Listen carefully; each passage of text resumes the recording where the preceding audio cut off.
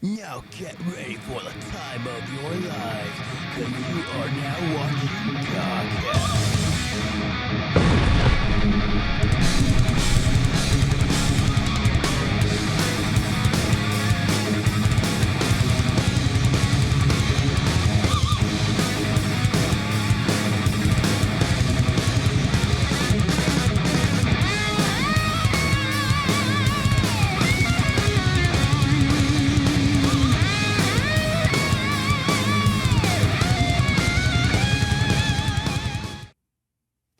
Hello, everybody. Welcome to GAHCast, the show where one of the hosts actually managed to get a Hatsune Miku poster for Christmas. I'm your host, Hydrowave99, and I'm joined here today with my dear and beloved friend, FluufAlpaca. How are you today?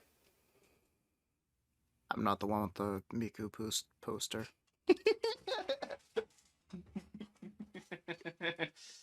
Yeah, so I'm definitely not the one. Anyways, no, I definitely didn't get it from Christmas by my step cousin. yeah, I was the one that got the Miku poster for Christmas from my step cousin. So this is it in the I tooth here. definitely didn't get Halo Infinite twice. Sorry. Actually, that last part is true because he did get Halo Infinite twice. Yeah, my brother got me Halo Infinite, and I see. I feel like it would be a crying shame to just tell him I already have it for PC, and my Xbox One is what the fuck. Oh, okay. Oh, well, that's kind of Miku, I guess. I think. Very Miku. Yeah. Jeez, I don't know what would be worse for a thumbnail, this poster or you doing something stupid. I don't know. Yeah. I don't know at all. So that was a thing.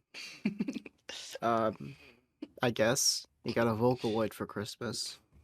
Yeah, so Now, yeah. How do I enable collision?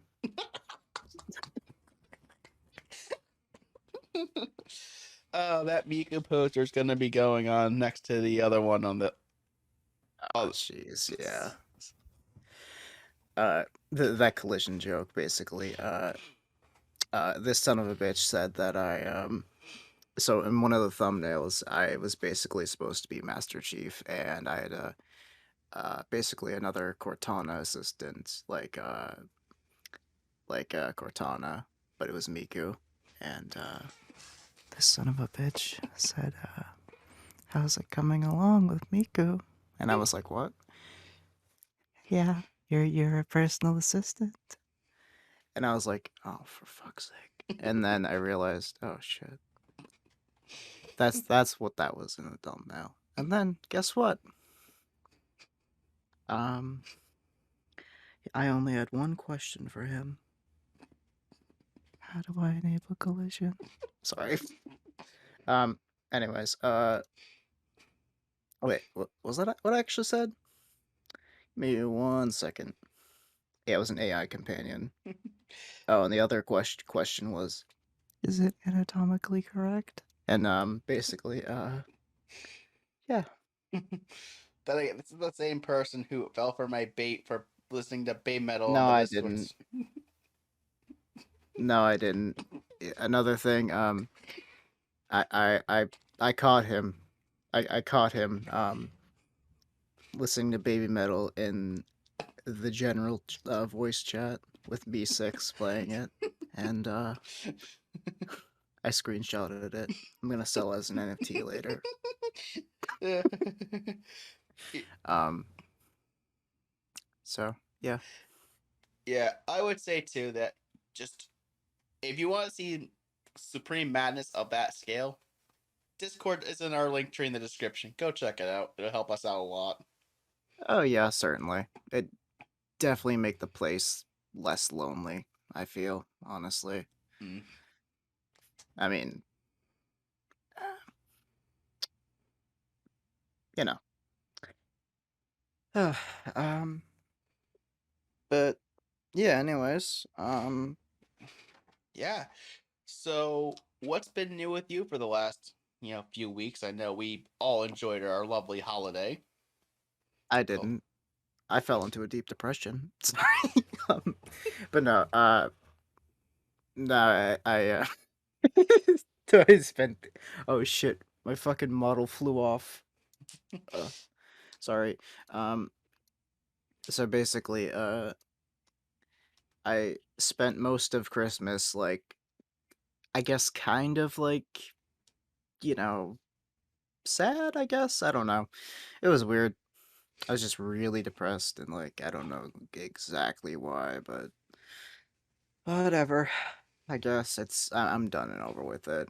We were gonna record something, I guess, but it's just like it was either, family was over or it was just I don't know how to put it other than that. yeah. But I'm doing better now. Well, as good as it can be. Yeah, that's good. Yeah, so the six topics or so that we were going to talk about last week are included in this episode as this. Well, not this episode, but this recording in general. So what we were going to talk about last week, which was not much, is all included in this recording as well, Yeah. along with a And huge handful of topics. yeah. But otherwise, it's it's been weird. I don't know. I'm glad today was quite calm, I believe, but uh it's the first or the second actually cuz it's 12 o'clock, but um technically, but anyways, Yeah, so technically we should be saying Happy New Year's because this was supposed to be our New Year's Day recording. yeah, technically. So, So happy new year. Happy New Year's. Hope everyone had a Merry Christmas. All that good stuff. Oh yeah, certainly. And Um but yeah. and Anyways, yeah, so for since this is the new year, I want to take this as an opportunity to look back at what we've accomplished throughout, the whole year that we've had GAHCast for, and just looking at and seeing how we can strive to improve the show and everything going forward, and just a time of reflection. It's a new year. We get to look back at what we did old and see how we can strive to better ourselves. yeah. And not, you know, not just that, but like improve our ability to, you know, just improve our ability to provide this as this content, I guess. Absolutely, yeah. Like So, looking the back, ability to entertain, as well as inform. yeah. Such a Looking, struggle to do such a thing. oh, Like, absolutely. Like, the show is supposed to be the most entertaining thing, balancing comedy with thought provoking and interesting commentary on the whole entire gaming world and technology world that's around us. That's what the show is meant to be. definitely. And it's it's been good, I guess, so far, but Yeah. hopefully we can improve it even more. That's the only thing we really strive for is progress. Yep. And looking back at how we started to where we are now. Mhm. Um, Obviously, for those of you who've been here on the very early days of the show, realize that this was originally going to be a trio show, but drama behind the scenes kind of destroyed what was going to be this lovely show of three friends just talking about, the gaming world and tech world around us. Yeah, it's just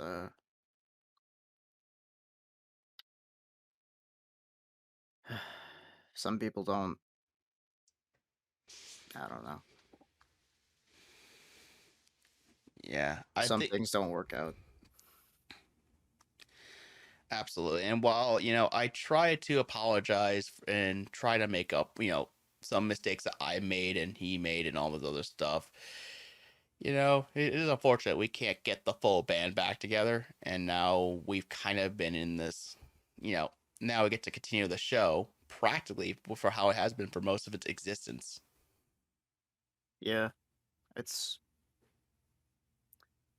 yeah. I hope it's been on your side, like to to to people who do watch this and I hope that I've been able to uh provide enough to it and be able to like not carry it because you mostly do all the editing, but be able to be a catalyst, I guess, to you know enforce not a what is it?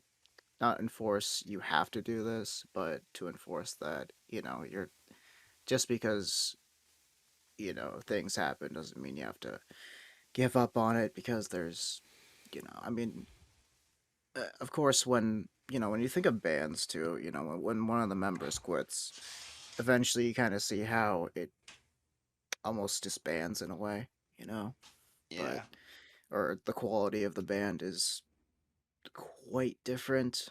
Um, Mm. that's if they've been running for long, but luckily it was early on, and although it sucks, it's I'm just glad we're uh, that we've been able to keep it running still, Oh, absolutely. The worst part about it too is that, the third member that was originally here, it was a family to myself. So that was a bit of a bigger sting on my end, but and yeah, and that's been a whole big thing. And another big thing that we looked at throughout the year too is the audio quality of the show. That's been uh, something that's plagued many of the earlier episodes of the show, and while we've made some progress, it's not 100% where we want it to be yet. yeah. Although I do gotta say, we've made them more listenable, I guess. You know, uh, back then, when we were using Skype, the noise filters were either, you know, I get drowned out too much, but there's no air conditioner on, or I am there and talking, but you hear the air conditioner and possibly also cars whooshing by. And of course, we're also using Skype, so there's that thumbnail watermark, Yeah. or not thumbnail, watermark, yeah. Um, but personally, I've done my best to make sure that I have a proper, not really proper, I guess, because it's as proper as you can get with an old house that doesn't have a lot of noise suppression, and a ton of reverb and stuff. Um, but for me, I been trying to improve that part of it, but also um we moved over to Discord. Discord has a built-in Crisp AI, which is a company that specializes in audio, and they have this noise suppression thing, which is awesome. I love it. It's Hmm. not, perfect to my, but that's, subjective for me. Yeah. Objectively, it is one of the better ones in my opinion. Mm. Filters out a lot. Um, and I've also been recording my side of the audio, so sometimes you'll be able to pick up on stuff that the other noise suppression algorithm in OBS has. So if Hydrowave's audio gets distorted by a glitch or by unfortunate other side effects, I'm able to at least provide my half of it. And I've been doing my best to try to make sure that I've squashed most of um, my side of the issues. What Uh, about you, Hydro? yeah. So obviously, we've had this going on, and another big thing that we've been striving to do early on too is like we've had a lot of change in direction with the podcast. Obviously, originally this was going to be a multi-segmented show where there's going to be like a let's play segment and all of the stuff. But that come to doing, just the news itself, it became so long, and I'm sure many of you know that some of the recent episodes have also been incredibly long, that it kind of made it incredibly hard to, add all these different segments in at once. Certainly. And especially the Let's Play side, which really requires a video ending. Like, it was going to have a gaming-ish segment where we all just play games, and come to think of it, it would work well on like a YouTube format, but if we were going to make this a legitimate podcast in which we were going to have, this be RSS and all this stuff, which was actually something we did by episode 8, it was not going to work.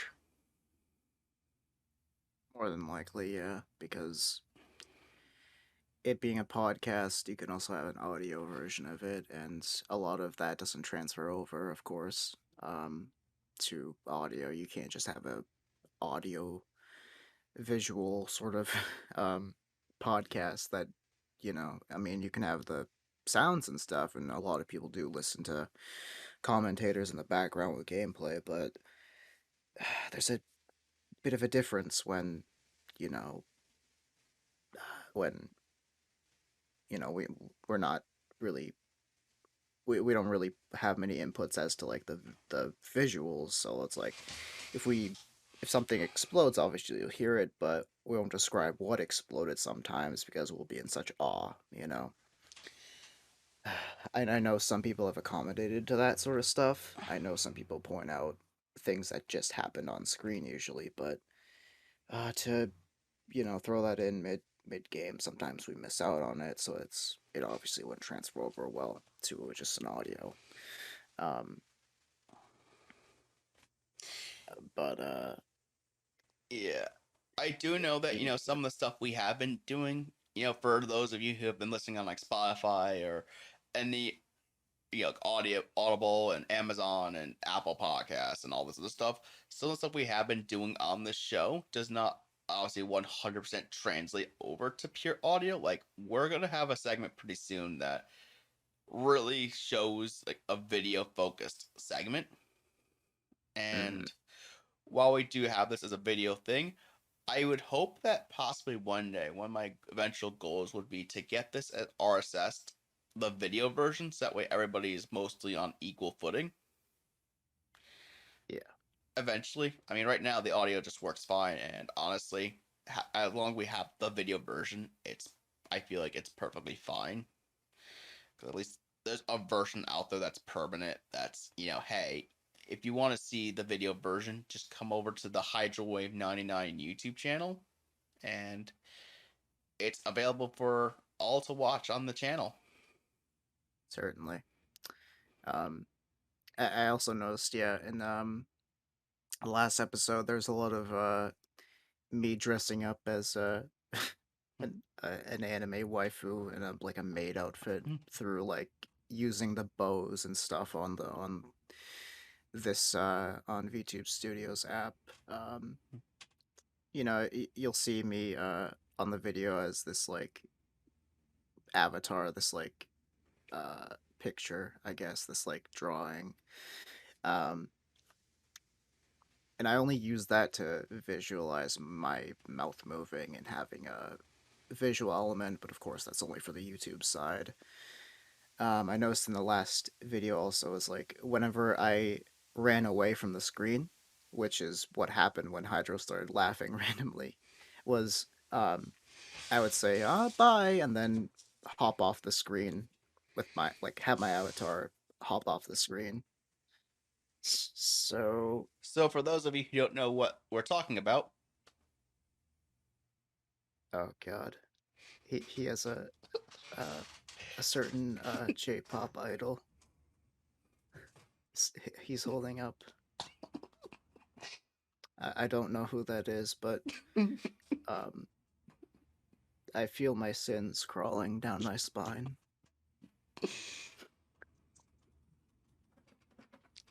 Oh shit. He has another. This one has like slightly longer ponytailed, like bi-ponytailed hairs.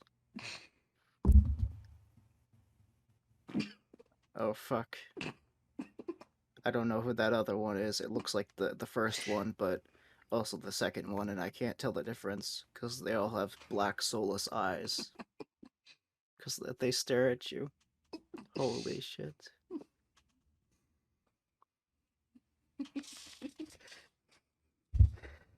That's just an example of all the fun stuff that we do here on the show. For those of you who have either, are just watching this for the first time or have stuck around with us for a while, just stuff like that. That we've incorporated some more gags, and especially myself It, too, coming into the podcast. it I've, sucks.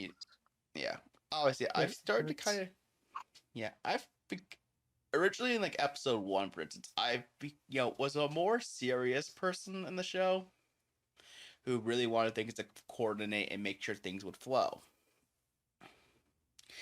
And as time went on with the series, I kind of started to embrace this more not organic flow of the show, where while we do have a loose script, which we base it off the articles that we've gathered throughout, the series, and a lot of it, the sources that I've had, gathered, come from like news shows that I would watch. It just gets to a picture of us like, hey, like I would love to give my own feedback on this sort of stuff, and so does FluufAlpaca here, Mm-hmm. who wants to Definitely. learn. There. Yeah, I thought you were saying something, so I just Sorry. didn't want to interrupt you. No, no, it's okay. It's okay.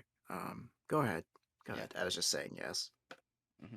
Yeah, so just the two of us, just who've had a very strong interest of gaming and some familiarity with technology, wanted to really just delve into the show and really show an understanding of how we think of the industry as a whole and what we think of gaming as a whole, but also just continue to learn about technology and understanding how everything works and whatnot. It's one of the goals that we had is to make this a gaming technology show primarily, with some elements of shit posts and other fascinating things that we find on the internet here and there. Oh yes. Like you know, working Minecraft pigs Yes, like that. And and Among Us bots, Amogus droids. we have wrestlers and tofu and Ryan Seacrest watching someone squeeze an entire watermelon with his legs. And oh, Nebraska. T-Mobile in Nebraska, and we looked at current like maps of data, 4G data. 4G. I wonder if 5G has actually improved over there, not just like statistically. Like, Hopefully, can you actually drive through Nebraska with a T-Mobile phone and enjoy 5G? I have no idea because I don't think the 5G map is even out yet. But you'd Yeah. think. Sorry. But yeah, looking into the future, some of the things I hope to do with the show, and so does Alpaca here as well, is we want to be able to just continue to refine the quirks that we've had with the show. Try to improve how we present the articles, like be it trying to reduce the amount of stuttering we've had, or try to appear more professional while still trying to keep the humor and charm that we've had throughout the entire series. Certainly. Those are some goals we're striving to work towards to make the show, more consistent, faster paced, and more entertaining, and just like it remove the amount of dead air that we have. Definitely. Yeah. And another thing I want to do too is just see if we can start getting some guests on the show. Like, I know, for instance, I want to get my friend Death Serpent Gaming, which I mentioned him a couple times in the episode, and I actually just recently appeared on episode 3 of their show, which go check it out if you haven't. I appeared mostly in the beginning of the episode with some minor commentary here and there, but it was nice to be able to network with those guys and just being able to learn some things about YouTube and content creation, social media management as a whole. And I'm looking forward to being able to implement that sort of thing down the road. Certainly, it's always great to um, maybe get inspiration from not like other people's success, emulating that, but taking what they do best and seeing, like obviously you can't copy, but like almost try to like integrate uh parts of their style. It's like it's like any band almost. Like bands get inspired by other bands. Like how do I what's a good like almost idol like We could do you like can't Iron Maiden maybe, because Iron Maiden was a band I know who had like 8 different vocals for the first album, but then suddenly they had the second vocalist and they just boomed. Or like you could say like Ozzy Osbourne to Black Sabbath maybe. yeah, or you can't have baby metal without their inspiration Metallica, Exactly. you know?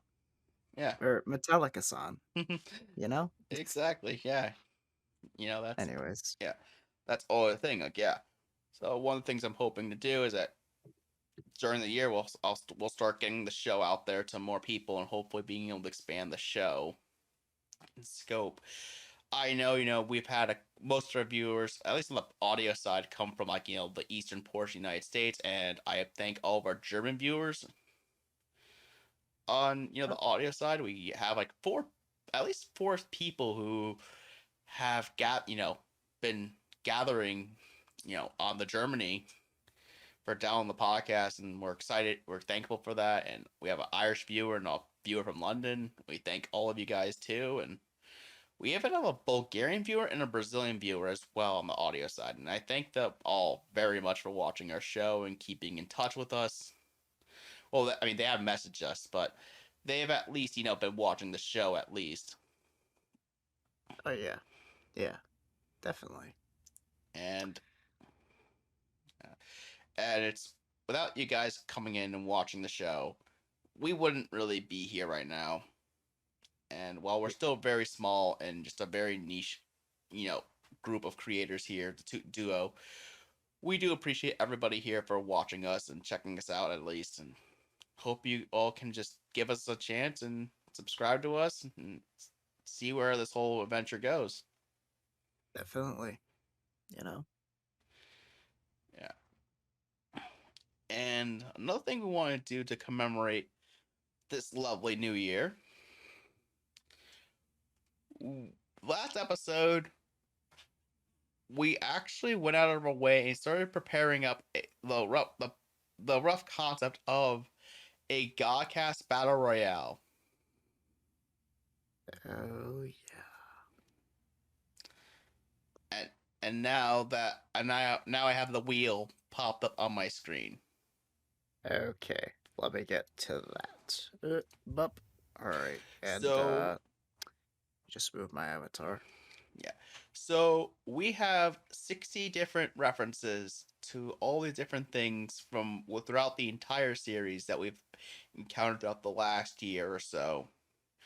Going from the terrible situation going on with Activision Blizzard to all the funny moments such as the Skyrim board game, Seaman Breath of the Wild, FluufAlpaca's many weapons, Sans from Undertale, Monica, default dancing, you name it. It's all here. Oh yeah. And a cameo from a certain someone. Yep. So Well, many cameos here. By uh by words only. yeah. So I'm gonna click the wheel on my end. Okay. Should I do And it on my end? you can just leave it on yours. I'll let you know what it is. Oh, I thought we were gonna do this. See who won, like our sides. Alright. Whatever, you could spend yours and we'll just tally up what we think should be eliminated. Sure. I'll keep like a Yeah. notepad open. Another one. Alright. Okay. I got it.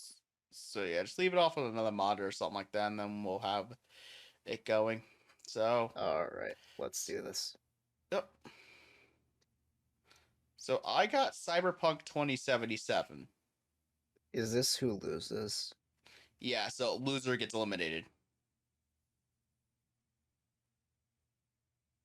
Get fucked, Miku poster.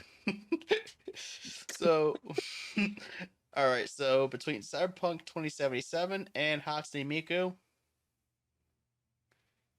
who loses? Uh, Who do we bid up? So do we murder an open source Vocaloid or a game that is a real struggle to play on my GT 1030? Well, on Uh, one hand, one is a software that can be represented as a waifu and is used by millions of people up the world. The other is a game that is hated by a lot of people, even though we've had a spike in viewership. Not viewership, but you get the idea. Positive reviews. uh, Cyberpunk, I guess. Cyberpunk it is. I'm clicking the remove button on my side. All right.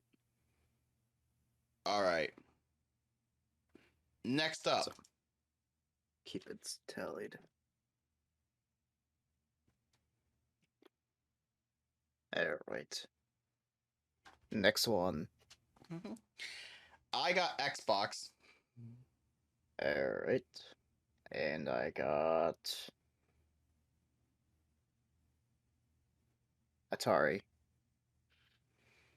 All right. Who should we remove? Atari. Agreed. Yep.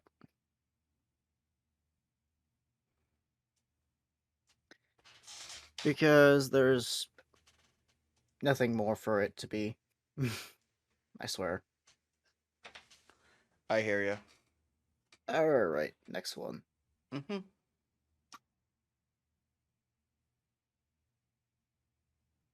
I got. Oh man, I got Elon Musk. I got Activision Blizzard. I almost got Activision Blizzard. Are we on camp saying we should remove Activision Blizzard first? Yeah, before we remove Elon Musk. Yeah. Fuck Activision Blizzard. Yeah. The never-ending saga of news that comes out about the shady things they've been up to recently has been kind of horrible. Hey, I mean, I'd love to have more bullshit come from their side, just so we get more news topics. I love it, but also they're not a great company, and I Nah. don't want more people to I don't want to hear about more people suffering. I just want them to get compensation for their trauma, Oh, I get it. Yeah. All right. or never have the trauma in the first place. Anyways, All right. Again. let's go. It's such a optical illusion when it's spinning. Blue box. Oh God, I got the Babe Metal lunchbox. Oh fuck. Do we remove Rock, the paper, meme? scissors. Do we remove the meme or do we remove the shitty studio? The studio, I guess. I don't know. All right, we're removing the shitty studio then. Fuck it. All right. Blue Box. What they've been up to with this game of called Abandoned. Which they have abandoned. Practically have, yeah. It's not a great look. Nope. All right, let's go. All right. Oh fuck. Baby metal pop figures. I got anime. Damn. Real life chicks or anime. Anyways, No, I don't know. Baby metal pop figures. I guess. Alright. Those fucking things. So you're telling You me know. I live in a world where Dragon Ball Z over 9,000 memes exist over baby metal figures? I would. All right.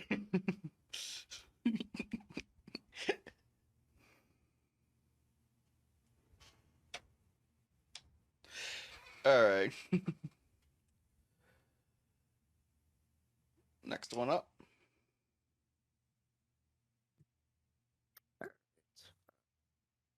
I got Scuba Jonesy. I got Sans. Which one is more cancerous? Oh, fuck. Well, one of them at least ridiculed our old co-host that we mentioned earlier in the episode. Yeah, and the other one, who are we talking about? I'm sorry. Scuba Jonesy. Aw, man. Alright, and then one is Ness in real life. No, I'm just kidding. Fuck, I don't know. These tough choices, man. So Sans is basically like a metaphysical being. He's like a demon or something, but not really. Also, so I don't know. I think Scuba Jonesy would like get like boogie bombed to death. So I don't know. Anyways, what's your decision? Because I have no. Honestly, I would think Sans should be kept alive because. Okay. So yeah, bail out Scuba Jonesy. And Sans was also more relevant in all of our episodes. He's been memed to death more. So yes, remove Scuba Jonesy. All right. All right. What do we got next?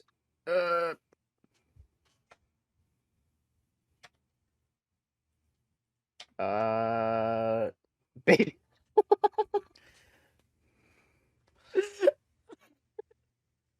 What did you get? I got Baby Metal Lunchbox. I got German 985. Uh, so, um, do you want, I would think that German 985 was not mentioned as much as that freaking lunchbox. That lunchbox was freaking hilarious. yeah, but Germa has the power to burn his face into TV screens, so. Sorry. True. You know what? Fine. I'll remove Germa because I have no quarrels with him, and I don't know. I pressed removed on Germa, so Okay. rip Germa. Rest in peace, Germa. The serial killer has been killed. Sorry. There's like a meme that he was like a serial killer, so that's what I'm talking about. He's not actually a serial killer. Wow. Anyways. Next one up. Let's spin. Oh fuck. PlayStation. I got Hatsune Miku. God damn it. What's would more you cancer? would you rather remove the God of War or and everything else associated with Sony, like Uncharted, or Vocaloids that have affected many people? It's like the Ring. It's like the Japanese version of the Ring. It's like an audio that is like a virus and affects people who listen to it. Sorry. Well, I know which one Alpaca would rather remove. PlayStation. Sorry. No. Oh, he just admitted it. He'd rather keep the Vocaloids alive.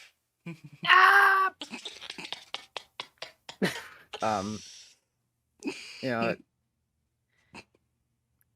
PlayStation is the only thing that doesn't like being put on PC. So I'm just gonna like get rid of PlayStation. All right, it's settled. It's settled, yeah. All right, let's spin again. Woo! All right, I'm just trying to get PlayStation found, considering I had to shuffle the entire thing to make everything work. Oh, I got Activision Blizzard again. Or no, I got it first. Like no, you got it first, and then I got it. So, well, you obviously know my opinion on the situation. Mm-hmm. So, I'll put 2. Right. So, fuck yeah. those guys. I don't care what you got. Unless you got Bobby Kotick, then we'll remove both of them. Bobby Kotick went down with Activision. I got the famous wrestler. Yeah, Oh, Activision. yeah. Yeah, so I got Activision Blizzard. Yeah, you got Activision Blizzard, which was already removed. So we'll just make another roll. Okay.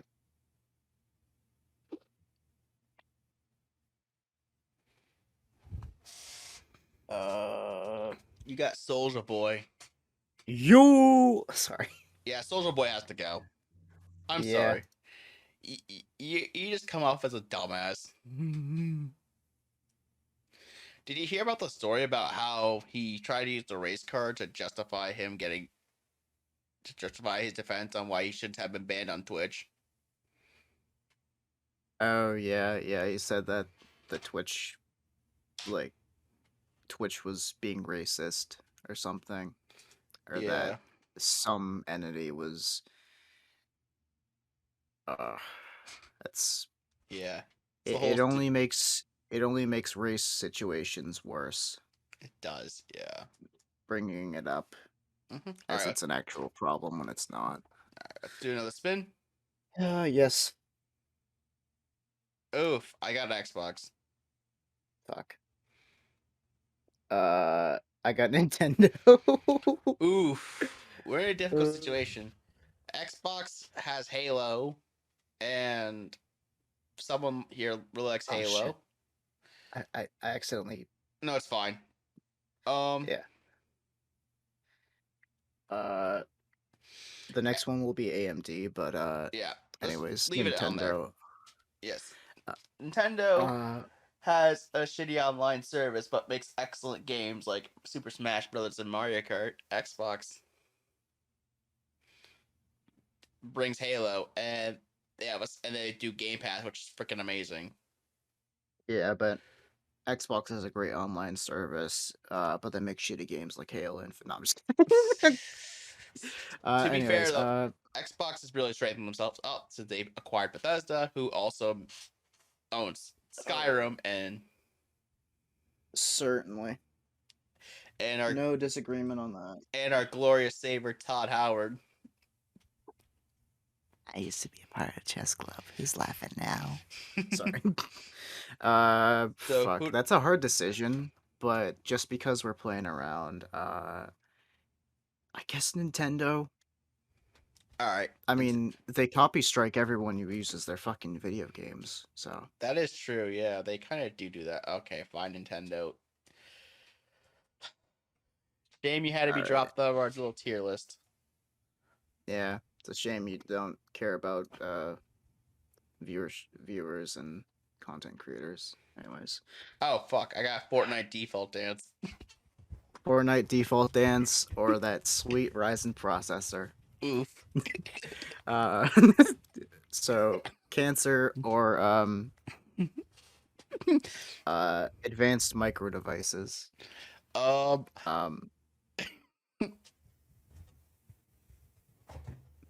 Hey, at least I didn't get Nvidia. Then I have to roast them about the RTX 3080 Ti. Right. What do we think? Cancer or super ridiculous processors? Who should be booted? I don't know. Default dance. All right, sold. uh, All right, let's see what we got this time. right.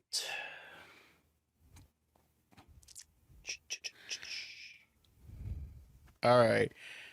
K-pop. I got anime alpaca. I got your Miku-chan alt.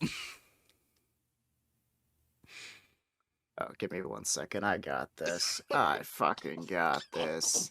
Hello. Sorry. Do we eliminate Miku-chan or do we eliminate K-pop? K-pop. Save Alright. my ass. Sorry. Now, K-pop it is. I don't actually hate K-pop. I mean, it's not my style, but I don't hate it just to hate it, you know. Oh, you know what that means? I'm secretly Mika-chan. Sorry. Oh, Someone fuck. like- I got him. Oh my god. Hatsune Miku. I got Sans. Oh. We got something spicy here. What did you get? Ghost Weather Game. Oh, God. It's the... We got, Okay, I we hate myself for laughing at that because he hates Undertale. We got him one of his least favorite games, and then we got the user himself. Oh.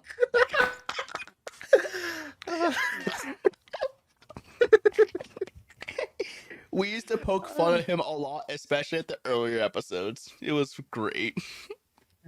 I mean, I think I would think that he'd go into the game files and delete him like he deleted Monica that one time, but I don't think he's smart enough to delete him, so it's the only problem. I don't think he knows how to find sans.exe. Alright. Oh god. I'm gonna pick Sans so we can roast him as more later on. Okay, that's fair. Because hey, you know what? It's all a funny joke.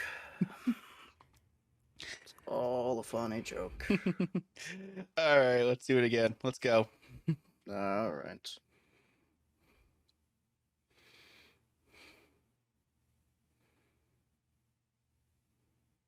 Oh god, T-Mobile. I got InspiroBot. Oh my god. Would you rather have cancerous quotes or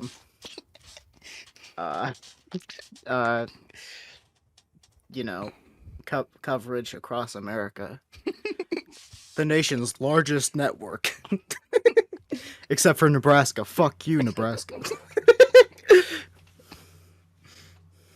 I mean, my phone uses T-Mobile. I think mine uses like a subsidiary of T-Mobile, like you know, one of those brands of T-Mobile. So Like Metro PCS, something like that. pretty much, you know, Mm. like something that's not AT&T or Verizon. Anyways, T-Mobile versus InspiroBot. God damn it. I don't know. I'd rather have cell coverage everywhere. Yeah, I kind of agree. Yeah, let's remove InspiroBot. I mean, InspiroBot's nice. I love InspiroBot, but motherfucker, please. God damn it! I forgot to, but I'll throw it in the notepad. Definitely. T-Mobile. Oh shit! You got your.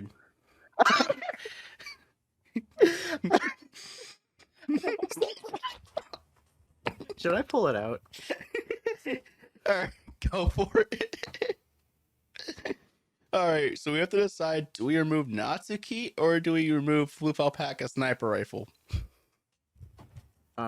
Give me 1 second. I accidentally overrid it. It's fucking. I hate that so much. Let me just. Boing. Surprise, motherfucker.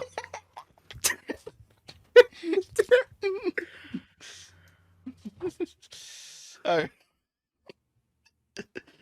All right. So, do we allow FluufAlpaca's right to carry arms, or do we remove an anime high school girl? Uh.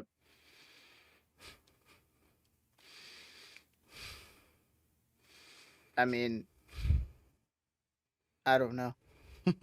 Do you think this alpaca is righteous enough to defend our freedom versus some girl from high school that probably got fatter over time?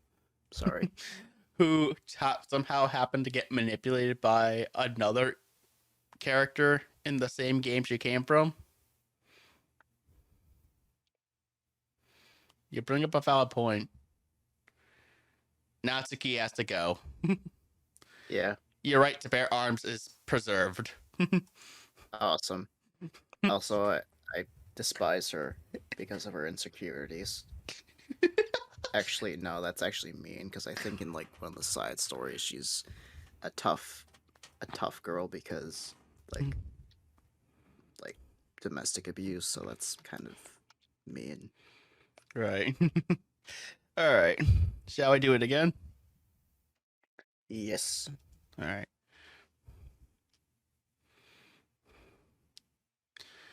What did I get? Delta Ruin. I mean Undertale. Fuck, I mean- I got Todd Howard. Ah. So, we almost had the same exact thing. It would have been unanimous. Undertale or Undertale. But instead we got the myth, the legend, Todd Howard. Or do we get Undertale? Honestly, I don't know. Undertale or Todd Howard. Both are great games. I mean, fuck. Sorry.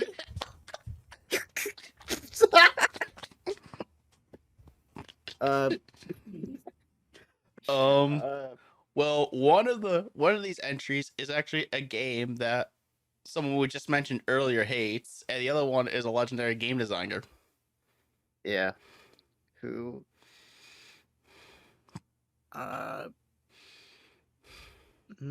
Good question. Fuck, I don't know.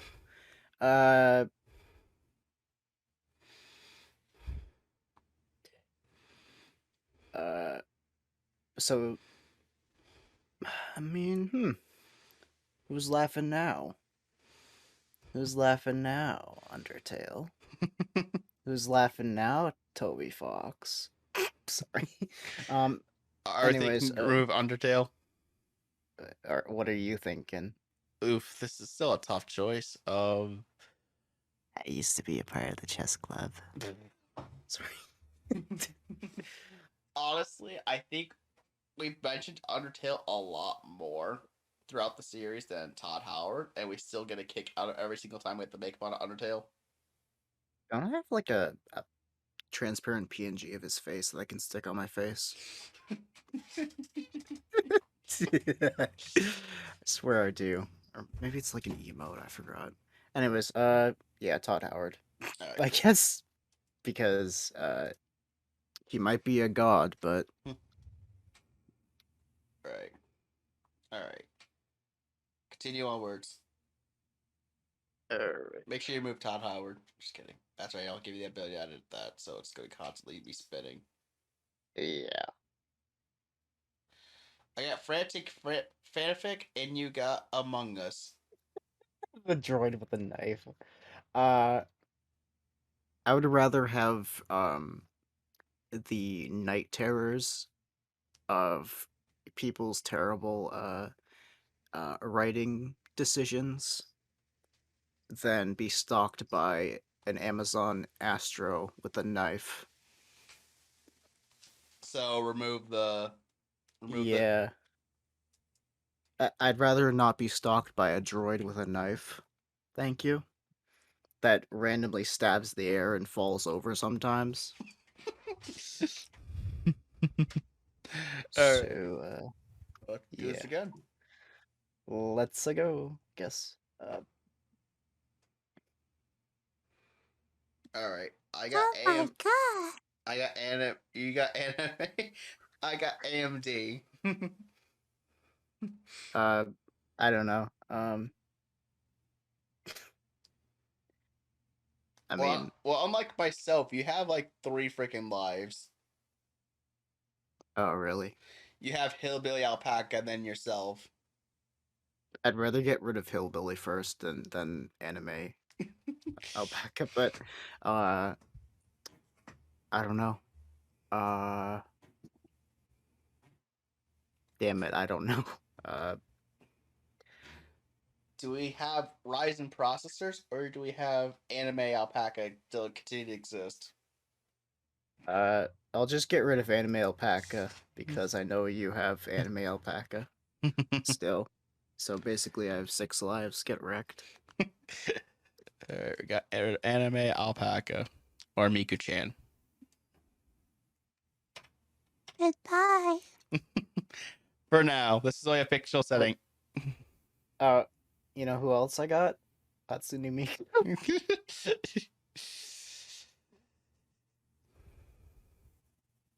I got Yuri. Yuri.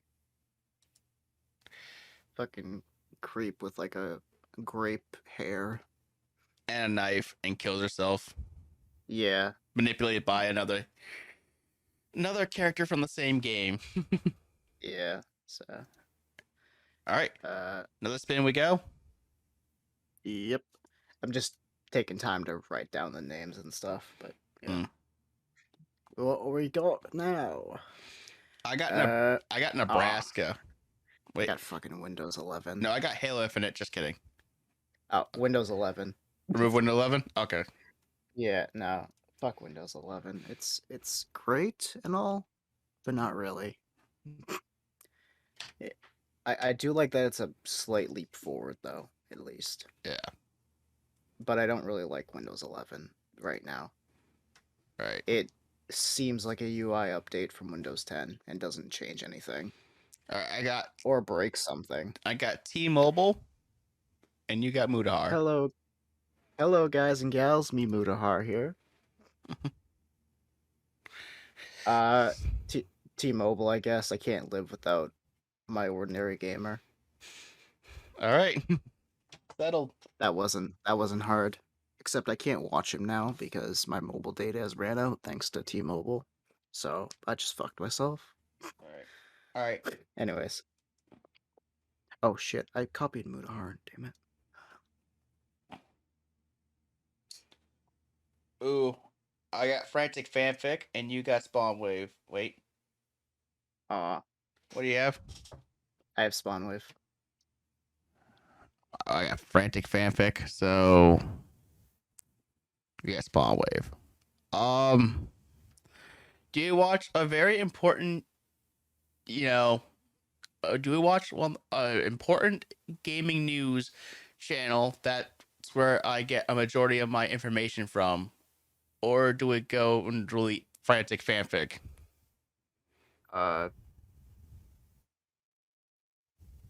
Burn the fanfics. No, I'm just kidding. Yeah, fanfic, because I don't really watch Spawn Wave that much, actually. Like, I'm being completely honest there. That's fine. But, you know. Right. All right. Another spin on the wheel. Yep, let's go. I'd like to start watching them, I guess. AMD. I got Seaman Breath of the Wild. Seaman. Sorry. Do we kill Seaman? AMD. You feeling kill AMD? Or do you want to kill Seaman? So a long lost forgotten mindfuck or Ryzen 3700X. Now available in purple, I guess. Yeah, Breath of the Wild. All right, sold. All right, Seaman's gone. All right, ready for another spin? Yep.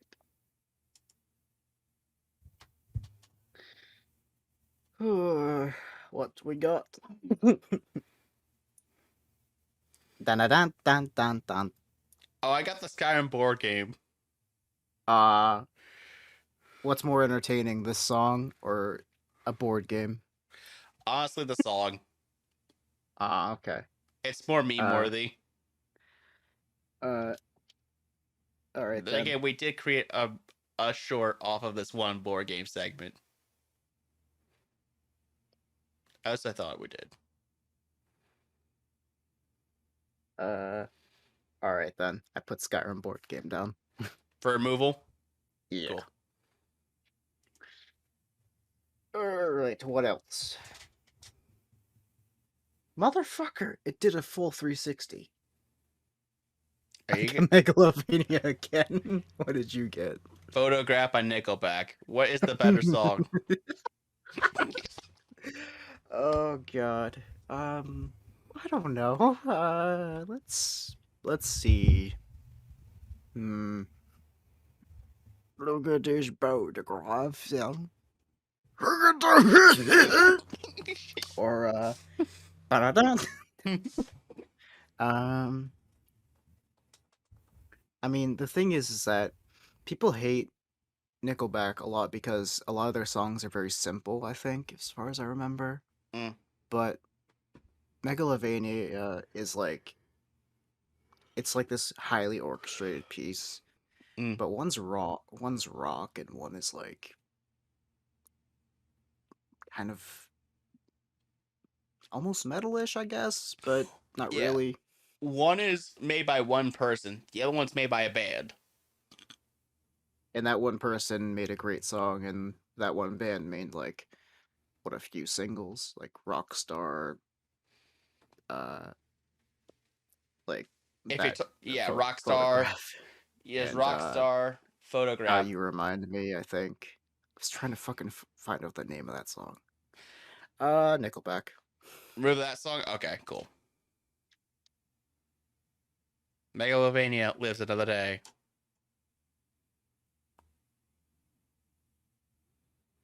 All right, what do we have here? Oh, I got the wrestler. Again. What do you get?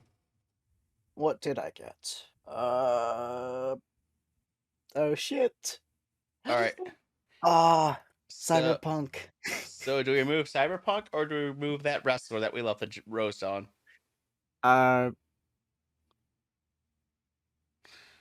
The game that is a meme in itself, or the meme that only the two of us know about? Yeah, the guy who looks like a thumb. I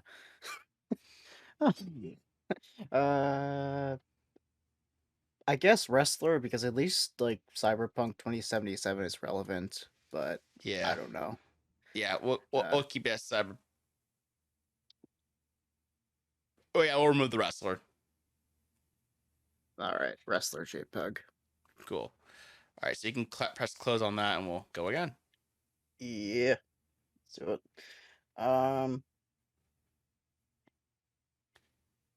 Okay. Uh-oh. I got anime, and you got Skyrim. What's more cancer, Skyrim ports or anime? One is abundant and one is really abundant, and one you can mod anime into it, and one you can mod Skyrim and create your own like anime series. Non-profit, of course. You can't make money off of it. Copyright Exactly. Bethesda 2021. 22. Exactly. You know, honestly, this might come as a shock to a lot of people, but I haven't played more than 10 hours of Skyrim tops in my life. Trust me, I'm kind of in the same boat as you too. Like I've dabbled with a lot of the Bethesda games. I kind of dabble along the intro and try to get a bit of the beginning quest line done, and after that, I just for some reason drop them. But I still really enjoy them. Yeah, for me, it's mostly Fallout. I'm not too much into Elder Scrolls. I gave Morrowind more time than Skyrim, which is hilarious.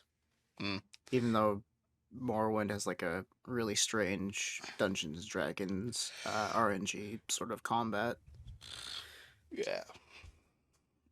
You tried to pick a lock, it failed. Sorry. But yeah, so are we in Anyways, Roof Skyrim? Skyrim, yeah. Yep. Again. In digital form. All right, another spin the wheel. Let's see what we got this time. Oh boy, Yeah. the battle royale continues. Hell yeah. Oh Anyways. fuck, I got you.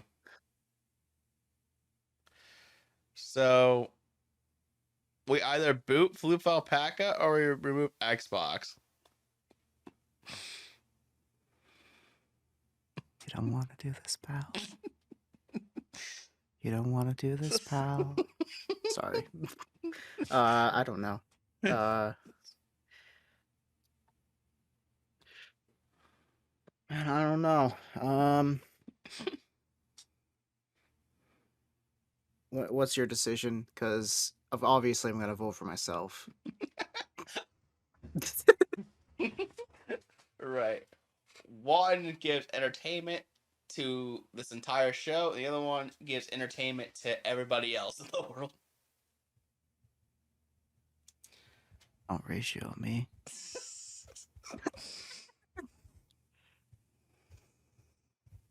Don't ratio me Twitter user. I'm just kidding. Well, Hillbilly Fine. Alpaca is still alive, so Yeah, so I guess me. That's fine. rip. Just kidding.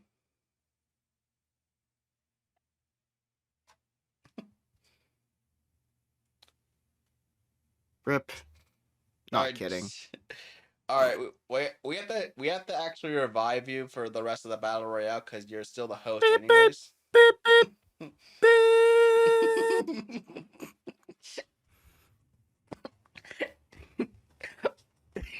All right. Anyways, So even though you are gone from the list, you are still technically alive. okay. Alive, 4 lives, dude. Anyways, And yes, that also applies to Miku-chan. Oh, all right. What did I get? Ooh, what did you get? I got Death Serpent Gaming. Ugh. You don't want to do this, pal. Do I remove myself or do I remove my close friend? Ouch. You don't want to do this, pal. Fuck. You know what? And the weirdest thing is, I've never talked to Death Serpent at all. So No, I know we're gonna eventually have you we're gonna have you talk with him soon because we have to, I think talked about our collab episode. yeah, definitely. I mean, I don't know. We remove a 50,000 follower Facebook gaming group, or we remove myself at 19 subscribers.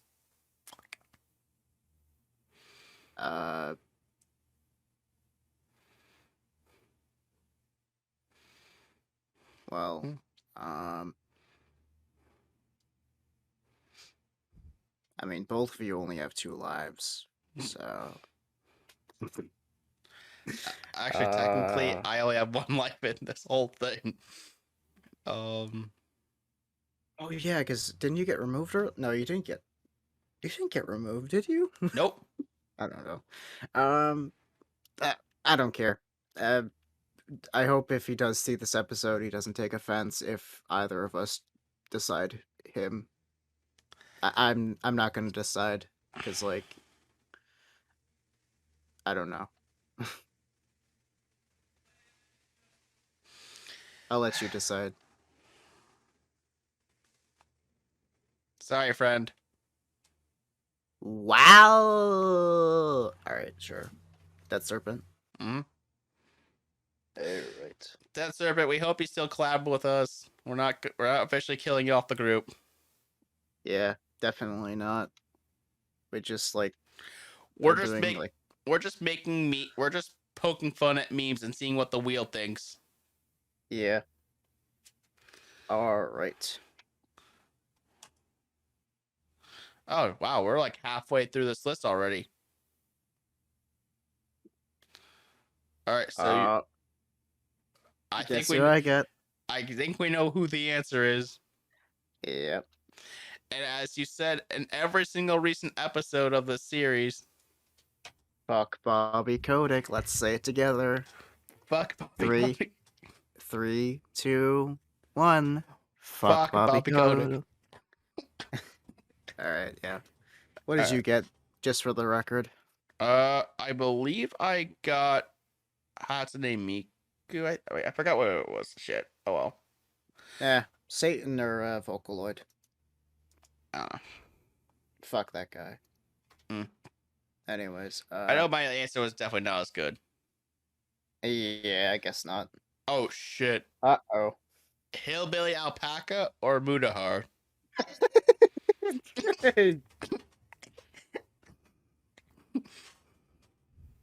Hello, guys and gals, it's me, Hillbilly Alpaca. Gonna go grab a chubby. Gonna go grab my sidearm. Big guns. Anyways, the most fucking American gun, too. All right. Do we move Mudahar or do we move Hillbillies? So do we remove somebody with, like, 11 subscribers?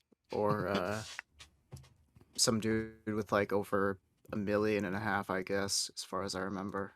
Let me Shit. look that up, actually.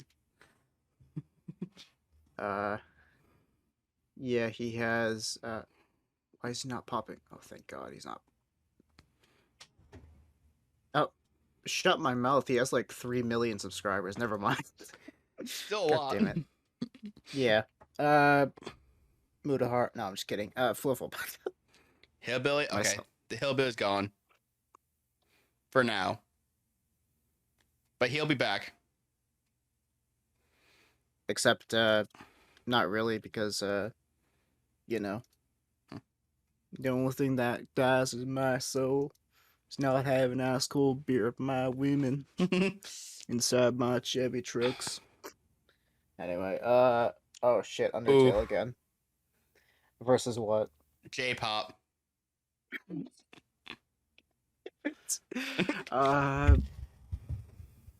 Undertale, I guess. I don't know. I guess we're going Undertale then. Hey, at least we kept one name a little longer than the rest. Yeah. Gee, I wonder who that is.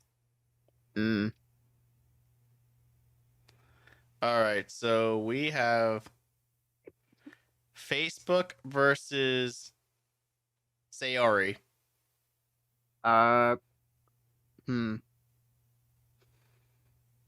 Meta also owns Instagram and everything, and then you have Sayori. Yeah, which she dies within the first, like, 20 minutes anyways, so... Oh, spoilers, sorry. Don't go in the closet. Right. Or whatever. So, who do you think? I mean,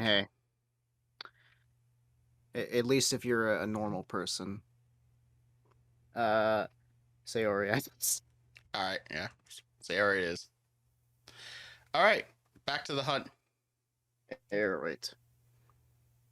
Jeez, this is gonna go by pretty quickly. Hopefully, yeah. Let's see. Oof. I got the wrestler. Ghost Dweller game. I still have him on my wheel. So, Who do we remove? Ghost Dweller game or the wrestler? the thing that me and him laughed at, or himself. I don't know. It's a matter of, do we roast him once again, or do we remove a thing that we all, at least the two of you, have roasted? You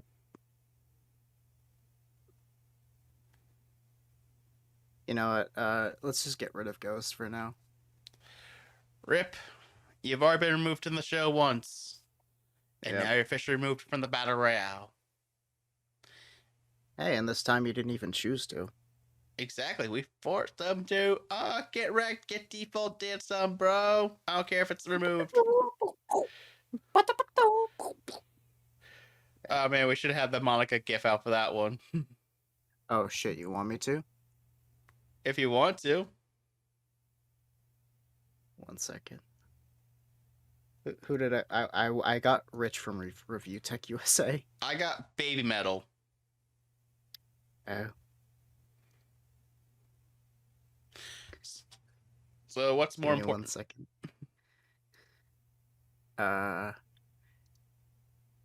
There she goes.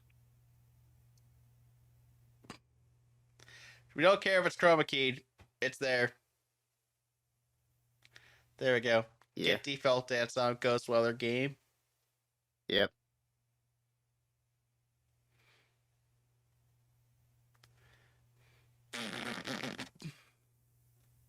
Anyways, There you go. So what do we do? Do we remove another famous tech gaming tuber, or do we remove one of the Signal to remove the band that these things are based off of? the what? Oh no. So do we have do you want to listen to metal, or do you want to listen to a fat guy suck on a cucumber with his chicken? Anyways, no, I'm And just kidding. turkey. Turkey? What? He got a turkey now? There's Carlos, and then there's the other bird. Oh, there's another bird. Holy shit. I need to fucking keep up with that guy. I don't know Yeah, the name of the he's- other bird either. I haven't watched much of the videos at all, but I know there's two birds. Okay. Well, I mean, 3 versus 1. No, 3v3. Him, Ooh. Carlos, the turkey, and then 3 like Japanese women that sing. Well, actually, technically, it's now a 2v3 because one of the members actually left. Shut it. Okay. So, one girl handles the poultry, and one girl gets a boogie bomb, and then we see Richard dance shirtless. Sorry, just kidding. I don't know. Review Tech USA. I like him, but yeah, he's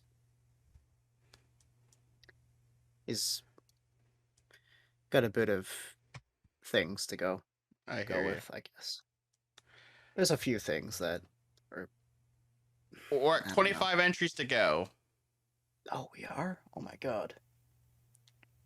At least on mine. Mine's the main one. So we have Oh, J-pop fuck. versus. Spawn Wave. J-pop. I love how you picked J-pop. I picked J-pop to win, and then versus J-pop. Actually, Spawway was already eliminated. Actually, no, he isn't. Okay, cool. Next. Oh, okay. Yeah, Spawway's still on the list. Okay. That's fine though. Okay, so I got Megalovania. Okay.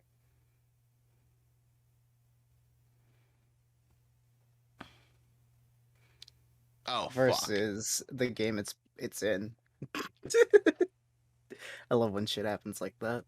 It's like Let's see. you Looking at my thing here.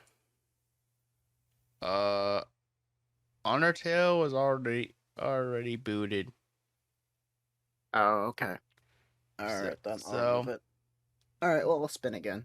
I've got... Come on. Oh, the Skyrim board game was also removed. Fuck. I wish I had the tool to remove stuff. Sorry. No worries. Ow. Master Chief. All right, so Megalovania versus some dude who's like really legendary. So, Master Chief or Megalovania? Master Chief. No Master Chief. I mean, you know, it's good, I guess, but no. Remove Megalovania.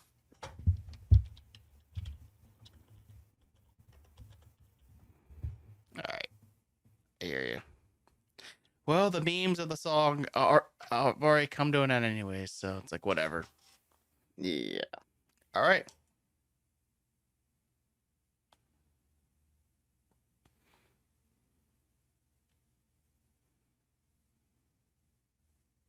Oh no. Remove myself or remove Hatsune Miku. Ouch. How can I live without you? Oh fuck. Here's some tough choices here. Yeah. Already we penetrated 24, so we're already at a big team battle now, not a battle royale. Uh-oh. What's your pick? Vocaloids that give people thousands of hours of entertainment, or myself? Oh, shit. I don't know. I mean, remind me of your reaction to this poster right here. Yeah.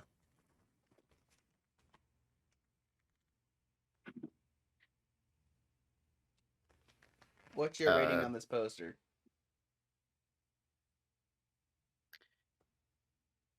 Look, if I had to be honest, like actually, like I really think it's cute, honestly.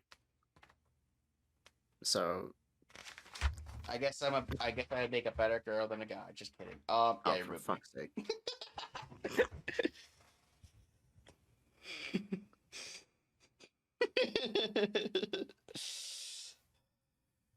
All right.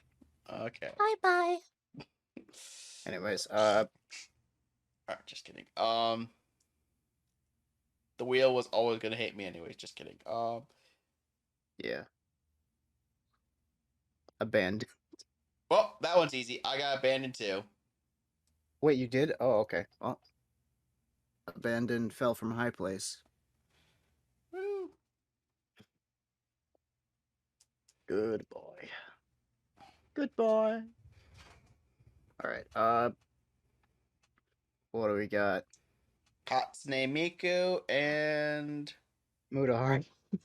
I think we already moved Mudahar, didn't we? No, I think that was Hillbilly Alpaca. Right. So, Hatsune Miku or Mudahar? Hello, guys and gals. Me, Mudahar here, and I got killed by an anime waifu who happens to be a Vocaloid. You know, just for that we have to move Mudahar. I'm sorry.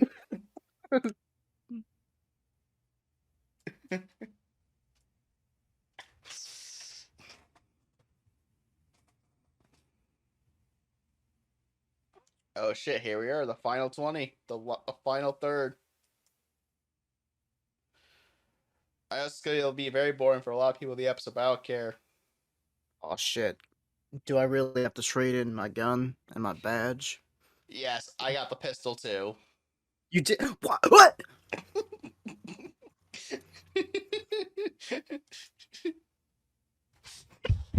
Mama, take this badge from me. Sorry. Don't worry. Don't worry. You're gonna have your pistol powers back too. This is just a random thing what the wheel thinks. Hopefully. I don't want to trade my gun, my chip. No. Anyways. Goodbye. Alright, what do we got? Alright, let's see here. We got Nebraska. Miku. I got Hatsune Miku. Do The we entirety of Nebraska or a Vocaloid? choose digital digital do we choose digital waifu that can bring entertainment to millions, or do we destroy a landmass that only has a couple 100,000 people?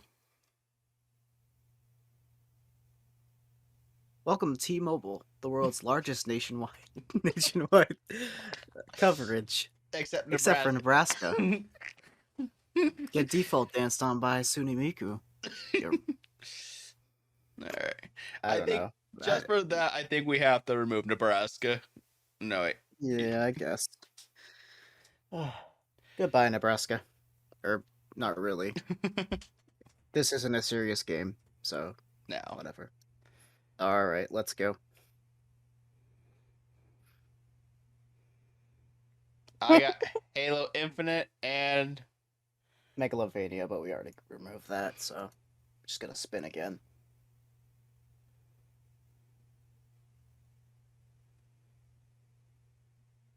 Baby Metal Pop Fit. No! Oh my god, it's the boy himself. Oh. Would we remove Escape 69 or do we remove a legendary game? Halo Infinite? I mean... The meme of the century? We looked this... No, not the meme of the century, the meme of, like, 3 subscribers. Sorry. I remember we looked up people that had that name on YouTube.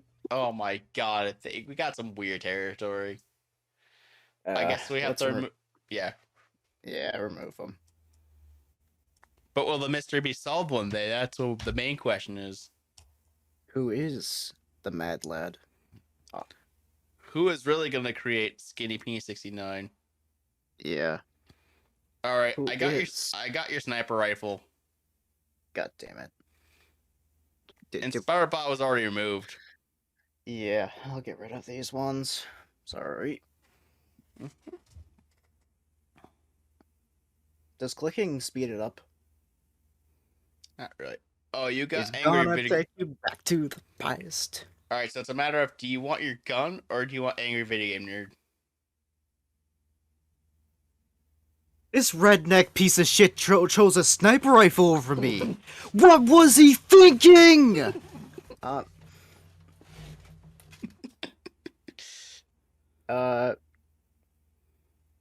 I can't live without James Rolfe, so sniper. Goodbye for now, sniper rifle. It'll be back in another life. Yep. Just kidding. By that I mean literally after this whole entire discussion, this whole battle royale is over with. Hopefully. James Rolfe is a great guy. Anyways, uh-oh. Already got rid of them. British Pokemon trainer. Pokemon go in real life. Pikachu. And then you got Nvidia. Frames win games. No, I'm just kidding.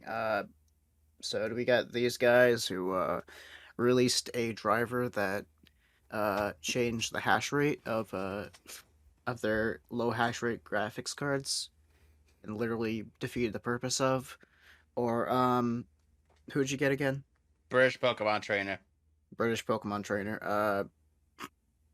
That's literally a persona that I just did because of that Super Mario in real life person.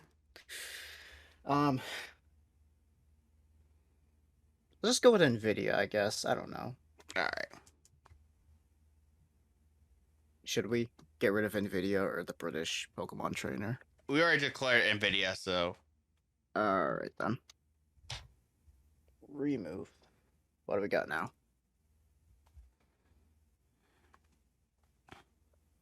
Ew. Cyberpunk. Monica.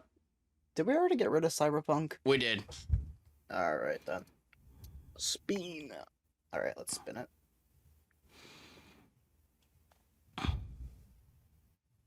Oh man, but do we want a virus or the British Pokemon trainer?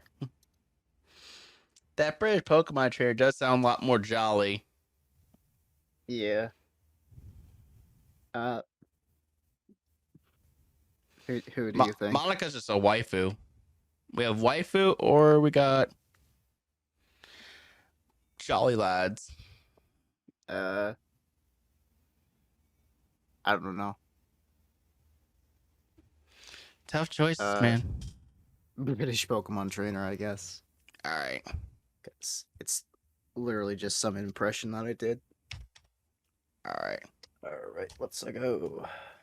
Next one. And we got. Did we already get rid of Meta? Let me look back. No, we didn't. No, we didn't. Oh my god. And what did you get? Elon Musk. Ah, god, the battle of the higher ups, I guess. I mean, if it was Battle of the Higher Ups, I would include Mark Zuckerberg so we can get Lizardmen involved. Yeah. I don't know.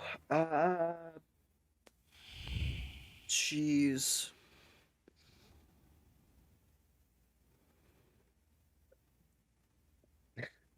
Why is that a tough decision though? Electric cars or memes of the Yeah. metaverse? We'll get rid of Facebook Meta. All right. 'cause- No offense, just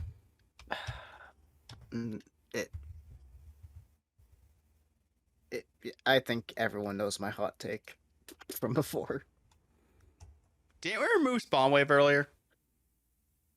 Let me look. No, we didn't yet. Okay. I thought for a second. I got Master Chief. Okay, Master Chief or man.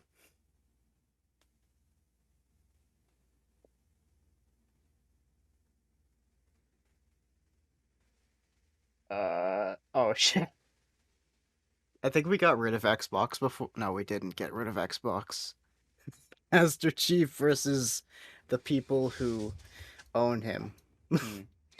What's better? Let's see what's better, Halo or Xbox? I mean Xbox has everything else besides Halo. True. God. At least Halo's on PC. You're right, and I'm a master race. Alright. Bye-bye, Xbox. I guess. Probably not really, but do you want to get rid of Xbox? I already got rid of Xbox. Right.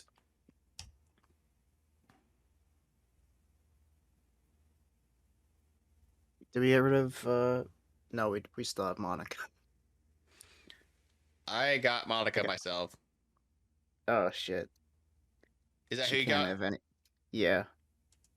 She can't have anyone, so she like stopped being, I guess. I don't know. Yep. All right. Alright. So I got Hatsune Miku. Yeah, I got frantic fanfic, so I'll That just get rid of that. Oh god, Hatsune Miku Versus. versus no. Well, you already got yourself anyway, so that's already gone. I did? Yeah. Aw. I thought I got my pistols and snipers. Not myself.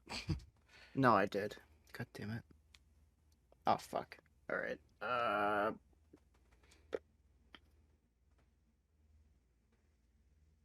We already removed photograph. Alright, let's get rid of that.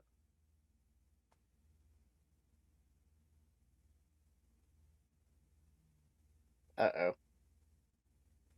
Anime. This is literally the same thing we just did with Xbox or Master Chief. A subsidiary or the thing itself. Oof. I don't know. Do I really want to give up Felix and Astolfo for a cisgender woman? Find out next time on Dragon Ball Z. Uh, fuck. I don't know. Um, Uh, I guess. Jesus fuck. I don't know. It's, it makes no fucking sense why it's a tough decision. I don't even know why I didn't put Felix from RE0 on this list or Felix the cat. Those would have been perfect. Maybe the next battle royale. Respect plus. Respect plus. Yeah, you didn't put Felix, and I also noticed there was another thing that I think you missed out on. Was oh god, what was it? Um, it was something else, but I'll bring it up later when I remember it. Yeah. All right. So we got Hatsune Miku or anime. Hatsune Miku, I guess. All right. For me. All right. That's done.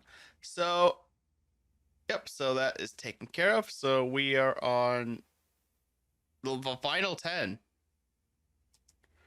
We got Master Chief, Angry Video Game Nerd, Halo Infinite, Anime, Baby Metal Lunchbox, AMD, Elon Musk, Spawnwave, and Doki Doki Literature Club Plus. And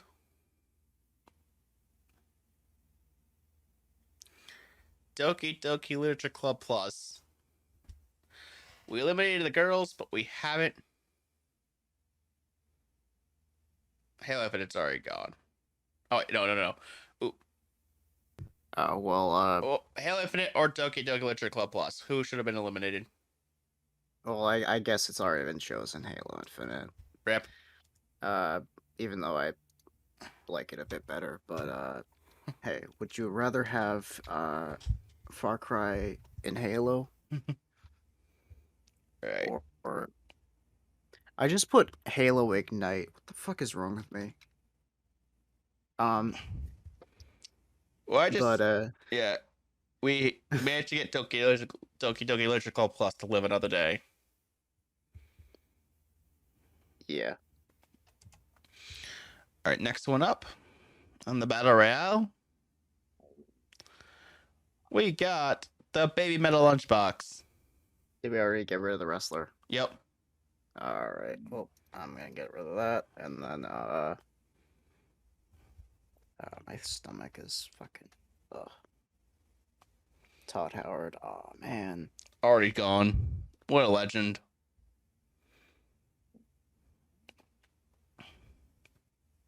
We got Master Chief. Oof. We already got rid of Halo Infinite, so I don't know. What's more legendary? The Spartan icon for Halo, or do we have the legendary Baby Metal Lunchbox? The lunchbox should perish.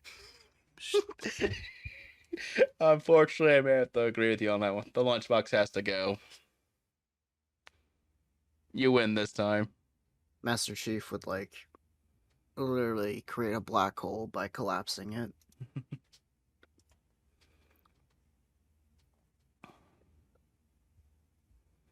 Oh, no. Did we get rid of Germa? Yep.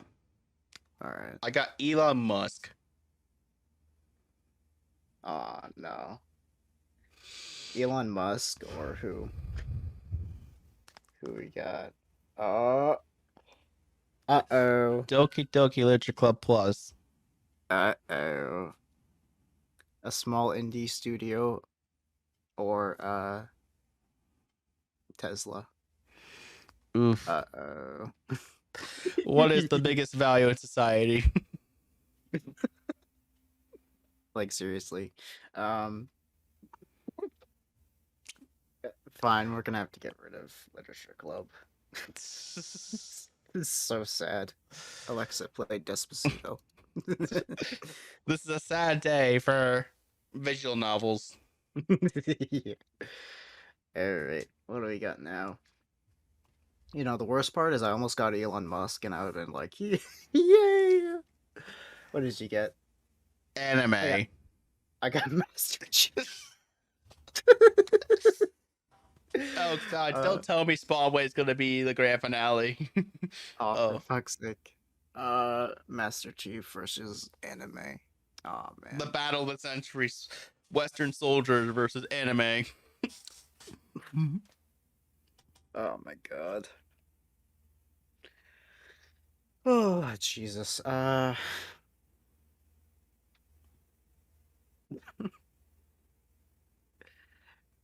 One power suit boy versus the entire colony of weeaboos.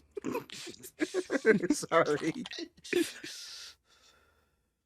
Well, to be fair, I don't watch anime, so Well, to be fair, I don't know.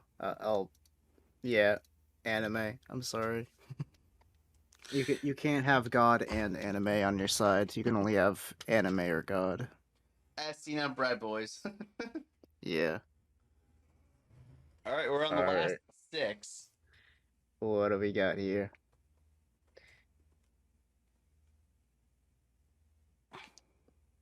Aw, Well, Hatsune Miku was already eliminated. yeah.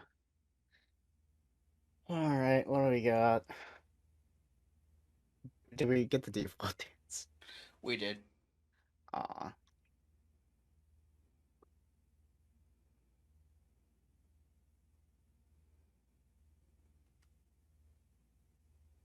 Ooh, Master Chief versus Angry Video Game Nerd. The turn of the century. Oh my god. The turn of the century. Oh, I don't know. I don't know. I really need to take a pee. So stressful. This is like the biggest like what the fuck moment. Do we roast FluufAlpaca's Angry Video Game Nerd impression, or do we roast Master Chief? Oof. I don't know. So tough. And we're on the last, the semi-finale. Well, to quote him, and it's Halo's like it's Xbox's anniversary. Happy birthday. Fuck you. I don't know. I guess AVGN because it's fucking Master Chief. All right.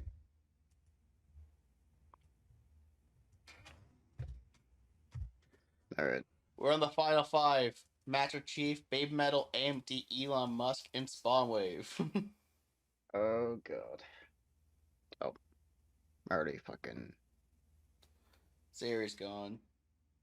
Yeah. I got Baby Metal. Oh jeez. Anything but. I'm already gone, so. Trying to get rid of those outliers, of course. Yeah. Oh, you got Baby Metal too. Ah, no. Well, I guess it was meant to be. yep. All Japanese influences are gone from the chat. This wheel. Japan is I lost. guess so. Did we get rid of AMD? No, we have not. Oh shit. Then what's next? On Elon your Musk side. versus AMD. All right. So the supplier or the person who builds with those supplies? Oof. I think. Because can't you run Cyberpunk 2077 on your Tesla? True. Runs better on the PlayStation. No, it runs better than the PlayStation 4. True. And then there's also the Stadia. Stadia is powered by AMD too. And supposedly Stadia Cyberpunks actually run better than PS5 or PS4 more so. Yeah. So, tough decision. Who knows? I hope Elon doesn't take it seriously. Nah. But I guess we have to vote out Elon Musk. Yeah, just because I didn't get my free Tesla when we asked for it. And our flamethrower. Right. So Master Chief, AMD. Oh Spawn God. Wave. Oh shit. All right. I think I might have accidentally got rid of Spawn Wave, so there's 3 people left. Mm-hmm. All right. I think So I'm I just got. gonna get rid of these ones, and like wait for it to be 3, That's fine. unless I land on something. Master Chief for AMD. Master Chief for AMD. Oof. Well, AMD is powered by, or the Xbox Series X is powered by AMD chips, right? Mm-hmm. And Master Chief is the figurehead of Xbox. Oof. Yeah. So. Oh. Um. Damn it. Well, not gonna lie, Master Chief is kind of more badass than AMD. Mm, yeah, that's true. Um, And his entire suit is made of technology that's far more advanced than any Ryzen processor out there. that is true. So I guess AMD would have to get axed. I guess so. Don't ask us why. All right, and now we're at the final 2. Elon versus Master Chief. No, wait. Spawn Wave versus Master Spawn Chief. versus Master Chief. I've just neglected Spawn Wave because I don't know anything about them, and also it's If it's not that, then I think there's a different figure that we might have had to. a lunchbox. It must have been a different figure than that. No, I accidentally hit OK on one of them by accident. Okay, Master Chief versus Master Chief. God damn it, Spawn Wave 1. All right, congratulations, Spawn Wave, you won. Somehow. Unless there I was a different, accident unless I there was a think I different, accidentally unless there was was someone else that was in that battle with Spawn Wave wins. yeah. It is only true that he wins because that's where I get most of my gaming news from. Yeah. Alright, who's gonna win my wheel? I've got Nebraska, Elon Musk, and T-Mobile. Because those are the leftovers that I didn't get to axe. T-Mobile is gone. Who is it? Nebraska versus Elon. All things cursed. We have a lot. Oh no. We have a Oh lot. man. Yeah, we have a lot to He learn. won in the end. He won in the end. All right. What the fuck? You can spin 100% wheel?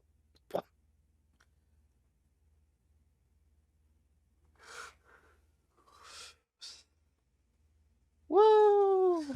Ladies and gentlemen, that is gonna be it What for is this? the first ever GAHCast Battle Royale. Oh yeah. Certainly. I hope we have lots of fun. You know, we're going to do more of these in the future, I think. I thought this came out. It was a pretty fun segment.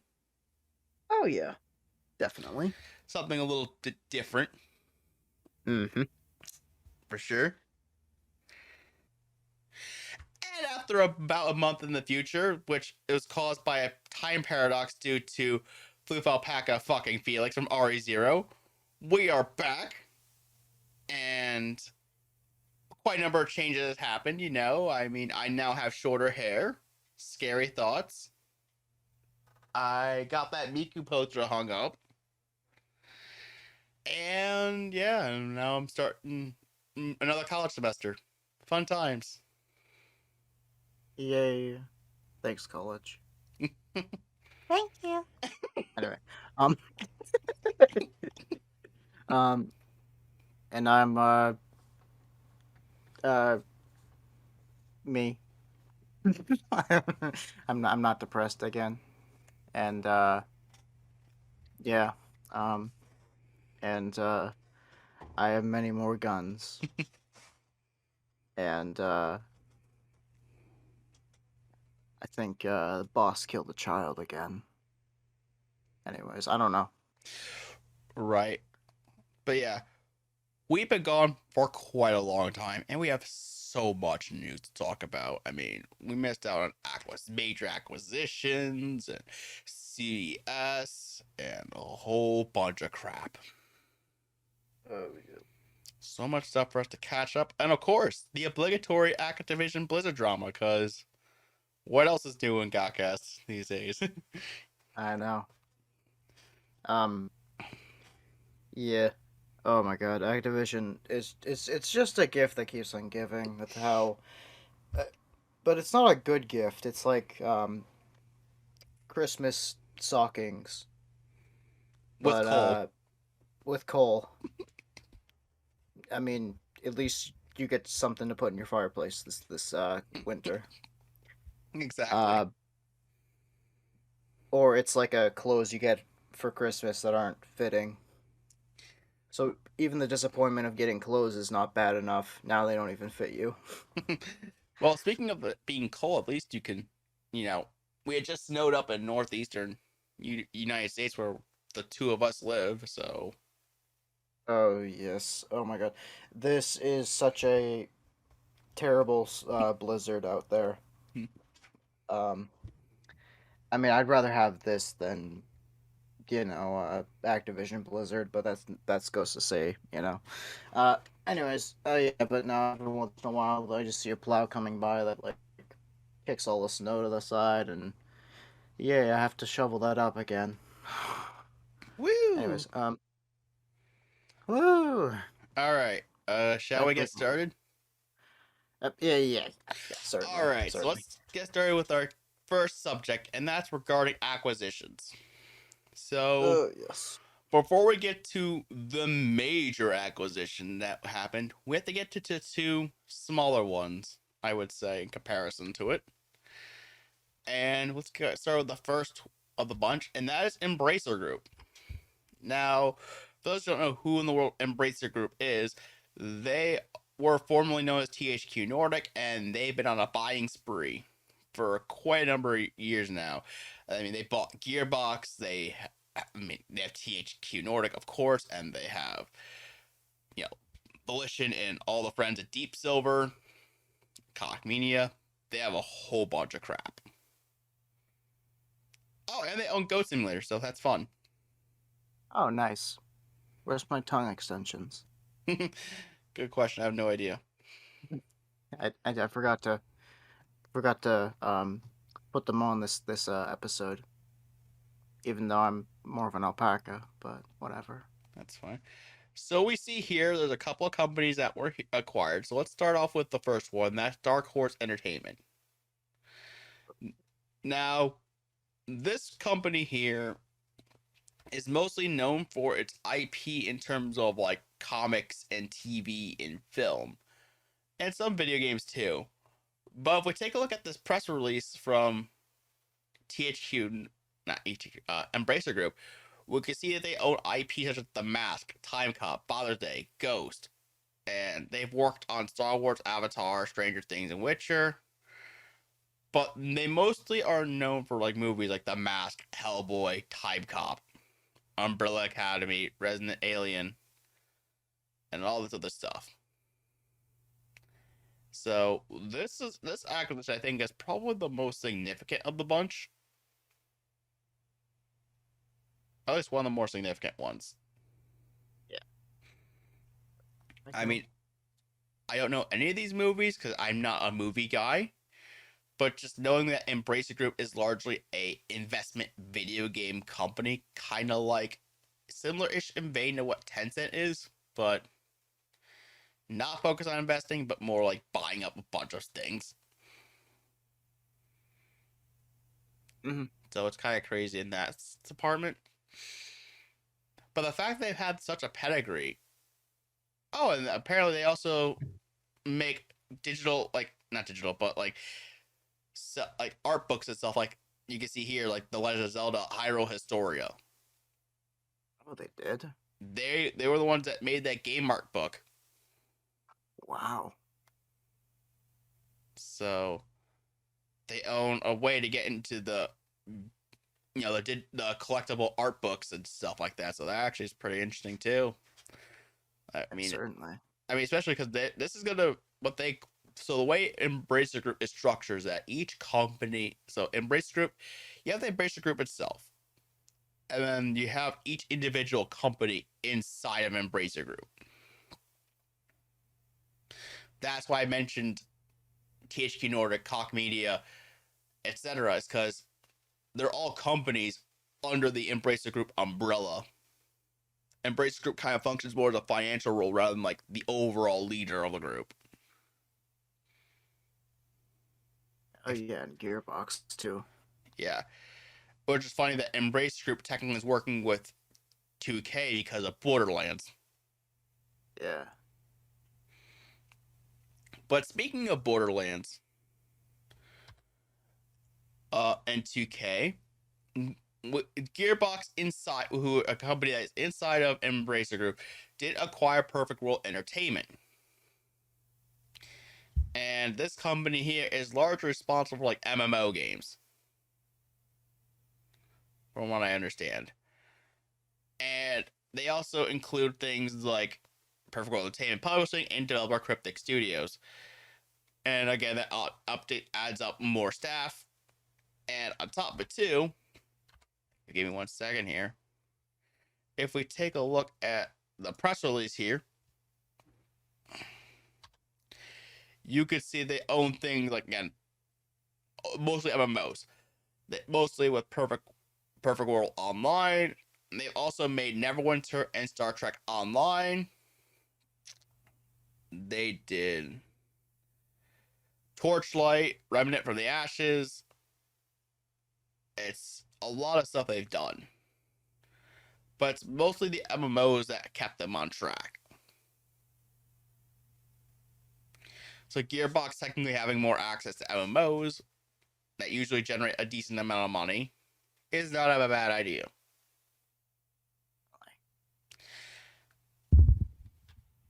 Then another company, and then Koch Media acquired Spot Film Network. I'm sure you could take a guess. It's movies. So good for Embracer Group expanding their movie portfolio.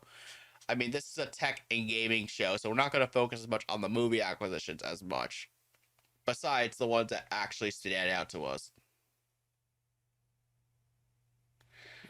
And then we have Saber Interactive. They acquired Digic. This is an animation studio founded by Alex Robb and late Hollywood legend Andrew G. Vanna. I'm sorry if I butchered the name. So this is again Saber Interactive improving their animation department, it looks like, and honestly just having them be a part of that company makes sense for funding animations and stuff like that. Probably especially for, I feel like this is mostly used for like video game development because Saber Interactive is like a video game division inside the company. Mm-hmm. I've mostly known them for like porting games, especially like the Switch and stuff like that. So this might lead them to potentially going into more remake territory, maybe. Yep. And then we move on to Shiver Entertainment. This is the last of them. This is mostly, again, improving Saber's porting capabilities. It's just making sure they can port games faster and done. Yeah. Not much. I mean, I think. Go ahead. Sorry. Good. Okay. I think what I mentioned before when I saw this was that how they kind of like blend together in a sense with the like these acquisitions blend together, like how you mentioned how you said Digic was the ones that usually you remember, you know them as like for porting and stuff and like animations, right? No, and what Digic is doing is animation studio. Saber Interactive is the porting company that I've known them for. I'm sorry. I'm sorry about that. But I do remember mentioning how they they seem to have this sort of almost cohesion, I guess. Like there is a a porting company that could help with stuff like if this was for games and stuff, then they could port to like lesser consoles, like how the older generations of consoles and the Switch, and there's you know animation groups and uh, just parts of the company that they're acquiring that would help out um, with those types of skills, or those types of parts of video game production, you know. So there is that. I'll let you take it away now. Yeah.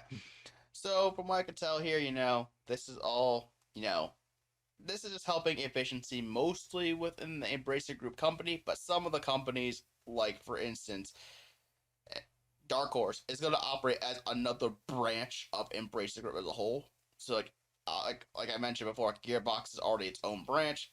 Dark Horse is going to be a branch inside the company. So it's not like how you see Saber Interactive, which is already a branch company, buying off Digic and Shiver, or Koch buying Spot Film, or Gearbox buying Perfect World. Dark Horse is going to be another one of those major branches in the company. Yeah. So it's going to be interesting to see what a strengthened film industry in the company is going to do. Definitely. But one acquisition I'm sure both of us will be more familiar with, besides all this movie stuff, is Take-Two and how they bought off Zynga.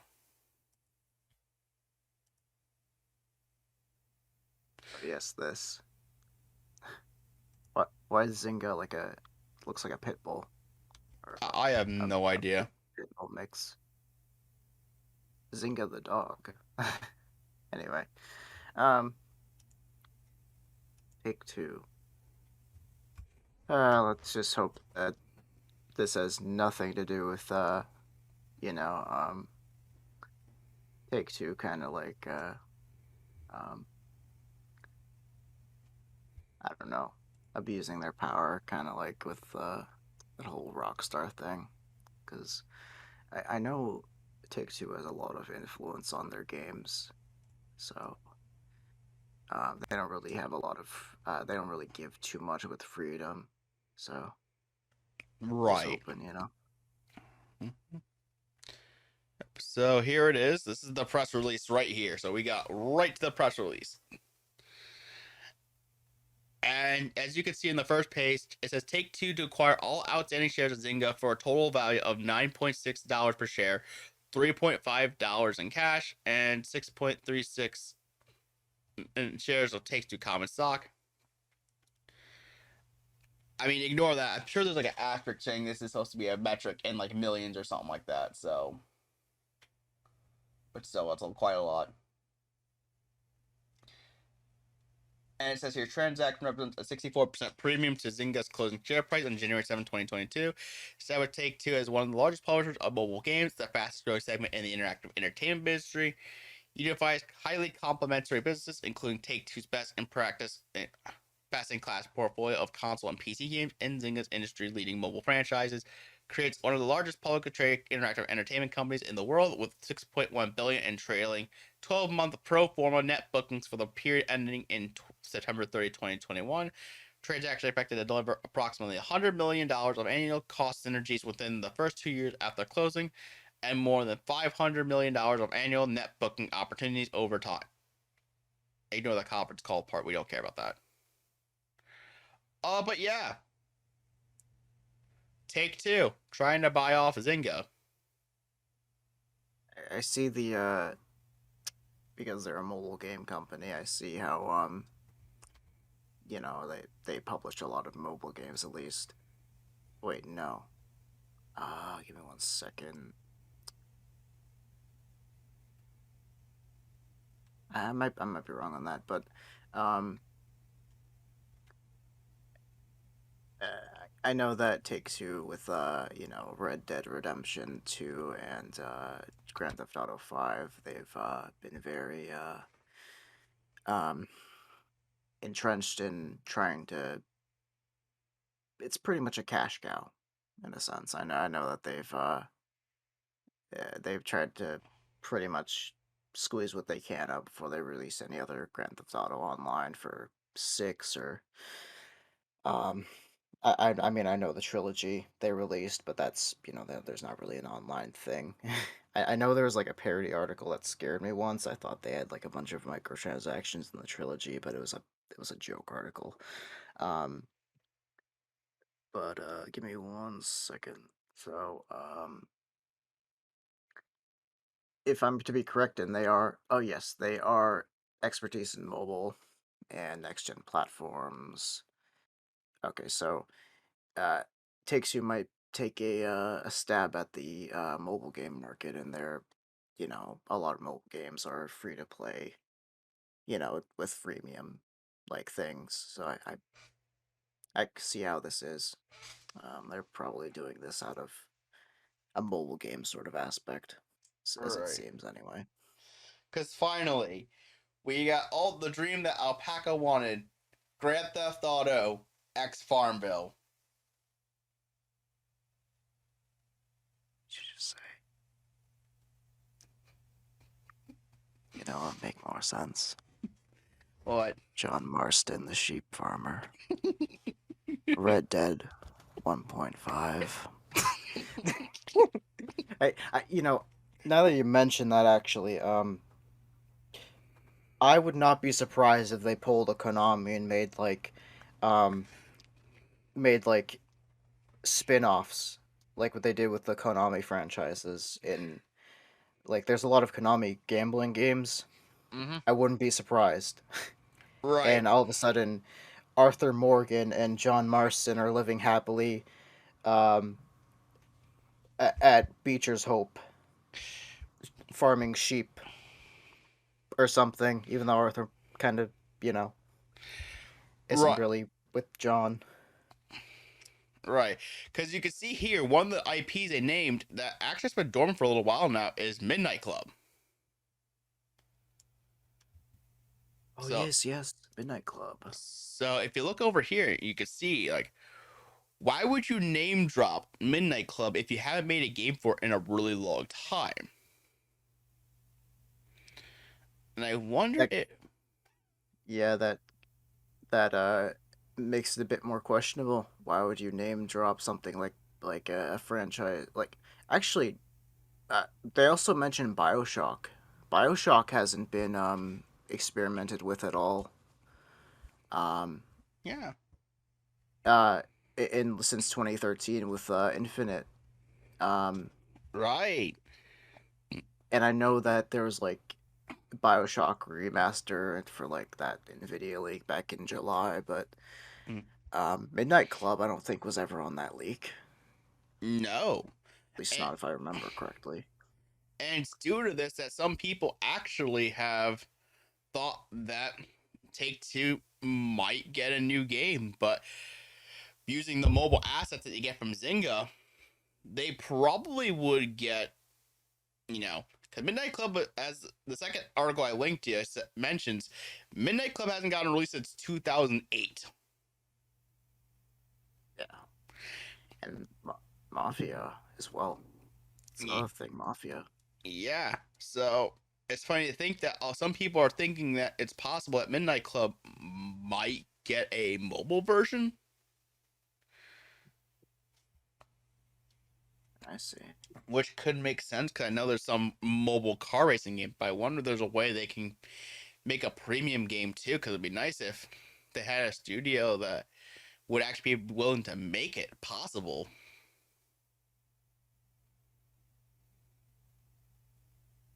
Okay.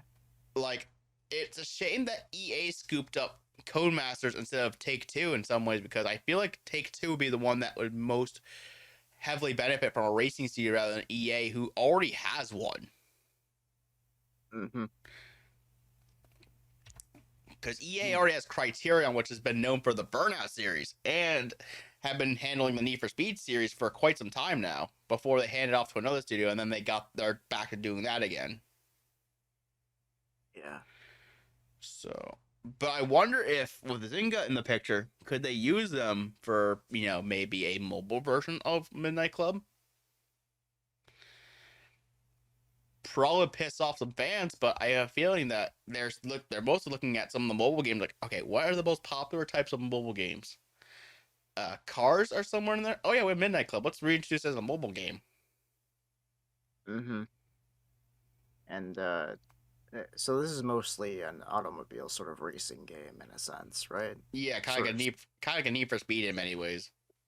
Kind of like that. Then I mean, I wouldn't. I don't know about a mobile port because then then it'd kind of be a bit ruined with like no real story or continuity. But Well, it wouldn't be necessarily a mobile port. We're talking more so as like a full-on mobile game, like a free-to-play mobile game. yeah, that's what I'm talking about. It's a little concerning, but I don't know. I Mm-hmm. know that would definitely piss off a few people, but then again, I don't know many people who really talk about Midnight Club that much. Well, especially since it's been dormant since 2008, it's been a racing series. I mean, then again, at the same time, I know that Forza Horizon 5 has been making Steam pounds. Wow, that's a weird thing to say, but you go. I mean, like that's Steam pounds. I mean, that's a way. That's a kind of a way to, describe like chart topping, I guess. Uh, I don't know. That was a weird thing to say, but you get what I mean. Like I'm supposed to say, like it's just causing. That's the one that I know I've been hearing a lot of rumbling about. Is that one is oh or yes. or especially with the Codemaster IPs like Dirt and Grid. I've heard some things about that, but it's mostly Forza Horizon 5 and Gran Turismo 7. Gran Turismo 7 is not coming out till later this year, so Yeah. But now that you mention it, though, honestly, it kind of wouldn't surprise me if they did, try to cash in on the Forza crew, sort of like Forza and that sort of audience right now, Forza 5 Horizon. So yeah. But there is one acquisition that's bigger than this. And you thought this one for Take Two was a lot larger? Ladies and gentlemen, may I present to you the most groundbreaking acquisition of the year and was probably the most ridiculous way to start the year off ever. oh yes, literally the most ridiculous. I could not tell you how WTF this was for me. I did like I barely heard the news, and then I saw it on my phone, I saw one of the YouTubers that I watched, like they mentioned it, and that this happened in a video and what that could mean for the franchise. And then I just rushed downstairs and I was in like almost joy. Like I was like telling everybody like, "Holy crap, guys. It's finally happening." And I tell everybody in my family, and I call up a few people. I'm like, "Dude, Microsoft bought blah blah blah blah," Mm-hmm. and then they just hang up on me immediately because they're like, "What the fuck is this nerd kidding?" Oh my god. Uh, but yes. Do you want to bring down the hammer? Yes, we'll get started with that, and so I'm just gonna just fiddle my way around that. So, ladies and gentlemen, yes, Microsoft is buying Activision Blizzard. Now, I honestly was not expecting Microsoft of all companies to buy Activision Blizzard. Like I thought they would have probably targeted Japan first, maybe. Nobody saw this coming, I swear. Nobody. Literally nobody. Me, when I heard this, I was like, "What? That's a joke. This is April Fool's. Wait, it's January. Fuck. It's what? It's true." And they also own King, by the way. So yeah. Yeah, so Um, Microsoft is now getting into mobile versions. And you know what's funny about the King Part 2? what? Have you remembered like I know certain versions of Windows 10. I don't remember, but they actually bundled Candy Crush with Windows 10. Which is a bit foreboding. Right, And like foreshadowing. yeah, yeah. It's like they had this entire freaking thing down with King. So yeah, I was just Yeah. getting the article loaded up, and I'm just gonna start off right away with the main headliner here. Let's do it. Xbox plus Activision Blizzard King. Holy fuck. Look at how ridiculous this is. This is the same exact sort of banner they used for the Bethesda acquisition too, and look what you get. Overwatch, Yes. Diablo, and of course, Alpaca's favorite. Not really. Call of Duty. Exactly. Call of Duty. World of Warcraft, and then Candy Crush, and StarCraft, and look on the bottom there. Look at all Wait, those. Candy Crush? Wait, they made it pretty damn obvious. Oh my god, Windows 11 with Candy Crush. Confirmed. Acquisition Edition. Activision Acquisition Edition. Holy shit, that's a tongue twister. Oh my god, I'm so happy about it though. We got, you know, we got COD, Warcraft, you know, and Diablo, Overwatch, you know, StarCraft, of course, and you know, jelly beans. But anyways, we also got, of course, we got the spin-off Hearthstone, you know, but this also means Tony Hawk, Spyro, which is usually a PlayStation thing, Guitar Hero, Crash Bandicoot as well, which is similar. Crash, StarCraft. I don't. Oh my god! I remember the last time I saw Crash, I was like, oh my god, I can't play it. Now I can. Oh. Yeah, because at least you don't have to go on freaking battle.net in order to get the latest Crash game. Anyways, back to the more exciting part. Fuck the negativity. Let's get to the news. Welcoming the incredible teams and legendary franchises of Activision Blizzard to Microsoft Gaming. And you can see here creators of Call of Duty, Warcraft, Candy Crush, Tony Hawk, Diablo, Overwatch, Spyro, Hearthstone, Guitar Hero, Crash Bandicoot, StarCraft, and more. And they mentioned how, like, you know, they have all the level of studios, and here's the main thing. Until this transaction closes, Activision Blizzard and Microsoft Gaming will continue to operate independently. Once the deal is complete, the Activision Blizzard business will report to me, and this is Phil Spencer writing this. Not you, Hydro. Otherwise, I'd be questioning, why you're still like, not drinking wine every day. I guess, like, Chardonnay. I have no spending idea. spending $70 billion on Activision Blizzard and be like, oh yeah, Pac, don't worry about me. I'm fine. College, yeah, that's just don't have to go to college. I'm just saying, I'm like rich. I'm just doing it. No, sorry, I'm not trying to make it awkward. I'm just saying, like, if you said I was like, oh my god, I'm just really excited because oh my god. Yeah. Oh, and also the Game Pass has like 25 million subscribers and coming. Yeah, it's another key update, which is still pretty good for Game Pass, honestly. Yeah, definitely. And I mean, especially for someone like you who, you know, would have enjoyed Call of Duty more if it wasn't in the hands of a certain someone. Yeah, that's pretty much the only reason why I hate Call of Duty now is just because, you know, the people behind, well, not just because it's a kind of a, you know, a trash heap right now, but also because, like, no offense, but it's just not only is the game pretty buggy now, in my opinion, I I also don't agree with the practices of the people that own the franchise, of course, Mm-hmm. and despise the fact that it still gets record sales. Every year.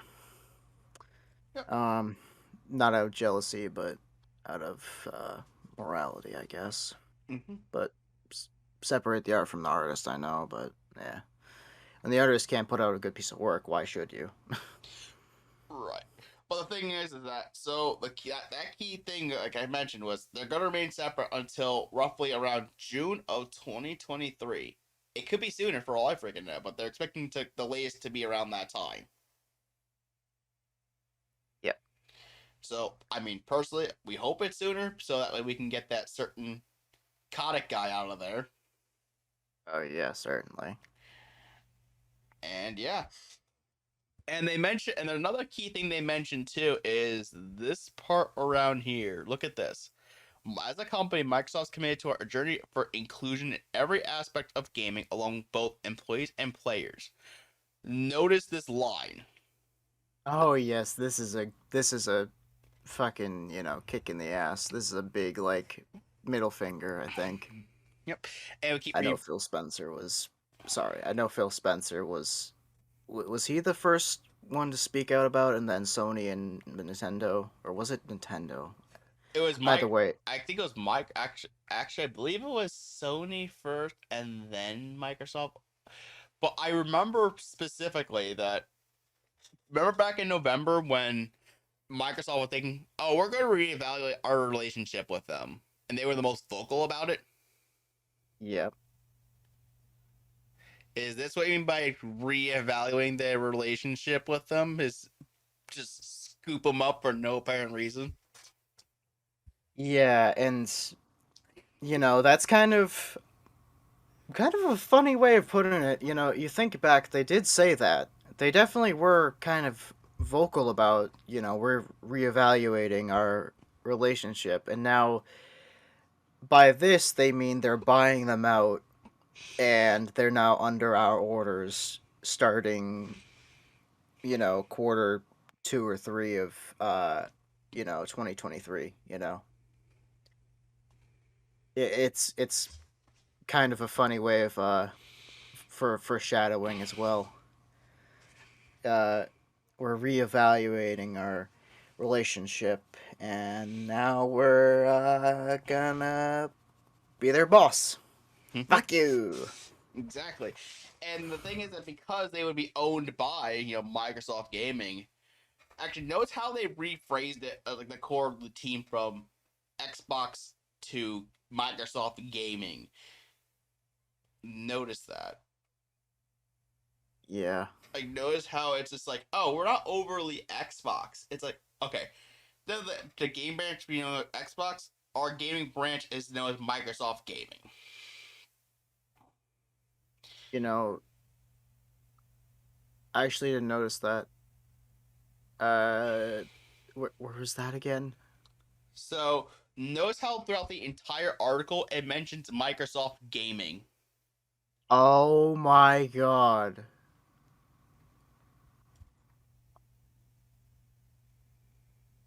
So does this mean they're what does that mean? I'm only thinking that they're gonna rebrand to because I don't want them to become a big monopoly with with this stuff, but I also realize Microsoft Gaming, that's that's a that's I thought that was Xbox. I thought they were Xbox for their gaming stuff. But then you see that they're allowing Windows 10 and 11, and they're making it more uh, gaming sort of oriented, sort of there you can stream your games, to it from your Xbox, I think, right? Or was it they're this computer that I'm using right now, your computer that you're using, isn't an Xbox, but we can run, Microsoft type games, stuff off of Steam and stuff. That's when I was just said, oh my god, I'm thinking about this. It kind of hits me um, is Xbox not dead, but is it going to be changed to Microsoft Gaming? Now I think about that, because now that this article does keep on saying Microsoft Gaming, it only kind of makes you think too hard on it, because like Well, I like don't think we need to think too hard because the console's looking coming out Xbox. It's too recognizable. No questions asked. yeah, it's just like, but I just think of it like Microsoft Gaming as a brand or as a part of Microsoft. Um, I don't know. I just thought like, whoa, what are they? Are they doing something about that or what? Like, I don't know. Right. And you know what the funny thing is? Look at the other executives besides Phil. Notice something about the pattern there. Uh,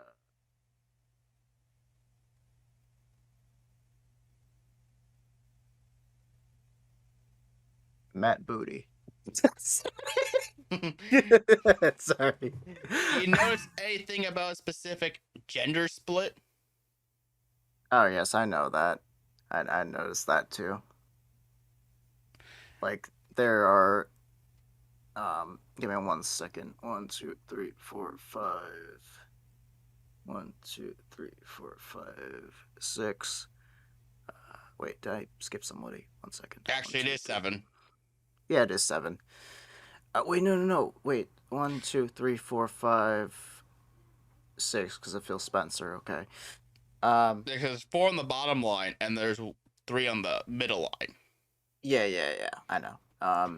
But yeah, think about it that way. There's more women in the Microsoft gaming executive branch than men.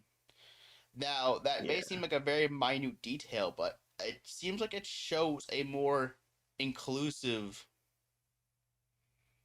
board. Yeah, definitely. It's um, my opinion is if you're good enough for the role, then it doesn't matter who you really are. But the fact that that women have gotten to this point in that leadership team, it it says more about their skill than who they are, and that maybe it's questionable whether or not the reason why some teams are very skewed to being just white men. I Yeah, understand that notice point of how view. I was gonna say, notice how like 2 of them especially are like. I mean, I want to get too nitpicky, but it's kind of funny to think about that. Oh Yeah, yeah, two of them are, um, two of them aren't like white. There's Hyan Zhang, I think is her name. Like I don't know how to pronounce it. I'm sorry. it's fine. And Sarah Bond, is a black female. Well, Hyan is Hmm. Asian. Um, But I know that the skill is more important than obviously the characteristics of like oh who yes, person is.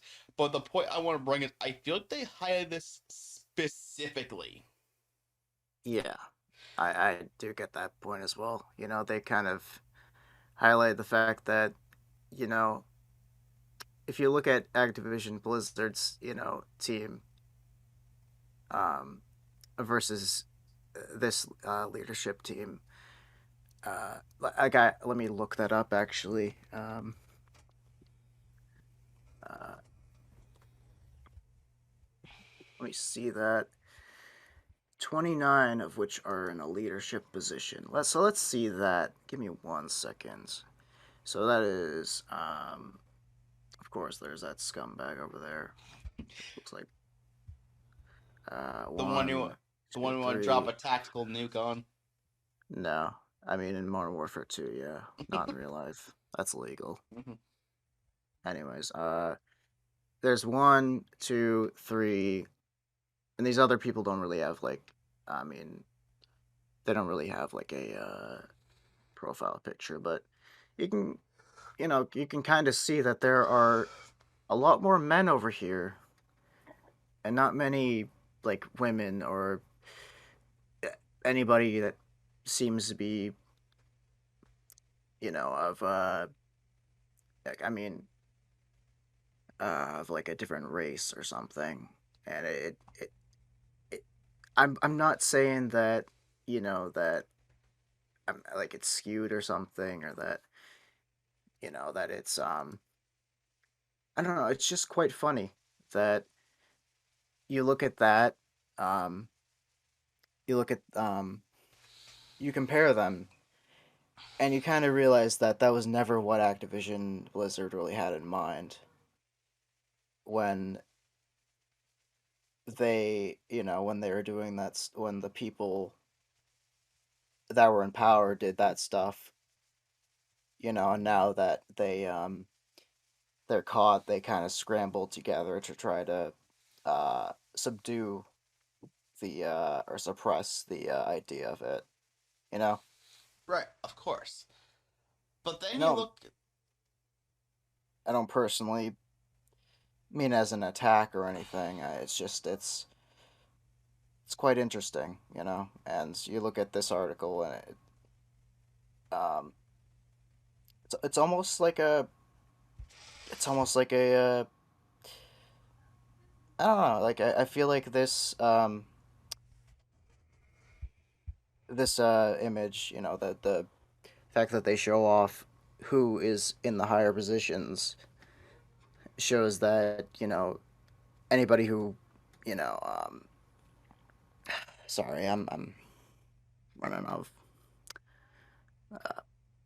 I'm sorry. I'll let you continue on. I'm trying to make a point here, but I can't think of the words. Of course, if you can come up with it, just let me know. But as I Yeah. was gonna say, um, so we have a lot of things that the implications has.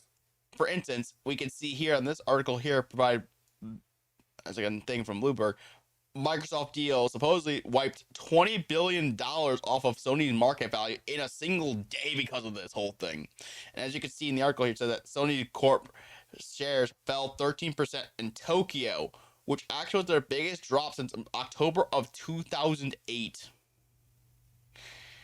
And obviously, we know that this whole thing is a big deal. And then we continue onwards.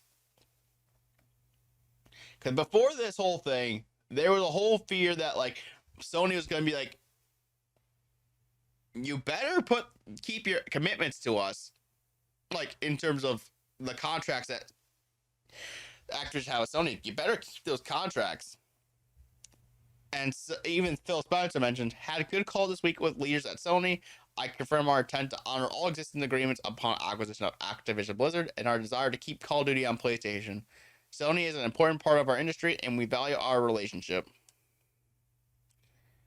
Yes. Translation in my mind is they're probably going to make. Well, we're going to get to it pretty soon, but they're probably going to make Call of Duty exclusive to Xbox after a certain period of time. And we're going to get to that later because there's going to be some interesting things we find. Oh yeah. I was telling Hydro, like I heard of some I guess against the grain opinions. A lot of people are like, "Oh, it's good for the player," I guess. um but I mean, Microsoft has had these sort of monopolistic. Some people have been feared about that for a little bit. However, unlike a company that would swallow up a franchise just to destroy it, I know Microsoft had acquiring it for 770 was it million or billion? Billion, so it's like $68.7 Oh, billion okay. dollars. Okay, because even though 70 billion is a lot, let me just say it's I could only assume that that's pretty cheap considering it's such a big company, and Call of Duty has always had this um charm to it where everyone just buys it no matter what. They buy it day one. So thinking of it like that, they got a really like you know good deal. I'd be afraid if they tried to cash in on that. But let's get on to the Yeah. other stuff. So I was going to say is that Xbox CEO Phil Spencer, he wanted to focus more on reviving old Activision games. So notice how like if we scroll down, I believe in the article, he mentioned some interesting thing.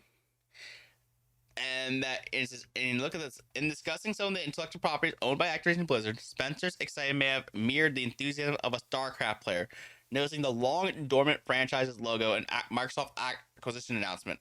I was looking at the IP list. I mean, let's go. King's Quest, Guitar Hero. I should know this, but I think they got Hexen. And they describe what Hexen is, and that is a first-person game about using magic spells. So it's like a first-person magic game. Okay. That's been hidden in Activision's vault of IP. Has. And it also mentions, like we mentioned earlier, Crash Bandicoot and Tony Hawk Pro Skater and Spyro the Dragon. And this is another key point here too. Spence said the Xbox team will talk with developers about working on a variety of franchises from the Activision Blizzard vaults. And you can see you're seeing that we're hoping that we'll be able to work with them when the deal closes to make sure we have the resources to work on franchises I love from my childhood and the teams really want to get. I'm looking forward to these conversations. I really think it's about adding resources and increasing capability. So, and he also mentions too is that like, and this is how they evaluate like the reasoning behind the deal. Look at this. They have a long history in video games. Nintendo's not going to do anything that damages gaming in the long run because that's the business they're in. Sony is the same, and I trust them. Valve's the same way. When we look at the other big tech sectors, when we look at the other big tech competitors for Microsoft, Google has search and Chrome, Amazon has shopping, Facebook has social, all these large-scale consumer businesses. Discussion that we've had internally where those things are important to those other tech companies for how consumers reach. Gaming can be that for us. And that's their response in terms of like Metaverse. Okay. So like, how can we have our dominate a segment of this Metaverse thing? And the answer for Microsoft is hey, we've had experience in the traditional game market. Let's use our vast capital to amass a large quantity of studios so we can dominate the gaming sector in the Metaverse. Mm-hmm. And we have more to say on this soon, which we'll get back to that momentarily. And because the next thing is that Activision Blizzard files Q&A with SEC won't remove existing games from PlayStation. So it kind of just reaffirmed what we mentioned.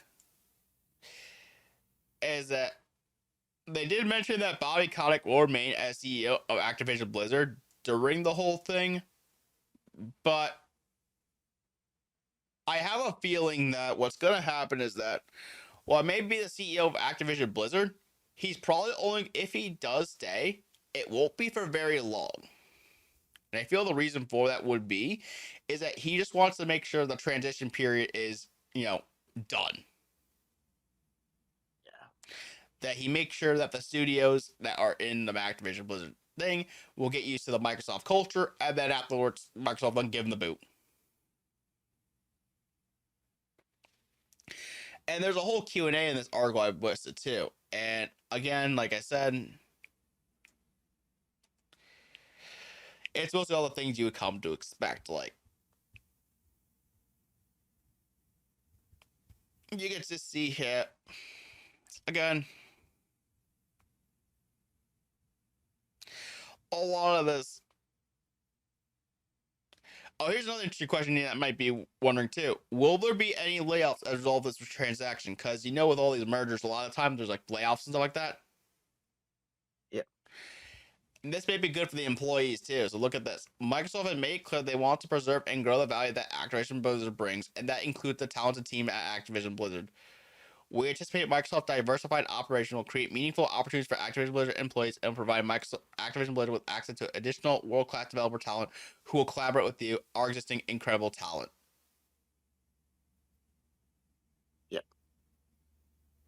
And the funny enough is that, like, it actually goes really deep. Like, it mentioned, like, can you apply to other roles at Activision Blizzard? And they say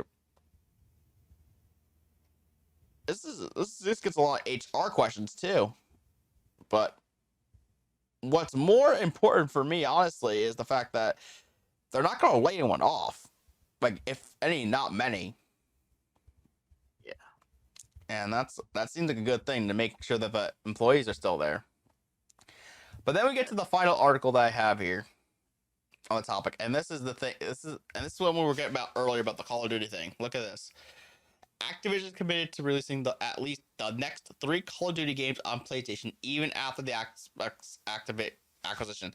According to people familiar with the deal, that's COD 2022, COD 2023, and Warzone 2 in 2023. And after that, it's hazier. And I personally understand that because, you know what, like, so so far, has there been any so far has there been any Bethesda exclusives to Xbox like that Starfield. are notable? Oh, okay, Starfield, yeah. Starfield's But exclusive. Redfall is going to be exclusive. okay, I see. Elder Scrolls 6 is eventually going to be exclusive. All right, then. When did Xbox acquire Bethesda? I believe that was sometime last year when the deal fully closed and they got integrated. I see. Okay, so yeah, it's a bit of a it's a bit of a hazy thing to think of because what's interesting is that as far as I know, Bethesda wasn't on the best of times, I guess, and then Microsoft kind of scooped them up, and now Activision Blizzard is doing pretty terrible right now, and then all of a sudden Xbox scoops them up. So at least that was my understanding with Bethesda, and what's a bit scary to me though is that it's so COD will come at the end of this year to PlayStation and Xbox, and you're saying that whatever the I believe the Treyarch game of that cycle, if it's still annual, will be on the Xbox and PlayStation, and then it's hazy later on. And considering that Xbox has already gathered, Bethesda, and now the, whenever these games will release eventually, I just kind of think, I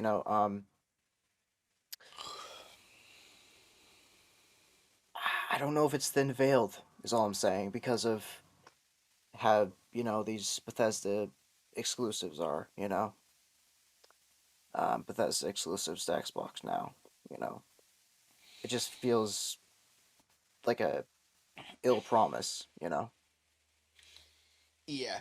So essentially, what's going to happen to me, at least, is that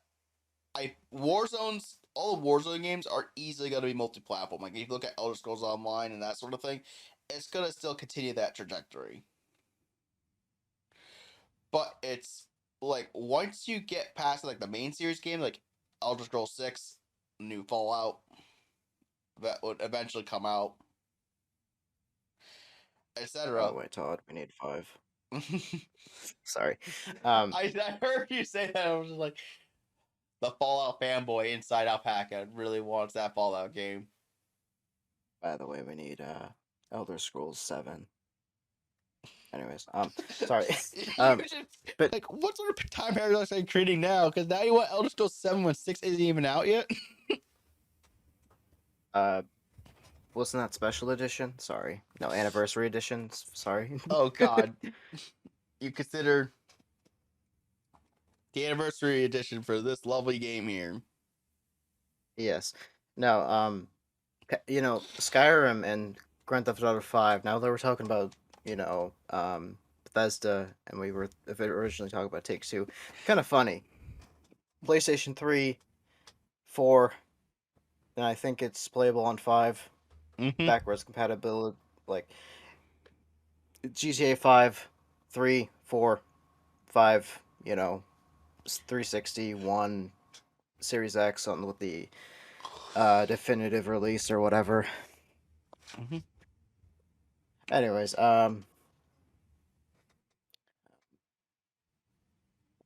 stop fiddling around with the chest. I need Skyrim. I need Skyrim 6, dude. Sorry. Anyways, no. Give us Fallout New Vegas 2 and Skyrim 2. I mean, especially the New Vegas 2 part, considering the fact that we had a whole discussion on our previous episodes where we talked about that since since Obsidian is owned by Microsoft and so is Bethesda, they could potentially do something. And it's like with the same thing over here. Like, for instance, you could potentially do Nazi zombies inside of Fallout because they're both part of the same company now, so might as well. Oh yes, we could have Call of Duty, Fallout, X Fallout edition, where instead of regular zombies, it's a bunch of feral ghouls, That could work. and the mystery box is a ghoul that isn't feral yet. And the wall buys are like pipe guns. I don't know. I mean, you could technically have like the ray gun from Call of Duty inside of Fallout. My God! Instead of, oh my God, oh my God. What if? Where is it? Shit, I think I lost it. I had a ray gun as a transparent PNG. We could have the ray gun from Fallout in COD Zombies, and we could have the ray gun from Zombies in Fallout. Oh my God! Or we could have even more crazy creations. We could put the Spartan laser from Halo inside of Call of Duty. Yeah. Oh my God. Or we could have something reminiscent of 76. Ooh. Pesticides. I was almost thinking a West Virginia map, but I guess that works too. We need pesticides for those goddamn cazadors. Those sons of bitches are worse than a deathclaw. Thank God we live in the Northeast.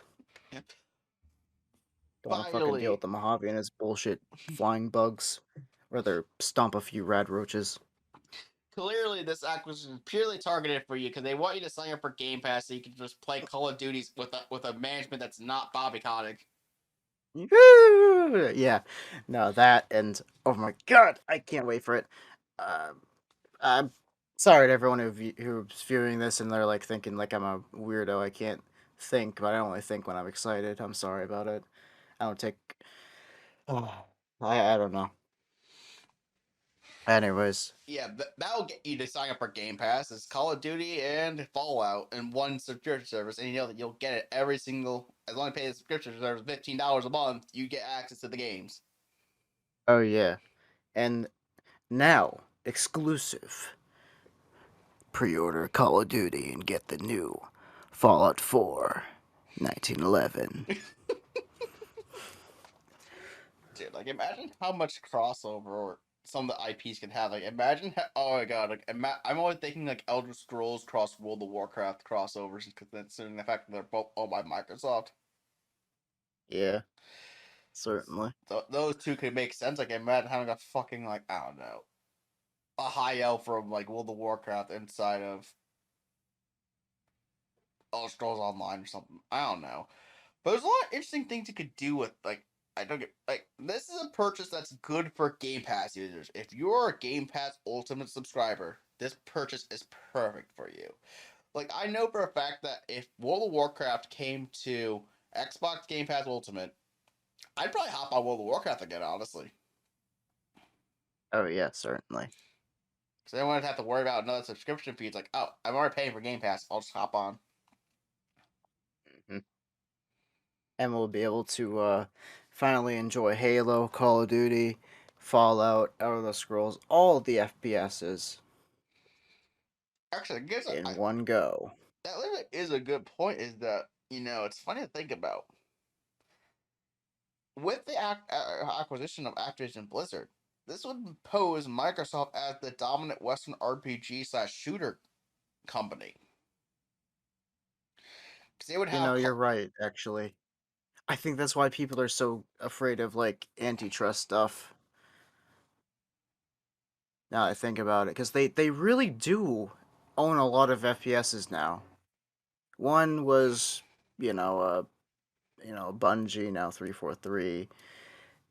One's an acquisition, another is an acquisition, but has two franchises that are FPSs. Oh, and the new Starfield, right, is gonna be FPS, right? they advertise it as Skyrim in space. So Okay. Well, yeah, no, now that, like, because Bethesda does a lot of RPGs, Call of Duty has a bit of RPG elements with, like, not really, but it's there's a primarily few, a like, shooter. yeah, you just level up your guns, and Halo, uh, I don't know, You get a like, skin. yeah, you get, like, this in purple, which, coincidentally,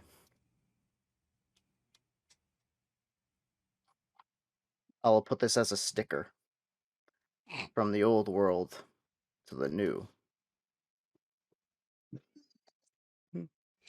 I'll That's put these away now. but yeah, like you think about it, that's a big implication of that. Is that well, the main implication is this: one, Game Pass Ultimate members are gonna have a field day with this acquisition because they get more value for the subscription. Two, you'll get rid of scumbags, and then the higher up of Oh, yes. Activision Blizzard. No name is mentioned, except for like 3 times this episode already, Yep. and at the However, the very end. downside is, as Alpaca mentioned, is the consolidation of the gaming industry. Like, I feel like Microsoft at this point, if once they finish Activision Blizzard, they're probably gonna be content for a while, or they might go after something else. But I have a feeling they would probably want to stay where they are, mostly to not upset the regulators as much. Is this good for the regulators? No, is it good for the player though? Hell yeah, especially for Game Pass user. Oh yeah, certainly. And that's the double-edged sword of the deal here.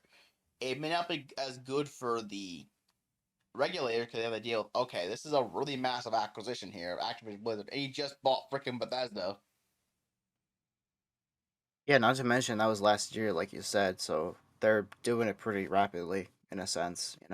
Yeah, I feel like with having 33, like 30 something studios now, because with one to add Activision Blizzard, they're gonna have enough studios to start pumping games out for Game Pass on a consistent basis.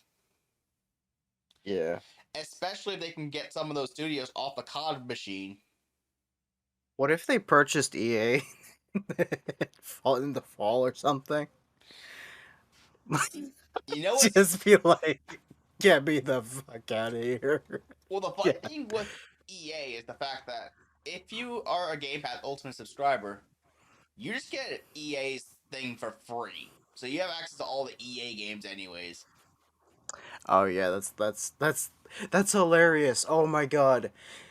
Uh, Now now that we bought EA, the Game Pass is still the same price. You get the most value for the consumer. Also, we're being sued. Sorry. But the funny thing Uh, to think about too is that Activision Blizzard has a higher net value than Electronic Arts does. shit. So they bought the more valuable company than EA. Yeah, I get that.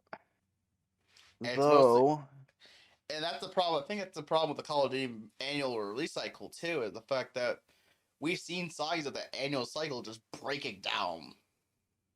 yeah. Oh, but if they did buy EA, they could release a Battlefield game and then release a Call of Duty game the next year, and then break the annual cycle in a sense. And then That that that also that would hurt though. That would hurt. But then you'd also have to realize that they'd have to free up Titanfall somehow too to break it up even more. Halo X Titanfall coming this summer. Woo! No, I'm serious. If they could just buy them and then say, "Hey, by the way, Halo, you remember how those bastards made that, spin off of our game? Well, we bought them up too, so fuck you." Anyway, One thing to think about too is that if Microsoft did acquire another company, which one would? I mean, not that we would want them to acquire anybody, but what company do you think would either A, be a better fit, or B, what do you think would be most useful?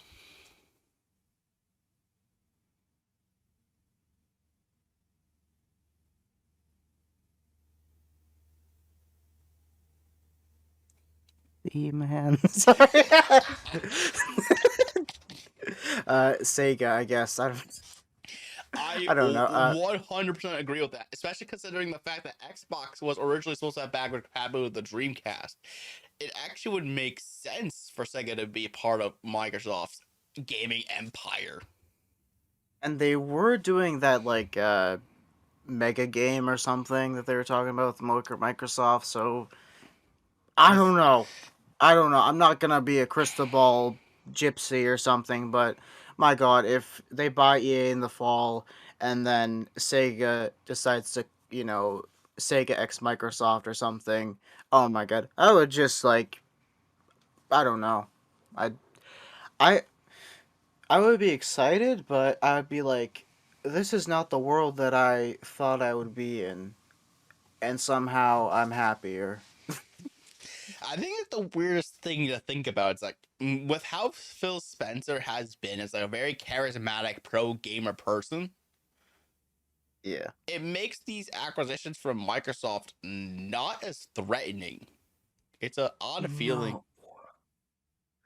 No, not like a Molyneux or something, you know? Yeah. Well, Molyneux was back during, I think, when Don Matrick. No, Don Matrick was later, but Phil Harrison? No. Is this good for the player? But yeah, I've noticed too is that Phil Spencer has a really good charisma about him, and he's shown to be a very effective and wise leader at the same time. Yeah, certainly. I mean, you see how much he turned around the entire Xbox One generation after Don Matrick left? Yeah, now he ripped the Kinect off of the Xbox One and then decided, yeah, that was stupid. Let's not do it again. And he Now, literally has it because there's no Kinect camera on the Xbox anyways. oh yeah, no, there isn't. New Xbox Series Z, now with Kinect. God. I'm an American saying Z. Sorry. Now, I did have an idea if I did make a sequel Dreamcast, it would have like some Wii elements, but like the idea that the VMU would be your smartphone.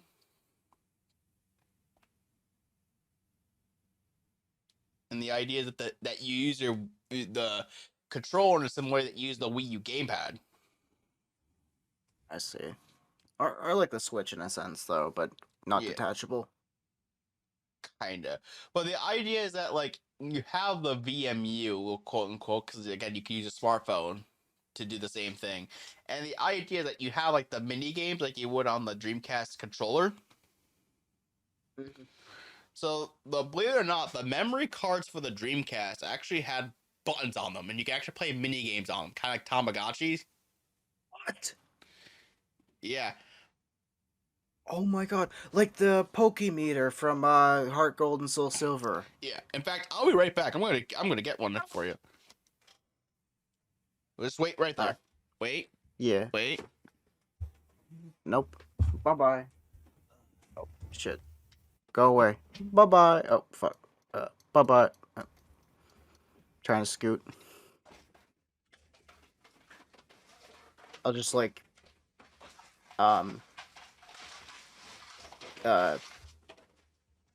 get a shotgun from Fallout 4.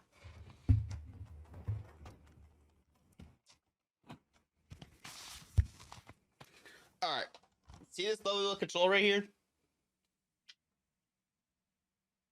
You got. Sorry. Yeah. This is the Dreamcast controller. Now, when I yank this memory card out, Hello?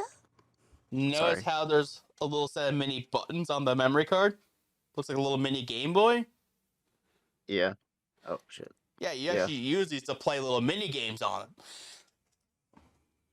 I didn't know.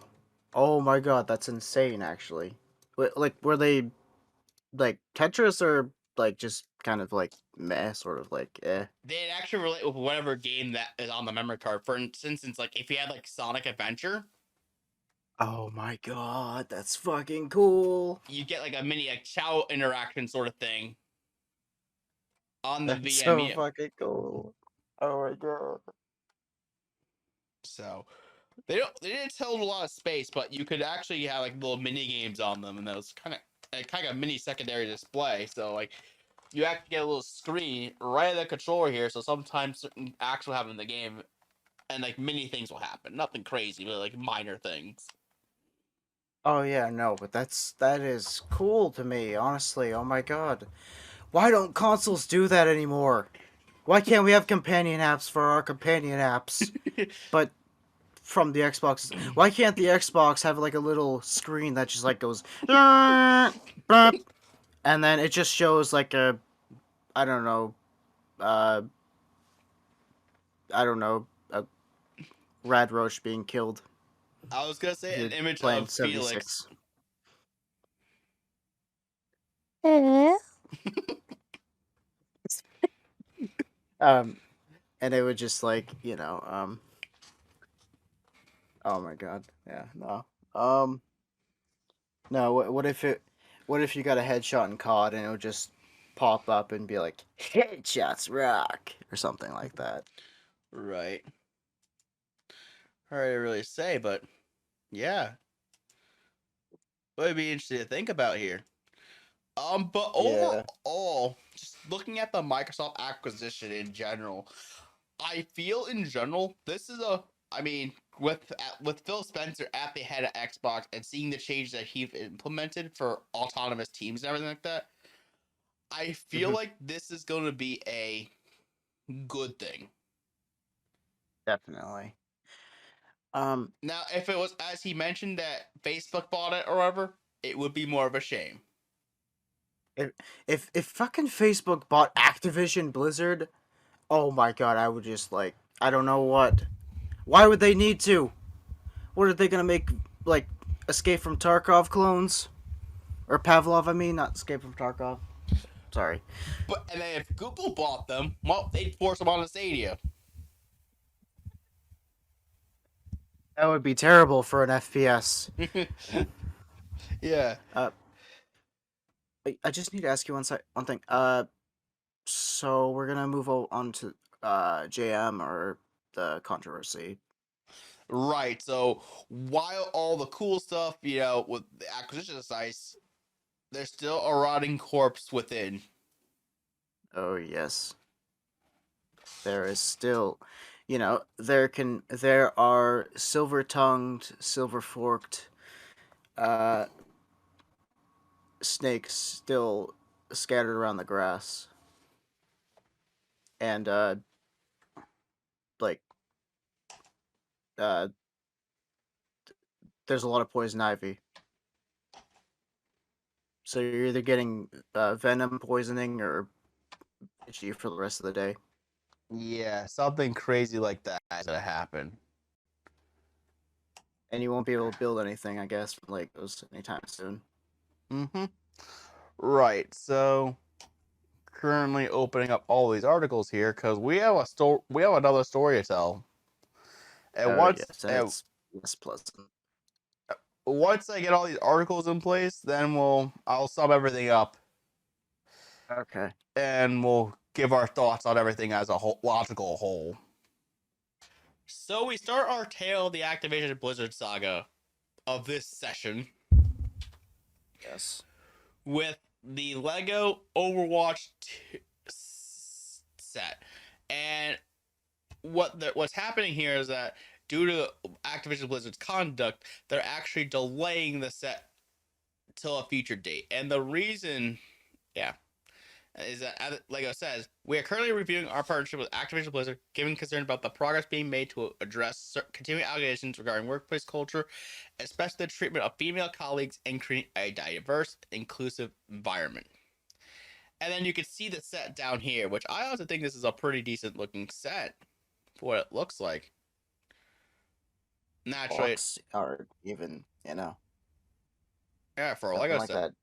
yeah. That's what I mean. Like, for what it's supposed to be, this seemed like it was going to be a good set, but naturally, fuck Bobby Kotick the whole 9 yards. Yeah.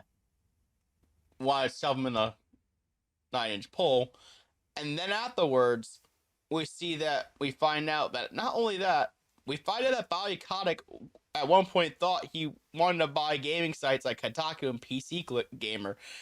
And the reason it does this is that according to Wall Street Journal, Mr. Kotick has been eager to change the public narrative about the company, and in recent weeks has suggested Activision Blizzard make some kind of acquisition, including of gaming trade publications like Kotaku and PC Gamer. And it pretty much said that, to sum it up, he wanted to buy media companies to try to spin the Activision Blizzard PR into a more positive direction, which, if people catch that one, good luck with that. That is corrupt. That is corrupt. Exactly. And then a little bit later in the week, we also find that Activision Blizzard pushes out dozens of employees over workplace misconduct. So I'm going to have to subscribe to Wall Street Journal. Just kidding. I'm not doing that right now. I get what you mean. How many free articles? None. Anyways, we use them up all in 1 month anyway. Screw us, right? I'll find that story during our discussion. Anyways, damn you, paperboy. I actually have it if you want me to screen share. Oh no, I have to subscribe to read the full story. Never mind. yeah, same thing. And then Mike Ibarra made a blog on Blizzard saying, putting our teams and players at the forefront with everything we do. And it's just a statement that he made. And he's mentioning a lot of different things on here. Oh boy. It's definitely humble. Look at this. We're measuring our executive and management team directly against culture improvement. And this means their and my own success and compensation will directly depend on our overall success in creating a safe, inclusive, and creative work environment at Blizzard. We're dedicating more full-time roles and resources to improving our culture. All too often, this important effort falls to employee resource groups for people who already have full-time jobs. A few of the leadership positions we've established for this new team include a culture leader who will help us maintain the best aspects of what we have today and change and evolve where needed to ensure everyone brings their best self to Blizzard. A new organizational leader for human resources who will build trust, empower our teams, and help foster a safe, positive work environment for everyone. A diversity, equity, inclusion leader solely focused on our progress across multiple efforts in this area. And they mentioned that we are committed to staffing these teams as a priority. They also tripled the size of their compliance and investigation teams and have articulated clear accountability for unacceptable behavior. This applies to all employees at Blizzard, including leadership and management. They have shared representation data internally with their teams and have set goals around improvement across these metrics. We put in place an upward feedback program so that employees have confidence in evaluating management, and we will use this to measure the quality and effectiveness of our managers. And some other PR speak down here. But this seems like if this is actually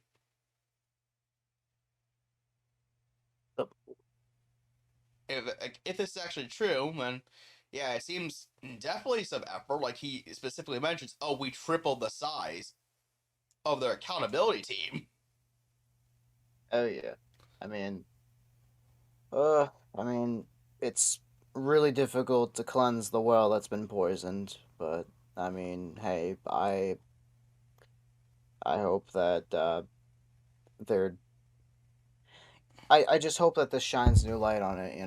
That uh, I mean, I know that they've been trying and blah blah blah, but besides that, I'd hope that there's more to it. You know, Yeah. At least in the this guy sense is of a Bobby Kotick, so there we go. He seems like in the he's sense of fixing. Yeah, like there's actually explanation. yeah. It's So you could just sad that all of this. A lot of people aren't really impressed. I know. right unless you look at a Bobby Kotick who there's a report that said that that he was part of a meeting that left Activision Blizzard staffers unimpressed and worried, and this is because Microsoft would be trying to retain as many employees as possible, and that he plans to stay as CEO until the deal closed. Blah blah blah. Blah. We all know this. And once you get down, it says this. I can tell you that my commitment to the company is to remain in my role. Once the deal closes, what I've committed to Microsoft is I will stay as long as is necessary to ensure that we have a great integration and a great transition. Pretty much my translation of this last line here, Microsoft looking at him and he's like, nope.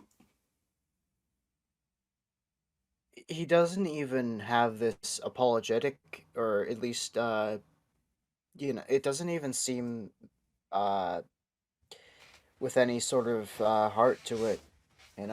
Like, I can tell you, like, this last quote, I can tell you that my commitment to the company is to remain in my role. Once the deal closes, what I've committed, I'll stay as long as necessary. That doesn't speak to, what do you mean that your role, like as CEO or as, like, I know that's part of it, but it's, I don't know, it's not very, it's very, like, almost neutral in a sense. You don't know.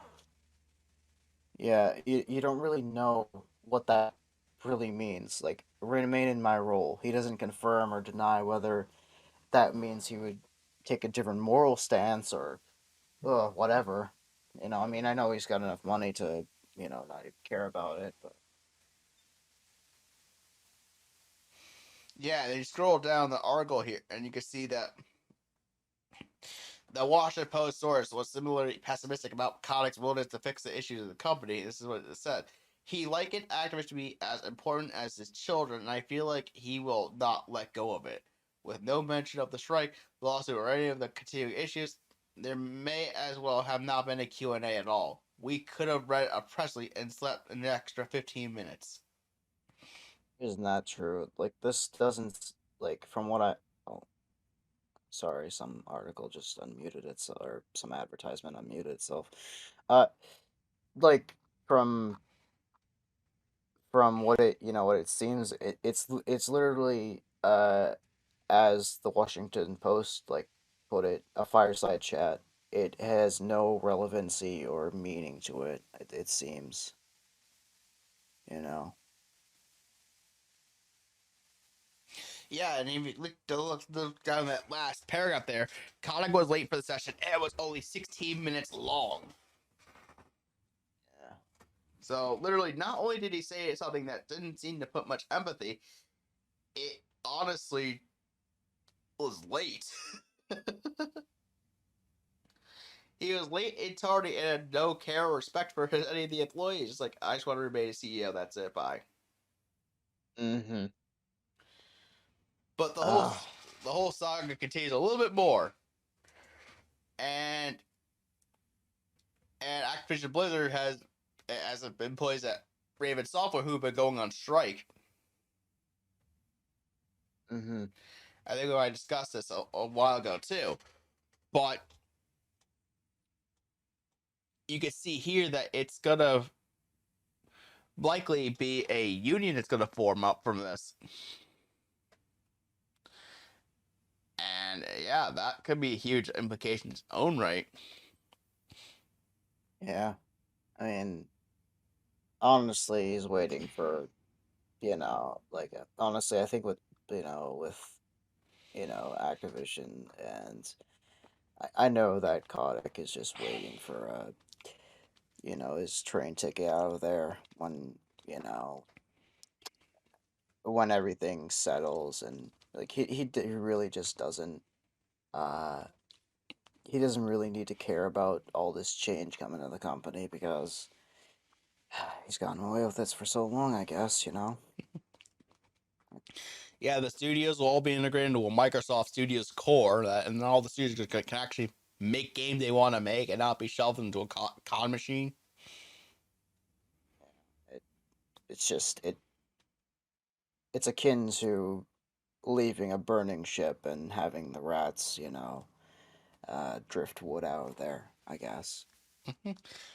And then we continue on a little bit further into the whole mess, and this is the part of the union that Raven Software is a part of, and you can see over here. Don't know why this is popping up, but okay. Workers at Activision Blizzard's Raven Software and strike action follow union push. So I mean, again, having a union in the company would be nice because then they could advocate for better rights and protection and all the other good stuff that unions usually have.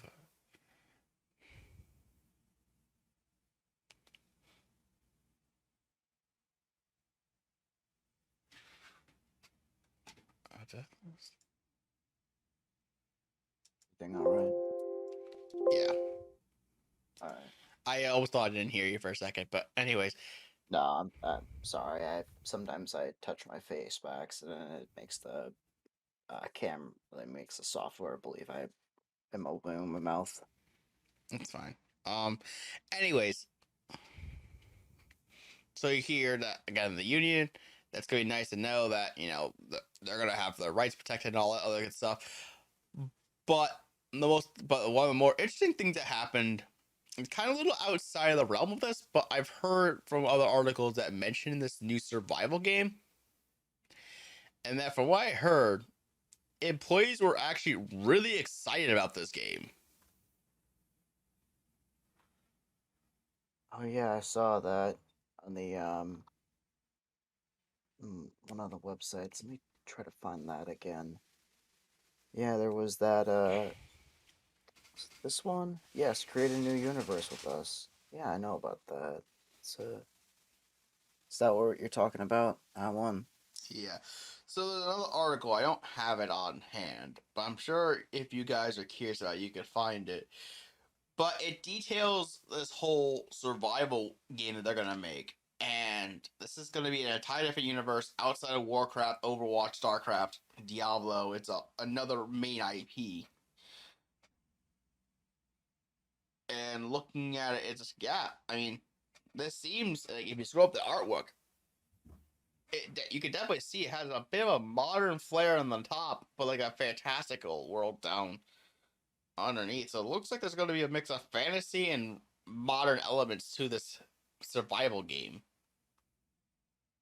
Looks to like very much like Alice falling down into a hole, but instead it's I guess a brother and a sister, I guess, or some Kind, type of couple of people, you know, going down a hill and finding a world beyond their beyond the realm of possibility to me. yeah, and then if you go down, I don't know if this is Warcraft or not, but it looks like the idea is that you are going to be integrated in this new survival world, and you're going to be gathering equipment and shit. It's like you would like a Minecraft or any of these other games. It's very reminiscent of Monster Hunter, in my Yeah. opinion. So it looks like there's gonna be elements of Monster Hunter and Rust. Without the Nui Diddy. Mm-hmm. This is gonna be elements of all the different characters. Well, all these different games. Jeez. Oh no, it's okay. I, wow. So there may be elements of Monster Hunter because you see the open fields and like, okay, there's gonna be a giant dragon flying down, or there's gonna be elements of like Rust or any of these other survival games because you have to like survive. What is this mirror? If you look over to the right, right next to art, it shows a mirror of some sort, or maybe a portal, like a almost more like Mario 64, maybe. Yeah, Uh, maybe there is a thing that you could kind of cross between the different aspects of the world using this portal, something like a fast travel thing. and I I don't know what these oily footprints are. They look like oil in a sense, like hard to, oil is a bit rainbowy. yeah, Maybe hard to Damascus. say. I mean, I don't know if there's like a female hunter character Diablo, but based off what I'm seeing, this definitely doesn't look like that either. So this is definitely part No, of the new IP, most likely. And I associate it with part of the new IP too. But yeah, I didn't think it had much significance, but it probably could be used like a dimension hopper thing where you can kind of like fast travel back to your home base or something like that. I personally wouldn't be surprised. I just see all this like almost uh not really caveman, but you know that like the point where there's civilization, but it's not really like medieval, I guess, but not medieval and like knights in shining armor. It's more like actually, honestly, the art design looks a bit reminiscent of Avatar in my kind of opinion, but I haven't seen Avatar: The Last Airbender, not uh, the James Cameron Avatar. Avatar. Yeah, it kind of reminds me of that with all the weirdish elements that are not outlandish, but not of this world. Yeah, usually the art style for a lot of Blizzard games are kind of similar to this in many ways. Yeah, but I don't know, just like the whole forest in the background with the strange trees that are almost look like fireflies or but not really their leaves, but they could be both. Almost like the Lost Woods from Ocarina of Time or something. That I makes wouldn't sense. actually, yeah, that's the exact era that I'm thinking of. Is like Monster Hunter or Legend of Zelda type landscapes and places.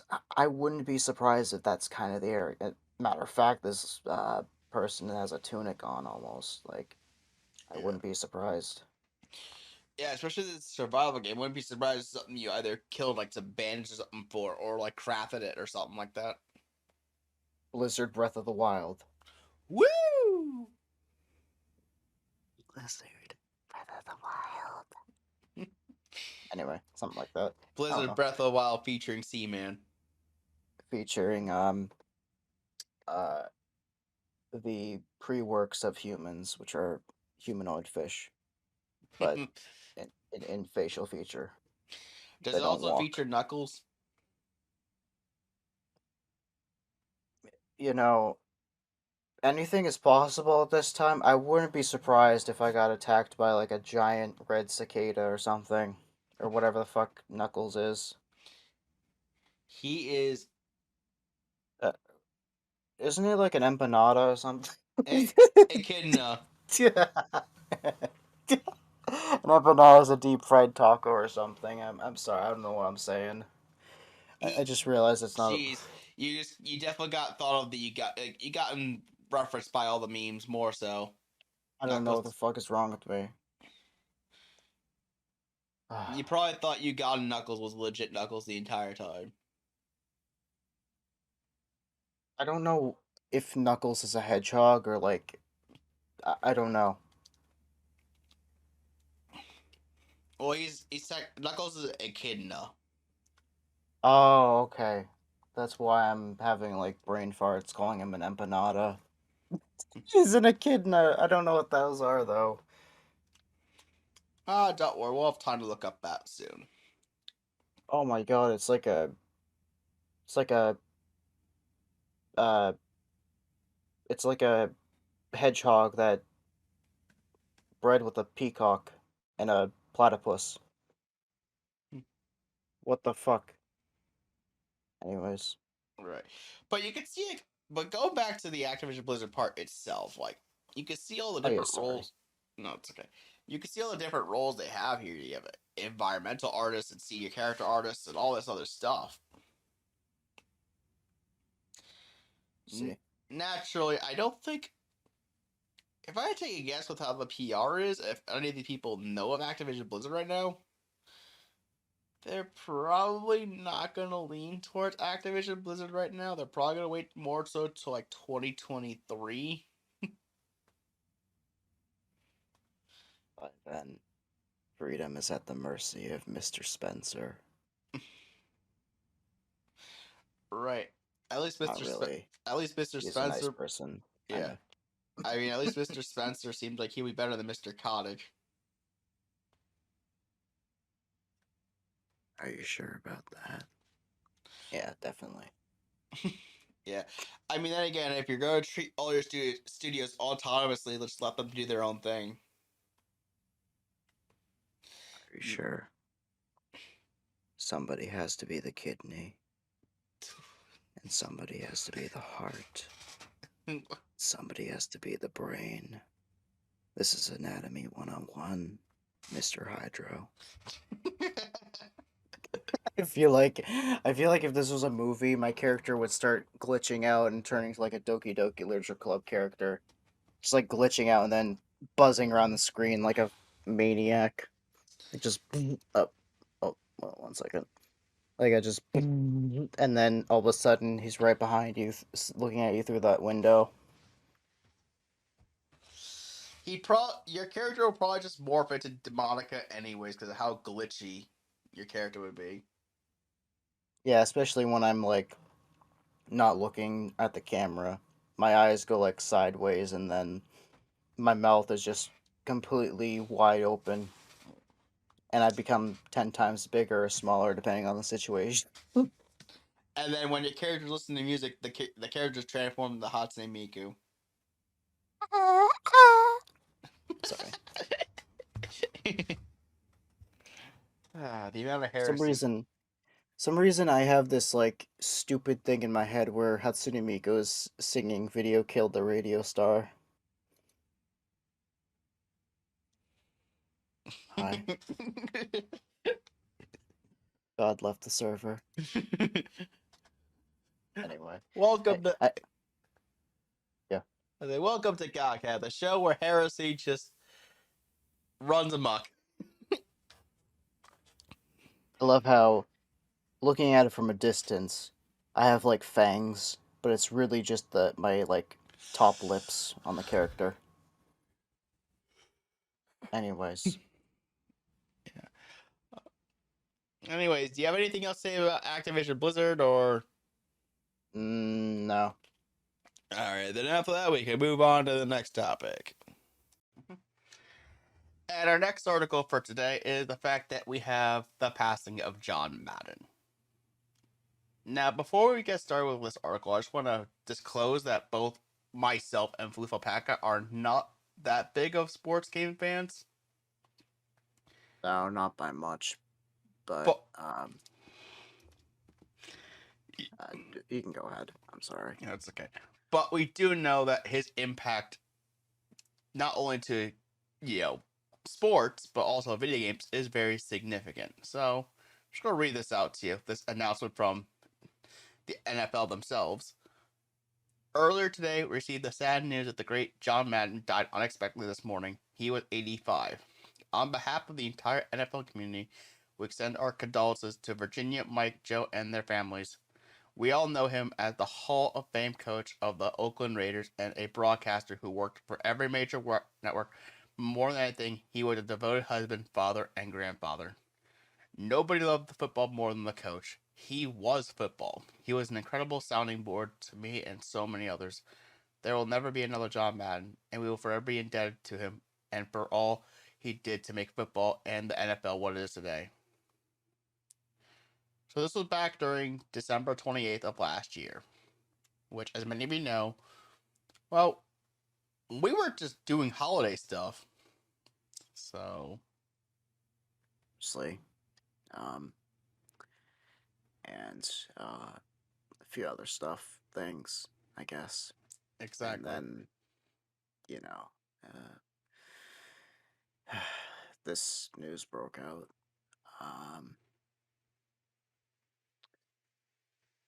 Can I go on about it?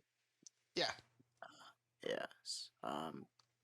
So, um, a part of it was it really like it was the end of the year, and this started, you know, this news started popping up, and I, we already said that we're not really much of sports fans, but I I know that John Madden was very well renowned for who he was, especially as uh this announcement says nobody loved football more than a coach, and he was football. I know his impact on this entire sport as a whole um was I wouldn't be surprised if football was less of a thing if he wasn't part of it. If he was just another, uh, I don't know, industrial worker or something. If he was just uh, working any other job and just being another, person, you know, the whole sport of football in America would probably be less of a pastime than, you know, what, and like the Super Bowl probably would either be not a thing or something that not many people get around together with popcorn and platters and stuff to enjoy and be excited every time something happens. So uh, Right. I I give my condolences as well, and personally, it's uh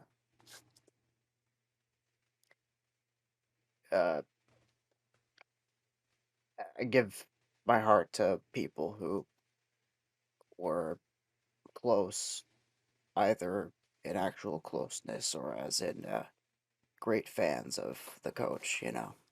Yeah. That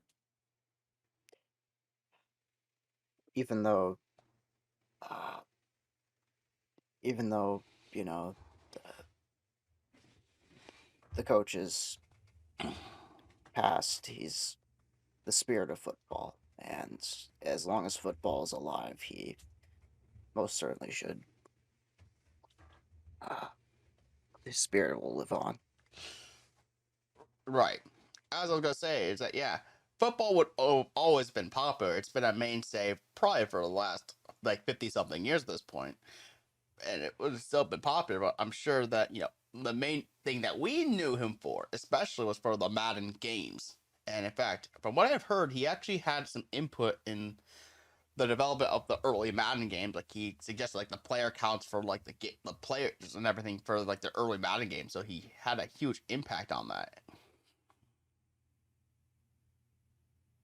Yeah, uh, I didn't know right away that he was such an influence to the actual video games and the balancing of the the you know the whole series of Madden NFL. I know his name was attached to it, but I wouldn't have expected him to almost be part of the Q&A, or not Q&A, quality, like the team balancing department. I would have just expected to be a name brand, kind of.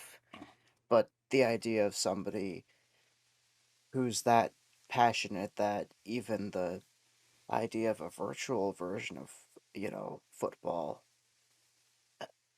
it's it's astounding to me, that it's you know that that's how passionate he is, that he even made sure that the games that have his name tied to it are suited to his liking, and that the teams are balanced the way he believed they should. Right. Um, that just shows that, you know, football was John Madden. You know, football was what John Madden loved, and uh, he is. You know, I hope this upcoming Super Bowl, this year, we see the pouring of hearts of fans throughout the entire season as well. Of You know, course. And once again, to all the Madden family and all the fans of football and the NFL organization, we wish you all the best and hope you could all, we all pay our respects to what is a legendary icon for the sport. But while we tell the sombering news of, the football game, we can then also move on quickly to the fact that EA is currently trying to reevaluate their Battlefield 2042 because it performed so poorly that it's looking at all of its options and they're even thinking of making it free to play.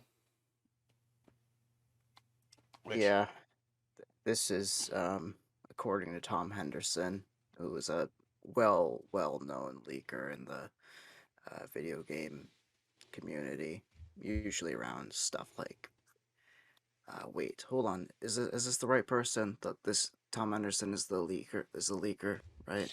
I would think so. I mean, it says Because mentioned he tweets about video games, freelance writer at various sites. because I know that he yes, this is the right person. I apologize. But I know that he, like, him and a few other people around that subject of, like, new, like, leaked game news, um it, this is all, speculation as far as, rumors, but this kind of also sheds a bit of light on how Battlefield 2042 um kind of sheds light on just how bad it is, you know, Right. And you know on what's the and I was just looking down and one of the funny points I mentioned, if you scroll down the Twitter page here, you can see even the official Modern Warzone commented on it. Well, I guess it's a YouTuber, but still, he commented on something. But clearly, yeah, uh it caught steam. Modern Warzone is also one of those leaguers that I was mentioning. There's him, I believe the Gaming Revolution and Tom Anderson are well renowned. There's a few others that I can't name off the top of my head, but they uh, they definitely they definitely know a lot more than the usual, that than what's really told, Yeah. uh, through the corporations, I guess, what they actually say versus what. Fuck. How do I say this? Like, they're leakers, I guess. You know, Yeah. they have inside information. But I want to just do a quick speculation on something. Like, looking at Battlefield being free to play, what do you think this could mean for the industry? Now that you'll have one of the biggest shooters potentially being free to play. Me. Uh, I you know so when it comes to all the options, including free to play in some capacity, so I I'm a little concerned what that really means, because does this mean like a Warzone type game, or like Call of Duty Warzone in some capacity, um, as an actual, like, just making the entire, like, game free to play, which, I mean, I'd feel bad for the people who, you know, paid for it in the first place, but Yeah, like when you think about like making the game free to play and whatnot. Obviously, I remember this too. Like some of the games, like especially when you think of there are various games I know that would go free to play. They try to compensate. Like, okay, we're gonna do this. If early adopters, you get this. If they can pull that off, great. But if not, it'll be a massive sting to early adopters, and it'll make them not want to play the game or seek No, refunds. I would But be ashamed if. Sorry, I would be ashamed if they made it free to play without any early adoption reward. I guess in a sense, you know. yeah, but also, could this potentially put some pressure on something like a Call of Duty? That would probably make them want to make up their main multiplayer mode free to play if this actually does well. COD Mobile is already free to play, and it's more popular than Vanguard. Honestly, right now, as far as I am aware, uh, there's more players on COD Mobile apparently.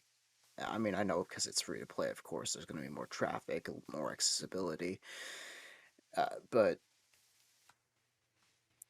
people see Call of Duty as a franchise, and they like, the reason why people buy it every release, they're hyped for it.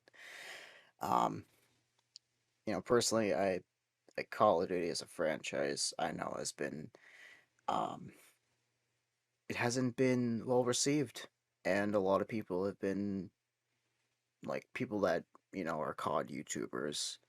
I follow a few of them. Uh, I know that they uh, have been outspoken at the lack of um, things to do and reasons to play. So I wonder if they did something like that, like if EA made Battlefield a free to play, shooter. I'd be afraid about the freemium parts of it, like mostly cosmetics, but Loot boxes. yeah, loot boxes, supply drops, I guess. Um, and coming back to Call of Duty would be even worse. But then again, I know some people actually are wondering what was better. Were loot boxes or battle passes better or worse, or vice versa? And I don't know which. I don't know, because, um, there's nostalgia of supply drops and getting the weapon out of the slot machine, and then there's earning it through the battle pass, which feels like a grind for some people. But I mean, I don't know. If Battlefield went free to play, though, like going back to Battlefield, I mean, it would it'd be different. I know, because I know Battlefield has always tried to be the slightly more tactical version of Call of Duty in a sense. Like not like not like Call of Duty, of course. I know Call of Duty has been a lot more faster paced, and with Battlefield, you have to really watch yourself, especially in big team battles and stuff like that. Um, but I know recently they've been trying to emulate a more aggressive play style, making it more viable for the people who do enjoy Call of Duty. Uh, but then you have Warzone, which Modern Warfare has always had this like tactical, like you have to be slower, and camping is much more viable because of the footsteps being so loud that it's Mm-hmm. better to just stay still and then wait for people. Um, I don't know. Right. Battlefield being free to play would probably open up a bit more skill gap, I guess, to you know, uh, people. Uh, because Warzone is a completely different game to Modern Warfare. Warzone, as a battle royale, is big open maps. Feels a bit more like Battlefield with how there's much wider open maps. Uh, then there's the whole anti-cheat thing, you know, Mhm. because if it's free, you can just make a new account, you know. So I mean, then again, EA, DICE, if you want to get Alpaca to play this game, just do one thing. Just include some anime skins and you're good to go. no, However, however, we know EA is also doing other things, such as announcing a partnership with LucasFilm Games to make some Star Wars games. And the studio they're handling all this with is none other than Respawn, who did the Jedi Fallen Order game and was released with very positive reviews. oh yeah, Respawn, the people behind like Titanfall and stuff, Apex Mm-hmm. as That well. that Respawn. Yeah, like weren't they like a skeleton crew of like Call of Duty developers I that believe left the so. like Vincent Pella, I think, right? Yeah. Yeah. Okay. Yep, and you can see in the Uh, press release here they have Vince Van Pella actually overseeing the EA relationship with Lucasfilm, and we also are going to see some games, and one of them is that their game director Stig Asmussen is going to work on the next event Jedi Fallen Order game, which is great. And they're also going to have a new first-person shooter. And the last is that they're going to act support as a to bit reactor for a strategy game.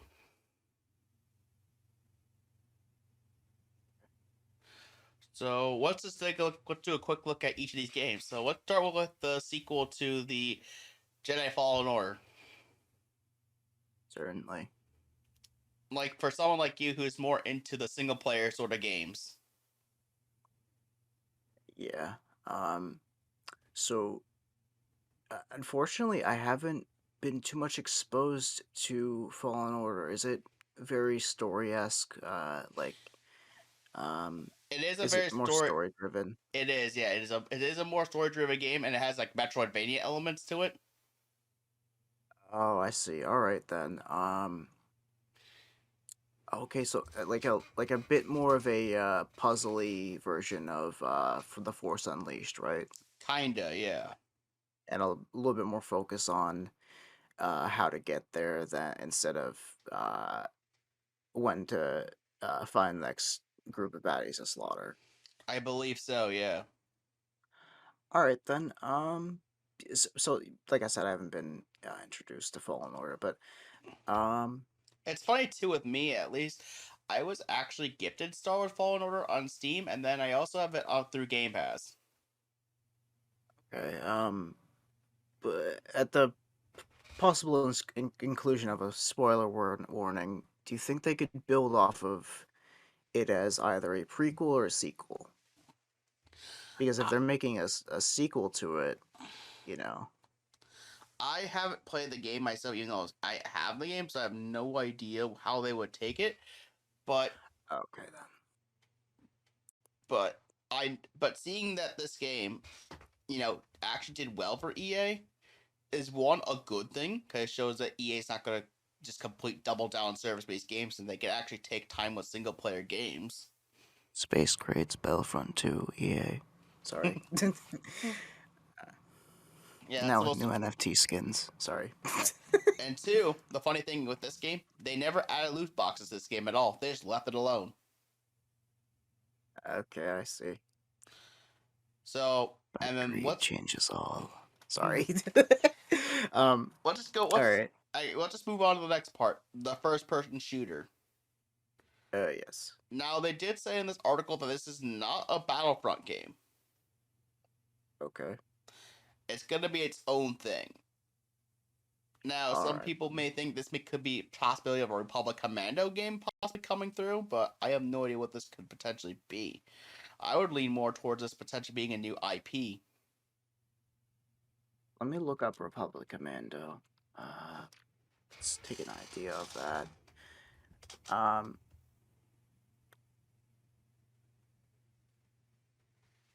um, hmm. I mean, I wouldn't be too surprised if it's like a very polished version of something very much similar to Republic Commando. Um, but for me, as you know, I'm a very story-oriented sort of guy, so I'd hope that it would build off of like making certain parts of the extended universe canon again. Yeah. Because there's a lot of stuff in the extended universe that has just been axed because of the Disney acquisition, Mm. including Star Killer. Sorry, Star I'm still Wars salty Team about that. 13.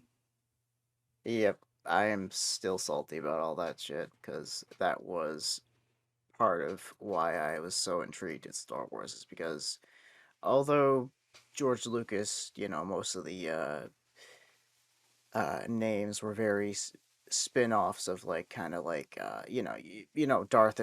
Darth Vader, Dark Invader sort of stuff, even though they're very um simple concepts, I guess. Good and evil sort of stuff like that, and the fall, and finding your the overpowering the dark side sort of stuff, overpowering your evil. It is expanded into a giant universe that has so many intriguing stories and so much lore that I'd love to see come back. Um, Mm. there was a canceled sequel, Star Wars Imperial Commando 501st. Wait, hold on a second. No, that was the novel. Sorry. There was a comic, I think, or a novel that was Star Wars Imperial Commando 501st, and that was after the canceled sequel. So I would not mind if they tried to do something in relation to that. Right. But then you look down the further of the article, it says working with Lucasfilm on a new FPS in the Star Wars galaxy. So it looks like this could potentially be more of a new line of a new IP rather than an existing IP. Yeah. And Um, looking at this further, it says, as this is a story I've always wanted to tell. Which to me, even further, this is probably something that someone was really excited to tell. This is looking like an entirely new first person shooter Star Wars. That could be more story driven. I see. I'm thinking more of this could be similar in lines with like the Titanfall 2 campaign. Now I get what you're saying. Okay. Yeah. Um, yeah, that does kind of tell me a bit more about like it's not going to be related to much other than a character that might have been, but never was, I guess, Yeah. untold story. I mean, could it still be something like a Republic Commando? Possibly, but I'm leaning this could possibly be a new IP. Yeah. Um, either way, I don't know. It's a we can only speculate, Yeah. as far as it goes. And that could be said about this strategy game. Like, Yeah, the strategy game. Is it gonna be XCOM, or is it gonna be like Fire Emblem-ish, or is it gonna be like tactical, first person or third person? I would think no, I think what this is probably gonna be. It could be something similar to like a turn-based strategy game. It's probably gonna be a turn-based strategy game. I think Okay. it'd be similar to like how, or maybe like a more similar to maybe like a StarCraft. Maybe. in which that is kind of isometric game, and you deploy your troops and you just watch kill each other. Oh. So kind of like all right, I get what you're saying, because I know there are a few like old school DOS games that are kind of like that were like send out the troops and they go throughout the space and shoot things, I guess, but Yeah, only half of them return. Yeah, it's probably gonna be something like that. Like I'm thinking more like Civilization, and like maybe not without the city building aspects, but I'm thinking more like, hey, you're gonna command this troop to this troop, and you're gonna like try and figure out how they kill the other person. So it's gonna be more so utilizing like terrain and everything like that to your advantage. So yeah, it could be more like a Fire Emblem. It could be more like that, but I don't. But Fire Emblem has a lot of romance elements and support bonuses, so I don't think it's going to be like Fire Emblem. And that it could potentially be Fire Emblem in terms of combat mechanics, but I'm not expecting Love it you, to be like. Padme. Sorry. I love you, Padme. Okay, How about you and your X-wing come conjoin my Y-wing? I don't okay? fucking know. So Sorry. think this game, but without the waifu and anime dating stuff. And like bad things, So I guess. yeah, like, think of it like medieval. Fire Emblem with that Three Houses game, but without the heresy. I see. All right. And while No. all this Star Wars stuff is great, we could also talk about quickly the new Crysis game that's supposedly coming out. Okay. So, in a press release from Crytek, they're saying how they're pleased to announce that they're working on a new Crysis game.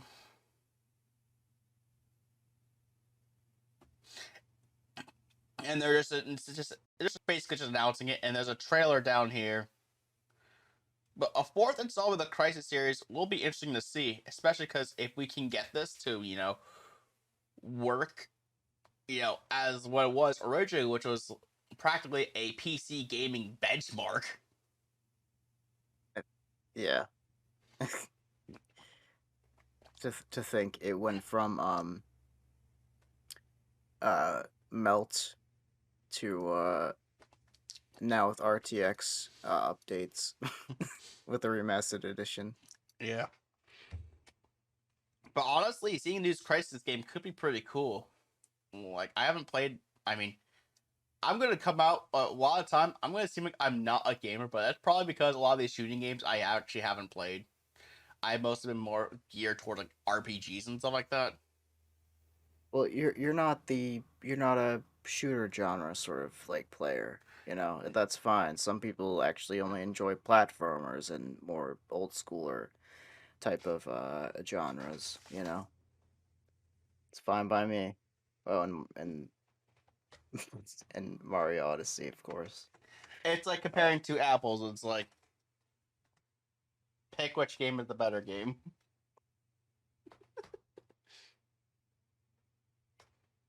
You're missing one, Dead or Alive, Yoga Edition. No, I'm just kidding.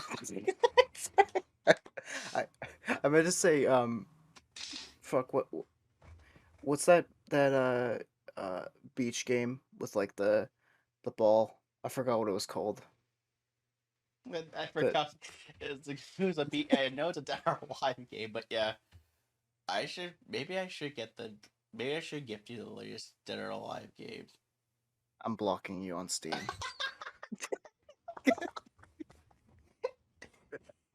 But seriously, so let's get back to Crysis real quick. Yeah, this will be amazing to see, especially if it can be like a good game that also could be a GPU melter. Now, I did also know that Crysis 1 was actually a more open game, and then as you get to the later Crysis game, it became more linear.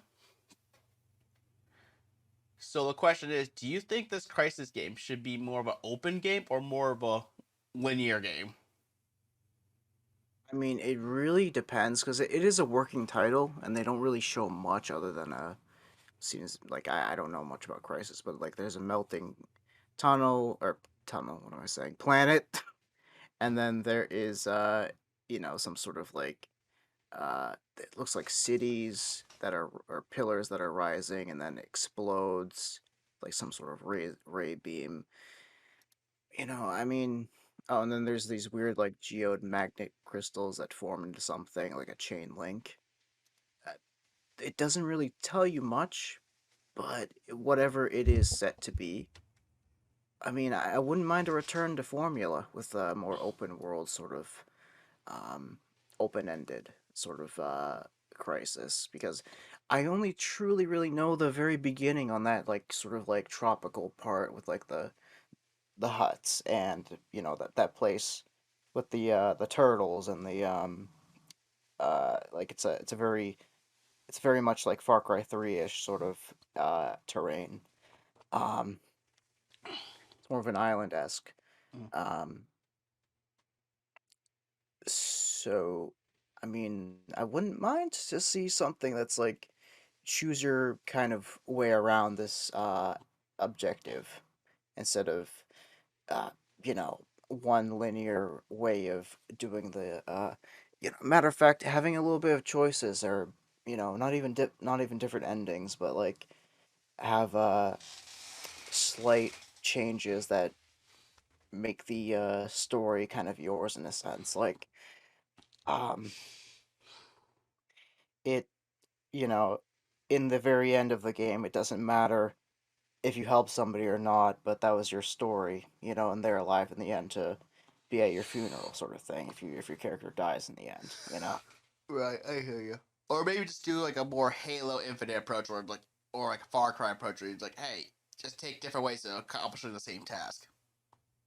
Oh yeah, sorry. Because Crysis does have like many different abilities, like you have camouflage and all of this stuff. Oh yeah, yeah. No, this now that you mention it, because I do know that the suit that the soldier wears does have a lot of like there's the invisibility cloak. There's a few other things. Yeah, maybe they could maybe you could accrue different upgrades throughout the sort of like Metroid when you get the rocket cannon sort of thing for your arm launcher. Maybe, So, yeah. something like that. Right. And while let's do Crisis Gaming great too, let's also shift over to the UK tackling Xbox subscription practices. Oh yes, um this is probably one of the bigger things about idle subscriptions, which I thoroughly despise because they siphon money out of your account for something you're not doing. Changes relate to Microsoft practices in relation to automatic renewal for contracts on like blah blah blah. Um, so they're offered as memberships, which are often entered into auto renewal basis. That means it rolls over at the end of each contract period, unless you actively take steps to stop a subscription. Now, I don't get it why you have to buy a gift card to manually do it every month. Why can't I just like not cancel it as why does it have to be a subscription is all I'm saying. Why can't I just cancel it at the day of? So this really kind of roots down into, my just I don't like it at all sort of thing. Um and so as part of an investigation in the online console video game sector, the Competition and Markets Authority, CMA, identified concerns about certain features of Microsoft's auto-renewing subscriptions. In particular, whether it was clear up front that contracts would automatically renew, how easy it was to turn off the automatic renewal, which, let me just tell you, it is a bitch. You have to log into your account on Microsoft .com, and then you have to go and you have to literally manually cancel it. You can't just say, no, I don't want to pay for this when the time comes. There's not a pop up on your Xbox that says, it's time to renew, otherwise you're kicked off of Gold or Ultimate or Game Pass or something. Uh, and whether people may have not realized that they were still paying for services they no longer used. This is, part of it as well. It's just they don't really tell you that, they tell you it's going to automatically renew, but my God, it's like, what if you never want to do Game Pass? What if you're just gonna completely play Warzone all day, every day on your Xbox? That's kind of something that's I've ran into. Not like I've no lifed one specific game, but I've ran into the idea of like I buy Ultimate and I don't even play half the notariable games on Game Pass. So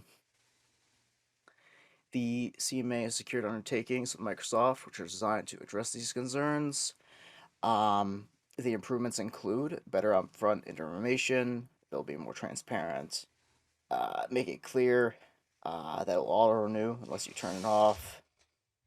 Refunds. Microsoft will contact existing customers on recurring 12-month contracts and give them the option to end their contract and claim them up.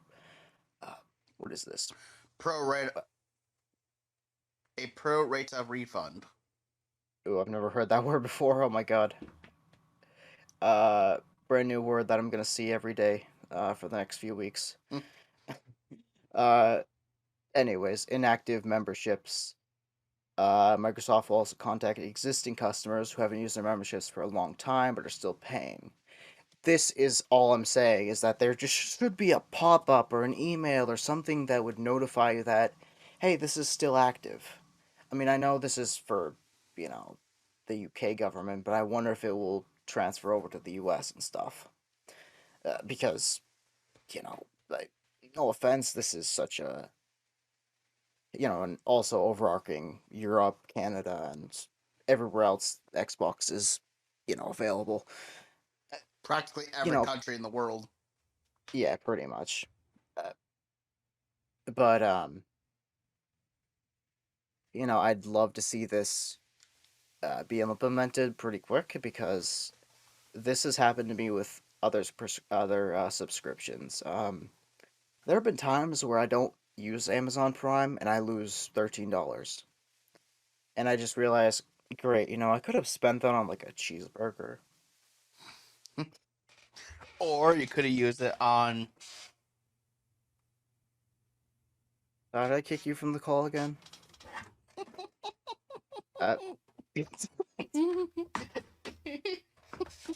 So, how many degrees is it to melt tin? What's the melting point of plastic and aluminum tinfoil? A lunchbox? How much is a train ticket up to where you live? Sorry. Anyways, take Amtrak. Just take a fucking Amtrak across the country and just be like, I'm coming for that lunchbox. And by that, I mean I'm literally like 3 to 4 hours away from you.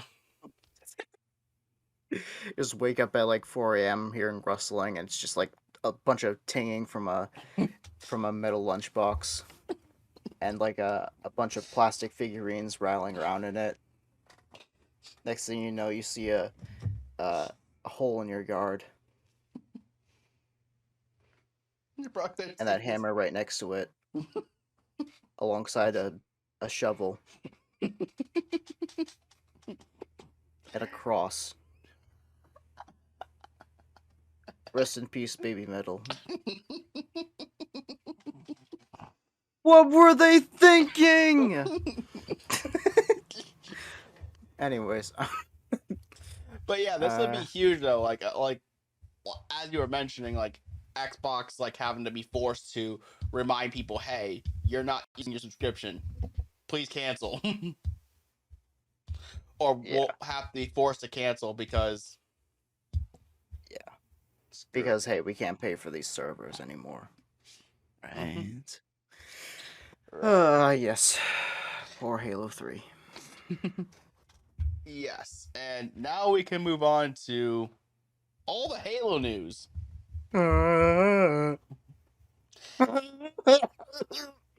So honestly, Alpaca, what Have you touched on Halo Infinite recently? Or over the last month while we haven't talked? No, I've been really depressed. So, uh, no, but I have been waiting for a lot of content to pop into the game because, for a beta that's been fully released, no offense, besides the Slayer modes, which is kind of what we really wanted, I don't know, I just didn't feel like I had a reason to play the multiplayer as much anymore. Yeah. Um, Like, but what about this update? yeah. So, we can get started with that. Yes. So, we can see in a second here. Yeah, we can see here that they're trying to do a big team battle update. And essentially what they're doing is they are trying to fix big team battles. So any bugs, there's a bug that happens apparently where you try to do a big team battle lobby, you invite people over to a lobby and try to queue up for big team battle. It won't work. As far as I understand. Yeah, and has it been fixed since 4 days ago? Let's see. Give me 1 second. No. This was 20 days ago. It hasn't been updated. At least this specific forum. Yeah, so you can see on here there's a big yellow post at the time. But yes, I see.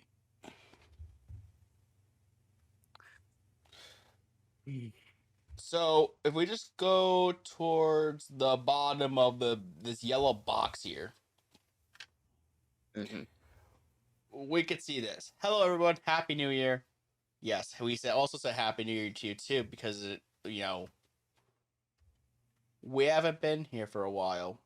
Well, besides a battle royale that will be before all this. When is Chinese Lunar New Year? Not, We could kind of say Happy New Year then. good question. I am not sure when. All I can just say is just that we're just dweebs in the future compared to the intro of the episode. Oh, hey, it'll be February 1st. Hey, Happy New Year. I guess. Right. But anyways, the 343 team is largely back in action this week, and I know many of you are eager to get some updates on a number of topics. And you can see later in the episode on the blog post. In the meantime, I want to first and foremost provide a situation update on the state of the Big Team Battle Halo Infinite. As you know, we've been dealing with some frustrating issues with Big Team Battle nearly since launch, and despite a few attempts at solving and mitigating before the holiday break, we were not able to get this fixed. While Big Team Battle has remained playable, there are matchmaking issues that increase with more players and larger fire teams have a low chance of successfully joining into a game together. A strike force continued to work on this over the break, and we're optimistic to say we believe we have a fix in hand for the core issue. This went into QA last week, and so far it's looking positive. We are not seeing this issue occur internally using this build. That seemed like a good sign. Yeah. And then you scroll down a little bit, and they continue testing, and then move on to certification process, hotfix, and whatever. Still too soon to get estimated time arrival, but they're trying to release it as soon as they can. And they also mentioned there were a number of other topics, such as some missing issues with instances of cheating, which that's good. They're trying to tackle that, and they're trying to aim for that pass for around mid-February, and then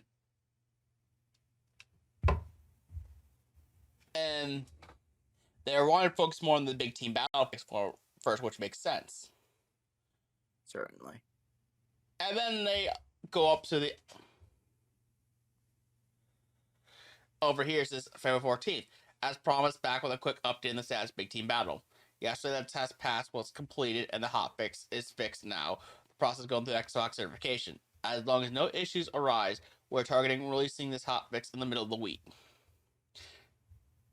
And then to kick off the new year, and also first most token, all players were granted 5 XP boosts and 5 challenge swaps. That's nice. And then they get to the February 18th is a howdy, folks. Quick update so far. Go the certification process. Now the Big Team Battle hotfix is tracking toward being released tomorrow, January 19th. And that's when we get to the last update. We're almost there. Thank you for the patience as we've dealt with this issue. Fingers crossed we're back to full Big Team Battlefire team shenanigans very soon. So far, seems like it's good signs. Yep. And then the next day. Hey everyone, the hotfix was deployed at 10 p.m. today for Xbox and PC and included a fix for issue with Oddball, but also was hoped to address the ongoing matchmaking issues affecting Big Team Battle. Unfortunately, it looks like today's patch did not fully resolve the Big Team Battle matchmaking problems. The team is continuing to investigate, and while we believe there may be some minor improvements, matchmaking is still not working as expected.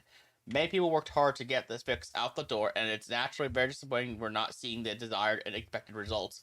We know this is an ongoing source of frustration, and the team will continue to work towards a solution.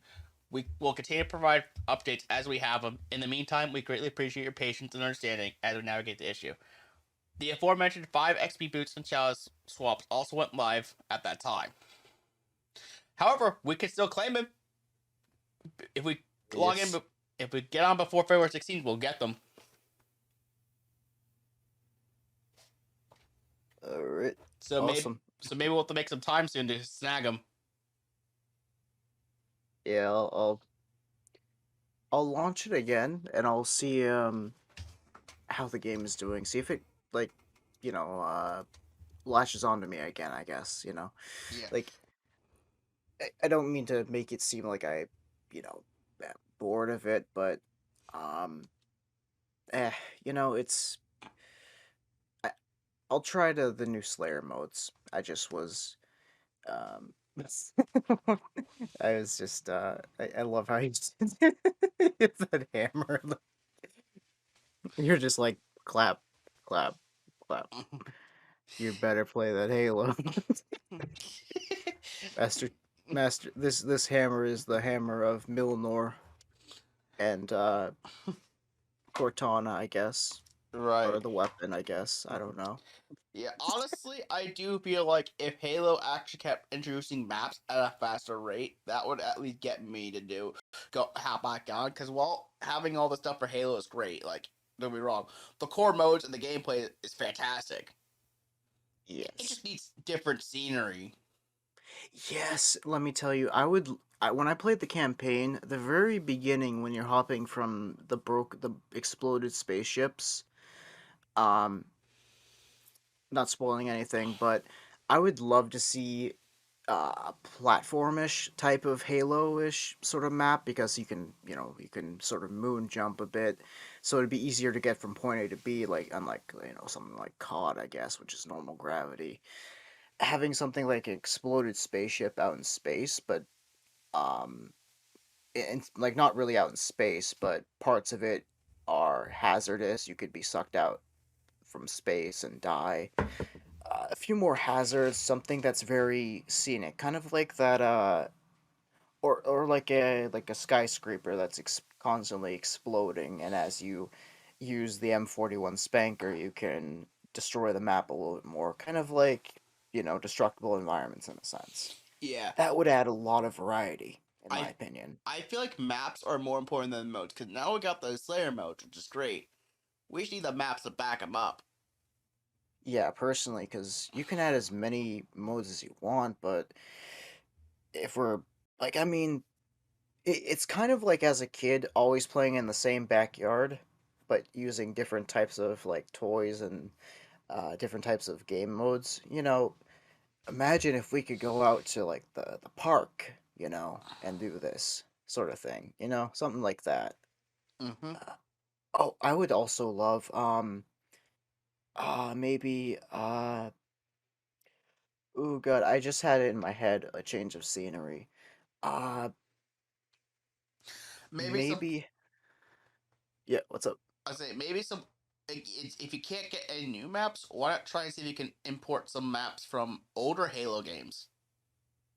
Yeah, yeah. Use the Master Chief Collection as a like upscale a lot of the parts of the maps in the Master Chief Collection and just throw it onto Infinite. They'll translate it over, of course. Yeah, because on a different engine.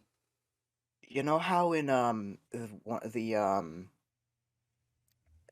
I mean, I'm gonna say forest map, and you're either gonna think of the one with a giant pit in the middle that has like a bunch of automobiles, or the other one which is more with spruce wood, I guess.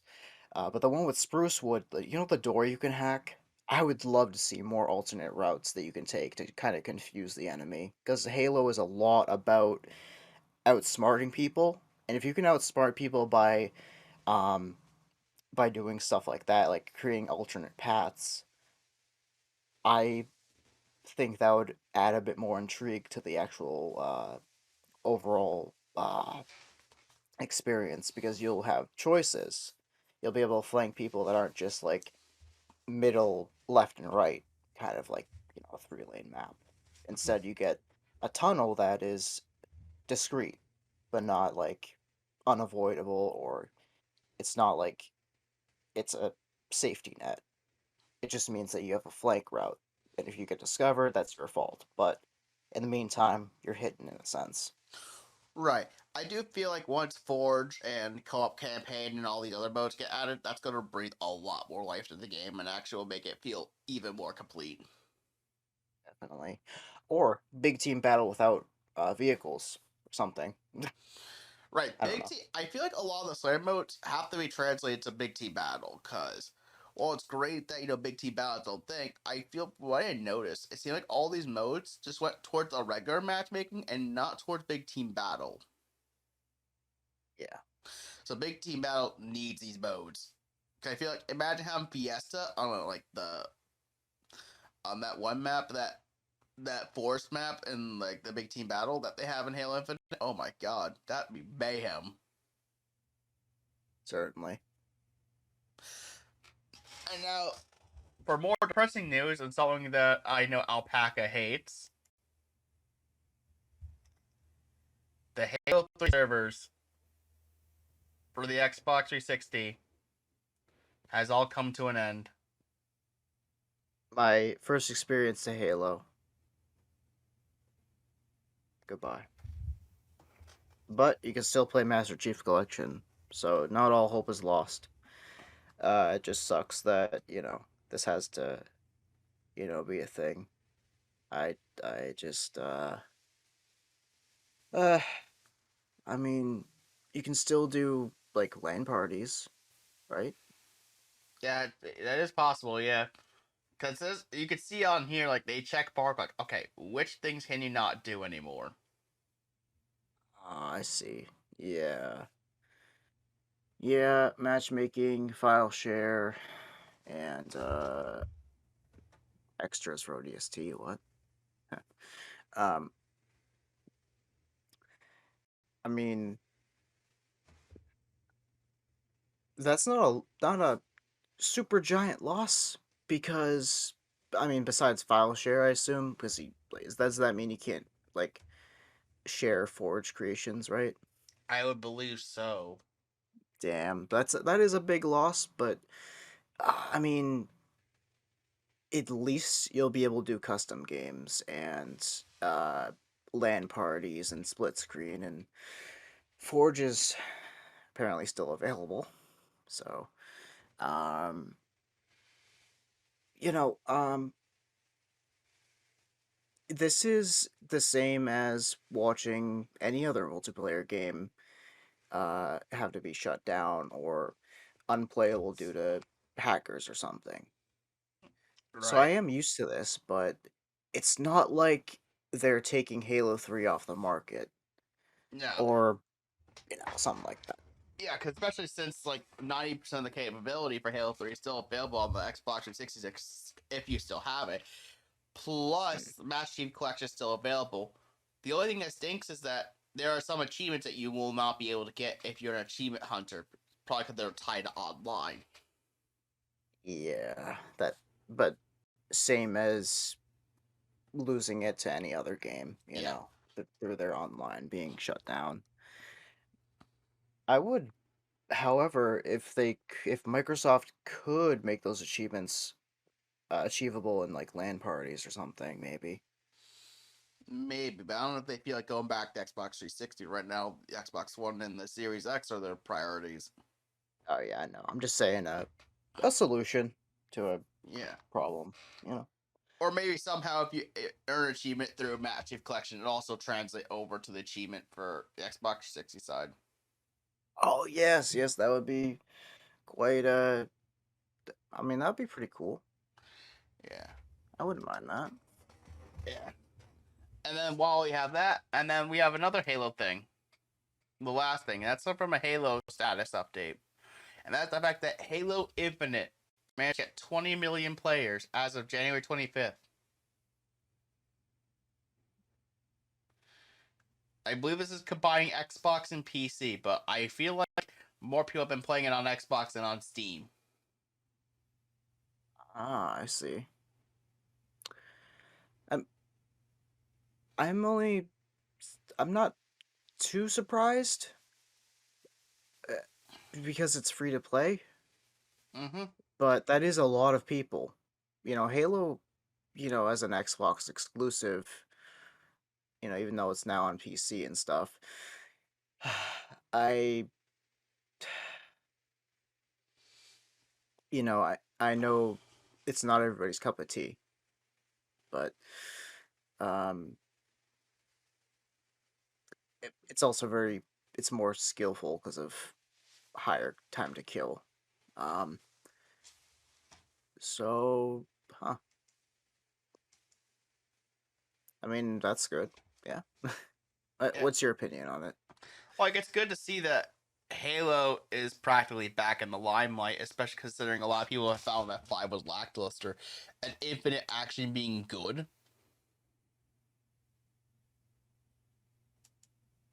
By the masses is actually huge.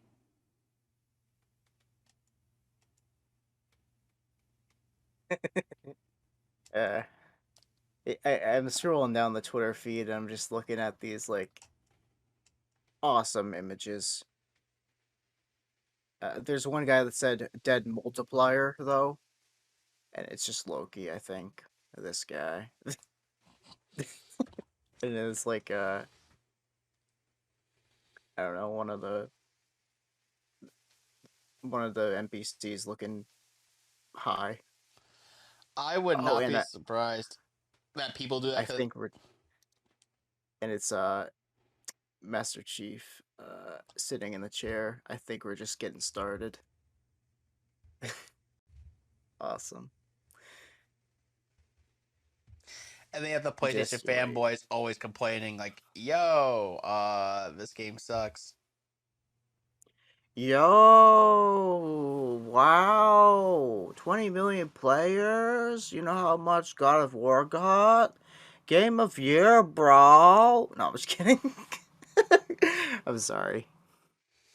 Yeah, fine. There's a lot of people complaining about stupid stuff. But while all the Halo stuff is great, let's start talking about some random PlayStation patents. Wow. Going on the Sony pony. Sorry. Such a Sony pony. Sorry. But yeah, let's start off first with this one for coaching players. So there's a PlayStation patent that details a whole thing where players fall below a certain skill threshold during a patch of play, they'll actually provide them with hints to aid their progress. And it does this by recording a section of gameplay and then overlaying images with self-coaching content. And they're aiming at this system can be used to reduce the frustration of players of various game genres in learning a new game. Dark Souls, cough, cough.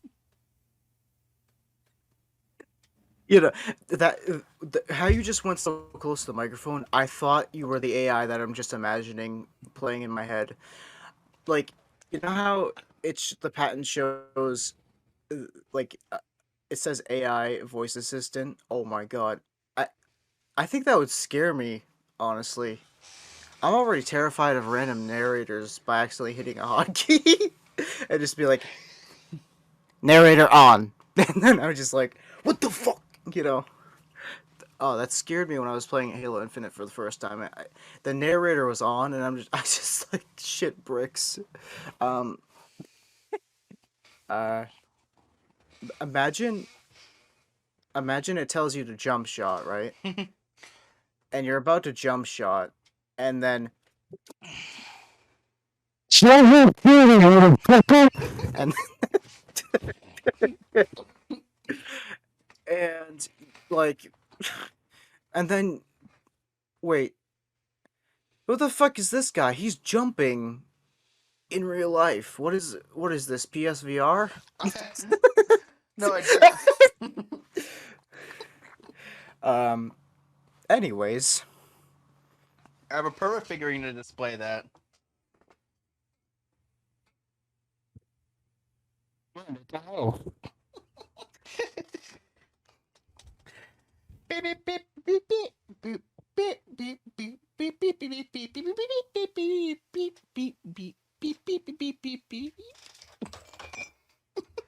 swear to fucking god, if Baby Metal ever finds out and then makes a Super Mario World 1-1 theme, uh, and this makes a metal cover of it, that'll happen. Well, do you know that in Mario Maker 1, there actually is a baby metal skin?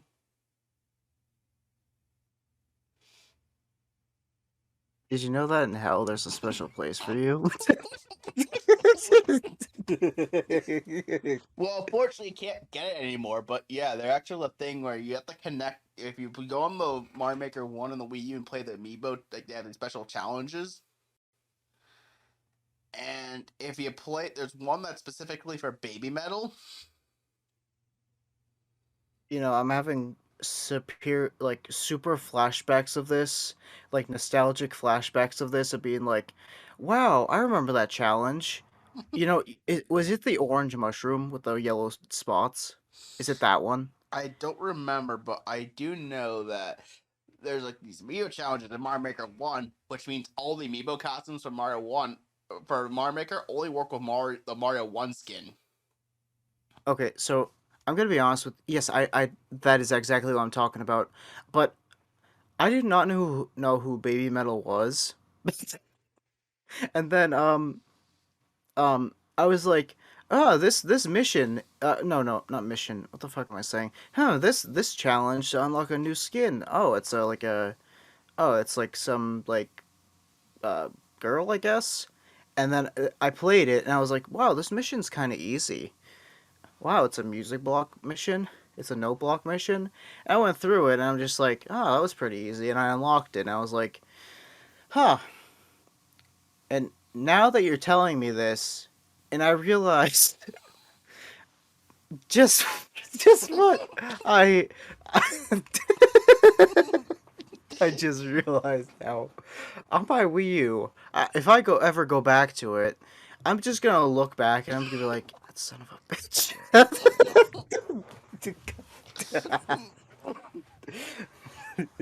um, um, it's like I did not. I didn't know. I thought it was just some fucking metal band.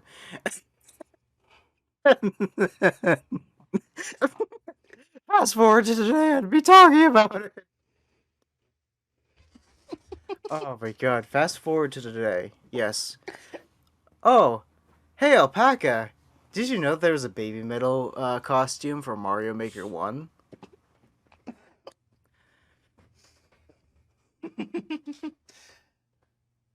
Well, they did remove it in Mario Maker 2, so you don't have to deal with the heresy for Mario Maker 2. Thanks, based Miyamoto. But I do feel that this pattern could be useful if you enable it and like want to master Dark Souls. Yeah. or any other very notoriously difficult game. Imagine some of the hints are incorrect though. It'll be like Friday the 13th on NES. The torch is the best weapon. Not really. Jason hates fire, even though he drowned, and that's his weakness. Freddy vs. Jason. Right. Uh,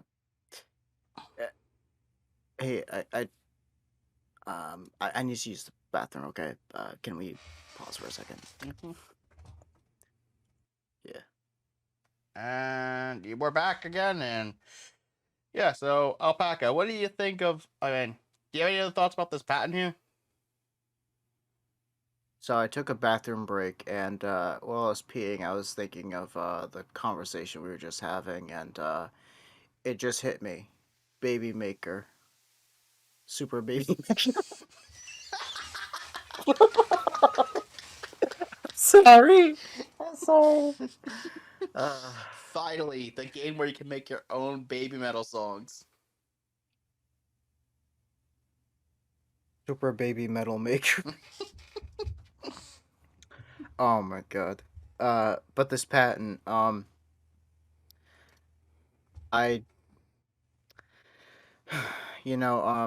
a lot of games already have tooltips like this, but I do gotta say, if Xbox, not Xbox, if PlayStation, I'm so sorry, because what I was thinking is how Xbox you can remap the buttons to your controllers like manually. Mm. How PlayStation has this now, where they're attempting a tooltip system that is independent of the actual game. Well, dependent on the game, but independent of whether you choose whether or not to throw that in. I mean, hey, if it helps people, uh, if it helps people understand the game much easier, because, you know, me as a person, if I try to teach, somebody who's much older than me to play a game, my ability to describe stuff to a T is a bit, uh, uh, I'd say foggy. Um, so if I were to have an AI that kind of tells you, uh, what's coming up and what you should do, or tooltips to prevent the next failure, I think that would help, um, older generations get into gaming, uh, at a still slower rate, but a better rate than just learning by themselves. Because I'm not saying every, 60-year-old can't play, uh, Call of Duty, for instance, just to bring up a random franchise, or Halo, or hell, even Farmville or something, or Farming Simulator, or Animal Crossing, Stardew Valley, I guess. I don't know, stuff like, not that they can't play this, but uh, they haven't lived with. Shut the fuck up. I think visual novels is where we'll start, because I tried to get my parents to play The Walking Dead Telltale series, and it's just pressing buttons and pressing buttons whenever a zombie attacks you. So, we'll start with visual novels. But I think don't trust Monica. Anyways, uh, I wouldn't mind this, because if because me, even me, when I was starting with Call of Duty, I didn't know pre-aiming around corners is much more effective because your gun has a sprint out time. I didn't know jumping around corners while aiming is effective because of aim assist, and also because of the surprise of somebody jumping out of the corner and shooting you. I didn't know that was much effective than just running around the corner, seeing somebody and then snapping onto them, because you have a lot more time. Insert the surprise motherfucker meme. Surprise, motherfucker. Dexter.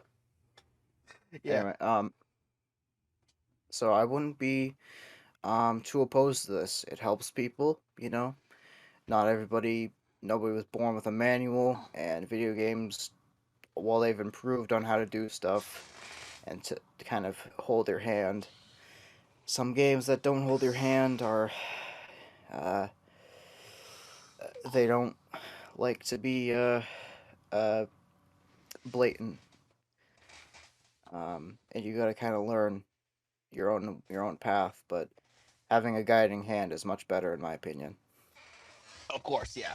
And while this patent's great and all, we have in the never-ending series of PlayStation news, we find that there's going to be more PlayStation 4s that are going to be produced in 2022.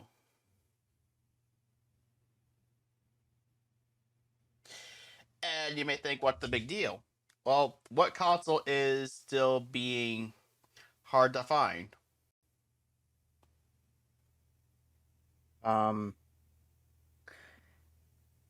The PlayStation 5. Exactly.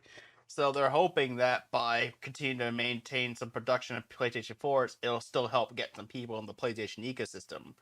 Especially since they're still producing many of their high quality games. Foreshadowing. More news at 11. Yes.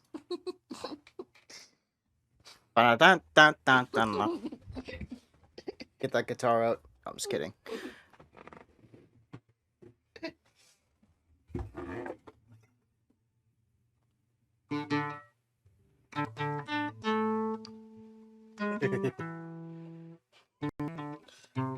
Jesus.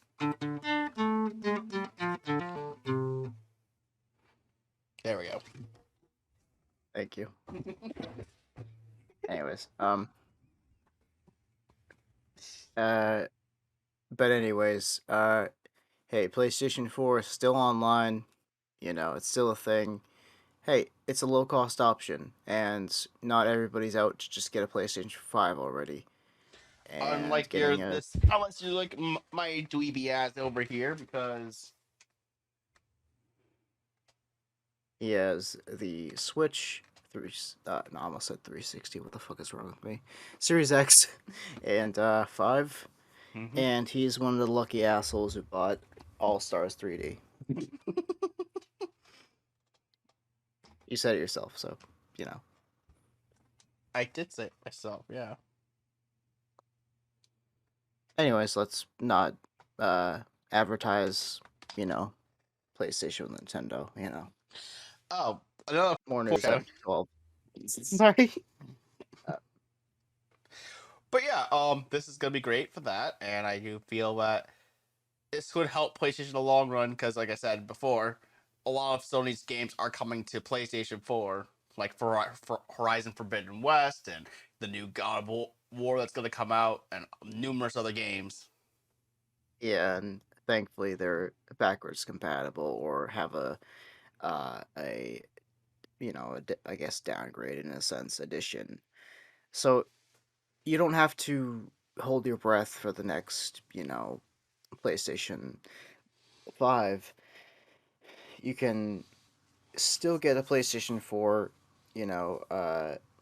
brand new, and not have to worry about getting scalped. Exactly, and then when the time comes, you manage to get a PS5, and it got some of those new games, you could just pay the $10 upgrade fee for them. Oh yes, as long as they have them. Exactly. Looking at you, Forbidden West. Sorry. Well, fortunately, Horizon Forbidden West is the exclusion of the rule because Sony did back down that and kept that as a free upgrade. So that's good news on that one. Yeah, thankfully. Another news, we're going to shift over to another game. Is that there's a rumored game called new Twisted Metal game coming out. Okay. And Twisted Metal, I don't know if you know what this game is. It's been an older PlayStation franchise that's been around since the PlayStation 1, and it is a car demolition game. With clowns? Why is there Mr. Bungle on the front cover? That's one of the main characters of the game that you can play as. What are you looking at, fuck? Sorry. Anyway, so originally Twisted Metal was this new Twisted Metal being developed by Lucid Games, who made Destruction All Stars on the PlayStation on PS5. Now, Destruction All Stars didn't get the best reception because a lot of people just thought it was a lesser Twisted Metal, even though it's better. Even though, yeah, it was attempt at something different, but after Sony acquired Firesprite, which we talked about in a previous episode, they decided, hey, let's get you guys Firesprite to develop the new Twisted Metal game instead. So the report says, as rumor territory, that they're shifting the development over to Firesprite, and they also got the guy that originally did MotorStorm over to this team. And you can kind of, if you see this automated played video beneath, you can kind of get an idea of like what Destruction All Stars was. Yeah, it's like a really cartoony. Oh my god, it's kind of like a a bumper car, sort of like a circle bumper car sort of thing, but with like a really cartoony, wacky flair in a Exactly. sense. Yeah, so that's what Twisted Metal essentially is. Take that, but just amp it up to the next level. I see. As you can tell from the graphic above, it's a lot more violent. Yes, I can. Why is there a C-130 like? Wait, no. Why is there an attack chopper with a machine gun in the front of it shooting at them? I have no Oh my god. idea. Imagine you're trying to, you're in first place, and that's basically the blue shell of the game. Yeah. Oh my god. Anyway, the Firesprite news is all good and all, but we have to talk about the PlayStation patent. This new PlayStation patent from Mark Cerny, who was the architect of the PS4 and the PS5, and it states how they're going to manipulate the CPU clocks in order to mimic whatever PlayStation system they're trying to emulate. I see. So you can see the patent here, the image, that one of the entries they had is backward compatibility through use of spoof clock and fine-grained frequency control. And the other one is for high-speed save data storage for a cloud game, which I don't think we need to worry about that one. We need to worry more about this top one. What do you think this could actually mean? Do we think that there's actually going to be a way for PlayStation games to potentially, like older ones beyond the PlayStation 4, to be playable on, maybe a PlayStation 5? So this type of technology has been around for like DOSBox, I think is the. See, you know how like really any emulator really, um stuff like if you try to play Doom, like the like older versions of Doom, not like a Steam release, but like the actual from the CD to the computer, Doom is gonna run like really fast. like like it's gonna run like as far as I know, I think a lot of older games that the FPS was tied to the physics and stuff like that, um the games just ran insanely quick on modern hardware. So I see what this is about. Like imagine you're trying to play uh well, let's say MGS 1 or something, and physics in that game are tied to the FPS. So anything that happens in that game through physics, and it's not scripted to be animated in a certain way, they will like happen twice, thrice, or four, like infinite amount of fast. So I what this see what this patent is trying to achieve. Um, what about this? Because I believe emulators also have that problem where not only just emulating the actual game, but trying to emulate the same clock speeds and trying to make it not run like like completely insane. Um, I see what this patent is trying to achieve. Mm-hmm. Uh, that's my thoughts on it, at Yeah, least.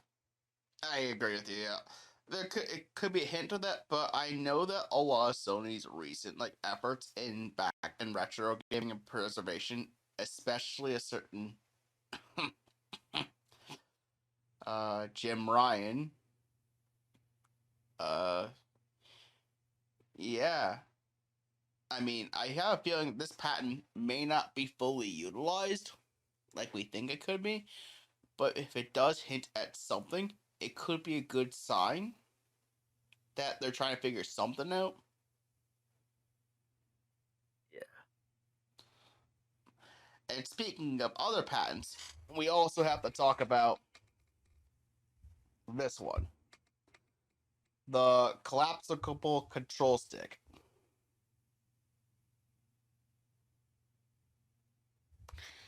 And if you look at the abstract that's in English, I mean, Yep.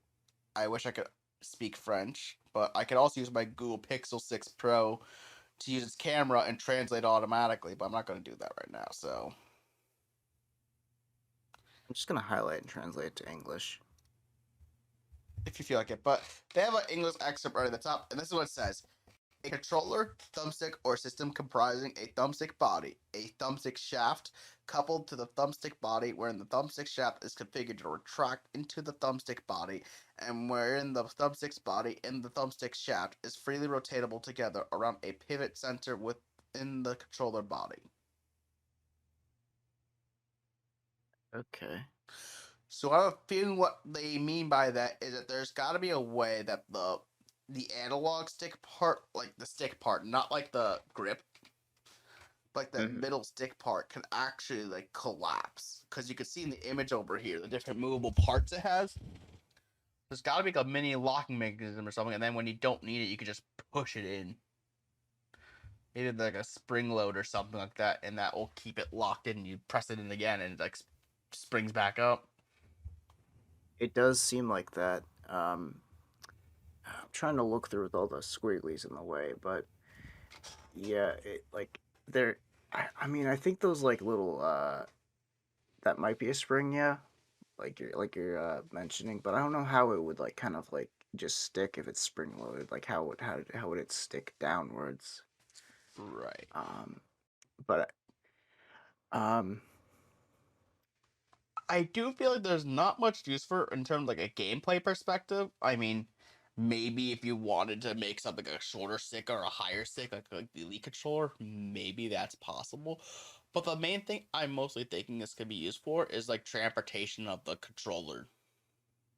yes, that was my interpretation of this at first was like it would fit in the boxes just a little tiny bit more compactly, but then again, that's like what inches or like 1 inch at least or at most. I don't know. Right. Now, some people may think that this could potentially be used for like a handheld device or something more portable. Like maybe if they were to make like a PlayStation Now or PlayStation Plus app or something like that, and you could just and get like one of those controller grips, something like that, that has the PlayStation layout, Mm-hmm. and you just like latch on your phone, and suddenly, oh hey, we recognize it as a controller grip or something like that, or like a Bluetooth accessory. Yeah, maybe if Nintendo had this patent, they could make the Switch have like this and have it be like a way of changing the stick height in a sense as well. That might, I don't know, that might add to it, I guess. Yeah, I feel Um, like Yeah, Nintendo tried to make a analog stick that was purely meant for a handheld, but naturally, as we kind of figured, they like to Tokyo drift their sticks. Anyway, no, I was gonna bring that up. Maybe this would like their ability to tap into the control stick market. Like with this, they might be able to solve it by not making it drift and then saying it doesn't drift, and then any slight drift is not a defect, like a dead pixel in the center of your screen. Yeah, I hear you on that one.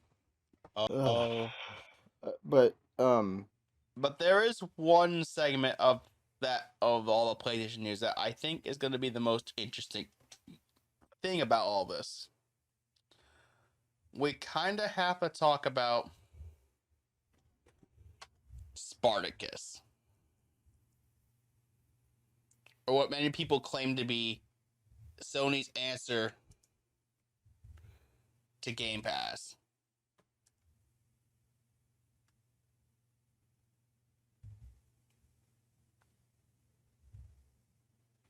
It says PC games. No, just kidding. Sorry, that Xbox ad. Right. So, let's get the story on this one going pretty soon, because I'm sure we have a lot to say on what we think Spartacus could end up being, and like what the people and the results of what this would mean. So, back at January 16th, we've noticed that PlayStation 3 games have started appearing in the PS5 store. All of a sudden. And now, one of the things that people were mentioning, that people noted, is that when you look up, like, say, now look at this. When reviewing a PS3 game in the PS5 store, listings should direct the player towards PlayStation Now version of the game. However, they noticed that now they're seeing a price on it, with a PlayStation 3 banner on it, and that it looks like you can actually buy it.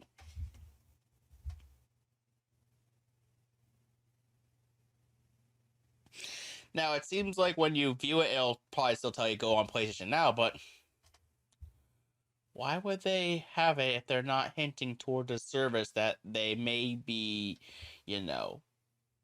being able to play PlayStation 3 games on? And there was that patent a few minutes ago that mentioned controlling the clock speed of the devices. So, it makes you wonder. And then on top of it too, besides that, you could see hints of other species besides Bejeweled and Prince of Persia, The Forgotten Sands, and The Two Thrones. All these games have had their own purchase prices on them. So, and then you see this report here, and more people finding things. But, and just a refresher for the just a reminder what PlayStation, what the Spartacus is going to be. It's going to be split into 3 tiers. The first will have it's just regular PlayStation Plus. Nothing feels like it's going to change. The second's going to offer the catalog of games. It's like the retro games, I guess. Like a decent catalog of games you can play, like Game Pass. But the third tier is the one that's going to add all the retro games, including PlayStation 1, 2, 3, and PSP games. And the third tier that's the most interesting of the bunch. it's very relative to the idea of having these games have a price to them, despite the fact that, well, they're not playable yet, or at all. Right. But if we go back, if we go to this next article here, we can see that Phil Spencer even responded to the rumors. Hew. And even his quote here, right beneath the title here, when I hear others doing things like Game Pass or coming to PC, it makes sense to me because I think that's the right answer. And that is all he said. Or you can even read more into this. Like, look at this. As you know, so many of these things actually intertwine with themselves, from backwards compatibility in terms of the way of building out a library of games that we have shipping on PC and console simultaneously. Know that Game Pass is gonna come, and we want to bring Game Pass to multiple platforms. All these issues kind of stack on top of themselves. I don't mean it to sound like we've got it all figured out, but I think the right answer is allowing your customers to play the games they want to play, where they want to play them, and give them choice about how they build their library, and being transparent with them about what our plans are in terms of our PC initiatives and our cross-gen initiatives and other things. So I hear, and again, that's when I get to that last quote. And then you see that Spencer continued by saying that he doesn't see Sony's apparent willingness to emulate Xbox's approach. And then he also said, I don't really look at it as validation. I actually, when I'm talking to our teams, I talk about it as an inevitability. So for us, we should continue to innovate, continue to compete, because the things that we're doing might be an advantage that we have in the market today. That is based on us going first, not that we create something that no one else can create.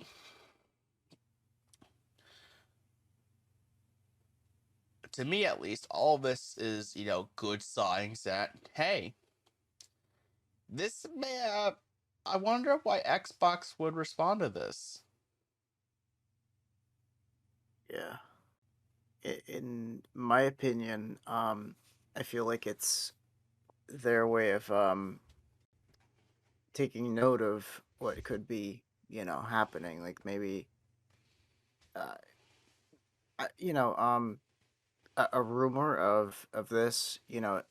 I do understand what Phil Spencer means is like the competitiveness of actually having a competitor is, while it's always great to have a monopoly on something at least, Activision uh, Blizzard. uh, having some sort of competitive, actor, to compete against. Obviously, it drives,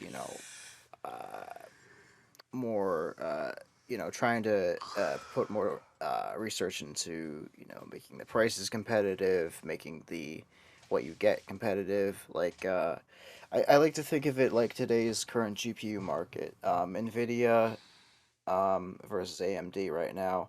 Nvidia's GPUs are always out of stock. AMD's aren't, but there's no competition because there's no silicon to really drive, creation of these GPUs. Or there's a very large shortage, so there's not many. There's not a lot of stock, but there's a lot of demand. So I think of it like, with Xbox, there's Game Pass. With PlayStation, you don't have any sort of way of going back to PlayStation's older consoles unless you just buy a used one, and also the physical games or emulation if you're into that. But uh, I think of I think because Sony hasn't had a type of Game Pass competitor in the past. They've lost out on that sort of older generation market. Purchasing not older generation, but older school games being available to their platform. I feel like with Xbox, like with Phil Spencer's comments, almost encouraging this to become a reality, which it most certainly, through this kind of evidence, is more than likely going to be a thing.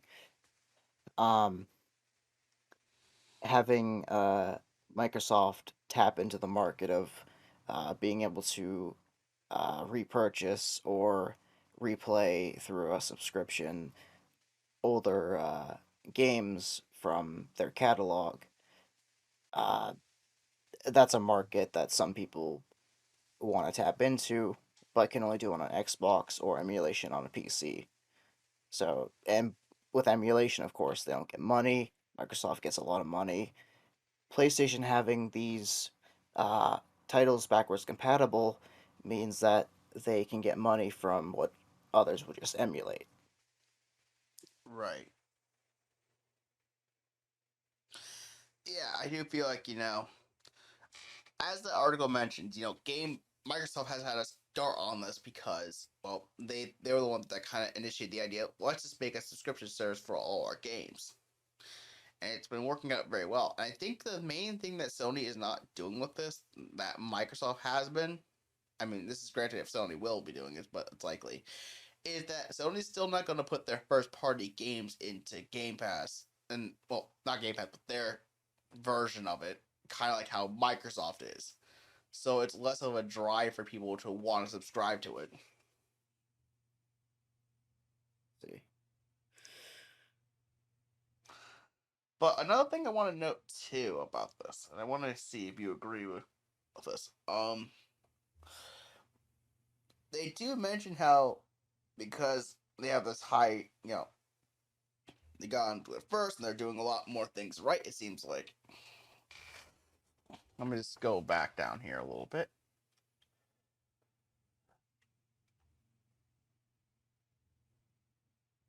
Give me 1 second here. Yeah, look at this.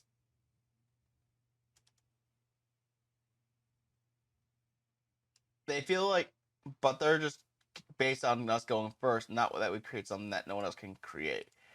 Like, I feel like Game Pass, honestly, has that early advantage because they've built up a lot. They've been buying up studios to put all these games on Game Pass, especially once they get this Activision Blizzard deal going. My God, Microsoft's going to be on a rampage, but PlayStation, this is the main another point I want to bring up. Do you think PlayStation could end up being in a bit of a Blockbuster like situation where Blockbuster, they've been this titan for a long time, but then you have another competitor, aka Netflix, ravage them down to the ground because they found a way to make, videos and movies and stuff like that available through a more on-demand method. Versus which is kind of similar thing that's going on here. PlayStation has been this titan for a while, and then Microsoft's coming in a bit slower, but it's like they're building up a massive subscription for it with all these different games. Mm-hmm. That's easier and on demand. Do you think that Sony's current approach and the fact they're trying to emulate, Microsoft's thing a bit later could potentially hurt them? That's a good question because it's you bring up Netflix versus Blockbuster, and I loosely believe it was the subscription sort of based approach that really made Blockbuster less of a appealing option, right? Mm-hmm. So, I mean, it is kind of interesting how that this sort of situation is very almost paralleled, but I don't know if that would be the case. Just because there will always be people who are loyal to a Sony exclusive and stuff like that. The thing with Blockbuster is like isn't it just renting movies, right? Renting Yeah, movies you and just video games, yeah. yeah. It's like but with but does Blockbuster did Blockbuster have any exclusive any reasons to go there versus stream it through Netflix? Was there any exclusivity? Not really. So that brings a valid point. Is that yeah, that does bring up a good point you mentioned. It's just the fact that they're Sony's not gonna go away because they have the IP to hold themselves up, like a God of War, Horizon, Gran Turismo, Last of Us. etc., etc. They have those games that people will come back to. Yeah, whereas Blockbuster just had a big bold yellow letters on blue and a giant rack of movies and video games that you could probably get off of, I guess, eBay or stream from Netflix, I guess. Now, an interesting thing to note too is that with Microsoft buying up more compelling studios, like especially Activision Blizzard and Call of Duty, because keep in mind, Sony will have to respond to Microsoft buying Call of Duty. Like, don't get me wrong, they made a blank statement, but if Microsoft actually will make Call of Duty exclusive to Game Pass, that'll actually force them on their shoes to let Game Pass onto either A, let Game Pass into PlayStation, or B, they'll need to revive a shooting franchise like Killzone or SOCOM. Yeah, I do see that as a bit of a problem that Sony would have if Microsoft did decide to change Call of Duty into a brand exclusive. Uh, maybe because you have like God of War. I guess mostly you have like a bow and arrow sort of thing for shooting. I guess so you can't really that doesn't really feed the shooting crowd. Last of Us had guns in it, but that was post-apocalyptic. There was a multiplayer to it, but I'm not sure that Factions. it was more action story. You think of stuff like what is it, like Uncharted and stuff like that. These are mostly adventure games, so to revive a franchise like Killzone or SOCOM, and maybe ground it into that sort of arcade shooter. I mean, you're just creating another competitor to a first person shooter.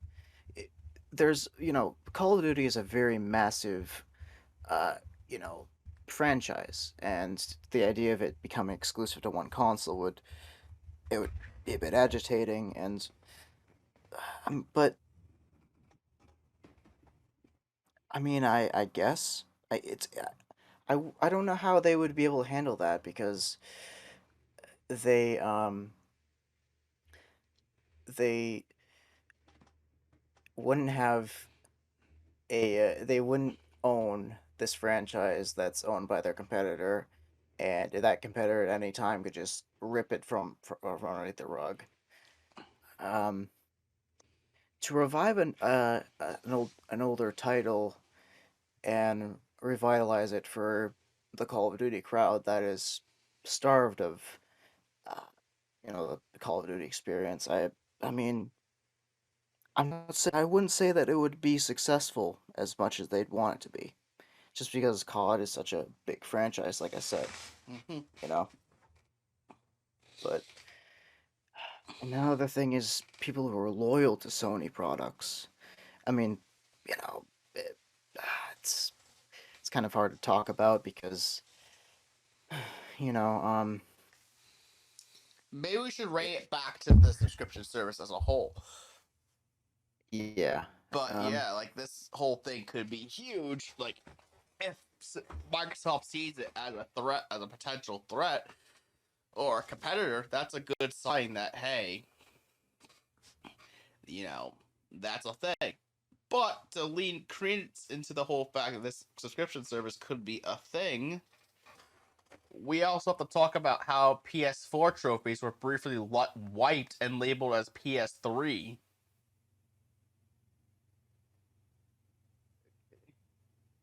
um,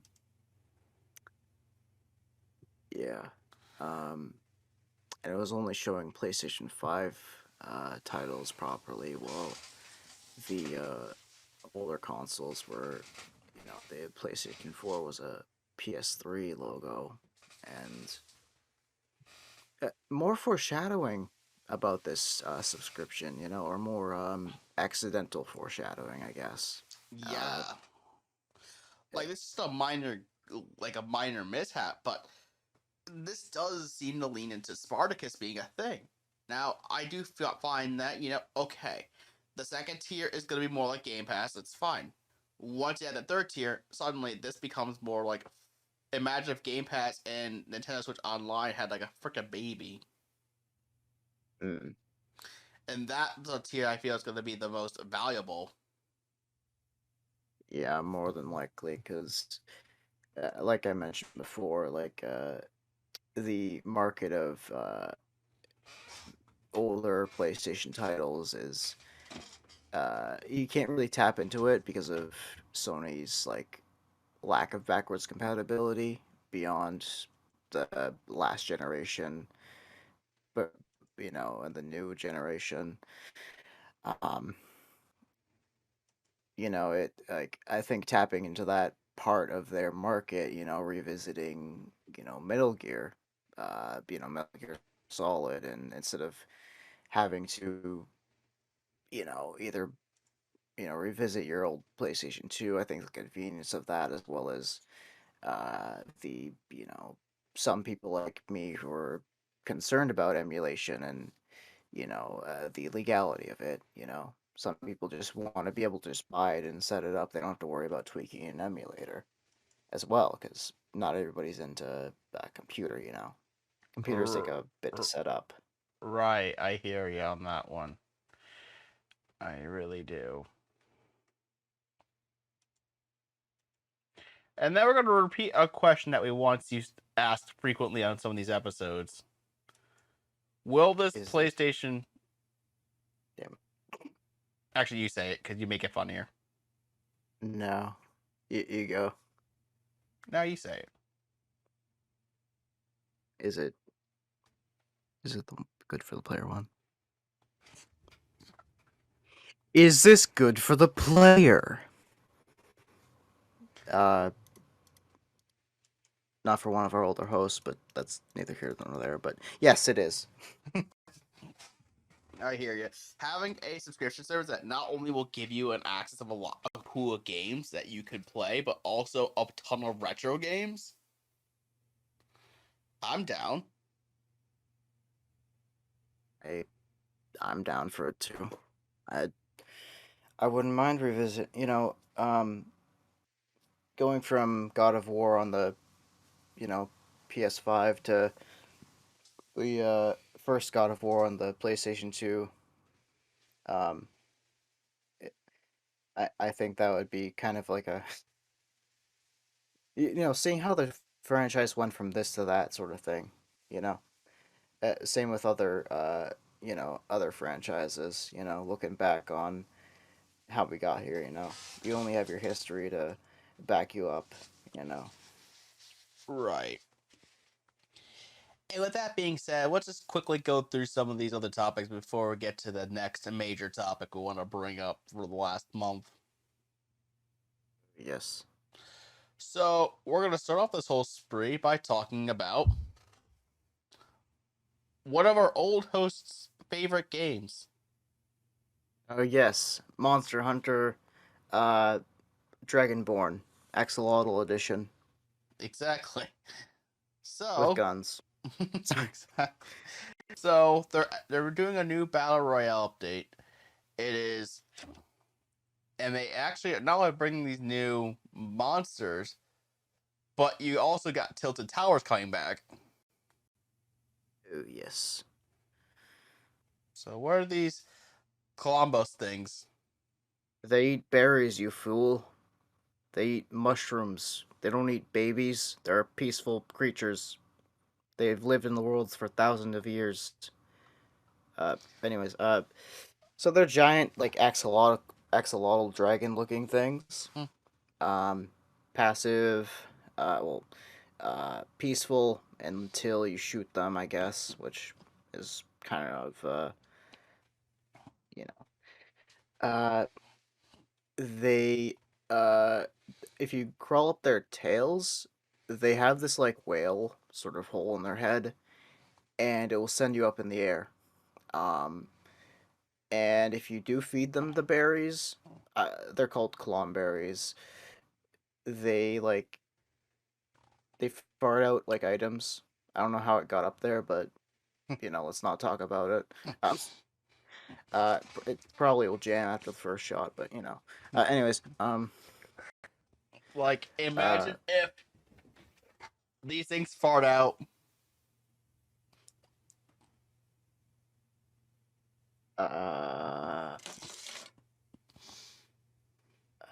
Okay. Well, then again, Epic Games owns Harmonix, so there's a valid excuse for them to convince Harmonix to get a license for Baby Metal. Actually, spoilers, they actually have the option to play Gimme Chocolate and Rock Band.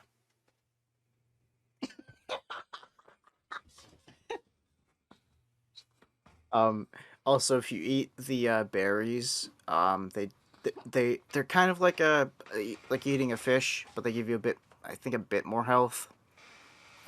Effective health. So, but also they have the Return of Tilted Towers, same layout as far as I know.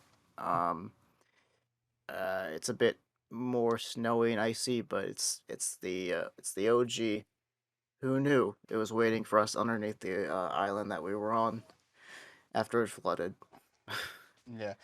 Apparently, they're adding a new grenade launcher and a crown.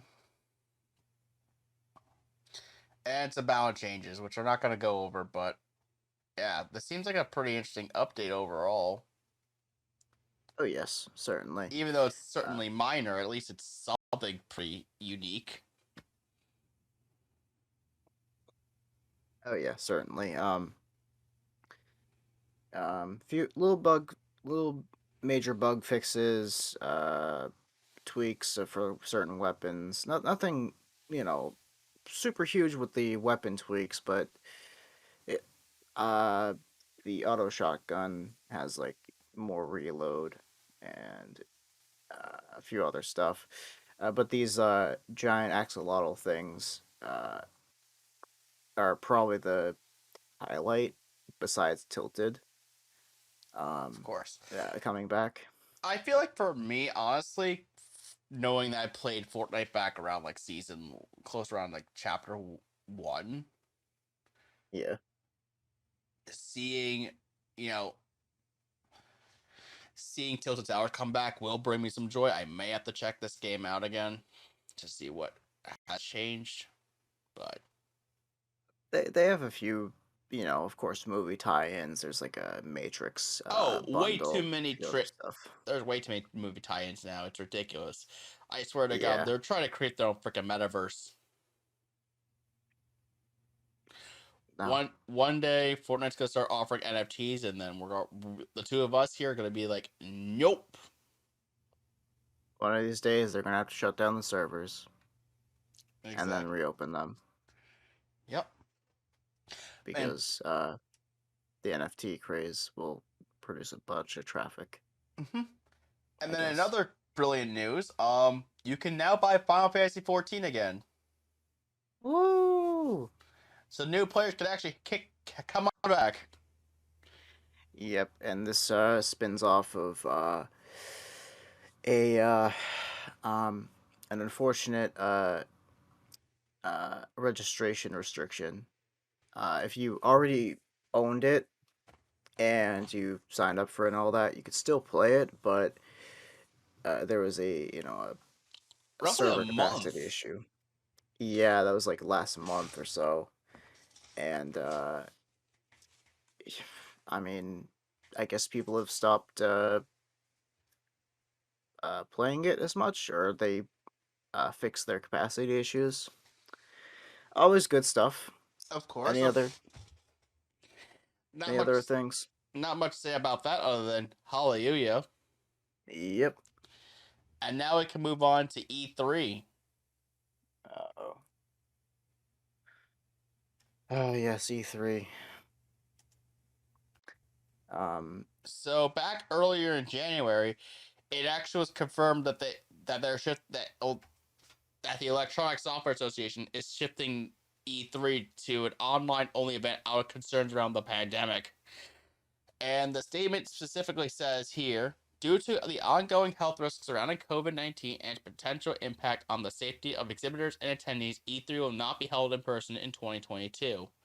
We remain incredibly excited about the future of E3 and look forward to announcing more details soon. And it just mentions all this other stuff. And yeah, this is actually pretty big for E3 going back to online only again. Yeah, I know they did it last. Wait, hold on a second. Last year, yeah. Yeah, it was last year, uh, and I think 2020 they didn't even do it at all. Yeah, that's right? correct. I mean, honestly, I just watched the live stream. It's nothing. Like, I don't want to get tickets for to go there. Really, it's not really worth it just to see previews and trailers of new games. They're exciting as all hell, but it's not like seeing a favorite band in a concert or something that, in my opinion, I know that you're paying for the information, exclusive information and stuff, but I don't know. It's and you also get to see like your favorite game developers and people like that. Uh, Fuck the Oscars. No, I'm just kidding. Anyways, But however, that was Game Awards. Sorry. however, one thing to note too is the fact that according to Jason Schreier, who is we mentioned him plenty of times on the show, someone's thinking that they noticed that somehow the ESA had abandoned their dates for the Los Angeles Convention Center. So that could hint. That's interesting to note. Oh, hey, it's that guy as well. Wario64. He's the deal dude. What are you buying? I just noticed it's Wario64. You told me about this guy. He's like really uh he's really useful for his affiliate links and stuff Yeah, for like deals. especially you can use them too to help you find a PS5 and Series X because he'll actually post them when they go live. Can he help me find a 3050 or a 3090 Ti? He does post about graphic card updates. The RTX 3080 Ti. Sorry. Awesome. I wish I had Twitter. I fortunately don't yet. It's free. You can make it. Is it worth it? Sorry. Is it worth losing my mind?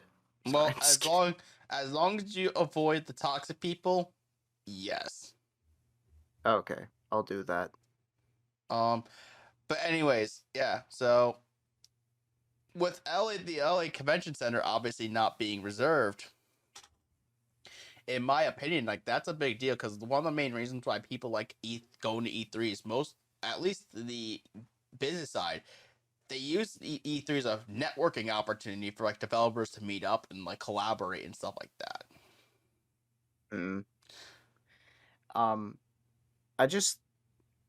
I think it wasn't it wasn't even give me 1 second. Personally, I think it was just I don't think that it fuck, sorry. What I'm trying to say is I don't think there were ever plans to make an E3 this year, honestly. Honestly, because uh, I don't know. Like, I don't think there was ever plans to have an E3 that was super extravagant and everybody can come here and fly over here. I personally I believe that uh they didn't even want to have it an in-person event. Right. Besides like you just mentioned, developers banding together and talking, you know. Now the main question that is really important with this topic is E3 relevant? Like, do we need E3 anymore? You see, that's the thing too is with E3, I'm on the fence, I guess, about it. E3 is awesome to just band together either through online, a live stream chat, or through, just being there live and, seeing people in the flesh. I remember E3, I think it was E3 like 2019. Todd Howard was on stage and he was like announcing Fallout 76, and he says, "This is now for the moment you've all been waiting for, the thing you came here to see." And then somebody shouted, "Todd Howard!" And he was just really happy because somebody screamed his name and said, in the effect that, "We came here for you, Todd Howard." Really, Skyrim already in Fallout 5, bitch. I was kidding. I went to the chess Or club too. Sorry. or remember, or Keanu Reeves for Cyberpunk. Hell yeah. Except it was a flop, but anyways. No, there's the whole thing was like, "You're beautiful." Like, no, you're beautiful. Oh yes, yes. I think it's great to um have a sort of get together event, for like, you'll never meet these people on the street. You might be able to just kind of email them and say, "Hi, Todd Howard. Have you done that Skyrim 6 yet?" But just kidding. Doki Doki Panic. Anyways,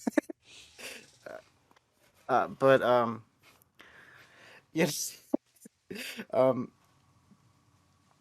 but I think with E3, it has devolved, in my opinion, to kind of just being a bunch of advertisements. Though that's the only problem I see with it, is that there's a lot more advertisements than there is like actual like excitement, in my opinion. Like, you'll see these trailers and stuff that pop up, but no offense, it's just like these past few years have been not underwhelming, but less overwhelming than before. With releases, but that is kind of the game developers, faults for making a less than stellar trailer. But Watch Dogs. oh my god, fucking Watch Dogs. I, I love the idea of Watch Dogs, and the story and synopsis of it, but my god, why did you have to downgrade the graphics for the consoles? Why could you have not just released?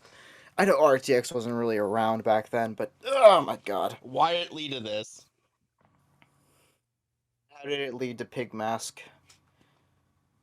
How did it lead to a charade? Anyway, um, But back to but this whole thing, especially because yeah, people can like watch the live streams nowadays. Like, if a company could technically just live stream their press conference whenever they want, is it really that necessary for E3 for the consumer side of things? I would say yeah, and not that's really. yeah. I wouldn't. I don't think it's exactly not. I don't think it's exactly worth it right now because, of course, there's the pandemic, but then there's just the fact that E3, if it can be live streamed, then why would you want to ever buy it? Like, that's my, kind of idea, is like, if I can just watch it through my own TV screen or monitor, and see Todd Howard in 60 FPS, why would I why would I go to see him in the flesh for a front row seat?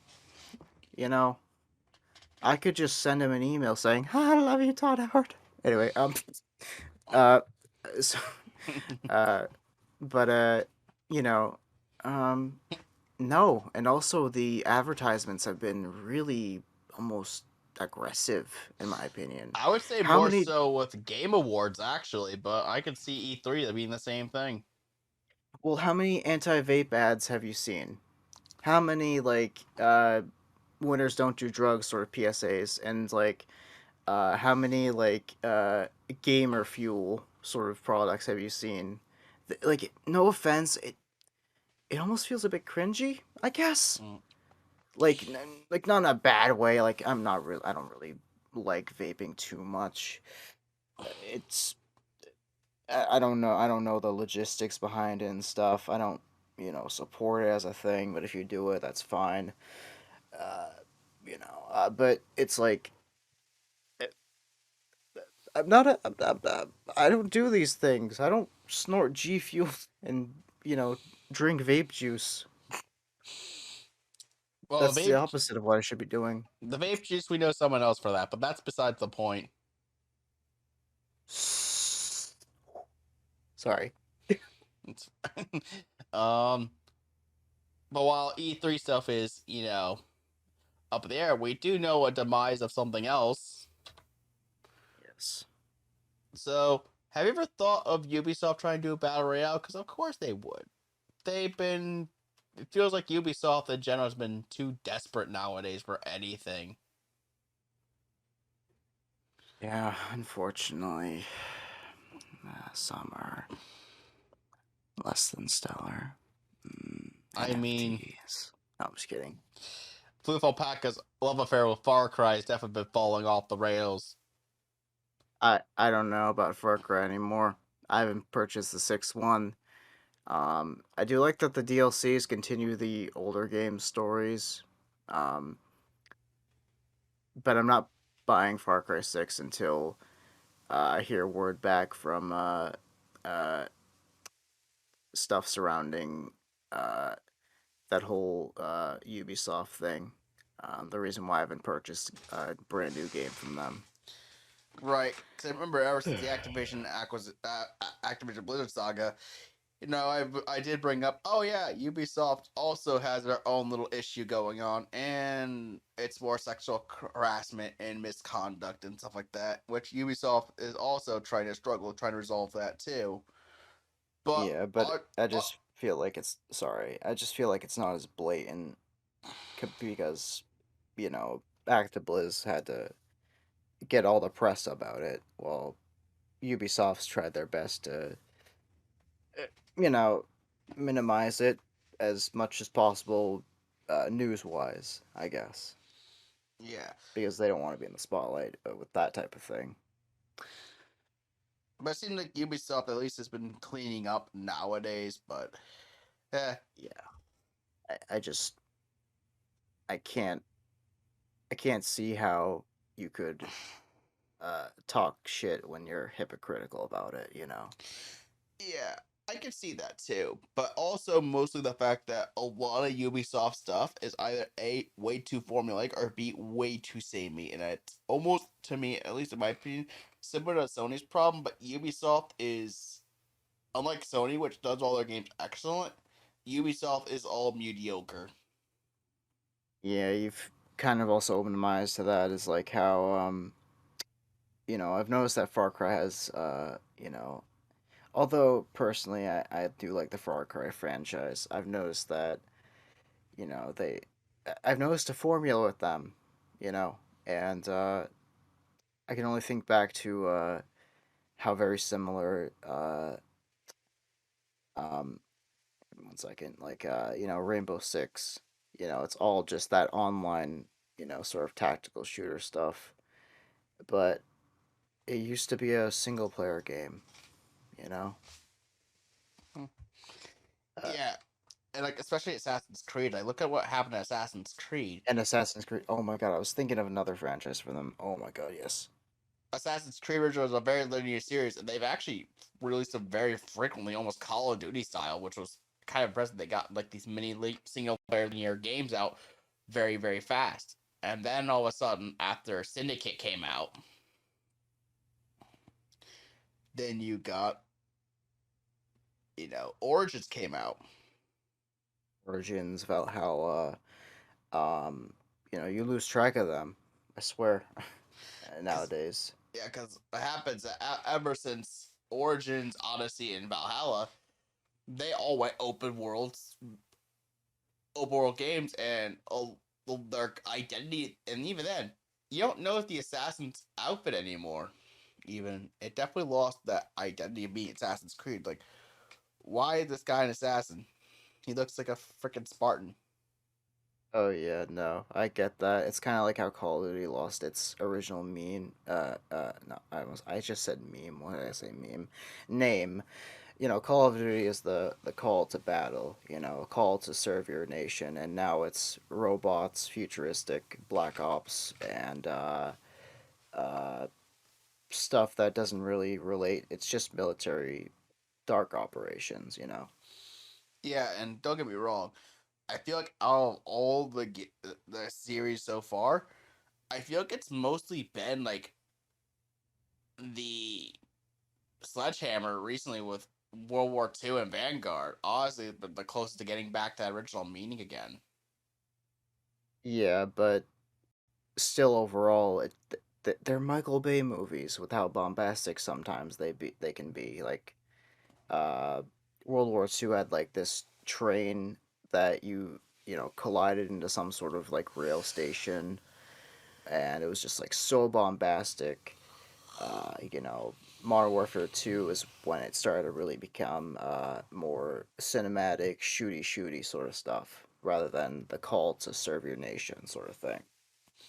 Yeah, and I can see that with Modern Warfare at least. Like, it is still grounded in a reality.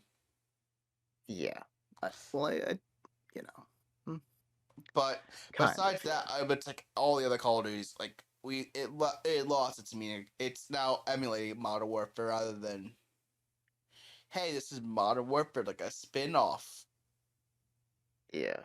of And of what was World War II. Not like it should continue to explore the different parts of history.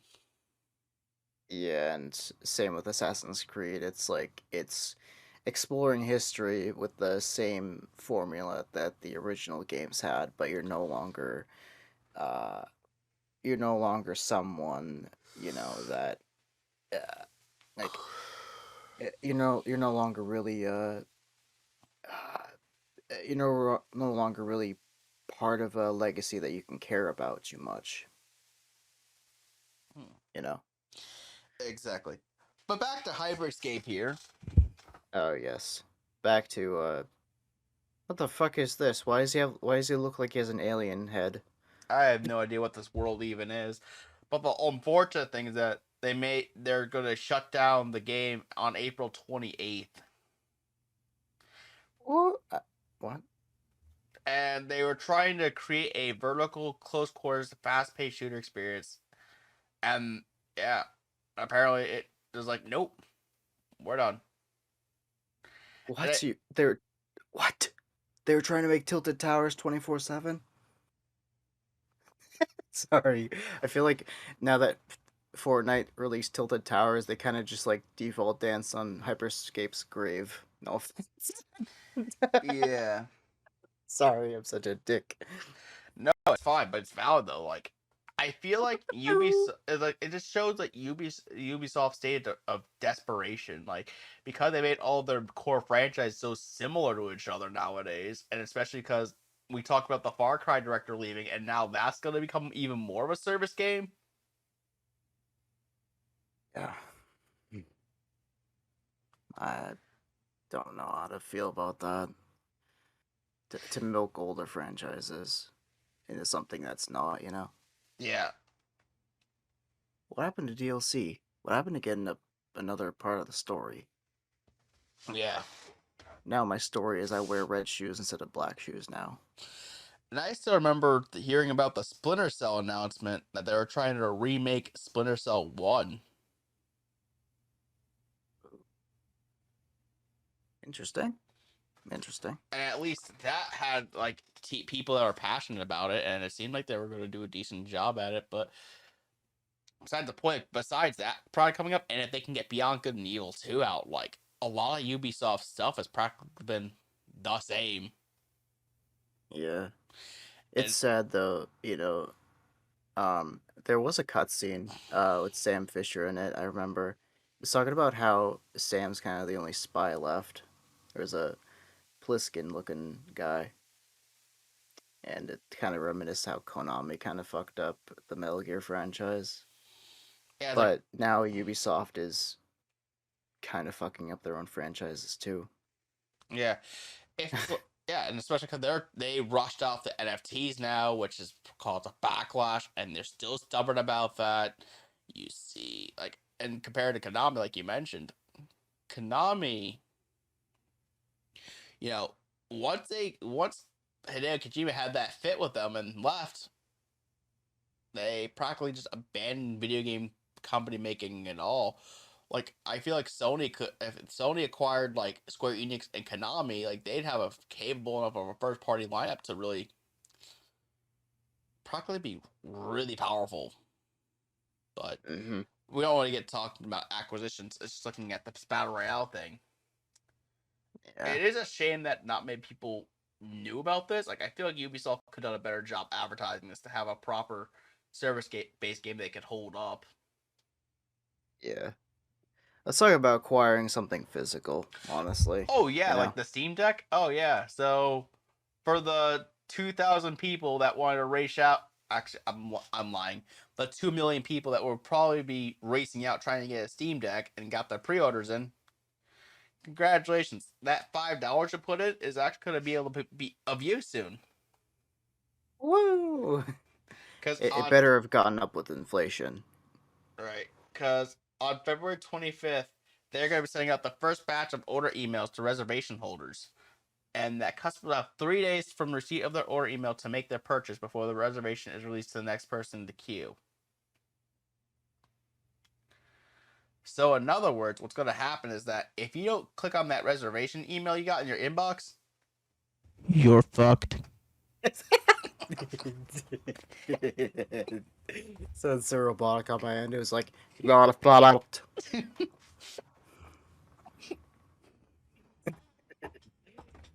Game over. World domination. Sorry. But hey, February 25th. Good luck. yes. I'm sure Alpaca would have loved to have pre-ordered this thing. Yes. If he actually had money in. No, well, not money, but at least have known that he could have gotten his $5 in on Steam. I have $5 to spare. I'll buy some duct tape. And a train ticket. Sorry. Anyways, good luck, good night, I guess. Yeah, exactly. But another thing that we know will be easier to attain is Android games coming to Windows. Okay. So we have two different versions of this tale. One is the Google Play Games app that's coming to Windows, which was announced back at the Game Awards. And the other is the version that's going to be integrated into Windows 11. So let's start with the Google Play version. So Google announced launched a registration-based beta offering access to popular play titles on PC in Hong Kong, South Korea, and Taiwan. So nothing for us, sadly. Yeah, it seems to be in only that small part of the East. That small area. But it's a test, you know. Yep, and they also say if one were to get in, you can hop into titles like Mobile Legends, Bang Bang, and Summoner's War without reaching for an Android phone or Chromebook. And the nice thing too, larger screen. I just realized, yeah. Go ahead. I'm like, oh, bigger technologies. Sorry. and that you could also take advantage of larger screen exit input options, and your progress will actually sync between all the Google Play platforms. So, in other words, for someone like you, Alpaca, you could actually play Call of Duty Mobile on your desktop PC.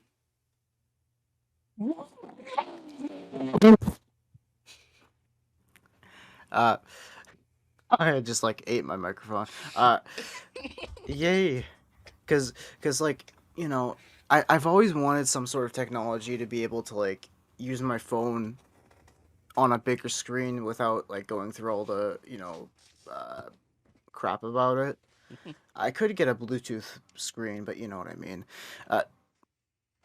So I would love to play like something on a PC without the hassle of being on a tiny phone that's probably has a few scratches and cracks in it.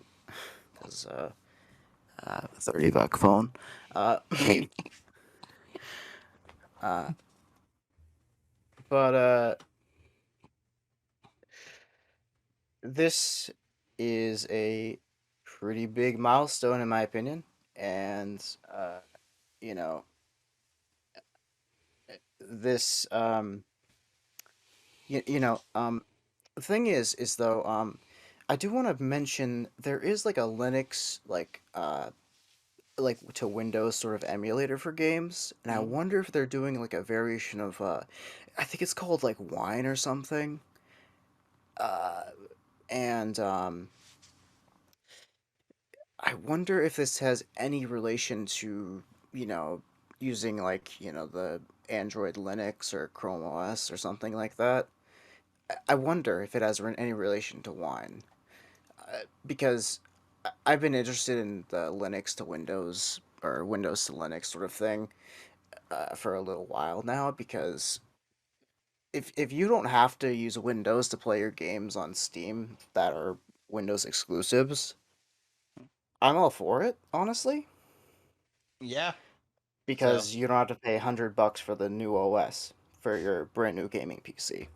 Mhm. But two Windows talks about it. Yeah. I'll let you go on that.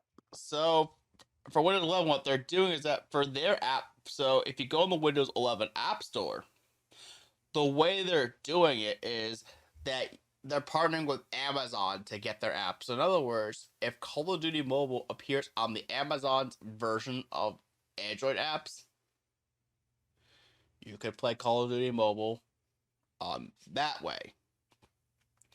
The catch is that because it's using Amazon and not Google's way of doing things, your progress is not necessarily going to sync as easily, or not at all.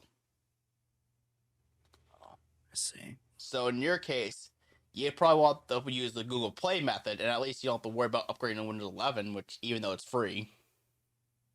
I don't care. I'm waiting for Windows 11 to give me a reason. That's drastic. And no offense. Right.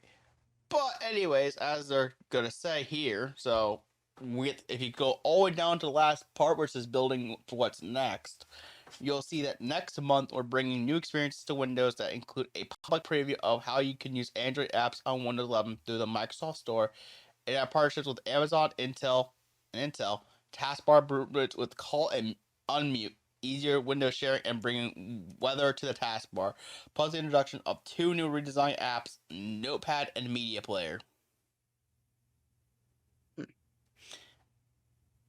Which is this last part here is the most, this one paragraph here is the most important part of the whole entire article. The rest of the article is just tapping into like how like all the stuff that Windows is up to, and how like they're driving engagement, and PC market saw the biggest growth in a decade. And this random woman playing Halo Infinite with a ring light camera that's somehow on for some reason. She's probably streaming, and it just talks about all other stuff that isn't as important. It's that one last part at this one paragraph is the most important part of this entire thing. Oh, other than the fact that Windows will continue to be the backbone for innovation, a destination for gaming, creativity, exploration, and get this, we have that magical word again. NFTs. No, I'm just kidding. A gateway to the Metaverse. God damn it. I knew it was one of the three evils. NFT, Metaverse, loot boxes, or something. I forgot what the third one is, actually, but, Crypto. Crypto, yes. Those NFTs or Metaverse, I knew it was going to be one of those fucking words. But yeah, let's go back to the Android app through the Windows Store. I mean, it's nice to have if you have Windows 11, to have a built-in way of being able to get most of these apps on your computer. Personally, I see it as like, do you want to connect it to your phone, or do you want to just have it running through your, computer only? Like, do you want, think of having an Xbox and a PlayStation. You have the same game on both platforms, but they don't, go together. At least before crossplay.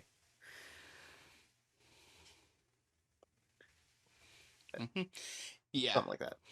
So, I know personally some people are going to wonder, which way am I going to play my Android apps on my computer? I would say, yeah, if you have Windows 11 and you link up with Amazon and everything like that, yeah, you're going to have a great time with some Android apps on PC, and probably have some better compatibility because it's built into Windows, like having TikTok and Snapchat on your computer. Well, probably pretty fantastic. Certainly. But if you are looking to have your games actually sync up properly, and you have the ability to upgrade to Windows 11 at all, aka this dweeb over here, then the Google Play way is going to probably be your definitive way, especially since you don't have to worry about BlueStacks.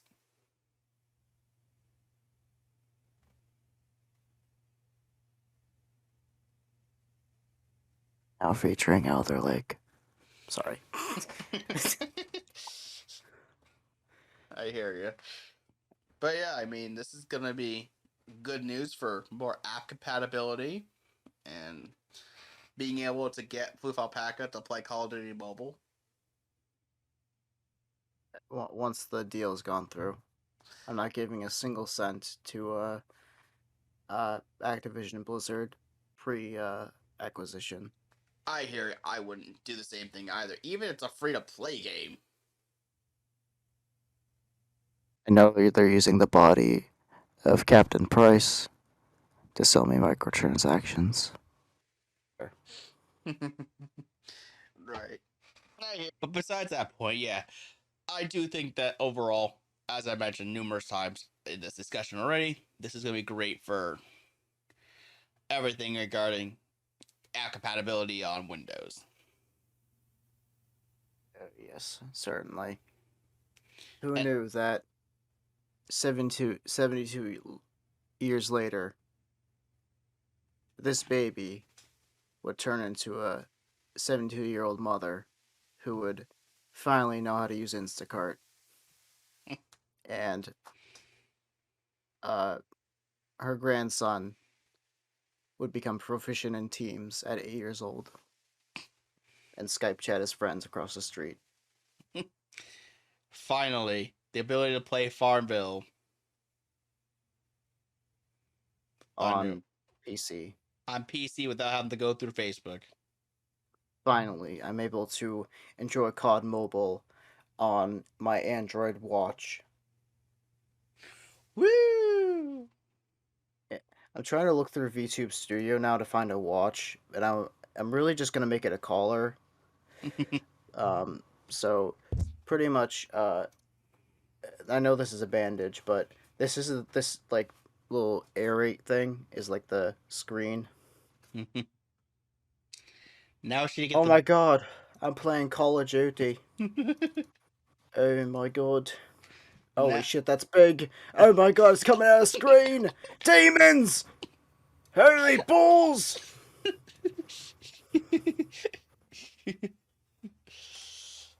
Oh my god, now the wristwatch is getting bigger. Holy scheisse!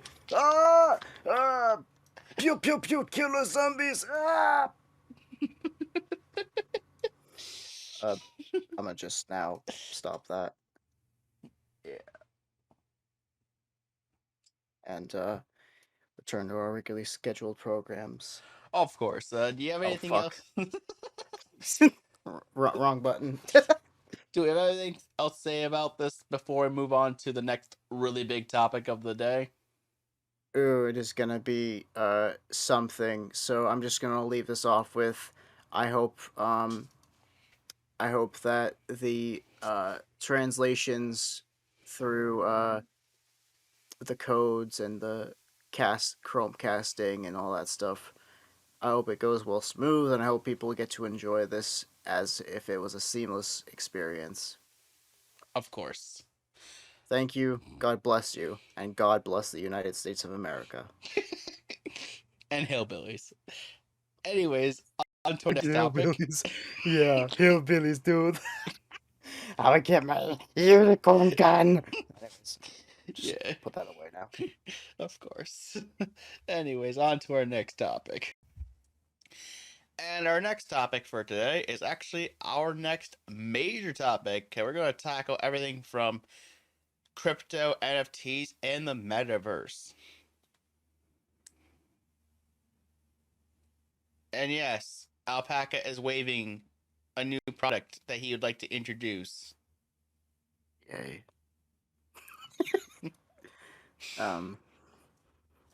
Introducing. I can't use the echo effect because it killed my audio drivers before we started recording this part.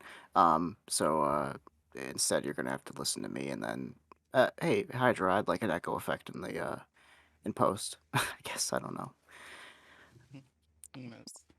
Now introducing Alpaca Coin.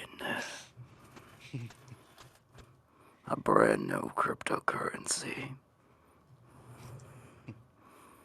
Now with 25% cash back on crypto. Order now. Order now. And face the sparkly artifacts. Woo!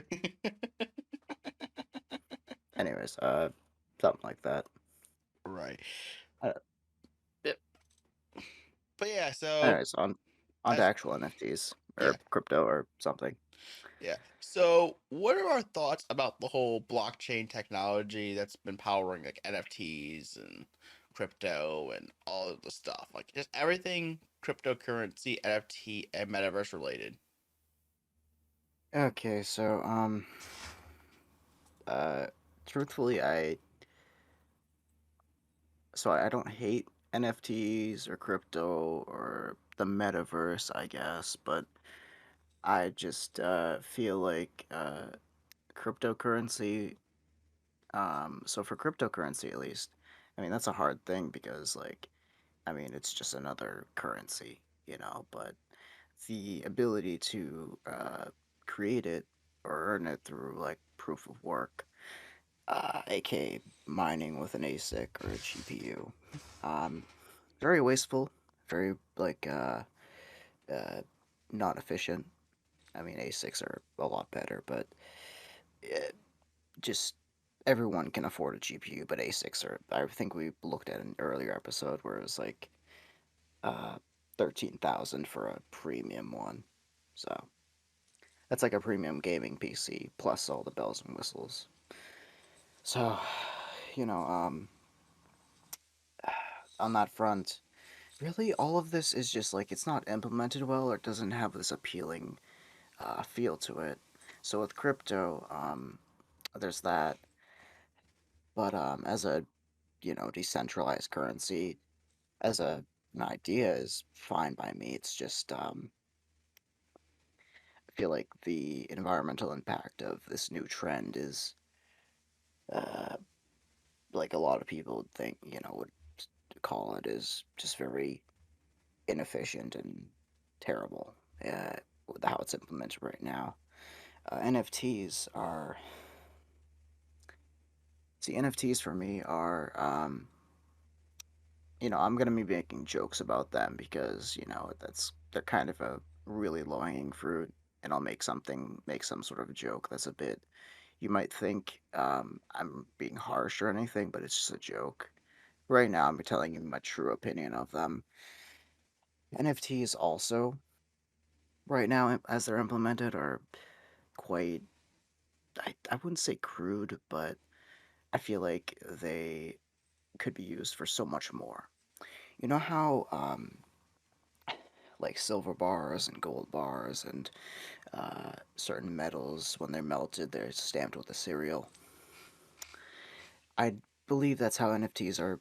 They're pretty much like that. They are basically uh, serialized digitally, um, as a product, but they're not really real. They're stored as a blockchain item that you have a link to. And I've seen people make humor where NFTs are pretty much basically you have a wife and you have the marriage papers, but everybody else can do what they want with her, but you are her husband or something. That's kind of like how the joke goes is, but if they are used correctly, like as a serialized product, and you owning an individual like digital item, I feel like that's where they could be properly utilized. But honestly, I right now I feel like it's a fool's tax in a sense. It's a fool's currency or a fool's uh Commodity. you know how yeah, you know how rich people spend ridiculous amounts of money on random things that just so they can feel powerful. These NFTs, they don't, you know, artwork NFTs are, I wouldn't say useless, but um, it's like the original Mona Lisa versus every other photograph or copy of it. The original Mona Lisa is worth more than any of these, printed out copies. That's more along the lines of what NFTs are as far as I know. Um, and on to the third one, the metaverse. You know, Hydro made a kind of a joke about this before. Um, it has verse in it, but this was long before the term was coined, I believe, as a real thing, not not just some sci-fi thing. Before Facebook ever created Meta or the Metaverse or something. You remember the Wii U and the social media that Nintendo built into it? Yep, And Miiverse. remember the Plaza? The Miiverse Plus. Metaverse. Um, so pretty much it's no different from um, going online on Discord and talking to your friends, and as a online persona, like whatever your profile picture is. Yeah, it's more That's like it's pretty much. What if we can make VR chat, yeah, but but with it's more tangibility to it than just a character that you see and maybe some vibration features on the controller. like in the metaverse? FluufAlpaca could be an anime waifu.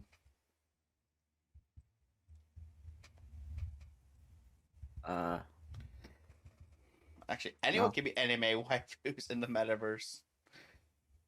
Uh, okay, so I'm gonna just get the spray ball and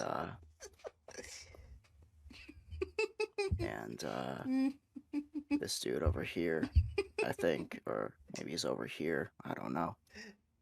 Well, in the final recordings, actually, I will be facing the left. I'll be left of you.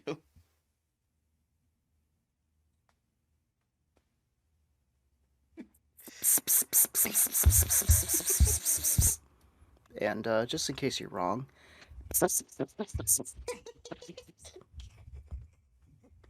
um, but I mean, hey, who knows? I could really be Mika-chan. Sorry. Anyways, who knows? I could just be a Uganda Knuckles sitting in a Russian tank. Someone could actually be Shrek. in shining armor. Exactly. Just lift the hilt or whatever. Right. Anyways, Yeah, so NFTs, we've seen a lot of certain shaky elements. You could see this most especially with Ubisoft, which if we just take a look at this. So beforehand, we talked about Ubisoft introducing the idea of quartz. That was an NFT currency that, a cryptocurrency that Ubisoft was going to use to buy NFTs that would be used for their games. Well, as you can see on December 21st of last year, we find out that Ubisoft actually apparently sold only 15 of them. I'm sorry, what? I thought that there would at least be some people that would buy more than them. What? Wow. That's interesting. And on top of it, too, if you go to the next article ahead of it, you can see that Ubisoft really is not a fan. Like, I mean, yeah, look at this. I think gamers don't get what a digital secondary market can bring to them. For now, because of current situation, context, and NFTs, gamers really believe it's first destroying the planet and second just a tool for speculation. But what we at Ubisoft are seeing first is the end game. The end game is about giving players the opportunity to resell their items once they're finished with them or once they finish playing the game itself. So it's really, for them, it's really beneficial. But they don't get it for now. Also, this is part of a paradigm shift in gaming. Moving from one economic system to another is not easy to handle. There are a lot of habits you need to go against, and a lot of ingrained mindset you have to shift. It takes time. We know that. This is kind of what I was saying with like a serialized sort of approach to it.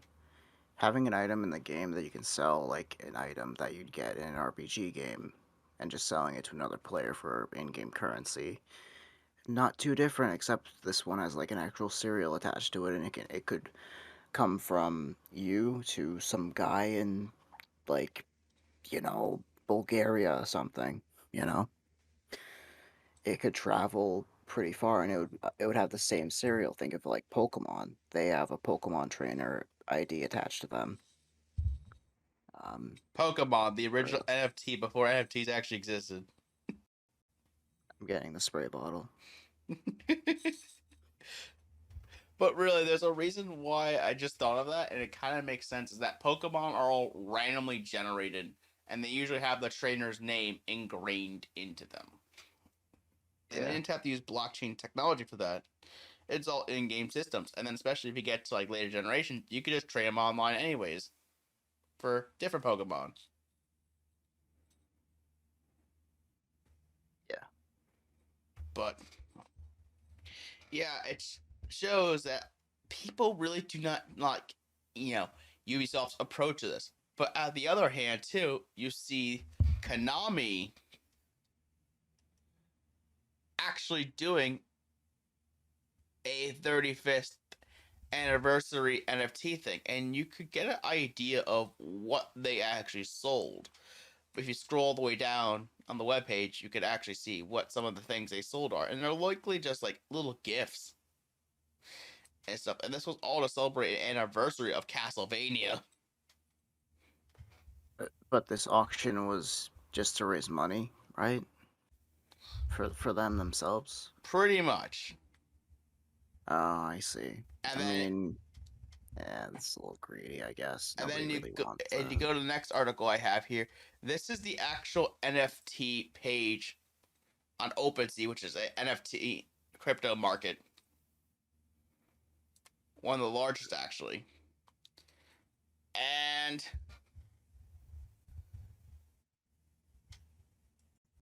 if you can see here, and momentarily, webpage won't actually work with me.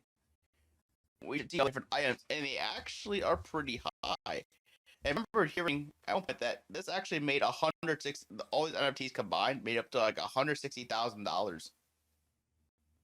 Oh, I see. I see. So yeah, if my thing actually will load, I now have a bunch of pages open, but that's because this whole thing is just so, you know, much. Well, you can see all these different, what would be like different gifts and stuff of Castlevania, and like how they're selling for like 25 Ethereum or 30 or 36. I just personally like, don't get the whole like artwork thing, but I do get, you know, it's I mean it's a gif, of something like that, but yeah, anyways, Yeah. And I yeah, do like, see though, yeah. and you have so many other companies you think of that would probably be more skeptical of this. Like, if you take a look, coming up over here, we have companies like Square Enix even jumping headfirst into this.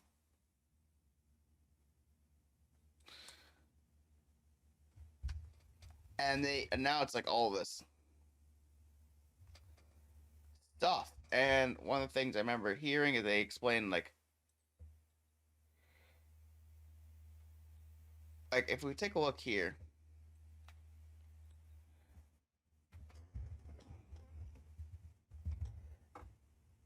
and they mentioned things like we are exploring potential efforts in the cloud space from two primary perspectives.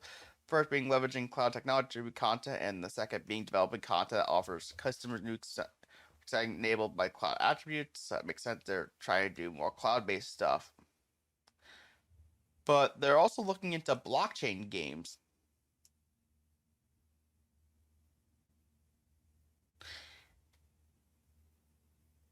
And what are like blockchain games as an example?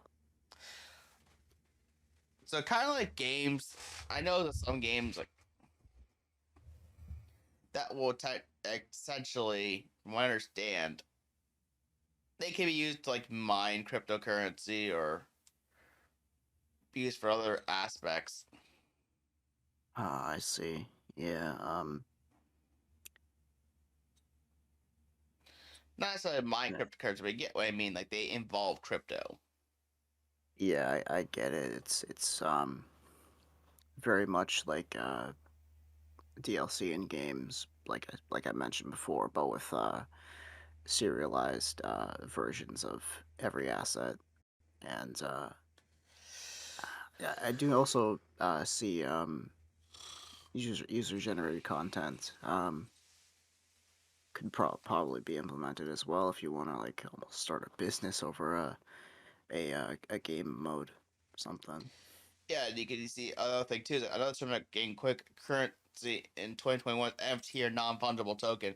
The advent of NFTs using blockchain technology significantly increased the liquidity of digital goods, enabling the trading of a variety of such goods at high prices and sparking conversation the world over. I see 2021 not only as the Metaverse year one, but also NFT year one, given that it was a year in which NFTs were met with great deal of enthusiasm by a rapidly expanding user base.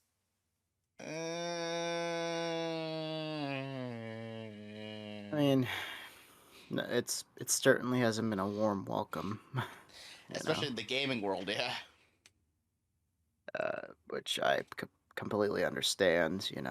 A lot of a lot of the implements have been not inviting as well as it being a warm welcome.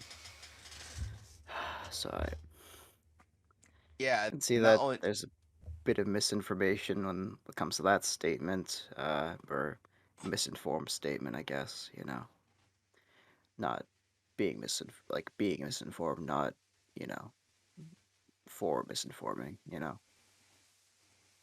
yeah, and yeah, and you can see that's Square Enix has responded to them. Ubisoft responded back negatively. And you have one company, which is Sega. They're in an interesting spot. Yeah, I saw this. They they're doing their best to avoid it for, monetary making. Um, because the implement as it is now looks very much like just a money making scheme, considering they go for so high of a price sometimes. Yeah, and then you see things like Sega was looking into it. However, the thing is, at the time when this article written, it says that it could halt its R&D initiatives and investments into NFTs if the global gaming audience pushes back. And you can see even then, you can see some of the extra data. It says, in terms of NFT, we would like to try out various experiments, and we have already started many different studies and considerations, but nothing is decided at this point regarding play to earn. There have been many announcements about this already, including at overseas, but there are users who show negative reactions at this point. We need to carefully assess many things, such as how we can mitigate the negative elements, how we can introduce this within the Japanese regulation, what will be accepted, and what will not be by the users. They have to consider this further if this leads to our mission, constantly creating forever captivating. But if it is perceived as simple money making, I'd like to make a decision not to proceed.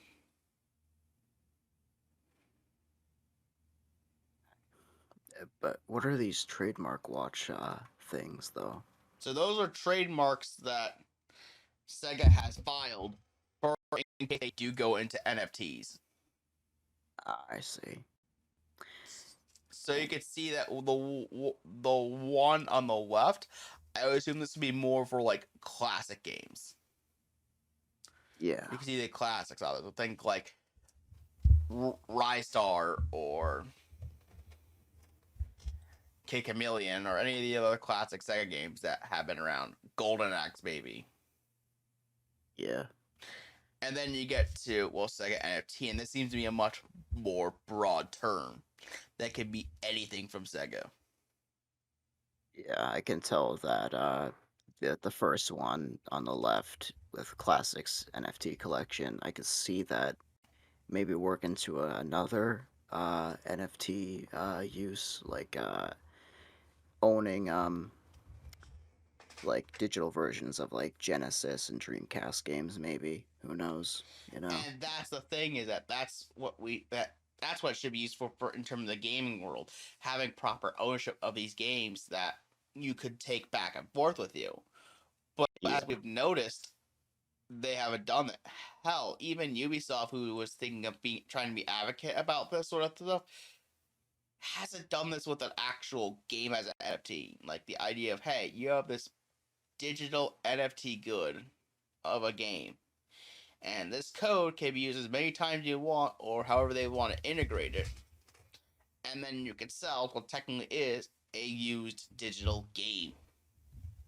Yes, and I would absolutely love, how you could buy old PC games. You'd have to punch in a code. It might be a zero or an O. Sometimes you might get it tripped up. Well, instead of having all those codes be stacked in a case somewhere, you could have a wallet that has all these codes, and you can just copy and paste them into a Genesis emulator to prove that you own the game, something like that. I would absolutely love that. It would be astounding, and then emulation wouldn't be so outlawed, by you know by a technicality. Yeah, or even just modern Steam games, like being able to just be like, hey, Steam, you have a legal used game market. You could do something in which, like, the games are all stored in like a blockchain technology, and you could use like Steam points as if that was like a cryptocurrency. Yeah. Also, fuck Denuvo. This would just decimate Denuvo anti-cheat. You know. Exactly. But the problem is that people are using this for, hey, let's just put artwork on there. And while artwork's cool and all, it's like you can Yeah. easily just copy and paste. Like we could also technically have used it for like digital ownership of movies and music Mm-hmm. to actually show, yo, we actually own this stuff. What do you mean? Yeah, and like if you purchase a CD, it could come with a code that you enter into a wallet of some sort, and then every time you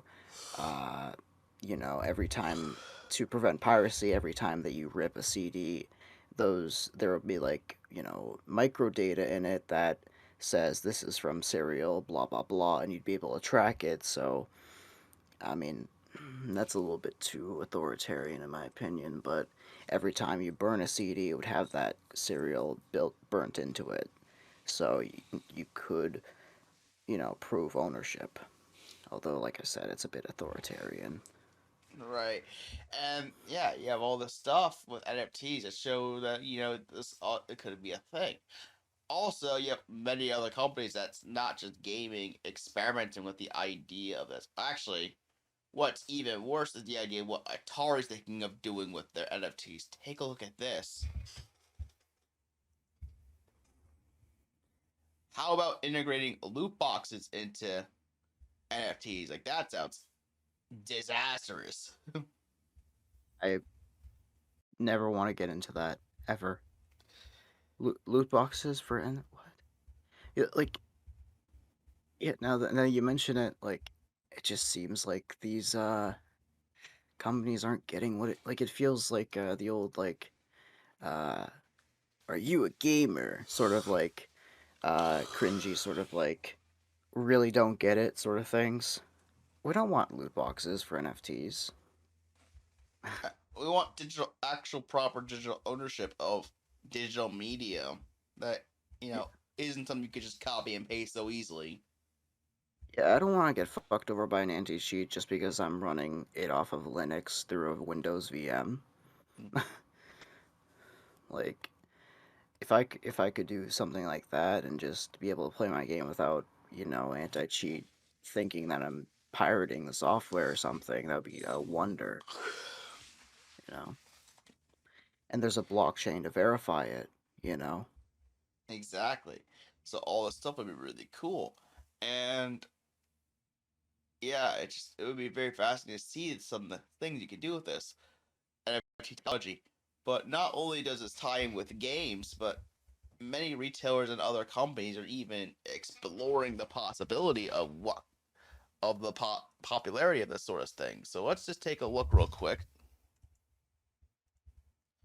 at something maybe like what the Associated freaking Press is doing, in which they're trying to launch NFT photography, like a marketplace for this sort of stuff. And the idea that they're going to essentially put their journalism images up on a marketplace for you to buy. Not really buy, but invest in and have a actual like serialized link and everything that shows you own a version of this image. It's like a license. I guess you can think of it like that.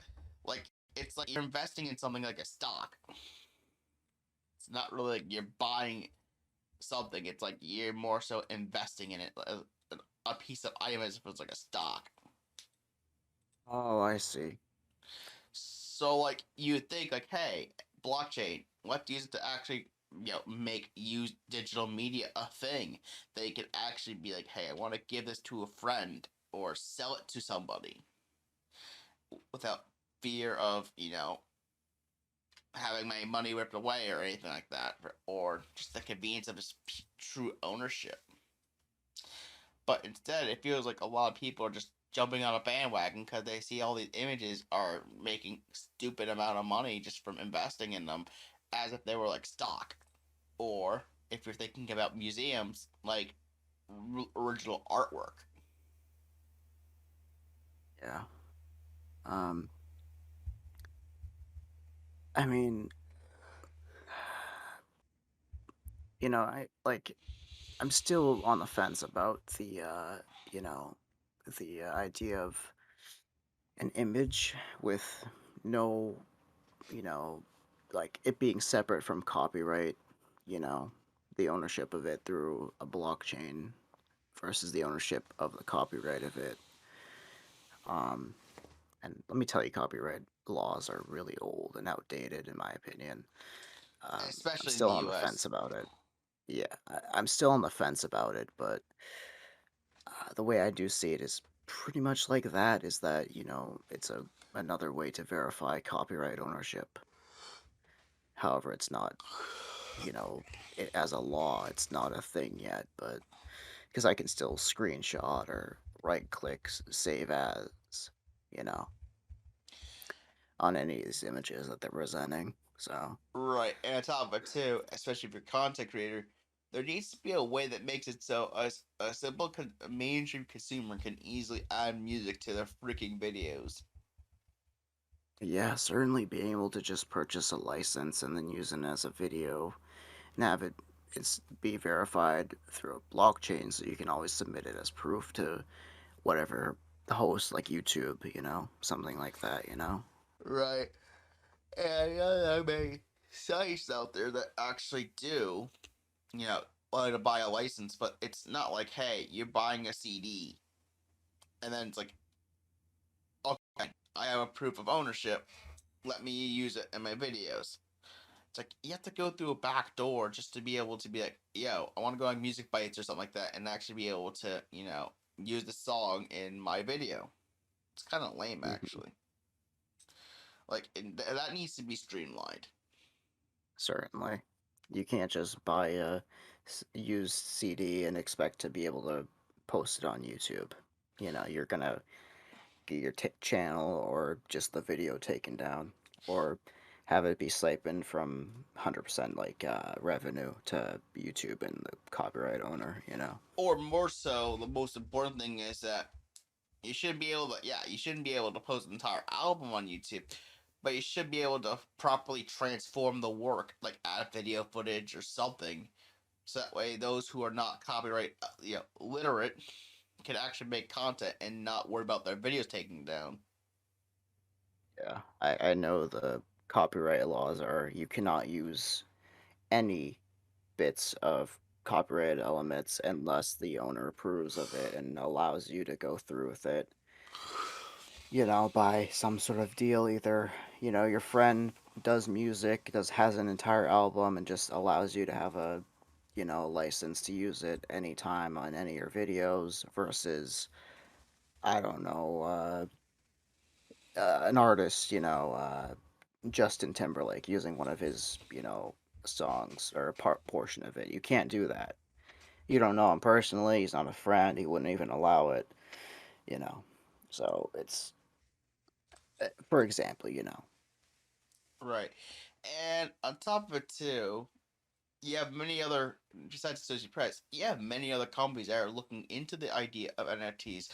For instance, you have companies like PayPal exploring their own launch of their own cryptocurrency. You have things like GameStop is even considering getting into crypto and NFTs, where you could like sell NFTs through a hub. Or how about Walmart also quietly preparing to enter the metaverse in some degree, where they've actually had indicated they've filed several trademarks that indicate an intent to make and sell virtual goods. And if you look at this article, you can see that it wants to create its own cryptocurrency and a collection of non-NFTs. And it seems like what they also intend to do is that they're going to sell virtual goods, including electronics, home decorations, toys, sporting goods, and personal care products. And also, you can see all these different patents on the CNBC article I have here. What they plan to do with all this stuff. Yeah. And it seems like they also want to have their own, downloadable software for use in managing portfolios of digital currency. So they want to have their own. Omar also wants to have their own wallet and stuff like that too. It's kind of interesting to think about. Like, Yeah, I see. And this was just before New Year's last year. yeah. So they are, um, a month in. So hopefully we'll see more news later. And then you also have Upper Opera. It's a web browser that not as many people use. They're also going to make a dedicated crypto browser. Yes, I saw this as an advertisement actually. Is it kind of like you know how Bing has like you can earn Microsoft rewards points or something like that, but cryptocurrency, right? As you search, Mm. like it'll mine your GPU as you look about, right? So the idea is that if you look at the article here, let's see, I'm just reading it here.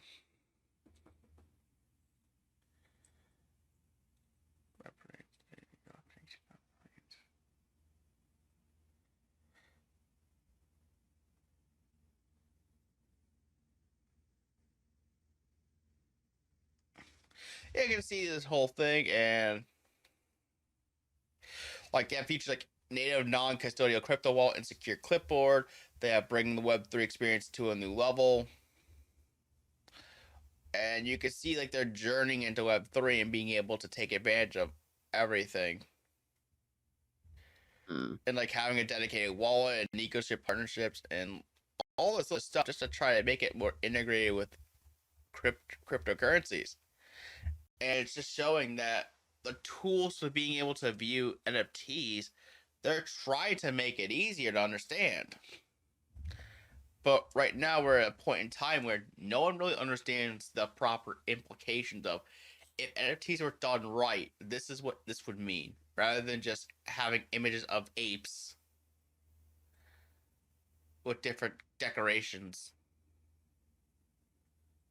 Yeah, that's yeah. You see the Bored Ape NFT part of it. I can see that's part of why people uh were so confused and almost flustered by it was because it seemed like it's just palette swaps, you know. This is, you know, this is definitely going to be less of a far cry from what most people are uh used to when they hear NFTs or Right. anything related to blockchain technology of any sort, you know. Yeah, and on top of it too, what else is more interesting is to think about is that a lot of art that comes out NFT, like if they want to make NFT art, it's either A, a lot of reused assets, or B, the makers of it just focus more on the money making rather than the actual quality of the art. Yeah. Like I remember at one point seeing a preview of an ape cartoon, like an NFT cartoon, and you can kind of tell that they're doing like cut corners of the quality of the animation and stuff, or like the plot not that great. It's like they're only really doing it just to have the NFT investments in the money making. Mm. Also, you have places like YouTube even consider jumping on the NFT bandwagon. Yeah, let's talk about that because I've seen a gif of a depressed Spider-Man with the captions YouTube gets into NFTs and So I pretty want to know. much, yeah. So pretty much what they're saying is that in a letter by Susan Wojcicki, she mentioned that a term used by crypto that Web3, which is a term used by crypto enthusiasts to refer to the collection of blockchain-based technologies they believe will usher in a new era of the internet, has been a source of inspiration for the company. And a quote she mentions: "The past year in the world, crypto, non-fungible tokens, and even decentralized autonomous organizations has highlighted a previously unimaginable opportunity to grow the connection between the creators and their fans. We're always focused on expanding the YouTube ecosystem to help creators capitalize on emerging technologies, include things like NFTs, while continuing to strengthen and enhance the experiences creators and fans have on YouTube." And also, it mentions again that we're going to mention a lot of this too. is like Twitter, which we'll have that again. If you go on the Twitter link here, you can see that what they're gonna do is they're gonna have NFT profile pictures support. As of right now, it's only if you have a Twitter Blue membership. But the idea that, NFTs have gotten to the point where it's like, okay, Twitter is even allowing you to use those NFT images as a profile picture. This advertisement is creepy, but I get what they're doing. Yeah. And yeah, you can see apes, which is the most commonly used image out there. Oh, great. Yeah. I mean, don't get me wrong. I know a friend who's currently in the process of working on a Bored Ape meme and NFT. And it is starting to come out pretty cool, but you know that a lot of it is gonna get kind of close to reskin territory. And also, Reddit is even experimenting with user profile pics with NFTs. And they even mentioned here, we're always exploring new ways to provide value for users on Reddit. And the way we're testing the ability of NFTs as profile pictures and verify ownership. It's small internal tests and notices have been made about expanding and rolling out the capability. Oh no, not crypto snooze. No, not even Reddit. now, how will I be able to browse r/dink memes? Sorry. Oh god. Well, that's something, I guess. And they mentioned here at the end, it's like TechCrunch also says that Reddit isn't limiting its exclusive profile pics to owners of its own NFT product, Crypto Snooze. If the feature actually gets implemented, and given the current wave of crypto hype, why wouldn't it? You'll be able to display whatever NFT you'd like, so long as you browse archive.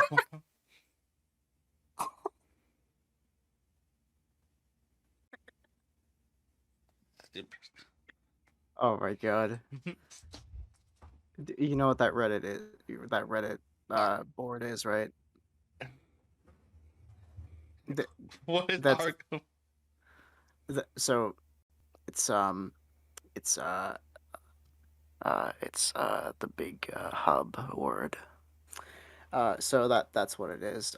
So that's why I laughed, is because apparently you can just go around as like a bored ape while browsing I don't know, your favorite uh uh uh actor. I guess, I don't know. I mean, I think yours is probably Leonardo DiCaprio. No, not him. Keanu Reeves, because Cyberpunk 2077.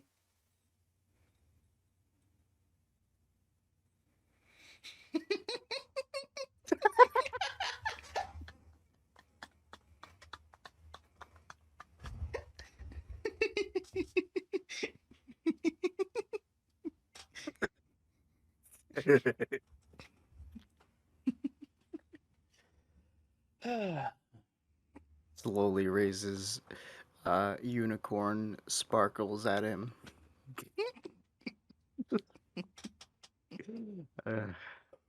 Right. And on top of all this stuff, too, we even have the fact that Facebook and Instagram are jumping on the NFT bandwagon. The fact that they're going to try and make it easier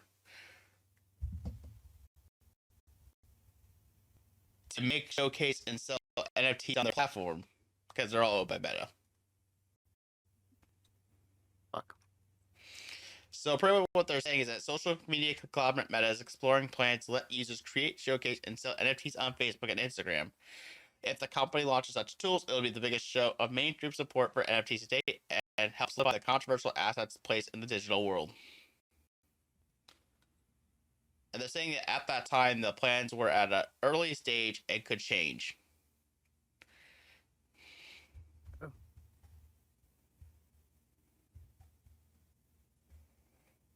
All right.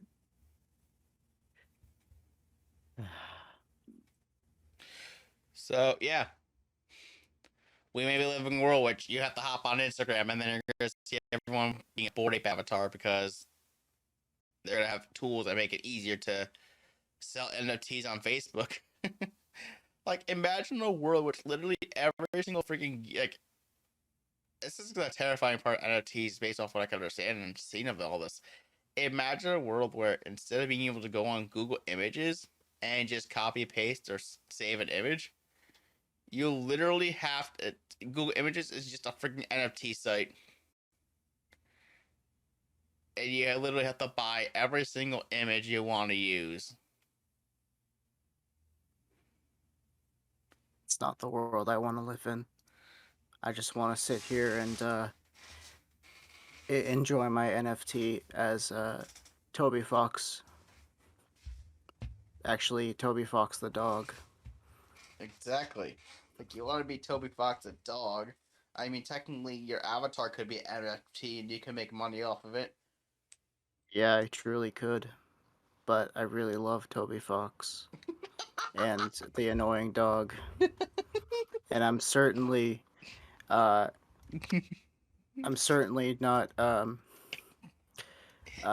you know, going to make this an NFT and sell it for millions, especially this wonderful decal on the grip.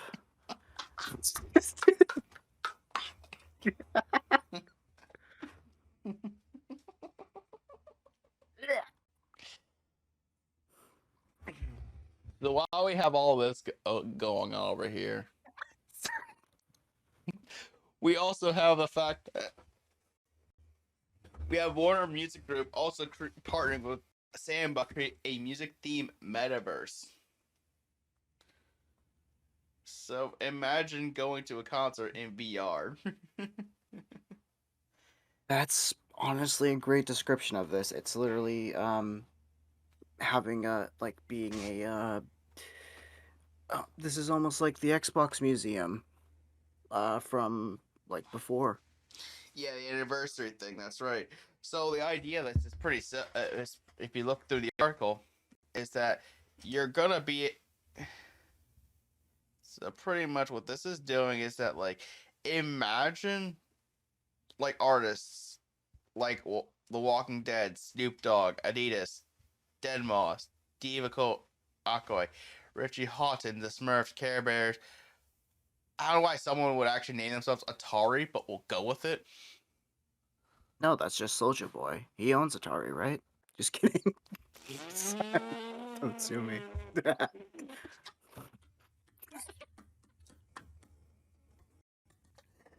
Oh my god, that is a roast in itself. You.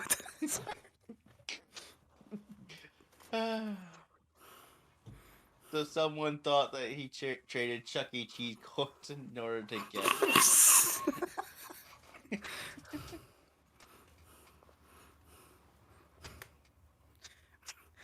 One second. I got.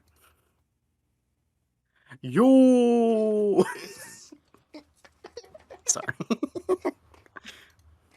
I've only got guns, but you know, the best I can do for like you know, to look like Soldier Boy, I guess, is like well, I got the glasses, I think. Did he wear glasses? I forgot. I believe you can make yourself look like any rapper, technically. All right then. And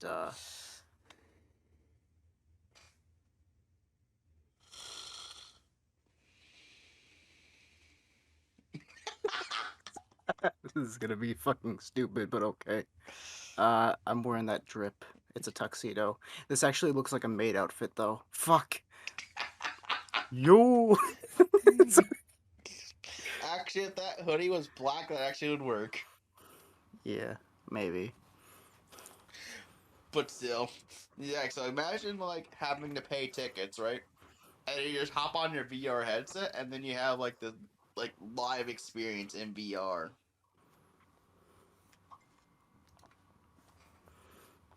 Um, I mean, it's. I mean, I wouldn't mind it. You know, it'd be like attending an E3 concert, like we mentioned before, but in VR. No, that's what E3 should do for the metaverse is make VR seats for people. Yeah, yeah, because literally you just go in, you have all the artists using like NFTs and stuff like that. They display all these different NFTs and stuff like that, and then you just play a concert like kind of in VR or whatever Yeah. sort of metaverse like game. Like technically, Club Penguin is a metaverse. Toontown Yes, technically. could be a metaverse. Webkins could be a metaverse. Because you buy a stuffed animal in real life, and then you become the stuffed animal in the game. Except not really. No, Webkins was the original NFT. You can't change my mind. Sorry.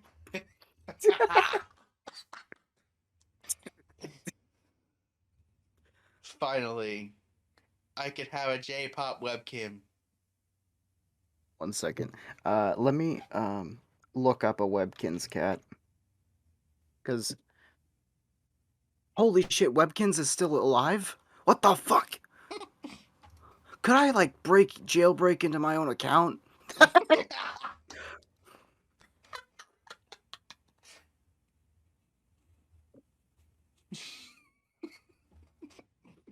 You remember your own Um, password? no, that won't stop me though. Do you remember the email that it was set up with? No, but let me tell you, I'm having a giant nostalgia trip right now because let me tell you, I have found one of my webkits through Google Images.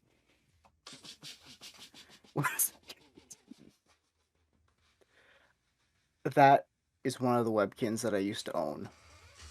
This type of webkins. There's also a silver lanky one that didn't stand up. That Oh my god, webkins, NFTs. Yo, oh shit, yo.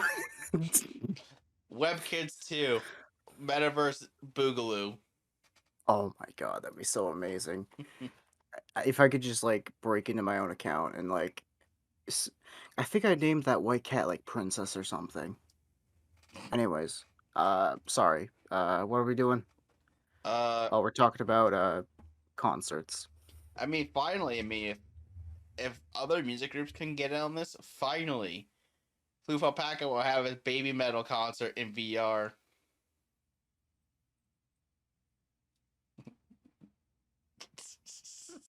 You think I didn't put this away, did you?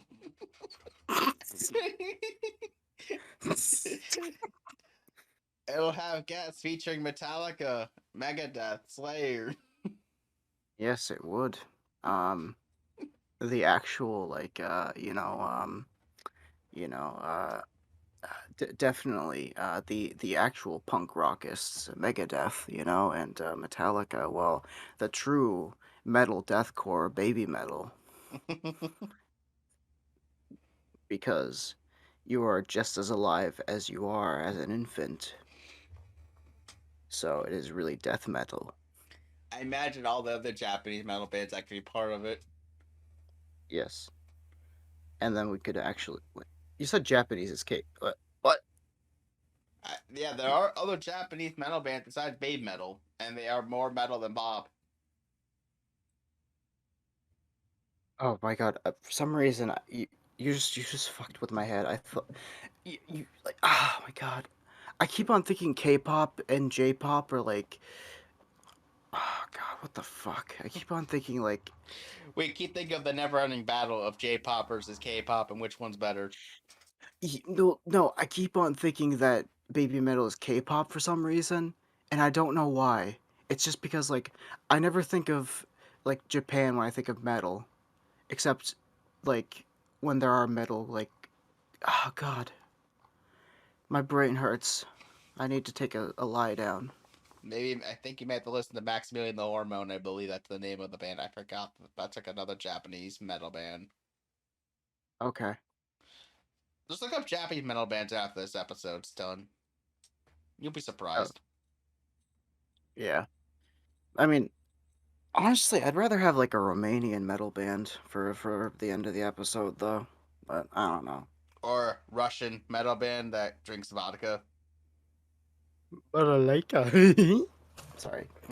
Oh shit. But yeah, this is. But getting back to the idea of what we've seen from the crypto, the metaverse, and Baby NFTs. metal NFTs.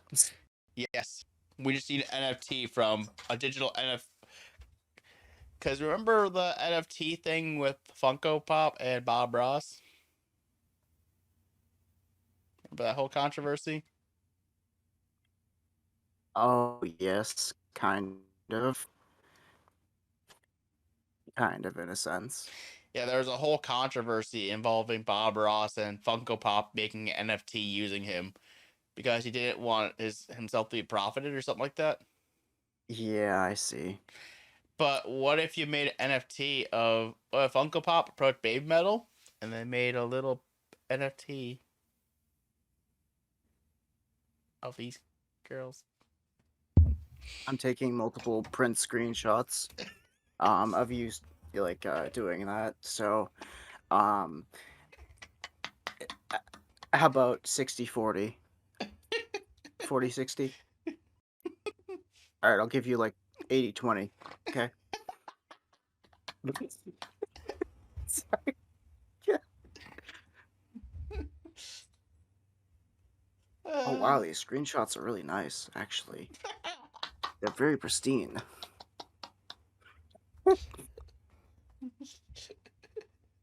Oh my god. Fuck. But anyways, yeah. Have you feel like you're but I think we've dragged this discussion enough on, the main points of NFTs. Like the idea that we believe that they should be, the current implementation sucks and that it should be reformed to better utilize for true ownership of like digital music and video games and movies. Yeah, certainly. Or the use of preservation of original versions of lost work. Yes. Like, imagine if the Mona Lisa, right, got archived into a blockchain. Then you could have like the original copy be preserved to a museum. So, like for instance, like the Museum of Modern Art in New York City, right? Yeah. They on display. And I've actually seen this in person, believe it or not. The original Starry Night by Vincent van Gogh.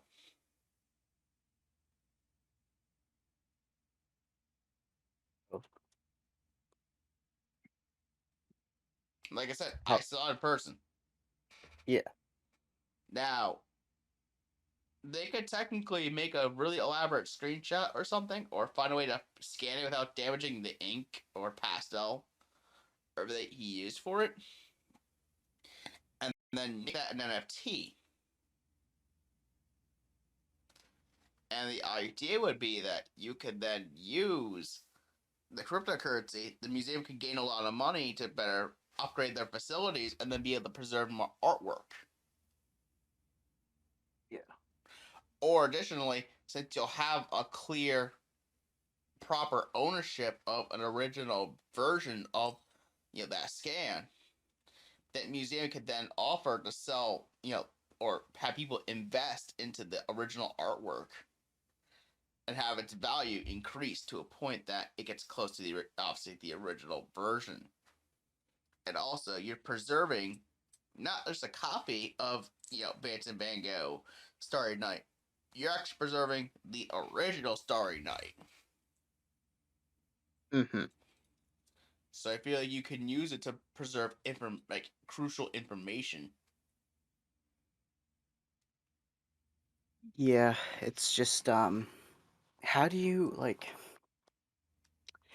the only thing is like transferring a genuine copy of a physical object into a digital copy, you know. I mean, how do you say that it's like the original sort of like copy of it, I guess, like because it's a physical object. How do you create an original digital copy of it, really? That can apply to anything, really. What's the original digital copy of Persona 5? What's the original copy of Cyberpunk 2077? Because you have a master Yeah. file. Once that gets uploaded, you're essentially just getting mirrored shared whatever files that's in the Microsoft or Sony's servers. Yeah. I don't know. It's always intrigued me as how to because there are master tapes of the original recordings of like music or original like film from an old concert or something of a band. But it's just like, how do you make it truly have a tangible like feeling of original, like your original like copy of it? Eh, it's I don't know if it's just always I've always had that in the back of my mind. How do I make something like that like 100% the original sentimental copy, when it comes to a physical object being made digitally, other than being physically scanned by a printer or something, I guess. But that is kind of, not really. Uh, that's just a point of interest. Um, uh, I'll let you continue on. Right. Because while, cryptocurrency's been the whole metaverse is a very key issue, not only we had problems, like I said, with companies like Ubisoft actually reported it failing, but we have other minor issues that we have to kind of talk about with cryptocurrencies and how they're not faring the best in some areas. Mm-hmm. Like, for instance, in the UK government, they're trying to strengthen rules on misleading cryptocurrency advertisements. A certain cryptocurrency coin that we talked about before. maybe the alpaca coin's immune from these rules. But monkey jizz shall not. Yeah, get wrecked, monkey jizz. Get wrecked. I feel bad for the people who thought it was going to be a good altcoin, but then it just immediately got ripped away, you know. They know it's a joke, but I don't know. They didn't know it was that much of a joke that the victim would really be them. Yeah. So essentially, what's going on here? The UK, as it's noting, people are increasingly being more receptive to crypto assets. And what they're trying to do here is that they're trying to make it so that the promotion of qualifying crypto assets will be subject to FCA rules in England and Great Britain and stuff rules in line with the same standards that other financial promotions such as stocks, shares, and insurance products are held to. Mm-hmm. So, in other words, it's being treated more as a stock. It's like any regulations that they had on like stocks or insurance rates or whatever, cryptocurrencies are receiving Applies this. to this. Yeah, applies to this. Mm-hmm. Sorry. So, this is obviously. I mean, what do we think? Is it truly good for the player? So on account of the understanding of what cryptocurrency is and the actual like risk that it's involved, like especially if you unfortunately invest into a scam, that's kind of a big thing with me is like when I found that article about that certain cryptocurrency, I I was blown away at just how um I was just as blown away as a video I watched on it from a YouTuber that I watched, and I was like, holy crap, like people are actually that dense. So the idea of being misled to because you hear these keywords like, oh, cryptocurrency, a brand new coin, people would think that it's okay to invest in it when it has no backing, unlike you know um a Bitcoin. There is, all cryptocurrency can crash or burn or rise and fall as it may. It's not like government backed, currency. So I feel like understanding what the stuff is, because personally, I don't even know what it is that much. I don't know how that blockchain is a verification to it, like truly, but I do understand that that's a way. That is a serial that's put into a system, and that's backed by somebody who either owns it or is co-owned of it, right? Something like that. So even I don't really truly understand how all this stuff 100% works. Of course, I'm not going to say that I probably know as much as the average gamer who hears this stuff and is wondering why it's a brand new keyword that people are getting angry at, because I know that there have been a lot of trigger words that have just been popping up with a lot of and a lot of things to be angry at, or feel attacked by almost, and like I feel like this is the brand new scapegoat word to be angry at. Uh, Understanding what cryptocurrency is and how it really impacts the actual unbiased facts of it, um, it is good for the player, I guess. Exactly. It But really is good to know that people are not gonna just blindly invest into something and watch as all their investments crash into the ground. yeah, There'll at least because be you can. Sorry, there'll at go least ahead. be some sort of disclosure saying, "Hey, this is probably riskier than a stock. Invest with caution." Yeah, it's unlike investing in a stock or a hell, even just having interest gain in a bank somewhere. It is very volatile. It could be up or down the next day or the next hour even. And on top of that, though, I had another point where it was I can't remember it exactly right now, but it was also not only just demystifying all this stuff, but um, alongside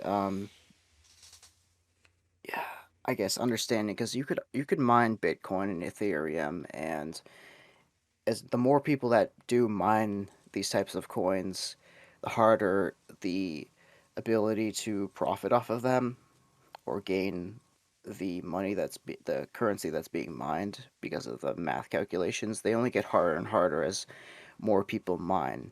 So, unfortunately, if there's a decrease in people, then, well, fortunately, if there's a decrease in people that are mining, you gain more money because less people are mining to make it less difficult because there's less people invested in it. Whereas if there are more people, it's harder to, and there's a big crypto boom right now, or at least there was months ago, last year. Um, so people see all these altcoins and they think that it's an easier investment and it's cheaper, and they think that it's going to skyrocket the next day because they see all these other cryptocurrencies that are, you know, yeah, Rumber Raven coin and stuff like that. Mm. So yeah, I do think that this is also good for the player for that reason as well. That making sure they understand that these investments are volatile and not every brand new kid on the block is gonna be trustworthy. Right. And then you also deal with the fact that we're gonna shift over to the next article in the series. Crypto.com lost $34 million in a hack that affected 483 accounts.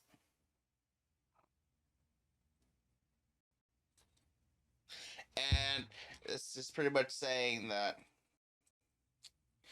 apparently 483 accounts were affected, and the unauthorized withdrawal totaled 4,836.26 Ethereum, 443.93.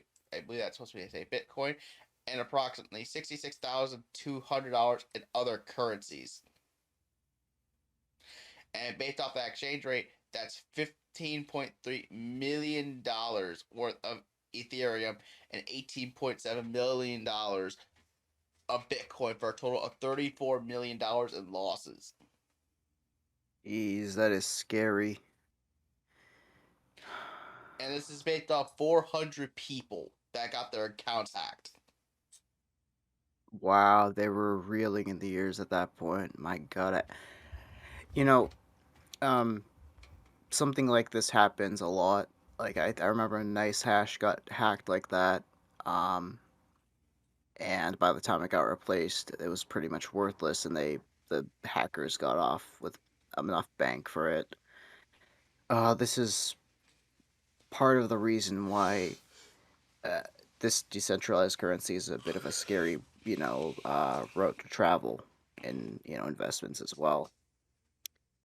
Um, Gosh, that's sad. I'll let you take it away now. Yeah, so it's also mentioning that another tweet posted on January 17, whatever said, Marzalek said that no customer funds were lost. The company structured down 14 hours. And yeah, it's a whole thing from the report. But they said that Crypto.com is starting to introduce like security measures, such as users having to wait 24 hours before they can withdraw to a newly registered whitelisted address. And they're announcing more world protection. So at least they're trying to learn from it. Yeah. But As far as I can tell, at least unlike Nice Hash, it says no customer funds were lost, but stuff like this is still, you know, uh, scary because if it was customer funds or any other type of, you know, stuff like that, that, you think it would be worthless the next day if it so happened to be, I'm sure if those guys actually got away with it, they're probably over here like, hey, we could sell this for some mean money. Yeah. Like, Unfortunately, though, imagine what you could do with $34 million. It's just a stupid operation like this. I It's could so much. I could download $34 million worth of NFT, Rule 34. Sorry. I just saw the number and I was like, this is an opportunity. Or you could use that $34 million to finally get yourself a baby metal concert and some pop figures and be like, we're going. I'll buy the band and I will find a replacement for the third member that left. And the triplets will be reunited. And Wow, we look at you. shall go to the bar and get very drunk while karaoke is blasting the entire discography of baby metal. Yeah, fun times, fun times. Yeah, funny times, fun times. And then we also have the fact that over 80% of NFTs minted for free on OpenSea are fake, plagiarized, or spam.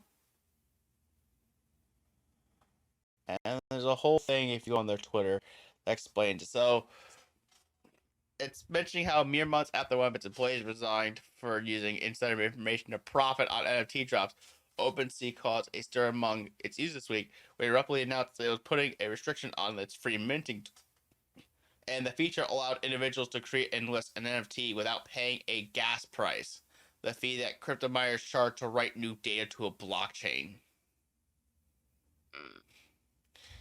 And it goes on to mention how the limit is a 50 item limit to the tool, and apparently this was not very popular among its users, and the company had to reverse course on it. And if you look up above, you'll see a Twitter thread that tried to for them to explain this was why we wanted to do this. Yeah. But honestly, having that limit doesn't seem like it's that bad, because at least one, it's showing that you're not trying to spam shit. Yeah. On the other hand, I can just imagine like how many longtime users were pissed off at the move, and that's probably why they leaned away from that idea. Yeah. Like, who's truly right in this situation? I have no idea, but all I know, it's still a sucky situation to know that they're trying to build out and like trying to make sure, like, we want to get rid of these stupid spammers. Well, plagiarism is, quite serious. I mean, of course, but uh, because NFTs aren't really backed by any sort of copyright law, this is, in a sense, it's like creating it's no different from, creating an asset and then using it without even copywriting it first, and then putting it up for people to just, take away, and use as their own, and you have no way to back that you own that, product, or, I mean, I know these people that are selling this stuff are a bit smarter than that, of course. They might as well have some sort of copyright on it, but I hope you understand what I mean by that. Oh, absolutely, yeah. So I believe that's all we have to really say on the old NFT craze. Yes, so far. At least with the problem that we've witnessed with it from other avenues. So while we wait on that, we're gonna start mentioning a couple of quick news here before we get going on the next major topic. First off is the fact that Intel is spending $20 billion over here to build a massive new chip making facility in Ohio. As it mentions up here, Intel CEO Pat Gelsinger expected to be the biggest silicon manufacturing location on the planet. Hmm. And apparently it's gonna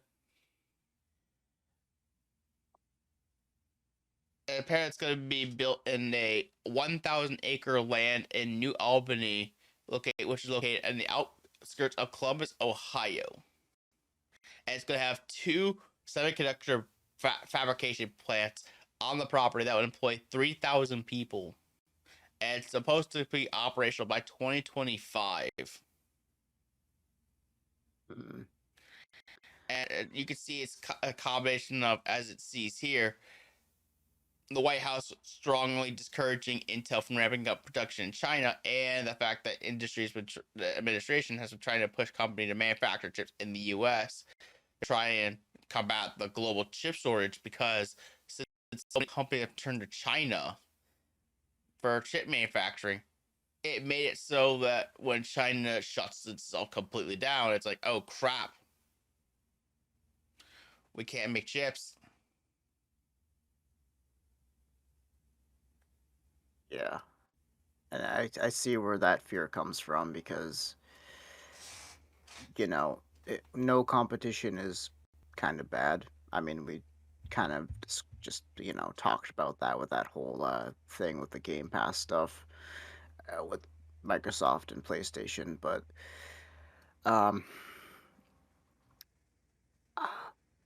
I'm just happy that at least there's some sort of, uh, chip manufacturing plants. There's more that are coming out, because this shortage, we were not really prepared for anything of that sort. We weren't prepared to wake up the next morning when, we think it's a fine day, just sitting inside our house, and then all of a sudden, uh, us as, you know, um, as like I'd say, computer enthusiast, or uh, people who use cars and stuff like that. We didn't expect to wake up and then now now there are no chips to fund any sort of uh, like we didn't expect to wake up one day and then there's no way to buy a new product because the chip shortage had just begun, and now because we also didn't expect to just buy up all people to buy up computers for Zoom and stuff like that. Now that we're living in that type of age where you know uh, not only do we have a lot of digital products, but now we're kind of forced to have more of them because of the whole chip shortage stuff, or because of the pandemic. I'm sorry. I, I I'm just happy to see at least some sort of production, uh, like some sort of plant, just uh, crop up. Even though it's gonna be in 2025, of course. That's the only downside I hear to this news is that it might be well after the pandemic is over. At least I hope. Yeah, I hear you. Um, I'm quite happy though. The idea of having in the U.S. means we don't have to wait for overseas stuff too. So Exactly. And also, we have to also discuss the fact that Nvidia is preparing to walk away from the ARM acquisition. So we've talked about this ARM acquisition plenty of times, where we've noticed that places like the UK and the United States have been looking to, curb stop on this acquisition because they thought that Nvidia would just start using it to benefit themselves and not anyone else. So because they felt that that company was way too integral, we're gonna be like, no, screw you, Nvidia. We're gonna just let this. We don't think you should buy this because of the fact that, you know, this has been used in so many different devices. And on top of it, too, as we also mentioned here, current ARM owner SoftBank is reportedly advancing a program to take ARM public as an alternative to the acquisition. So, in other words, you could actually invest in ARM. oh And by investing in ARM, that technically means you're also giving ARM capital because you're investing it in as like a stock. yeah, Which this is great news for any company that isn't Nvidia, because this means that finally we can rest in ease from this story. I think the story concluded in kind of a sad way for Nvidia, but good for everybody else. yes, it's definitely good for the consumer player. Exactly. Because I was not very fence city, but I was very um unsure. I mean, I guess that's kind of the definition. Um,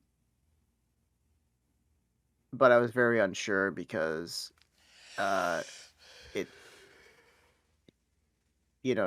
Nvidia has this like loose uh grasp on consumer practice. I feel like um a lot of their decisions, with the RTX 3080 12 GB and the TI versions, which are sometimes even more expensive than their non-TI variants.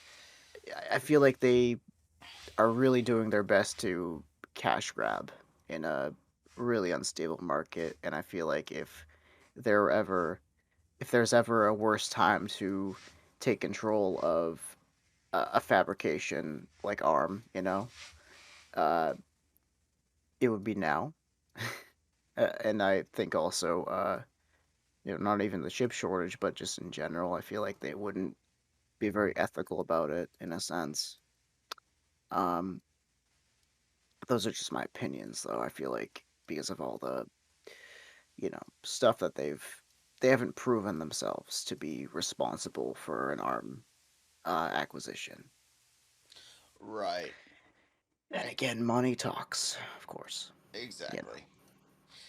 Now that we see that Nvidia is trying to back away from this, I feel like ARB's in a better position. Like I said, because it's going to be public, it's going to receive funding from investors. That's going to be a good way for ARB to, develop newer versions of its architecture to better suit for smartphones. Absolutely. Very much, yeah. And then, all right, everybody, and we're going to get started on our next major topic here, and this is going to be for CES 2022. Yes. Now, we start off our story a little earlier in time, and what has happened is that before the show came to existence, numerous different companies dropped out of the show. And if you scroll all the way down to the bottom of the article, you'll see some people commenting that the show's been very quiet and that certain halls were closed. Very nice, very nice. Yeah, it does look pretty empty. It looks barren. I would expect it to be like Minecon or something, like levels of people, except more tech enthusiasts than you know. Right, and a lot of it's had to do with Omicron ruining everything. Yeah, and that scary mannequin robot. What the hell? Oh God, that's loud. Did you see? Oh God. Anyways, let's talk about it. Yeah. So they scroll down here and you see a bunch of stuff here that it tells you what's been going on with a lot of these companies. Like Mercedes-Benz canceled its appearance. Magna decided to withdraw. AMD canceled in-person presence. And you'll see Yeah. here, like Microsoft is not participating. Google is not really. Intel did, but they're going for a digital show, and It's weird because those are all like household names for me. I know who all these people are, except for the first one. Actually, I'm not too familiar. But these and, other ones, holy crap, those are big names. and they have Meta not attending in person, and even T-Mobile. Oh yeah, look at T-Mobile. It's saying that they're gonna remain. They remained a sponsor, but they're not gonna actually participate. Dang, that's sad. I'm glad it's not Nebraska.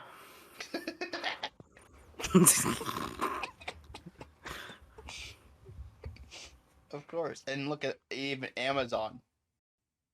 Oh yeah, Amazon and Ring, even TikTok. Not that that means anything, but even TikTok, Yeah, Facebook. yeah. So it's like you have all these major companies here not really participating, and it's like, okay, well, there's still a lot of things to show off here, but what should we focus on? And I thought of a couple companies I want to focus on. At least Intel, AMD, Nvidia, Razer, PlayStation and Sony, Samsung, and then like a couple other random announcements. So in my opinion, let's start off with Intel.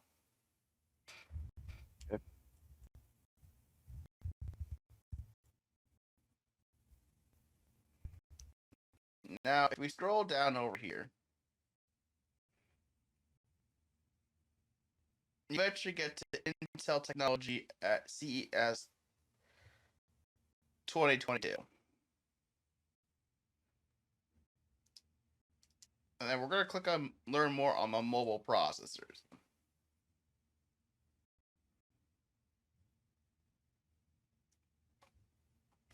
And the reason to me this is interesting because this is like one of the main points here. If they're bringing Alder Lake to laptops. and with like so these this 5.5 gigahertz one, that's gonna be a desktop processor too, and that's gonna break the barrier of 5.5 gigahertz without overclocking too. And the laptop ones, um,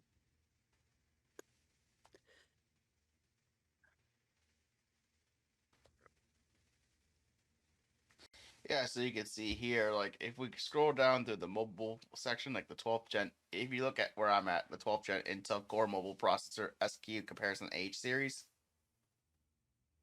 yeah, that's still 9th gen, like the laptop base one. But you can see over here, look, you have i9s and i7s and i5s, and mm-hmm, you can see some of the different specs here, like especially because the highest of the highest you can see here is literally a 14 core processor with 20 processor threads. 6 of those cores are going to be P cores, and 8 of those cores are going to be E cores. Now remember that the E cores are efficiency cores and the P cores are performance cores. yes, The highest definitely. bunch will have 24 megabytes of Intel Smart Cache L3. It's going to have look at this, max turbo frequency up to, with performance cores, 5 gigahertz, and efficiency core has a max of 3.8. Its base frequency at the maximum is going to be 2.5 gigahertz, and then its efficiency core is at 1.8. We don't really care about processor graphics because who cares about integrated graphics, especially for gaming? Yeah, the only thing about that actually though is I would love to see a day where I could run like a game at 60 FPS on a mobile like on like a not a mobile but on an iGPU. That's probably like AMD's greatest strength, considering the fact they have a better graphics department than Intel. Yeah. I do remember though a benchmark of GTA 5 running at its lowest at 60 FPS on an Elder Lake, but it, that's besides the point. I don't know. I just I love to see like these things like pump out and seeing how they kind of tick, you know. Yeah, and you can see over here. There's also the P series. I know the difference between the H and the P, but go with it. And Um, you can see here that again the maximum is i7 that has 14 processor cores with 20 threads, 6P, 6E. It looks very, it looks largely similar, the i7 that they have for the P series, to the i9 and the H series. The fact that the frequency is actually not, is a little bit lower. yeah. So it could largely skip that, mostly. And here you have a U series, and this one's a little weird. Take a look at this. 10 processor cores, 12 threads. There's only 2 P cores and 8 E cores.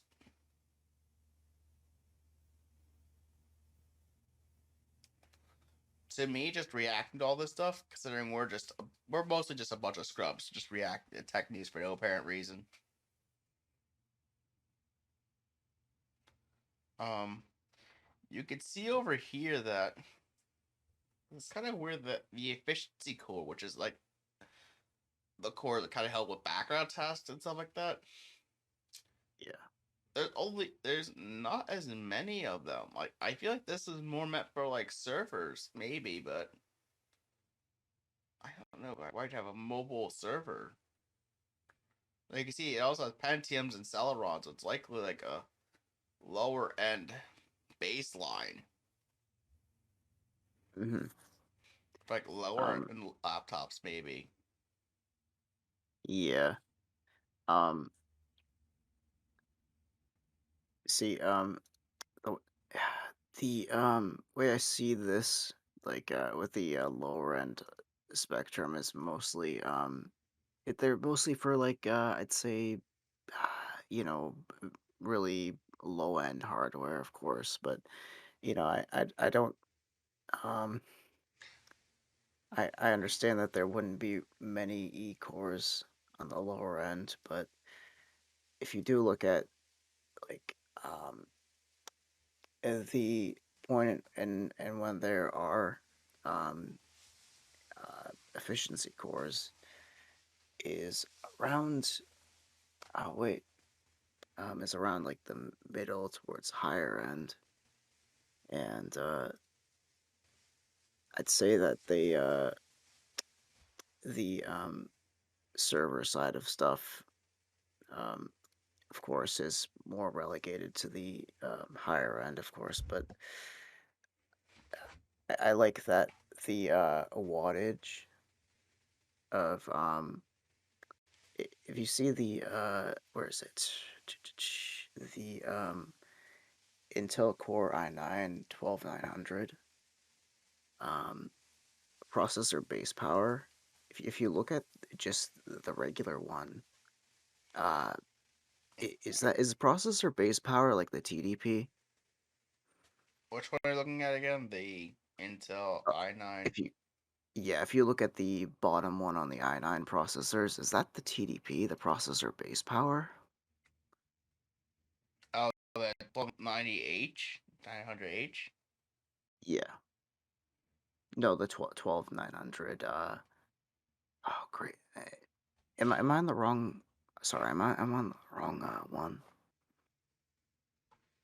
I'm looking at the other Lake S.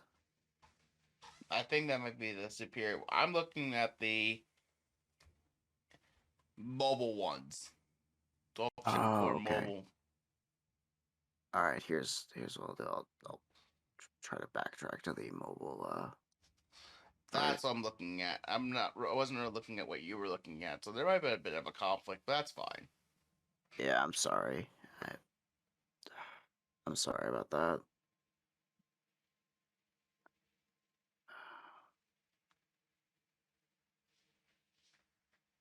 Welcome to GAHCast, everybody, the show where Alpaca decides to go on another page. Yeah. He's probably thought of anime girls instead of processors.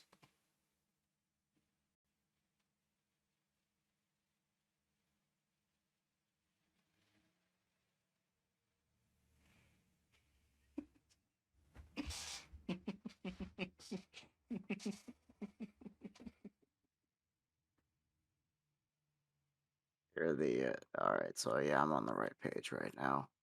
Yeah, so short hour says 12th gen Intel Core mobile processor SQ comparison H series. Okay. Yeah.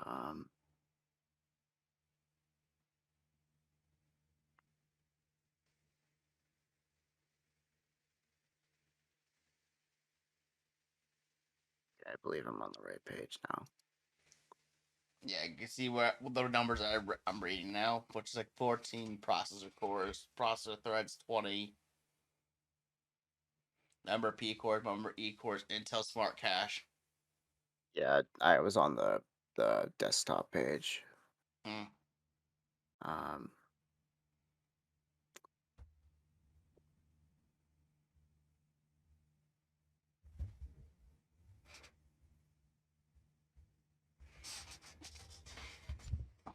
I'm I'm on the right page now.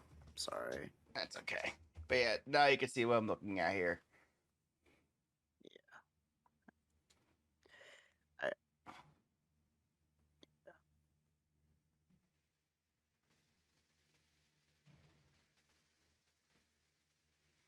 But yeah, did you have anything you want to say about these processors before we move on to the next?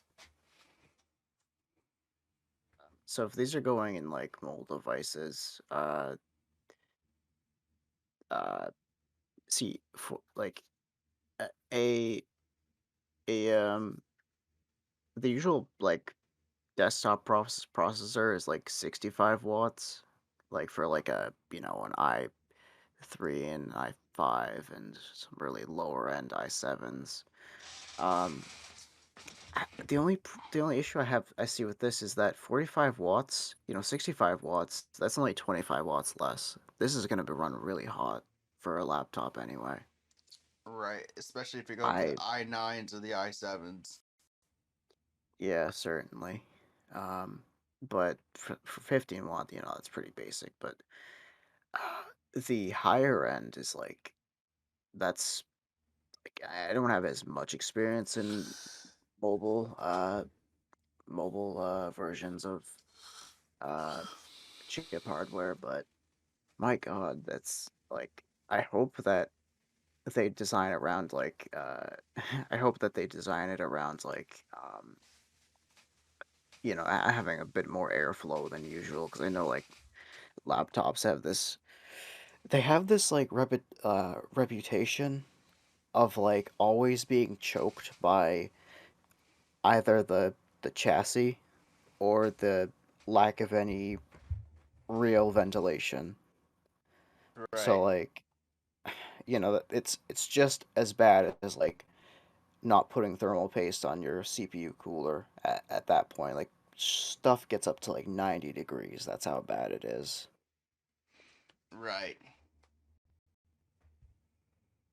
Um, Yeah, so I guess if you have nothing else to say, do you have anything else you want to say about these processors here, or anything else from the other series, or do you want to check out the desktop?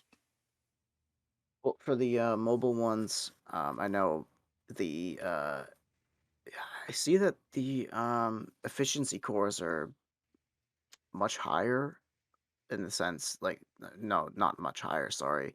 They're higher than the number of performance cores on the 12800 HE, Mm, and the i3 12300 HE is on par with efficiency and performance cores. I wonder if they are making these laptops more because with that high of a wattage, I see how this might balance out because efficiency cores probably run much cooler than performance cores. Um, but all in all, like you know having a laptop with like so this is going to be 6 and 8, so having like 14 cores in a laptop is unheard of, even though if they're efficiency cores. mm-hmm. So, I mean, I see how they're working around like background tasking sort of stuff with the efficiency cores and stuff like that. Um, but I know like we're kind of here for gaming, so Yeah. uh, I mean, I don't know. I don't know about the higher wattage ones because this is games probably are going to mostly use performance cores. Uh, Yeah. all I can say is that they better design the chassis around like ventilation and stuff, because it's either you're gonna have a jet turbine that is really hot, or you're gonna have a really hot room and a silent fan. So, I mean, of course, no laptop is silent. I know, but um, I do want to just take a small step back to I made a mistake with the desktop versus mobile processors. Um, looking at the because I noticed also the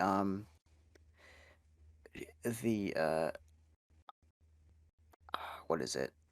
There will be the i3s that are coming out for Alder Lake. Um, they are seemingly low wattage, um, and they clock up really high. Um, Right. I wonder what their price is gonna be because also it says PCH. it doesn't seem to include anything about running on B660 boards for those chipsets. Hmm. So I am a little bit concerned about that. Right. Uh, And then on the other hand, too, you can take a look on the other article I have, too. It talks about the Intel 12th Gen KS series chips. oh yeah, these that's what I was talking about earlier. So this is the article Um, you were reading, not the Intel one. yeah, I kept on getting lost on what you were linking to.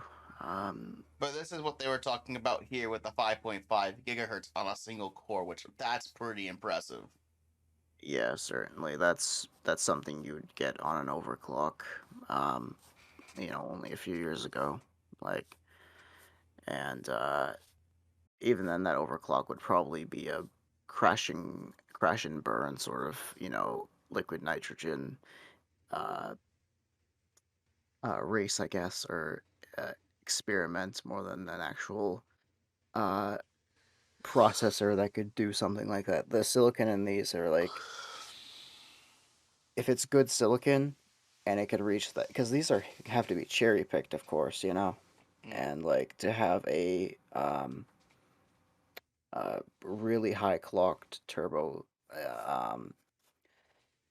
without overclocking. Um, this has to be really good silicon. Um, I wonder what the TDP is, because of course that just means how good of a cooler you need, and how fast your fan has to spin. So, Right. or the liquid cooling, I guess, has to flow. Um, Right. Anything else you want to say about Intel for all these processors that they announced at CES? um, Not really. I just hope that they are a good enough price that they aren't going to be like you know scalped really highly. I know that's like not really much of a issue with them with the Intel processors, but hope they're hope they're available. I guess. Right. Well, Oh, and cheap too. then again, it's both of the GPUs that have a hard time finding out the CPU, so you should be good to go whenever these eventually come out. Yeah, I just remember when AMD with the 5000 series, you couldn't find one under a good half a thousand Well, to a thousand. speaking of AMD, that's the next company we were about to take a look at over here. Oh yes. So, what did they announce at CES? Good question. Let's just keep going down. So, Zen 3 Plus. let's see what. Keep scrolling down here. So they showed off the AMD Radeon RX 6000 series.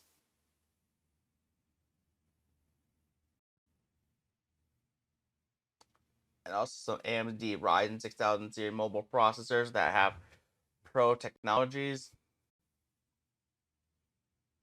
Yeah. Let's see what else they have here. If you look at the second uh thing, the Ryzen 7 5800 X3D. X3D. Mm-hmm.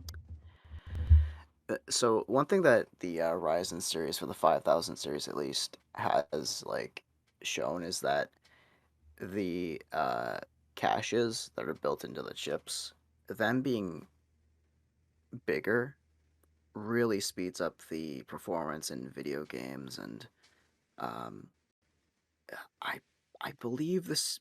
I mean, this is like think of it like a sort of RAM cache, but is built into the chip. Uh, and as far as I can tell, it's very quite similar to like yeah. So it's like very similar to 3D NAND in a sense, because it's like a physical thing. That's but it goes up to 96 megabytes of L3 cache, which the usual let's go back to Intel for a second. Intel usually has like lower sized caches. Like let me just look up the i9 of the Elder Lake. L3 cache. Okay, so oh, that doesn't tell me much. Give me 1 second.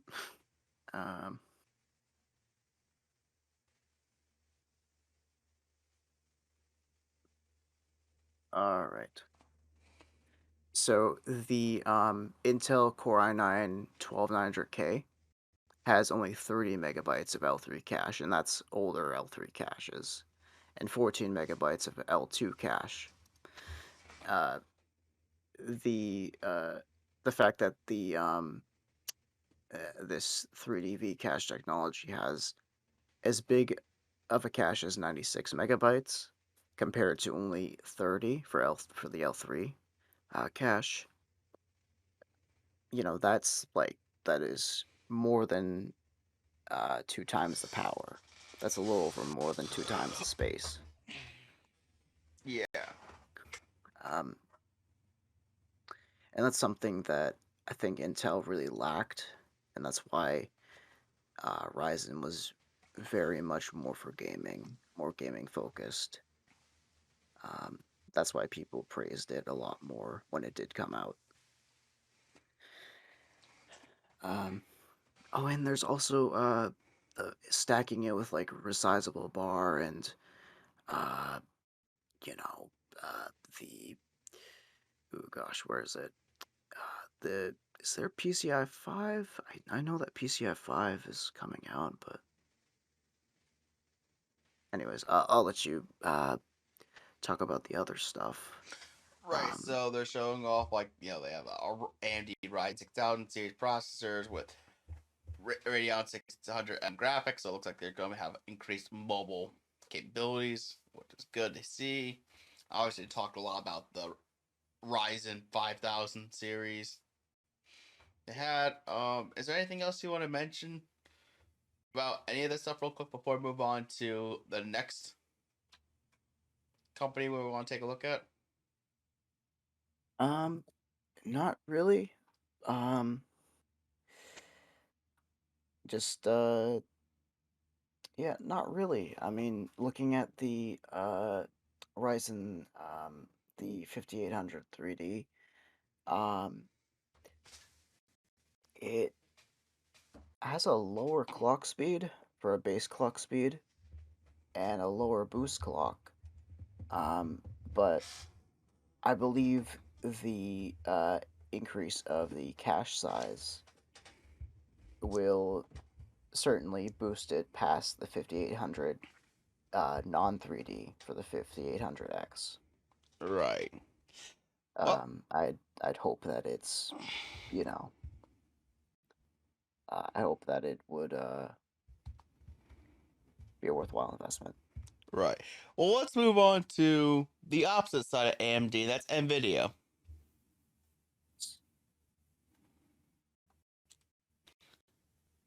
And they show off a couple things here. They show off this Omniverse thing, which it doesn't really mention what exactly it is, other than the fact that it's a 3D design application. Oh, thank God. I thought it was another Metaverse bullcrap. So it looks like it is a.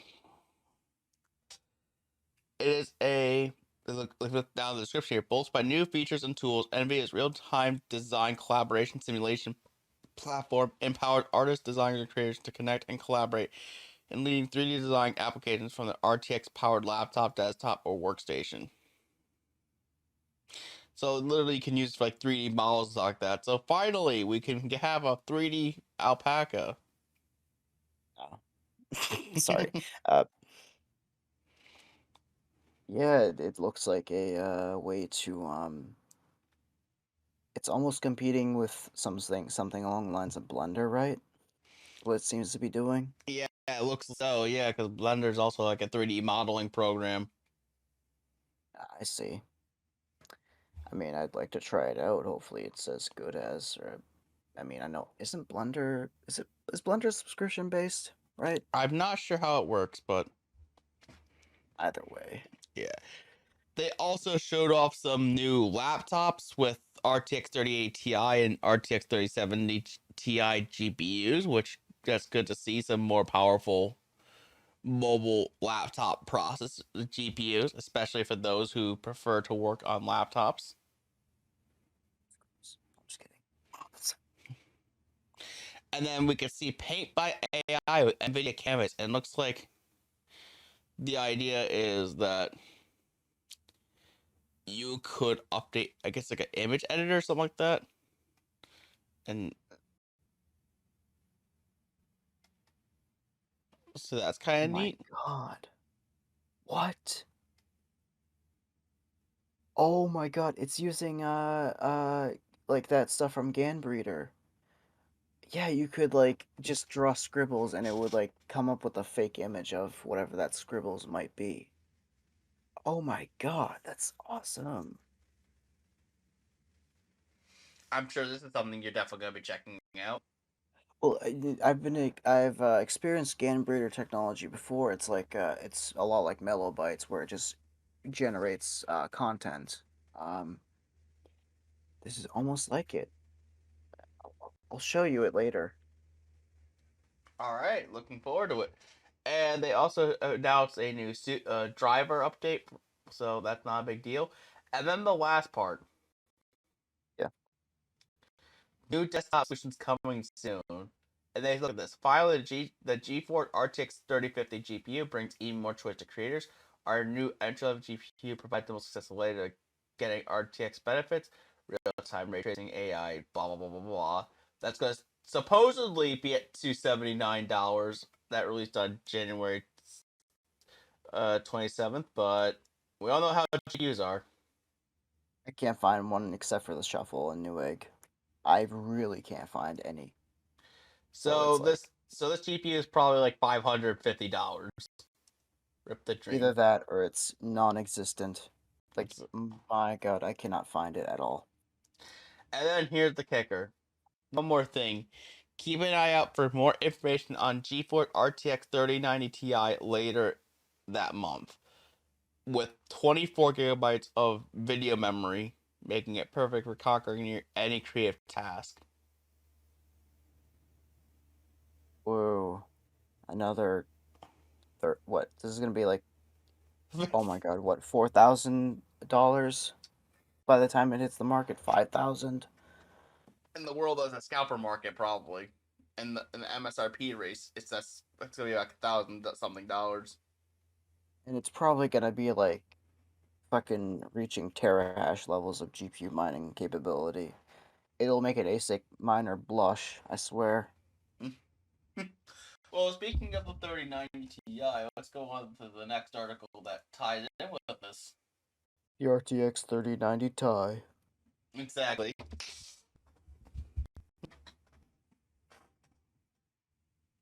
Hey, at least I won't be working too much on a laptop with Celeron built in.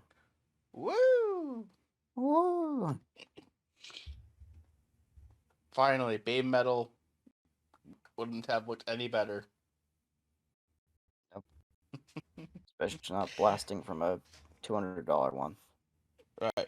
So, as you see here, it reminds us about the Nvidia 3090 Ti, as Alpaca likes to call it. Now, as back to you, Steve, Ow My Knee likes to call it.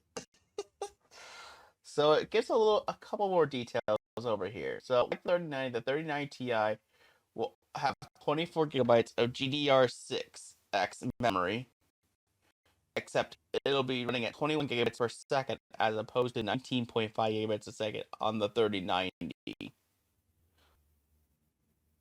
Nvidia also said the GPU is capable of calculating 40 shader teraflops, 78 RT teraflops, and 320 tensor teraflops. That compared to the 3090's 35.6 shader teraflops, 69.5 RT teraflops, and 285 tensor teraflops. So they're saying that those figures represent a 12.5% ish increase over the 3090 across the board.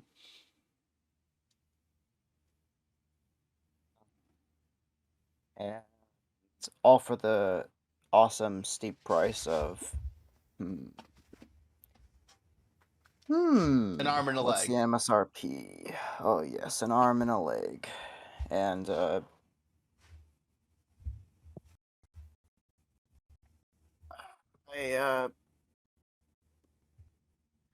nice down payment of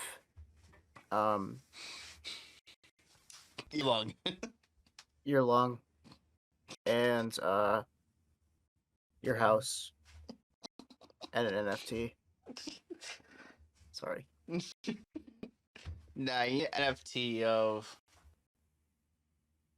You probably would want an NFT of yourself and RE0 Felix making love to please the gods.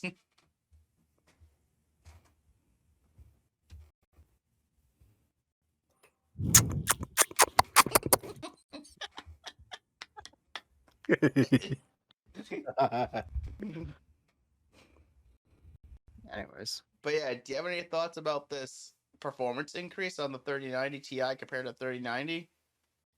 well,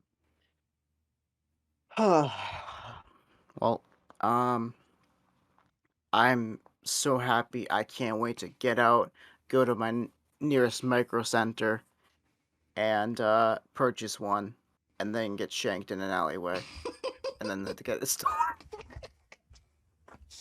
Honestly, probably the most realistic outcome, especially if they know anything about computer parts. Like for us, so the two of us at least, if we show this graphic card, people look at us like, "What the hell is this? And why is this important?"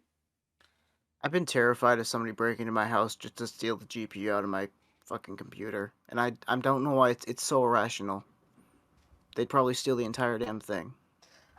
Honestly, I feel like the GPU, if they had a steel part, would be the most important part, because that's what they usually use for mining. Yeah, but they see all these like flashing lights and the RGB and stuff, and they think, "Wow, that's a gaming computer. It must be like worth thousands." It's fucking only 1,000 probably. Right. Yeah, anything else you want to say about Nvidia before we move on to the next company? Can't wait to go to Micro Center and get a 3050, and then trip and it falls and it uh gets broken, Right. not covered by warranty.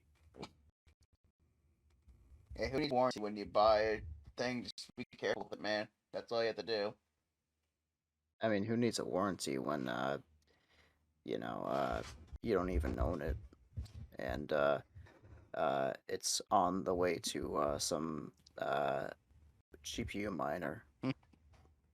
I mean, then again, who needs the warranty when you have the Pope that will bless your GPU with holy grace and forgiveness?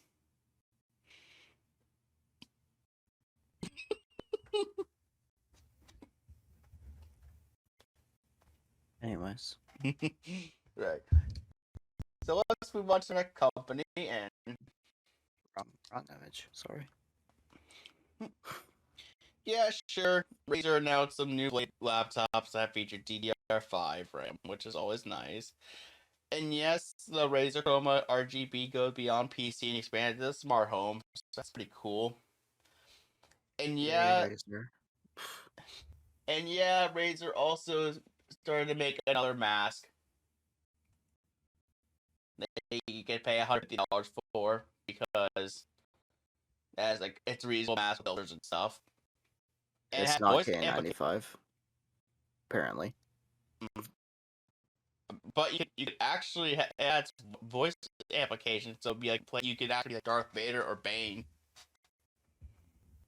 Oh, nice. But the most really interesting crazy BS lies in the last part. Probably Sophia and Key Pro.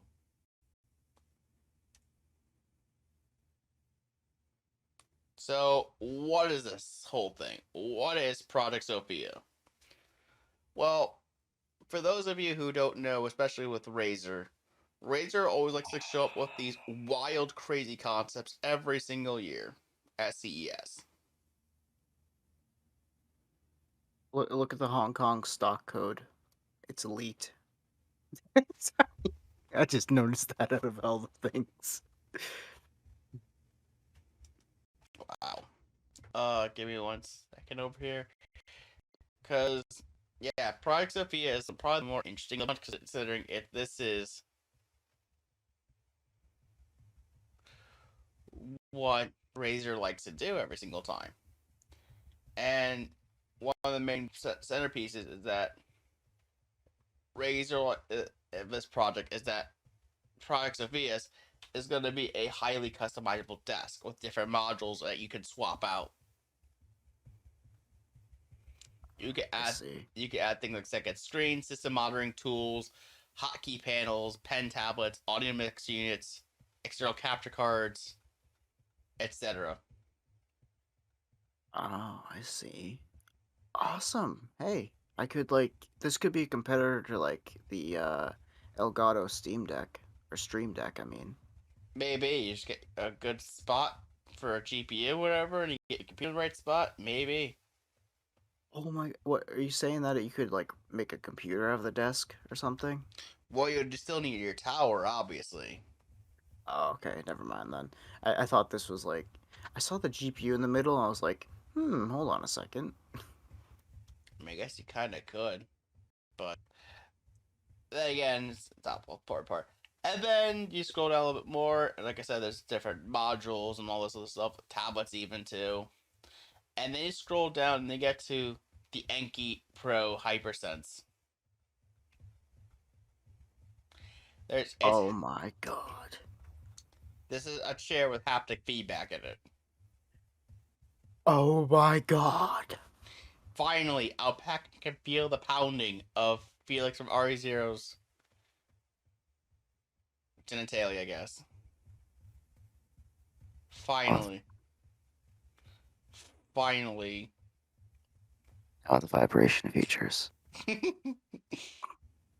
Oh my god, this is the best. It looks expensive. Apparently, it would have, because it's hyper, it'll have native support for over 2,200 games, movies, and music titles. And I guess you could play Forza Horizon 5 with it, and feel the vibrations of the road, or Assassin's Creed Valhalla, and get stabbed in the back by a random barbarian or English soldier. You can finally feel the bounciness of a horse when you're riding it down the lanes in Valhalla and Red Dead 2. Exactly. Like you can finally feel the pain of having to ride a horse. Because I believe it or not, I actually did some horse riding lessons when I was back in high school days. But has the horse ever rid you? The horse has not ridden me. That'd be a very painful observation too. But yeah, sorry. I still remember those days, and my God, I still remember the feeling of riding the horse. It was like cool and all, but because you have to constantly squeeze the horse, it makes you feel like your ball sack hurts. It's like you ride the horse, like, oh, this is that bad. Wake up the next day, you realize your crotch is sored. Oh, okay. Well, at least we know that we can get revenge on them by having them go up in the cold winter mountains and have their balls shrink. Sorry. Wow, that's dark. Anyways, any other things you want to say about Razer before we move on to the next one? I just love their about section. Razer also offers payment services for gamers, youth, millennials, and Gen Z. Anyways, now let's move on to the next topic. Yeah. And that next topic is we're going to talk about the PlayStation VR 2. Yeah. So, well, At least that part, because Sony did two wildly different things. They went from PlayStation VR 2 to freaking electric SUVs. What was that? What? More than that a little bit. Yeah. So they released some specifications for this headset. And if you scroll down a little bit too, you can see what the specifications are. Visual fidelity. It's going to have 4K HDR, 110 degree field of view, and full V8 rendering. It'll have OLED displays. Players can expect a resolution of 2000 by 2040 per eye, and smooth frame rates of 90 to 120 hertz.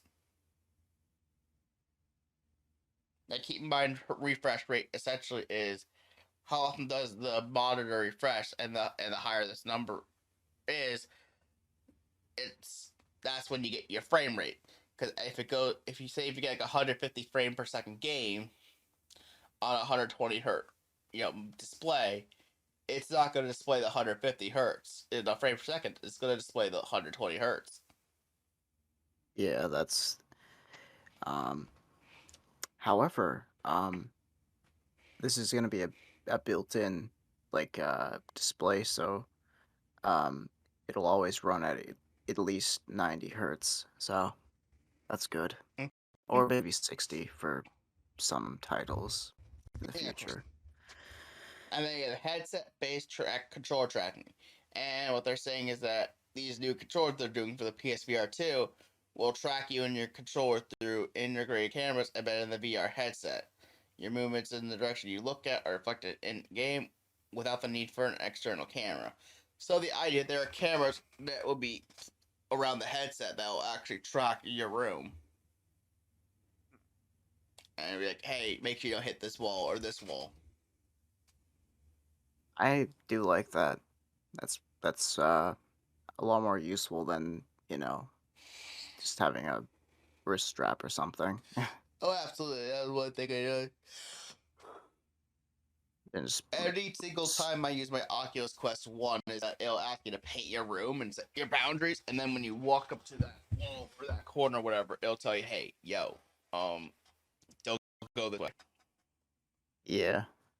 But it could mean the difference between a broken painting and shards of glass. It's VR, so you have to use it to enjoy the hentai, right? Innovation. Anyways, new sensory feature. So it's going to have combined eye tracking, headset feedback, 3D audio, and innovative PSVR 2 headset controller. And like I said, it's just, again, it's just everything else that we've already explained. And again, there's eye tracking.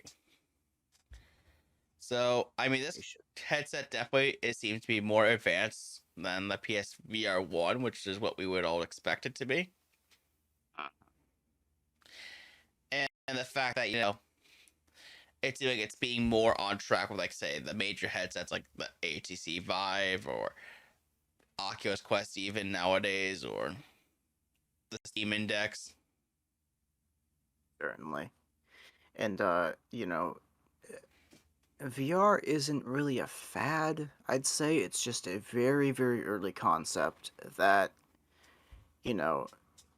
people don't really put too much thought into because of just how intricate it can be. Right. Because at least VR is more interesting NFTs. Innovation. Anyways, Sorry. Anyways, do you have anything else to say about the VR headset? I hope that there's no defects, like something drifting. Right. I don't know. Anyways, and then while Sony showed that off, they also decided to show off an electric SUV, and that the company might be also selling cars.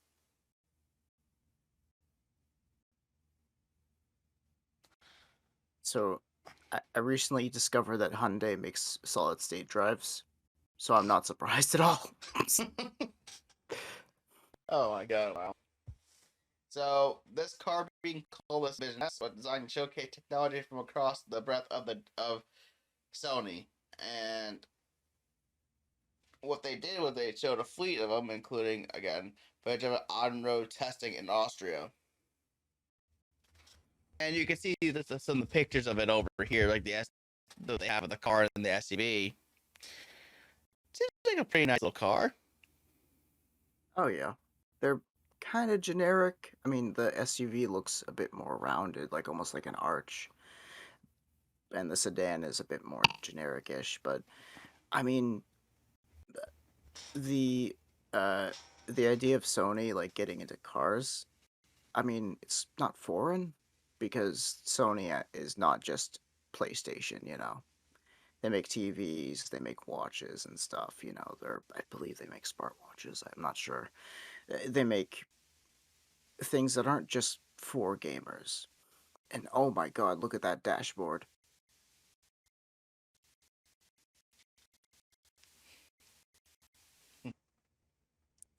I'm sorry, hold on a damn second. And you can expect it will be an easy way to consume Sony audio and video content. That's distracted driving. What the fuck? Man, I take that back. Sony's gonna fucking cause more car accidents than fucking than pre seatbelt law.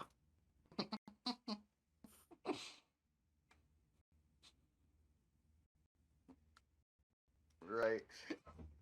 And then yeah, so it's a 5G enabled car, so conspiracy theorists stay away. Dun. Whoa, whoa, whoa, whoa. Fucking morons. Anyway, so the Vision S2 is going to use the same EV powertrain as the sedan, but it'll have a pair of 200 kilowatt or 428 horsepower electric motors, one for each axle. And so it's also going to have extensive use of its sensor know-how to endow the Vision SO2 with a mix of LiDAR and high-resolution wide dynamic range CMOS optical sensors that give the car a 360-degree view or world around it. So I guess you'll have cameras to be able to look around the entire car practically. Yeah. Anyways, you have anything else about these cars? Not really. I just hope that everything is at launch. There's no BS features like seat warming and stuff like that. I also hope that this dashboard isn't as distracting as it looks. I hope I can just use Google Maps and get on my way, or Sony Maps or whatever they're gonna do. I have a feeling what they're going to do with this, honestly. They'll probably have a Google Maps app, sure.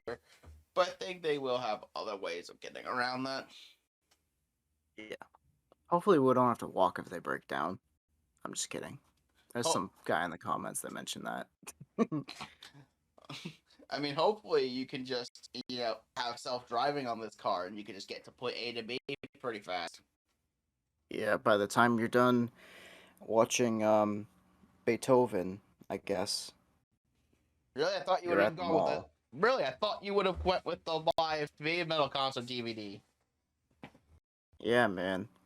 Free with every lunchbox. No, I'm just kidding. That yes. No, after you're done watching like a really terrible Rule 34 movie of Felix and the Baby Metal triplets. Sorry, just kidding. Okay. And the last major company we're going to look at is Samsung. Sure, they are launching a new portable projector thing. Oh. And sure, they're going to have a couple of new smartphones, like the S21 FE 5G. But what really has kicked off is when we get to this article here, when they announced a micro LED and several different TVs.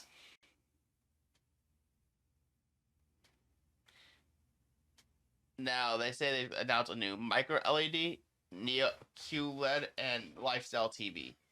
And if you scroll down, I mean, obviously it has really good display thanks to 25 million micrometer size LEDs. But just keep going. Okay. Just keep going, guys. All this color radiation, that's awesome. Different views, stuff you'd expect on a TV. Looks very much like a microphone with a really annoying light. Mm-hmm. Sorry. I know they have to have the holes in it for a reason, but anyways. Mm-hmm. But just keep going down. It's gonna be wild. You see all this new technology with adaptive light, allowed it to make better picture. I mean, just TV. So what else do you expect? Icon mode. There's one feature on the TV that really captures your eye.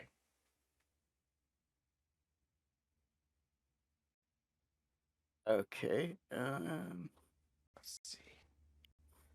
Look at this. The new smart hub and apps for the ultimate user experience. Oh, they have like a new like Roku thing or something like that. Okay, so watch this. Samsung's 2022 smart TVs come with a new smart hub that puts content curation and discovery front and center with their viewing preferences.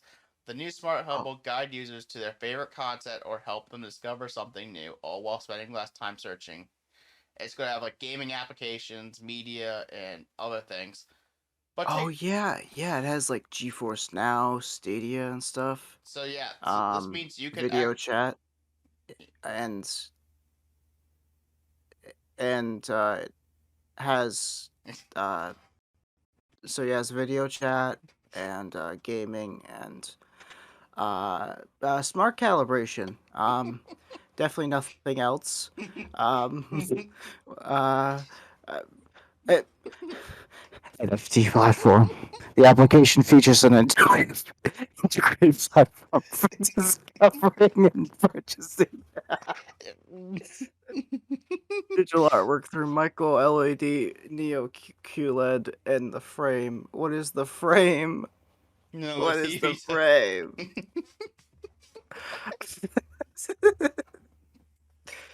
What is a non-fungible token? Explore the new world of art that transcends the boundaries between digital space and reality. What the fuck? That's not a description. They're a blockchain thing. NFTs curated by Nifty Gateway? My NFT. But Expanded access. I'm gonna like.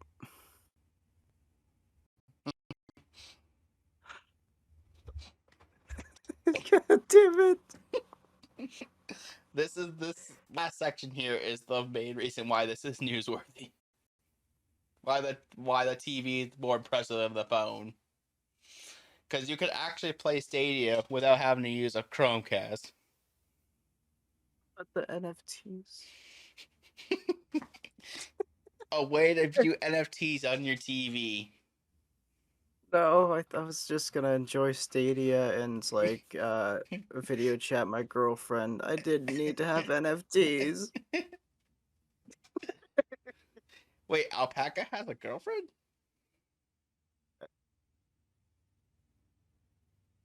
I don't know. Alpaca. Ooh, it's a special lady then.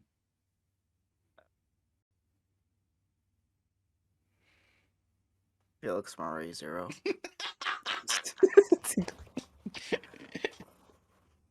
Anyways. Oh wait, that's a guy? Oh shit. Boyfriend, I mean. Just kidding. But seriously though, what do you think of this whole TV with the NFT?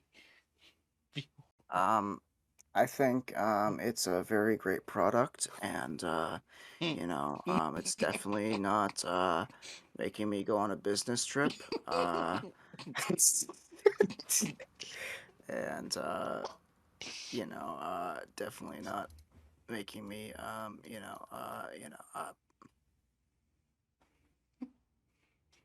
Definitely not getting in my Tesla and NFTs and that.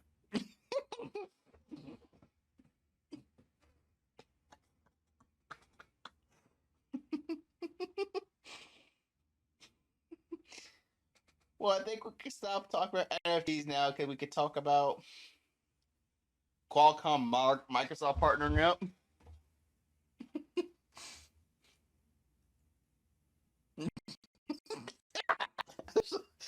I just love how you just left it as a freaking spring bottle.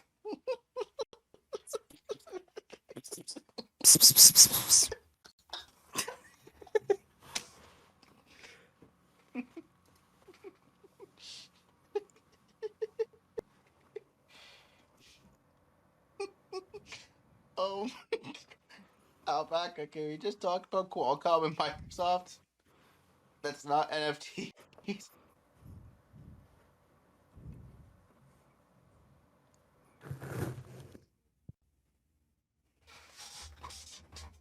Why? Because they're gonna partner on chips for AR glasses.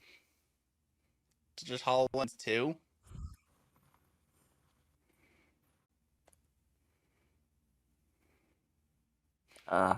Yeah. Just gives a gun. Sure. Get the stuff I fucking away. Hold on a second. Get. Anyway, so pretty much what's going on here is that Microsoft is HoloLens 2 is already uses Qualcomm chips, and obviously featured Glass Go 2. And Qualcomm and Microsoft announced on Tuesday that's announced its partnership at this year's CES 22 Pro conference, pointing towards new chips for AR glasses. And this idea that these future products using custom chips will aim to blend Microsoft's mixed reality software with Qualcomm's phone-based AR platforms. And they're also integrating software platforms. With Microsoft already has its cross-device mesh VR AR ecosystem along with mixed reality platform, and it's integrating Teams into VR and AR this year. And I guess Qualcomm's also working on a software platform for phones called Snapdragon Spaces that plans to bridge a coming wave of AR glasses and AR phones.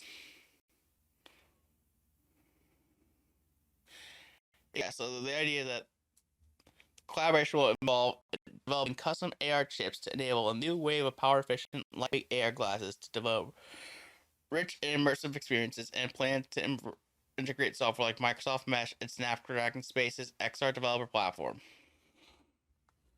So, what do you think of this? Well,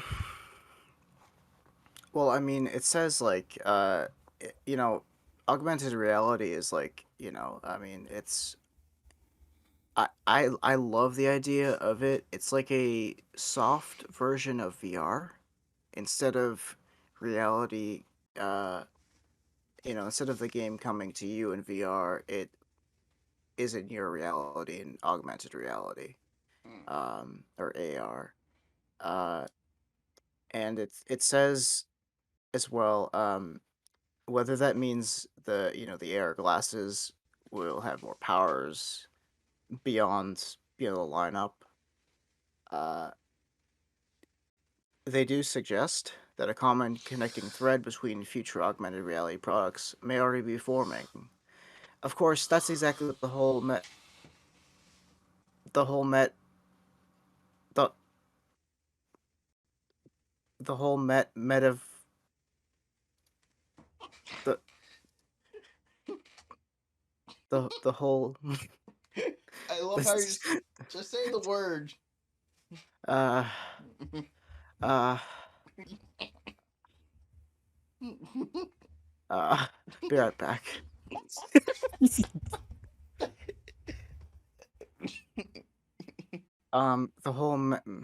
The whole strategy that seems to be in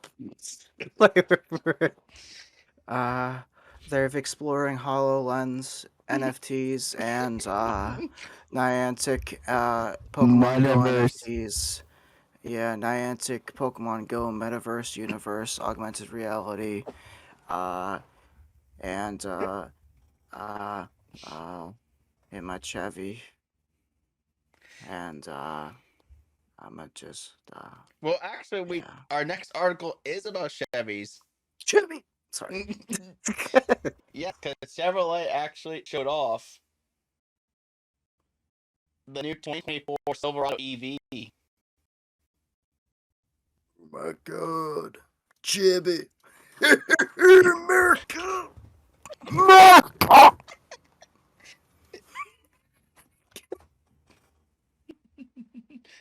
But yeah, so this is Chevrolet's first electric truck. And you can see here that it has a crew cab configuration. So, and there's a frunk, so you can put stuff in the front of the vehicle. Yeah. And, All right. and then it's going to use some Ultium drive motor and Ultium batteries, which will run on an 800-volt electrical architecture. And That's fucking based as hell, bro. the truck can pack up to 24 modules of cells, which translates to a whopping 200 kilowatts lithium-ion battery. And Yeah, that makes me want to hang a flag over the side of it more. And Chevy will be able to offer trucks with 400 miles of range between charges when it's equipped with the biggest battery pack. So in other words, if it has 400 miles, that means you'd probably be able to get a trip that is around a little over 6 hours. Well, and I'd be able to save more gasoline for my barbecue. Yeah. Exactly. Yes. Cookie. You can put get your grill in the back, and you can just set up a road trip and just grill. Drinking my Clunker Conga, Budweiser. Exactly. Hell yeah. Where's that America? And it's saying that it's going to use DC fast charging, and it says that it'll charge this 350 kilowatts, which gives it at 100 miles of range in 10 minutes. So practically meaning it can reach that 400-mile range in about 40 minutes. Fuck yeah. And you will be able to supposedly pick it up in spring of 2023, and you can see all the images beneath. I'ma quite literally pick it up, man. Get in the drive in the back seat, hanging outside. Hell yeah. Yeah, seems like you're a big fan of this overall. Hell yeah. I'm definitely gonna hang that America. Gonna drive around Alabama and Mississippi and Gonna go skinny dipping in the bayou. Catch some diseases. I'm But seriously, what do you think of this truck? gonna go skinny dipping. I don't know. Really wants me to take down a 6-pack of beer.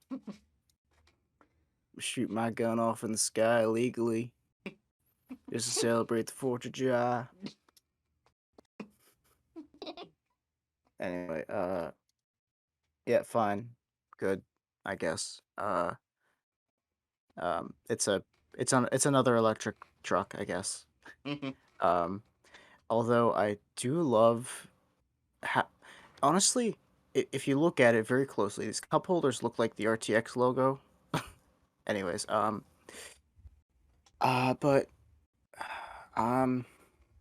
see, in all like reality, like not hillbilly madness,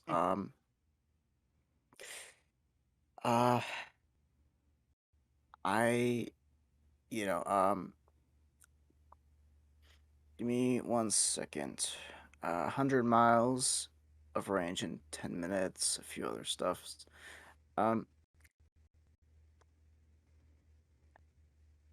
Honestly, these are these are not like super expensive. They're about the price of a house, but I I honestly feel like these would be great for like a sort of like um I I, I think they are gonna compete with like cyber trucks and stuff like that Oh, very closely. I mean, these are car manufacturers that have been like around since the dawn of cars, you know? mm. Um, what better way to perfect them than Chevrolet and Ford and stuff. Um, though I'd love the inclusion of a good old cigarette lighter, good old pushing cigarette lighter. Woo! Have me a Chevy and drive around in my beer. No, I'm just kidding. uh, anyways, hopefully though, we'll be able to repair it without anybody saying or putting their foot down on us, right? Because who knows, I'm a good mechanic. I love messing around with my chibbit. Right. So, do you have anything else we want to say before we move on to the next topic? No, I just hope that we will be able to have the right to repair the stuff, without having to deal with any, uh, I guess, DRM or, I don't know, like, it, exploding on us or something, like a Steam Deck or something. Oh, of course, yes. Certainly. Because our next topic is the fact that Biden name checks Apple and Microsoft in right to repair speech. And as you can see here, on January 25th, the president provided an update on an executive order he signed last summer. And you can see here how he acknowledged that many companies have made it difficult for consumers to fix their own devices. Biden also nodded to Apple and Microsoft for changing their right to repair policies ahead of the Federal Trade Commission taking more action on the matter.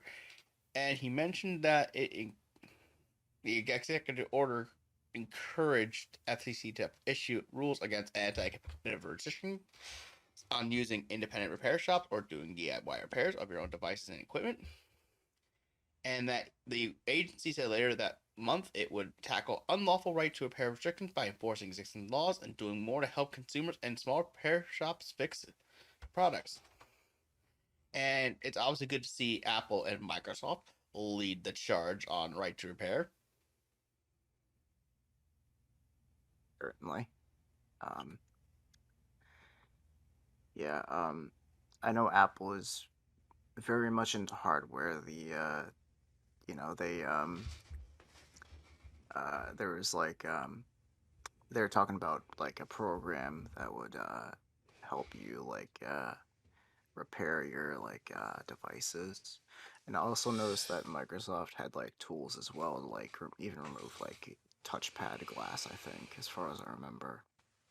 Um, with Apple, I know they're more hardware, like I said, but I mean, the only thing I don't like about Apple's like stance was just the Lightning connector being proprietary. But uh, with Microsoft, I love that we've gone from being trusted with just USB external hard drives now to literally inserting an M.2 drive into your like console. You know. Right. Um, Because I know Microsoft, what they've done is that unlike Sony, which allows you to insert M.2 drive in the console itself, Microsoft does these memory card things. yeah. Yeah, they shove those memory cards in the back. It says that gives you M.2 storage. Oh, I see. It's actually what the goal of it was that because of the fact that the average consumer, in order to place the M.2 drive in the PS5, you have to take off one of the shells and then you have to use a screwdriver to get the M.2 drive in an enclosure and everything like that. Mm-hmm. They knew that by using a memory card, they can actually make it mom proof. Yeah, I see. Because like a lot of consumers, no, like no offense, with consoles, it's just you plug it in and you wait a little bit, set up an account. I guess if you're brand new to it, stuff like that. But it, so the ease of being able to do that stuff, I like. I also, but on the side of like more tech savvy people, um, it's very pro consumer, because like being able to just repair your own devices, like I'm talking about like this general like um article, you know, it kind of makes me realize, the ability for me to take apart my device and not be under any like warranty crap or uh being restricted on what I can get away with. I truly appreciate that because if I know that they make them like that so you don't hurt yourself, but having that little trust in the consumer to literally, like, I guess, take apart a GPU and repaste it, having that little of trust that you have to put a warranty, uh, voided warranty sticker on one of the screws, you know, having that uh, trust in the consumer, because if they break it, then that's their fault, you know, and then they buy another product, to replace it. Right. Truly, So this is yeah. I was gonna say, truly, this is something that is really good for the player. yes, certainly good for the player. Yeah. um, but yeah, I mean, yeah, anyways, that's it for me.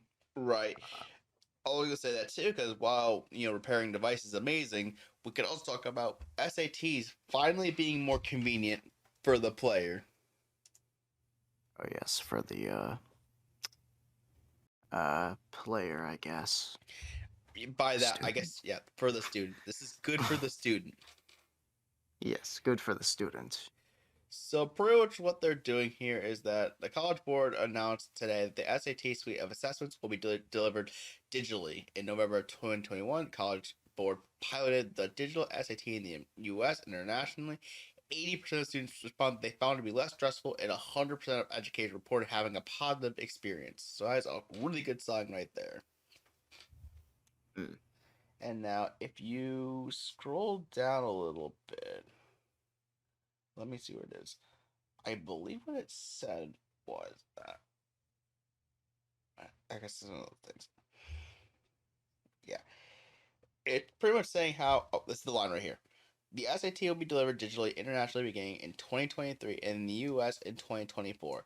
The PSAT and NMEN SQT and PSAT 8/9 will be delivered digitally in 2023, the PSAT 10 following in 2024.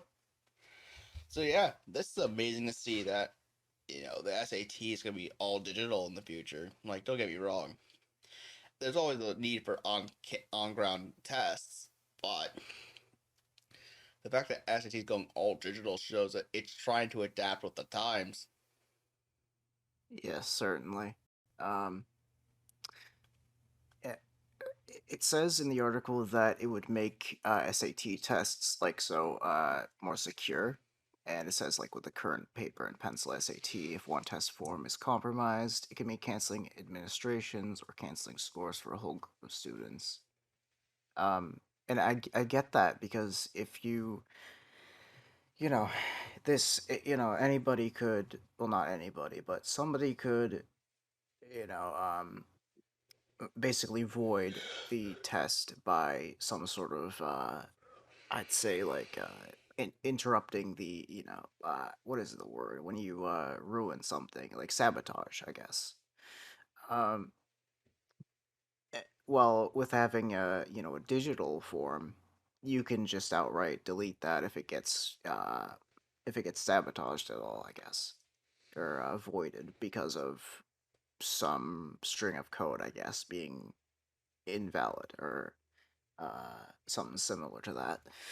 I personally like the idea of that, but to think about this, before, um, when it was just pen and paper, um, it, it just gives some nostalgia about the high school days that I never had. Sorry. Anyways, I remember my gym teacher telling me to fill in all the scores on the pen and paper one to confuse the AI algorithm that's scoring me. And he fucked everything up that year. Wow. No names mentioned. I hear it, but that sounds awful. Yeah. Um, I mean, he didn't really ruin the year. It's just like I had to redo it, and I was like, um, put in um a different class because of it. And Jeez. yeah. Wow. Well, at least it seems like there's been accounts of for this being easier. Like you see that there's one by student by the name of Natalia Casio, who is a student from Fairfax County in Virginia. She said that it felt a lot less stressful and a whole lot quicker than I thought it'd be. The shorter passages helped me concentrate more on what the question wanted me to do, but you don't have to remember to bring a calculator or a pencil. Oh my god, the smell of fresh shaved pencils. Sorry. Or The fresh smell of hacking wood. hacking Doom onto my calculator. Hey, Um, not gonna lie. Where is it? don't I tell me you got Doom on a pregnancy test. No, I don't. But I do have one that calculators I think could play it. Okay. This is a TI Inspire. I literally got this from my freaking college, so I could at least do math. That's pretty cool. Yeah. I think I have a TI-83 line around here, but I don't know if it can do that. Yeah.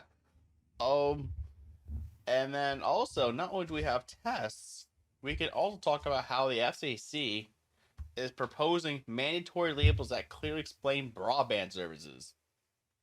Hell yes. Hell yes. Because, oh my god, I don't want to say anything about ISPs, but oh my god, do they do their best to hide the fact that they are uh, doing their thing. Net neutrality was a big thing for me. I didn't realize it wouldn't, I didn't know how badly it would affect the usual, internet. But oh my god, the fact that this is almost just like net neutrality in a sense, but not exactly. They'll just tell you more about what they're charging you and what they're doing to your internet.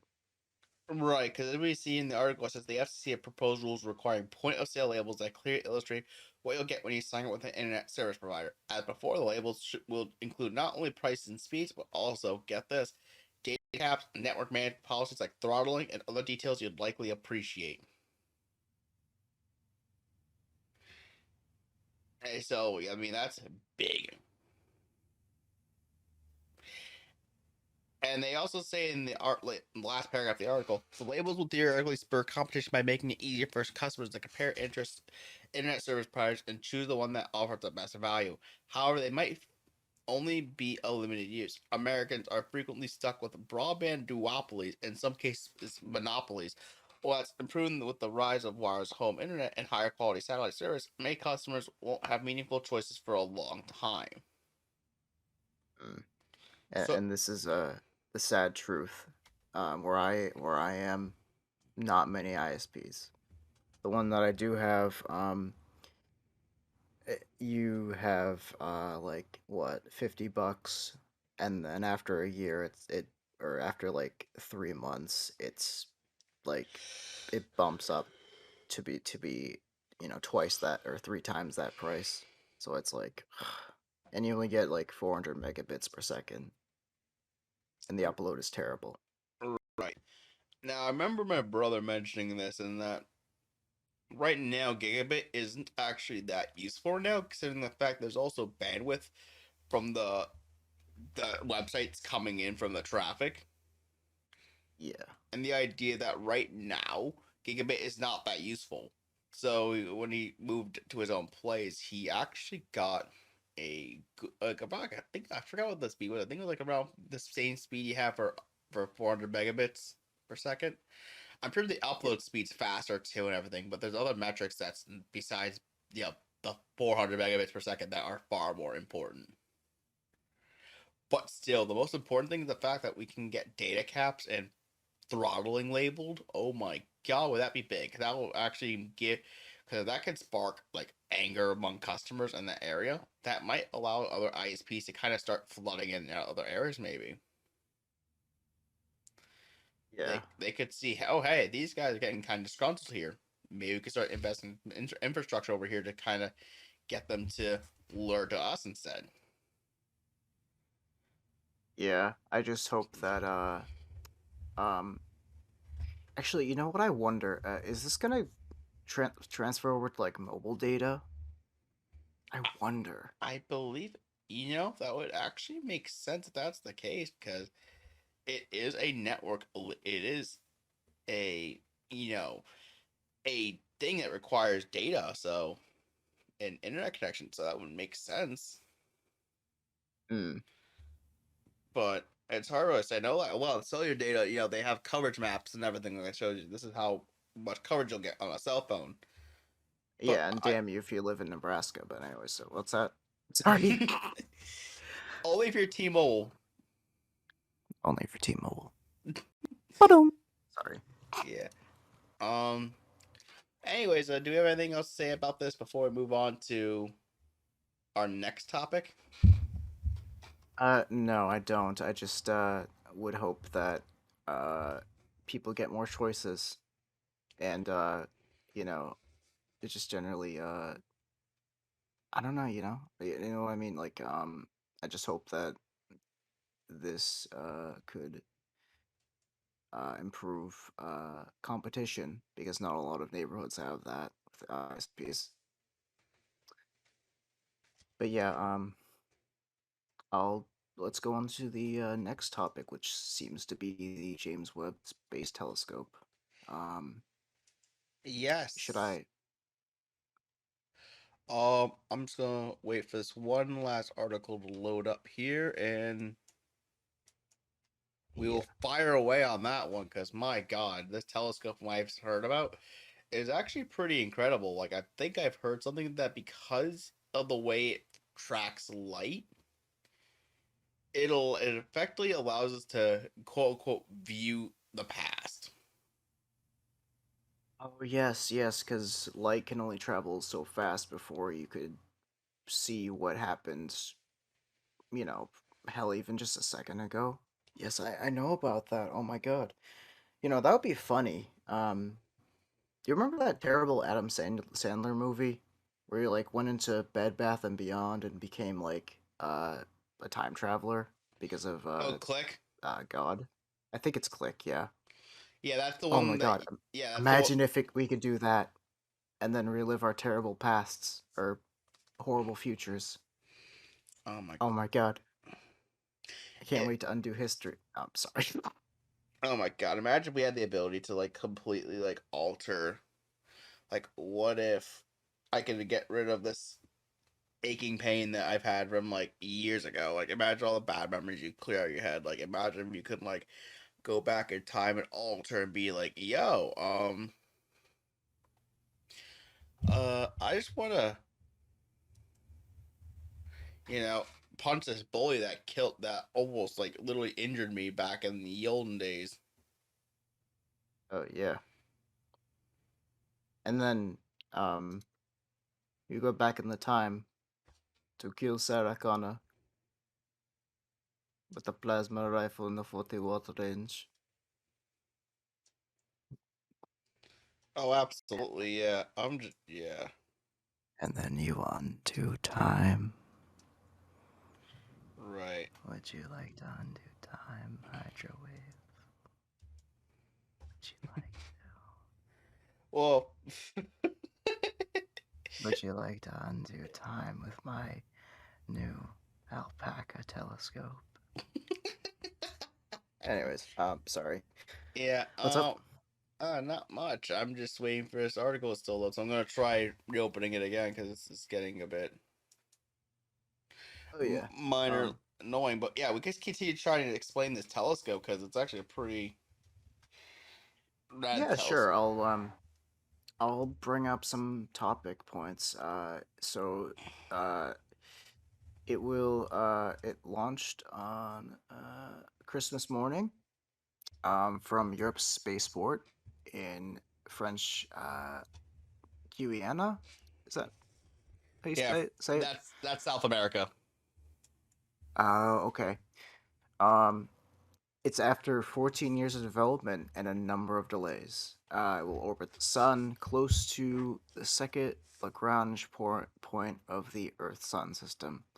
It'll take around a month to reach its destination, after which researchers will be able to peek into black holes, observe some of the oldest galaxies in the universe, and evaluate the habitability of various exoplanets, which, my god, space is fascinating. Uh, they um so the article continues on about like how it would they hoped it would launch in 2007, and they the costs of it was, they had to rethink it in 2005. Did I just really say 2005? Oh my god. Really, man, uh time flies by way too fast. Seriously, I was a baby back then. Not really, but I was I didn't know that what this world was, you know. I look at, younger people, and like the the idea of innocence, you only really realize what it truly is when you not just lose it, but lost it for a long time, and just wonder like, wow, this world is fascinating, but holy shit, it is scary. Um, so after the James-Webb Space Telescope finally reached the spaceport, NASA set a launch date of December 18th. However, it delayed the launch until today, or Christmas Day, uh, due to last minute inspections and a lack of favorable weather. Um, Still, what's a few days for such an important long the works mission? The James Webb Space Telescope is finally spacebound. In the coming months, we'll start to learn some of its discoveries. So, um, I, I am quite. I don't know how to really say it. I'm concerned a bit about what we'll find because, information is scary. The truth is scary, but at the same time, who knows? We could find we could find another exoplanet and find, uh, I guess, uh, I don't know, heterosapiens, I guess? I don't know. Sapiens that are not bound by the laws of anime and um, hillbillies. and Miku-chan. No, I'm just kidding. And, Unigun. Sorry. Uh, yeah. Um, the second article in this it mentions how it's an update on the 8th, um, and they're one large step closer to NASA is one large step closer to putting the telescope into service. Um, Yes, but they de- but now I got the articles loading up. So before I should move on to the second article here. I believe I have the first one loaded up here, so you guys can all. I'll have all this in the description, but as it says like it finally launched on December 25th, and obviously as you mentioned, French Guiana and Arsane Rain 5 rocket after 14 years of development, and yeah, it's a pretty big milestone in terms of the scientific community to watch this massive rocket launch. Right, certainly. But Who now knew, on to the second article, as you're about to mention. Yeah, who knew it would take 16 years? What? Why is it so pink? Maybe an artistic Anyways. rendition or something. I have no idea. But then again, they spent all this time like trying to update this telescope to have the best possible image quality. Yeah. And they went from like 480p to like 4K or 8K, I think. Some ridiculous high range of camera, like something that's probably something that's even more ridiculous than what we're thinking. Yeah, and all they had to do was make it look like this anime pink bubblegum gun that I have here. Sorry, I'm just kidding.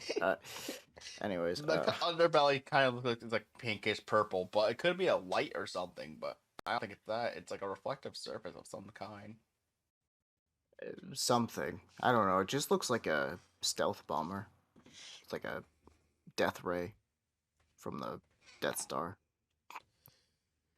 Anyways. But yeah, it got all this stuff like 930,000 miles from Earth, and yeah, it's using infrared light without interference.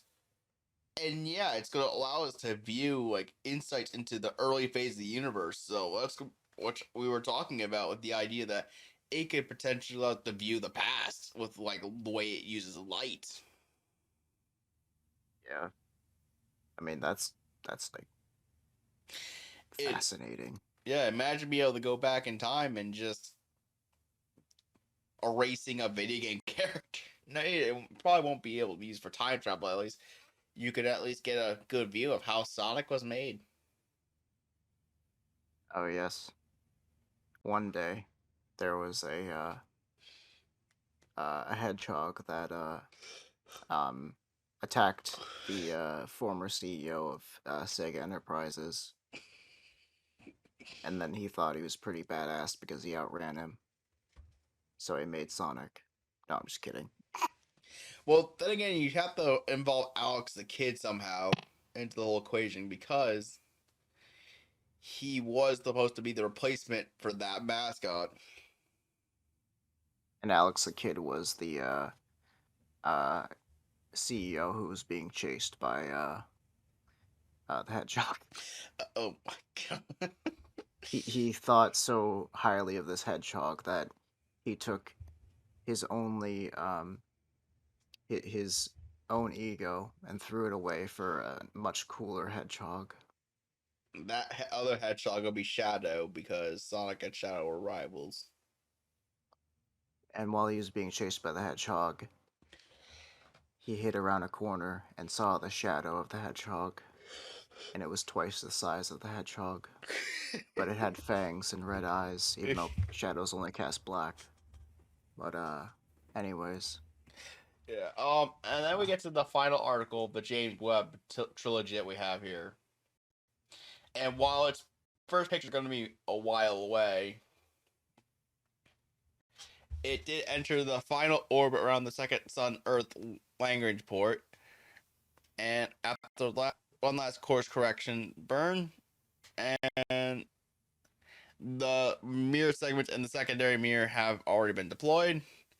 But we'll have to wait till summer for the first imagery from this telescope. And I'm sure that when we see this imagery, it's going to blow our minds. Oh yes, I can't wait. I just hope there's not like I'm afraid because I don't want like this to open like a portal to basically hell, and we have like an endless summer and time is nothing anymore. I don't know. We're just fucking like... Right. Imagine if we had got to a point where we could just start manipulating time and it's always a certain season and always a certain day. Yeah. And then yeah. I don't know. Or imagine if it could be used to accelerate time so we could try and get to the future faster. Oh my god.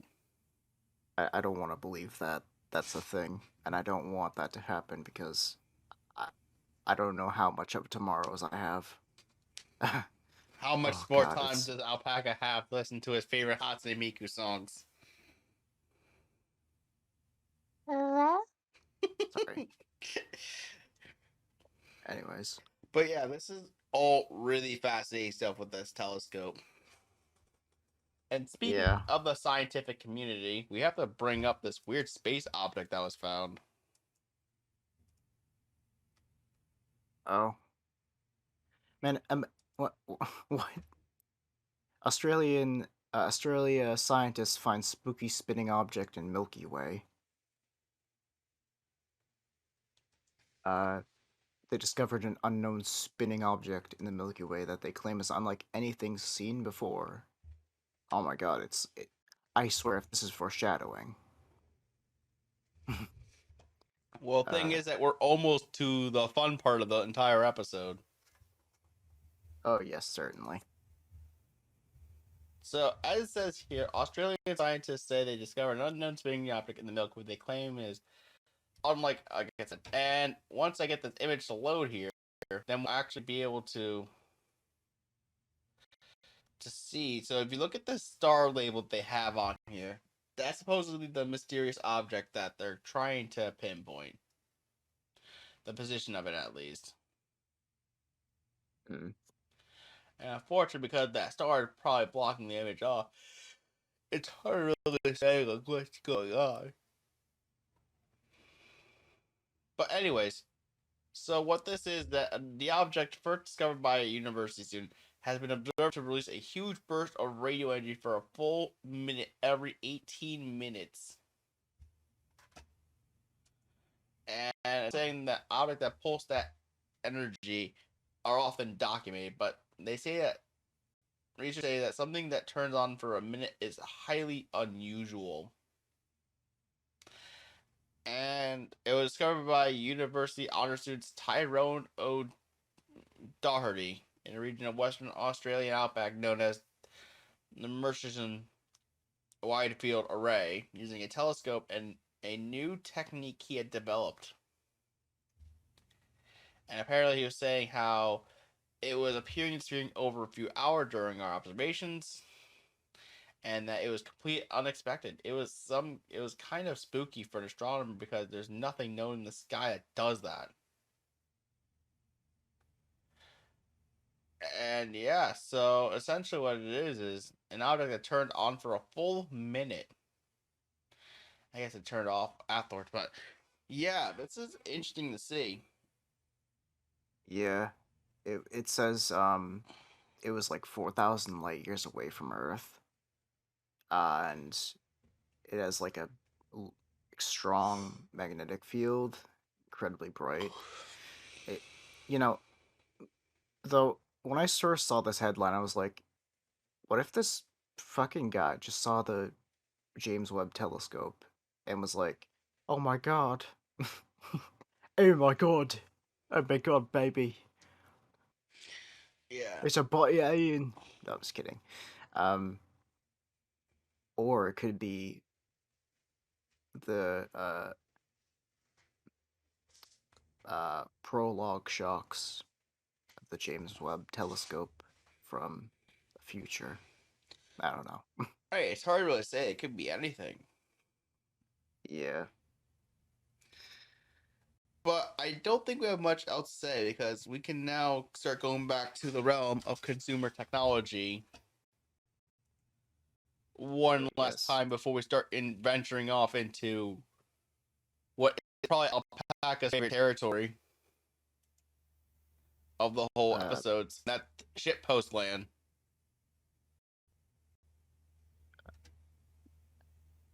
Are you sure it's not like a sheep farm? I'm positive. Well, then again, after this article, we get to talk about anti-missile on aircraft. Huh? Okay. But yeah, so we have two articles here. One showing that Apple is allowing alternate payment systems for the first time in South Korea. And another one's from the official Apple log, stating that the update on dating apps distributed on the App Store in the Netherlands. So pretty much what they're doing here is that if you're talking about in South Korea, they're going to allow alternate payment systems in South Korea in compliance with a new local law that bans App Store operators from forcing their own in-app payment systems. The move came as a new law went into effect in the country on September of last year, restricting App Store operators such as Google and Apple from forcing their in-app payment systems on developers. Finally, a country that Fortnite can exist. Woo!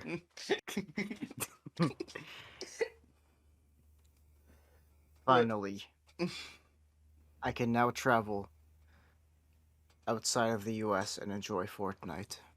Yes. We know some people that would definitely be happy about this news. Yes. But what about Roblox? No, I'm just kidding. Right. And then as for the Netherlands, they're doing this only for dating apps.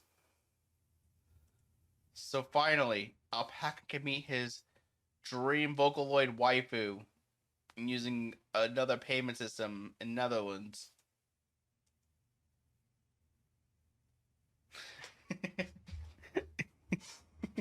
Don't test me. I love how you do. But yeah, on a serious note, like, what do you think of this news? Unfortunately, I don't live in any of these areas, but I don't understand why they'd block dating apps. Right, this is not blocking dating apps. It's just they blocked the ability for dating apps to accept, payments for other payment systems, distributions. So it's the same thing that Epic was fighting for. Like the distribution of app, like being able to accept like different payment processing options. I see. So it's like anti-prostitution or something. Kind of. So the idea is that this is making it so dating apps in the Netherlands can actually take other payment processing options for its users. So they're not stuck with just being forced to take Apple. I see. So again, if Fortnite was a dating app, they can go to the Netherlands. Or, instead, Fortnite is a dating app and you get paid in legendary items. Oh shit! Finally, stupid. Finally, we can recategorize Fortnite as a dating app and sneak it into the Netherlands. And also, finally, we can make Fortnite truly the ultimate metaverse. Hell yeah! Oh hell yeah! Anything else you want to say about this other than us joking about Fortnite? No, nothing really. Have fun, I guess. Yeah. Use a condom. Sorry. Lesson learned, everybody, from Alpaca. Use condoms while using dating app. Yes, it'll prevent you from getting viruses. All right, so ready for what is probably the last, what I put down as a tech topic, but also it's the beginning of the shitposts. Because, ladies and gentlemen, you bet I am. FedEx wants to equip cargo aircraft with anti-missile lasers.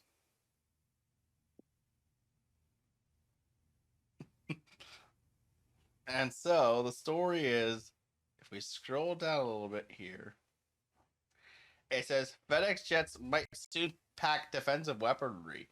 NBC News and Reuters report FedEx asked the Federal Aviation Administration permission to equip an upcoming fleet of Airbus A321-200 aircraft with an anti-missile laser system. The proposed hardware would disrupt the tracking on heat-seeking missiles by steering infrared laser energy toward the oncoming projectiles.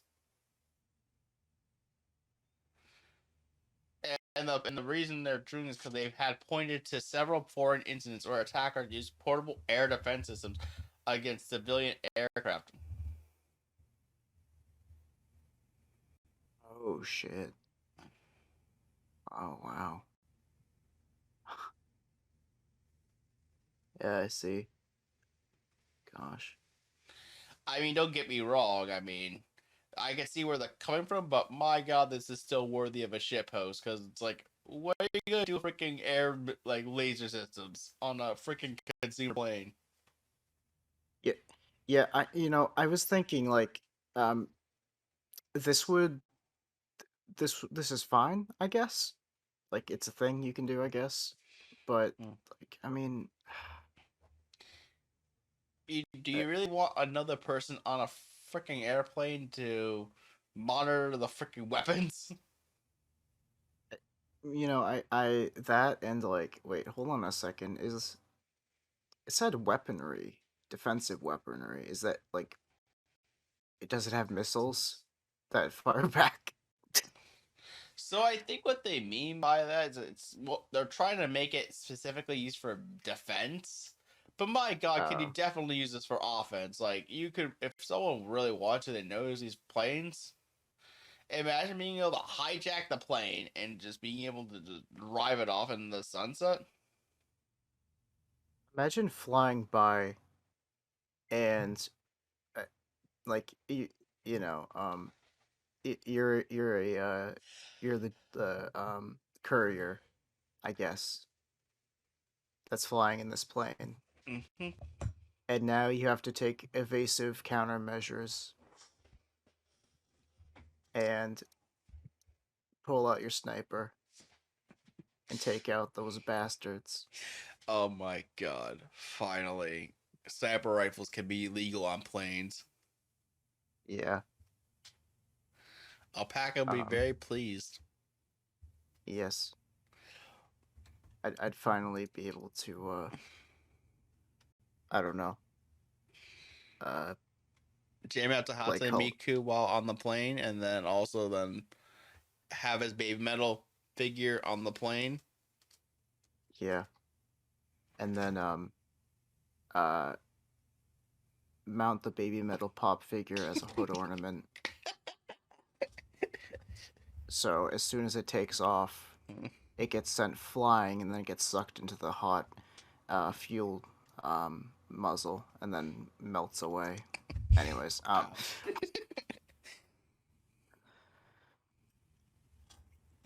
Well, I guess now we can start moving on to our next topic in the matter. certainly. So, Alpaca, Eh, you're probably going to want to refresh yourself on this one because you were the one that presented this one to me. Oh no, I know this by heart. This was this was last year, back in December, but oh my god, this was so fascinating to me. Okay, so you know how people think AI and, can eventually reach a level of consciousness and stuff? I mean, don't get me wrong, it's kind of a foreign thing to me because I don't truly understand how you can create something. I mean, something can emulate it, but you can't really say that it is 100%, you know? You can shoot a person in the game and they'll react in pain, but is that actual pain? Um, Now thinking about this, is this is real, like this is real, like brain cells apparently, disembodied, and put on like life support. Apparently, they can play Pong, um, and they learned it almost, uh, faster than AI. And they say, in the article, we often refer them as living the Matrix, and that was explained by Chief Scientific Officer Brett Kagan. Um, and within that virtual game world, the neurons can begin to move those paddles, using them to stop Pong's relentless bouncing ball from passing by them.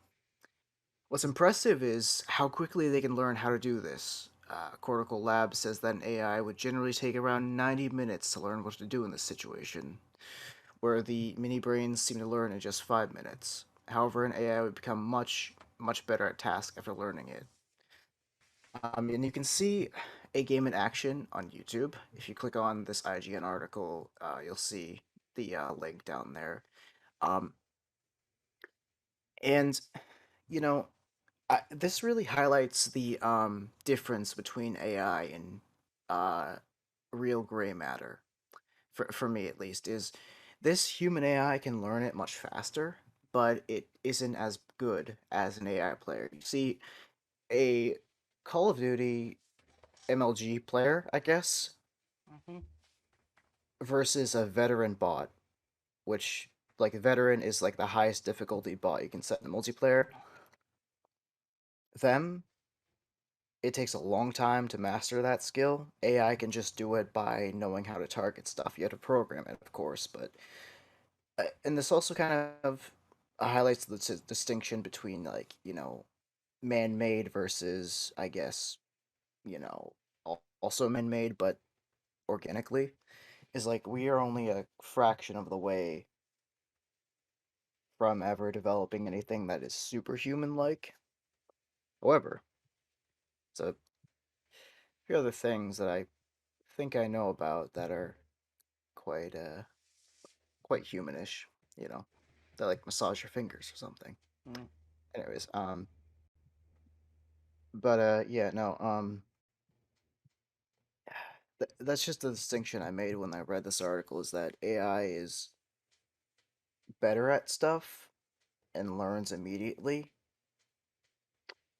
Um, while we are more emotional and have more complex ways of doing X and Y, I guess, you know. Right. Like, imagine if this technology could be used for, like, you know, say some brain implant. Like, imagine just being able to, like, take. Oh my god, this is the weirdest thought ever, but hear me out. Imagine if Yeah. someone wanted to be a cyborg, like an actual cyborg, and if you scooped out, like, a small sample of their brain tissue or whatever, it would allow it to take over the brain part of the cyborg, and suddenly you can be a total, like, fucking android, be it whatever gender you want to be, and you could just practically just make everyone like a robot cast.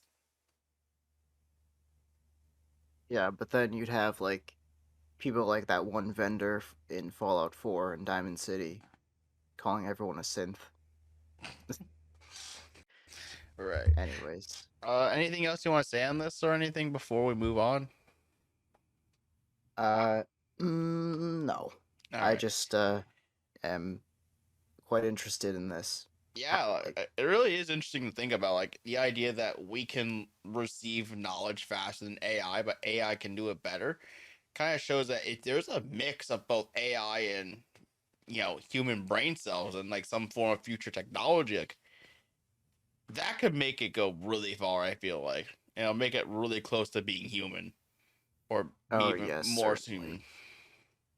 certainly. Though I wonder how did they hook the brain cells up to like the machine? I wonder if they probably utilize some sort of like tube or something, and like get some brain cells off of somebody that was willing to donate them and plop them in. But anyways, while we're on this subject of more technology, we have a little robot here. A little robot, something a little unique with it.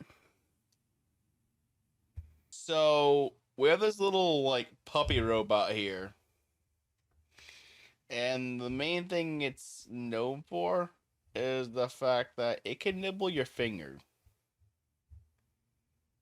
And it's actually a very cute little thing here. So the story begins where Harry and his bitey brother Charlie may have left to become an NFT, but CS22 is the launchpad for a robot that offers a similar service to Charlie, just without the part that hurts. And My finger. it says this robot is specifically designed to bite the end of your finger in a cute and reassuring way. It's the work of Yukai Engineering, the same company responsible for Kubo, the tail cushion that made 2021 a cuter happy time, and Live Heart Corporation. And apparently there's two different robots and this Ham series, and that's a cat and a dog. And they're both based off of Live Heart's Nemo series of plush toys. And yeah, this is a Japan, so of course they do this. Yes. You know what's weird is I have a Squishmallow that's the exact same calico pattern. One ear is brown and one ear is black. Wow. But It yeah, can't bite me though. wow. And if Sorry. you scroll down a little bit in the article, you can see what the Shiba Inu looks like. So you can see the left is the cat and the right is the dog. Mm. And they're both designed to nibble on your finger in the hopes that they do it in a way that's, kind of stress relieving, but I don't know how biting anything is going to make anything better.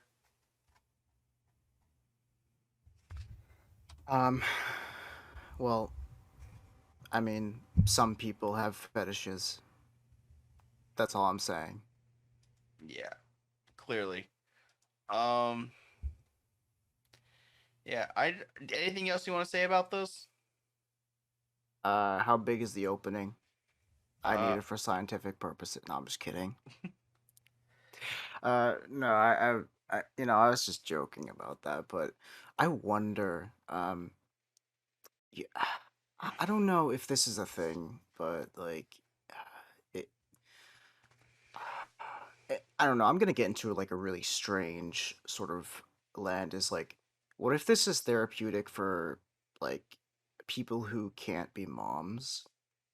Like, I know that sounds so strange, and it might, like, it might be a bit funny, but like, seriously, what if?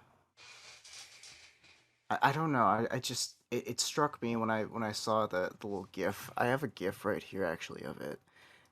you Um, know what's funny that you mentioned that is that this reminds me of when I was trying to mention something about that Fisher Price phone actually being useful for something. yeah. Like, what if this was actually like therapeutic in some way? Like, not in the same way, but same way as how a joke could actually be, I guess, the most truth you'll get. I guess Right. like having a sort of Bluetooth like nursery sort of thing, monitor or something. But in this case, it's more of a therapy sort of thing. That would be interesting to think about, considering that you have a plush texture, so it's not like you're, getting bitten off too much or anything. Yeah, So that's something to hear. yeah. And yeah, I don't think we have much else to say on this topic, so I guess we could move on to the final three. Hmm. These are the three I think are going to be the funniest of the bunch, especially the Yeah, last one. and this first one um is I forgot the Reddit board that mentions it, but basically it's like boomer design or something. See that Mario, that Nintendo? Yeah, Man, didn't they so have a PlayStation? Sorry. well, apparently there's a shop in Guangzhou, China, and you could see the image here, and it shows Mario in like the Mario Odyssey suit, Hmm. literally trying to say with his hand out, looking like he's about to display something, and he's out in his hand is a freaking PS5. And clearly, China has, as we both know, China doesn't really is still pretty new in terms of like Western gaming, in the or traditional gaming, because they haven't really been receiving any like PS5s or Xbox Series X's or Switch or anything like that. They've been used to, well, knockoff consoles. And with a highly censored library, that means that they haven't had a chance to get these systems in the country. Like literally, in order for Nintendo to really pierce into the country, they had to use like freaking like knock. They had to partner with certain companies in order to get that. Like, look at the IQ player. Yeah, I mean, honestly, yeah. No, their entire experience with Nintendo has just been NES games from, nowadays would be 40 or something years ago, and like I know a certain streamer who taps into the bootleg market a lot, and oh my god, there are some real ripoffs out there. Woo! Granddad! Sorry, just Yeah, and kidding. you look at the bottom right of like Daniel Ahmad's image there, you can see Bowser's also in the suit. Granddad! No, I'm just kidding. Sorry. But honestly, this is a really weird situation here. Like, it's still funny to see. Like, this actually got the chuckle quite a bit. We were talking about this earlier. Yeah, this is like this is like something like I don't know, like Master Chief promoting Sony or something, or vice versa, like the new Xbox Series X with like, I don't know, God of War. yeah, God of War, or I mean, I know there's a whole thing with Activision, but Spyro, I guess.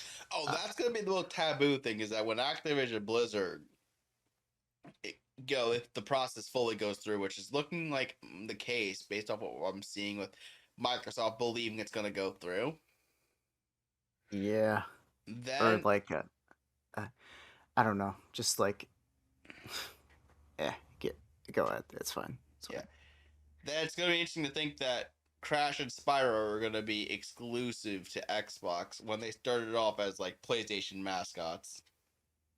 Yeah, and now the shoe is on the other foot, Of course. and now Mario is having a wedding with Sony. No, I'm just kidding. Now he's having a This is the wedding suit. he's having a wedding with Bowser, because we know in the ending of Super Mario 64, it sounds like he's saying, Shut up. So long, Bowser.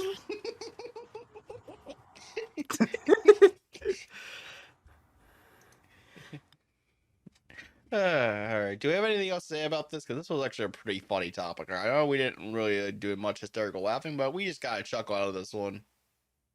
Yeah, it was funny at the premise, and now I'm just like, man, imagine, seeing this in a shop, like, I don't know, somewhere in like the slums of some random like really poor neighborhood, and just Mario, Bowser, PlayStation. PlayStation 5. Let's go. Woohoo! Oh shit, that's really loud. That's fine. We can have our 5 seconds of ear rape, anyways. Do we have anything else to say about this too before we continue on? Because we have to get to another funny topic. Wait, hold on. What did you say?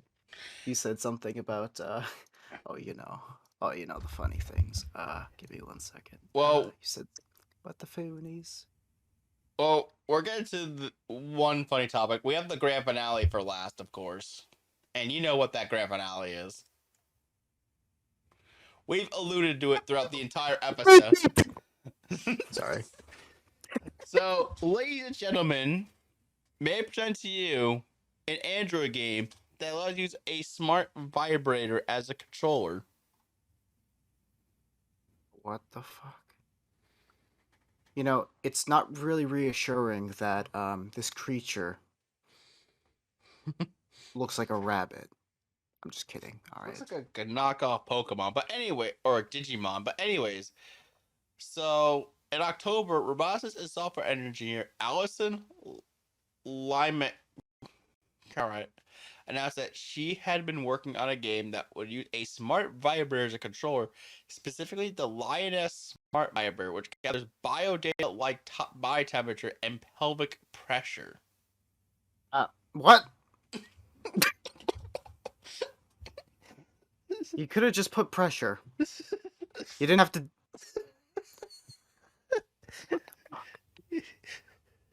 And I'm sorry. What the fuck is... And, What? And Miss Alice, I'm sorry for pronouncing your name wrong, but I mean, don't get me wrong. This is a very interesting thing. So look at this. If we continue reading this, Lam Lamhet Tarot said she was partly inspired by the Periphet Kegel exerciser, which also uses games and a device to help people strengthen their pelvic floor. The game, an endless runner called You Are What You Eat, has been in beta since then. Today, she has released the Android version, which you can download from the Google Play Store. God. So apparently, you can download this on the Play Store and have fun with a vibrator. You know, there are just some really gutter moments that I've seen while reading this article. Strengthen their pelvic floor. You are what you eat. Sea man, breath of the wild. Eat the fish. No, I'm just kidding. Honestly, that Seaman moment was perfect for this. Holy shit.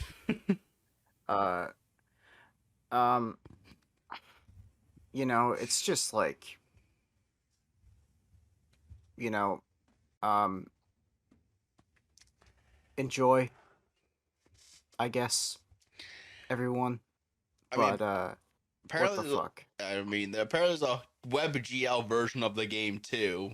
So have fun with that.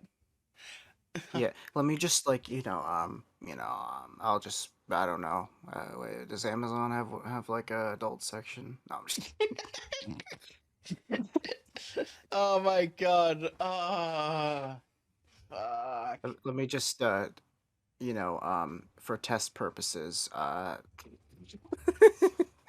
me just test out this this new cool thing that the kids are doing. I'm sorry, actually, never mind. In fact, there's going to be an iOS version for this too. It's not going to be just an Android. Eventually, it's going to be an iOS version that will allow you to do this. You know, what the fuck, actually, now that I think about it. Imagine all the poor kids are going to see this game on the freaking iOS store or the Android store. Like, what is this hidden feature here? Yeah, now that you mention it, I actually am kind of like concerned a little bit. Oh yeah, by the way, you can use your Bluetooth, and then it's just like, oh, Jesus Christ, we got enough problems as it is. But hey, but for some reason, something has become holy. Well, through God, all things are possible. Exactly. So ladies and gentlemen, I'm here to present to you the grand finale of the longest episode we'll probably ever record. Oh yes, and it shall be.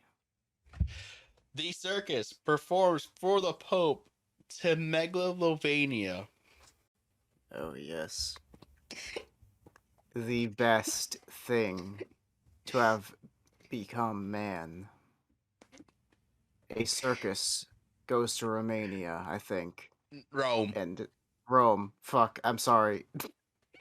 And actually, specifically Vatican City. Whatever, the Vatican. They go to Bulgaria and perform in front of the Pope because the Pope was influenced by Matt Pat from Game Theory, and now he loves Undertale.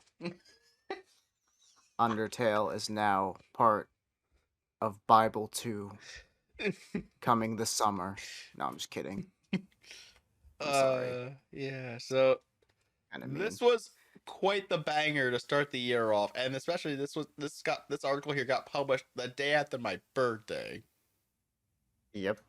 And it was a great birthday thou shall be. Yep, so here's just that every Wednesday the Pope holds a general audience. While he usually meets with Pope and gives his benediction to attending masses, he also sometimes hosts performers. On January 5th, again my birthday, he looked on with amusement as the Italian circus Ronnie Roller ran through a number of routines before finishing off with an act to the tune of Undertale's famous music, Megalovania. In the flesh. Exactly. And there's also a handful of jugglers doing their thing while the rest of the troupe stood awkwardly on to the side of the stage. The rest of the performance wasn't much better, with the Pope looking as though he was losing the will to live during a segment where two clowns lifelessly played a number of instruments. There was even one bit where jugglers throwing flaming clubs got worryingly close to the Pope, who was only guarded on stage by one member of the Swiss Guard. What? I'm so what? Oh my god! What are they trying to fucking like scare him, traumatize him? I have no idea, but this sounds like they really wanted him to like defeat Sans. Oh my god! This is like he was dodging all those bullets from those like dragon cannons. Oh my god! And for those of you who want to watch the said Megalovania segment, they have a video here, and you should watch it at like 1 hour and 4 minutes and 40 seconds.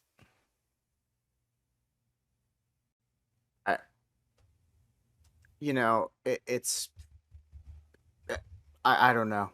It,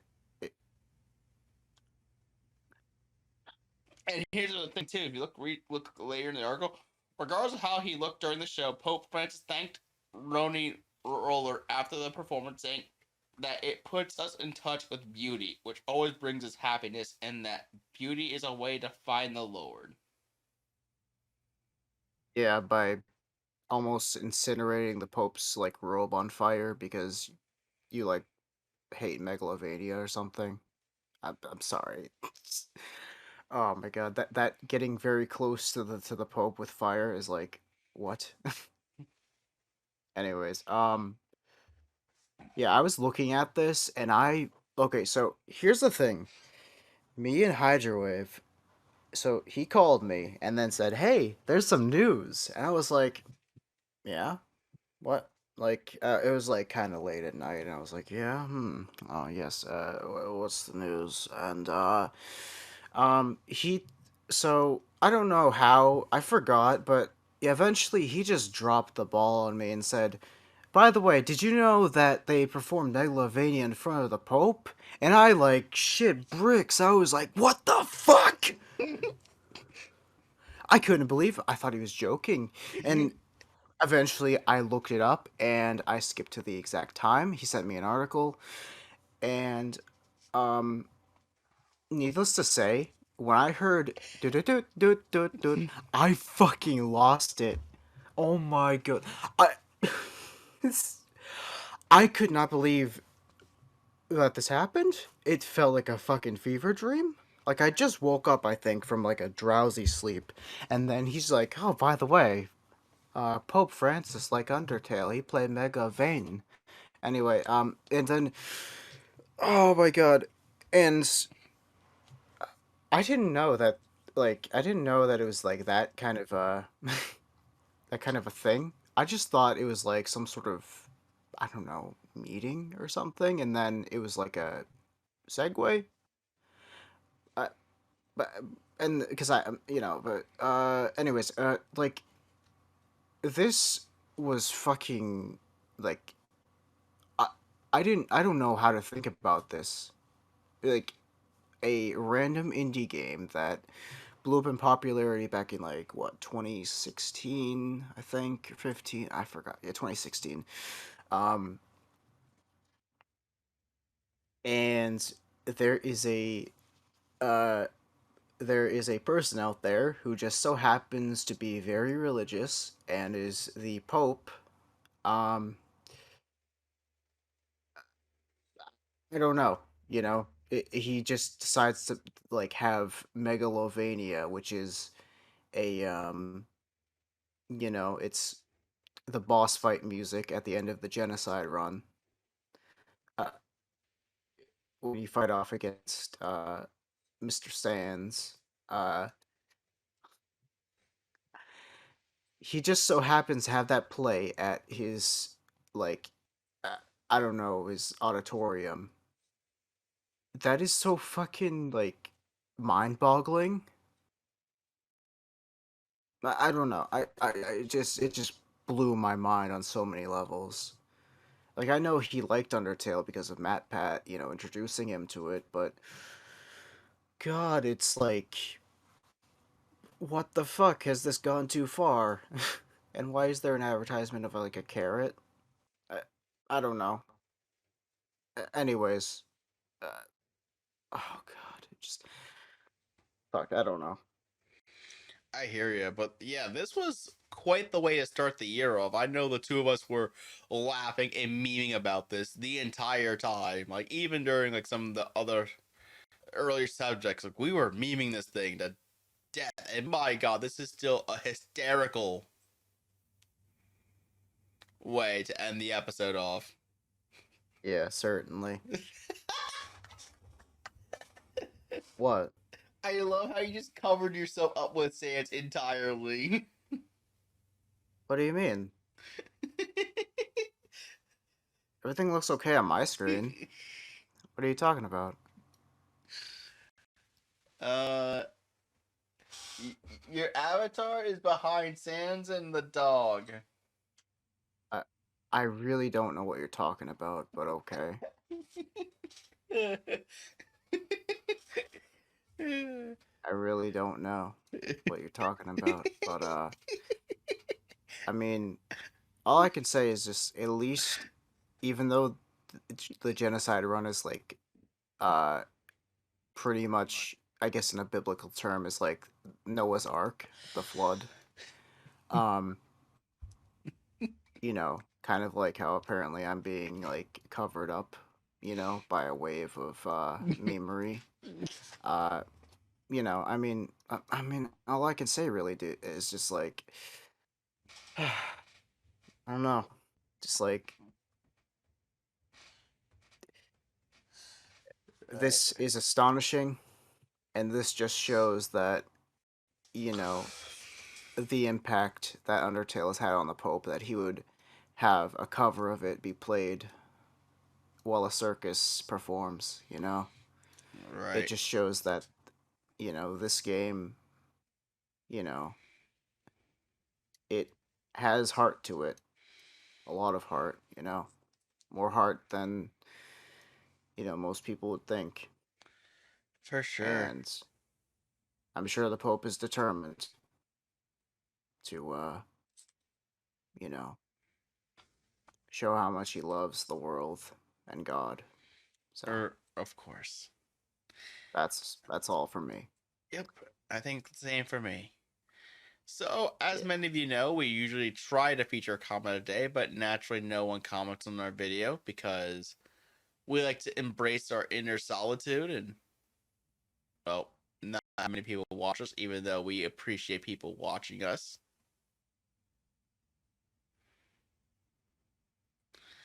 So, we don't have a comment today, of course, because this is a podcast. We never get people commenting our videos. Yeah, no, not usually, but it'd be very, very astonishing to see somebody comment, and it would be I'd be very grateful, Oh, I'd be It has grateful been too. a wonderful year, and I hope this new year brings us so much more, and I hope that it's so much more in all departments, that are good at least, Of course, yeah. And this has been like our late December, January episode, pretty much, because we kind of went AFK for a while. And I'm sure this super long episode is going to show, yeah, we had a lot of catching up to do and a lot more joking around to do. Yeah, certainly. A lot more joking, Oh, absolutely. We got Ghost Miku-chan? No. or making the dog anime? Hatsune Fox. Oh. Hatsune Tobe Fox. Woo! Anyways, Yeah. let's get this shit. Yeah. So, anyways, guys, if you like what you see, comment down below. Also, you can like the video or the podcast, depending where you watch it. Also, make sure you subscribe and follow us on any of our locations. A link tree is down below where you can just follow us on all the different platforms. Anyways, I'm Hydrowave99. I'm FluufAlpaca. And I have an imaginary rubber ducky somewhere. And anyways, we'll see you all You next son time. of a bitch. Don't you fucking mention... Oh my god. Don't you fucking mention that. Holy shit. Don't you fucking dare mention this fucking thing. Give me 1 second. This motherfucker went in the meme section of Discord, and he calls me, and then I go back to the Discord eventually, and I look, and it defaults to memes. I don't know why, but this fucking thing exists. Why? Who the fuck makes these things? Well, that just means that we have to get one for Alpaca. Ah! Anyways, I've been Hydrowave99. And I've been traumatized.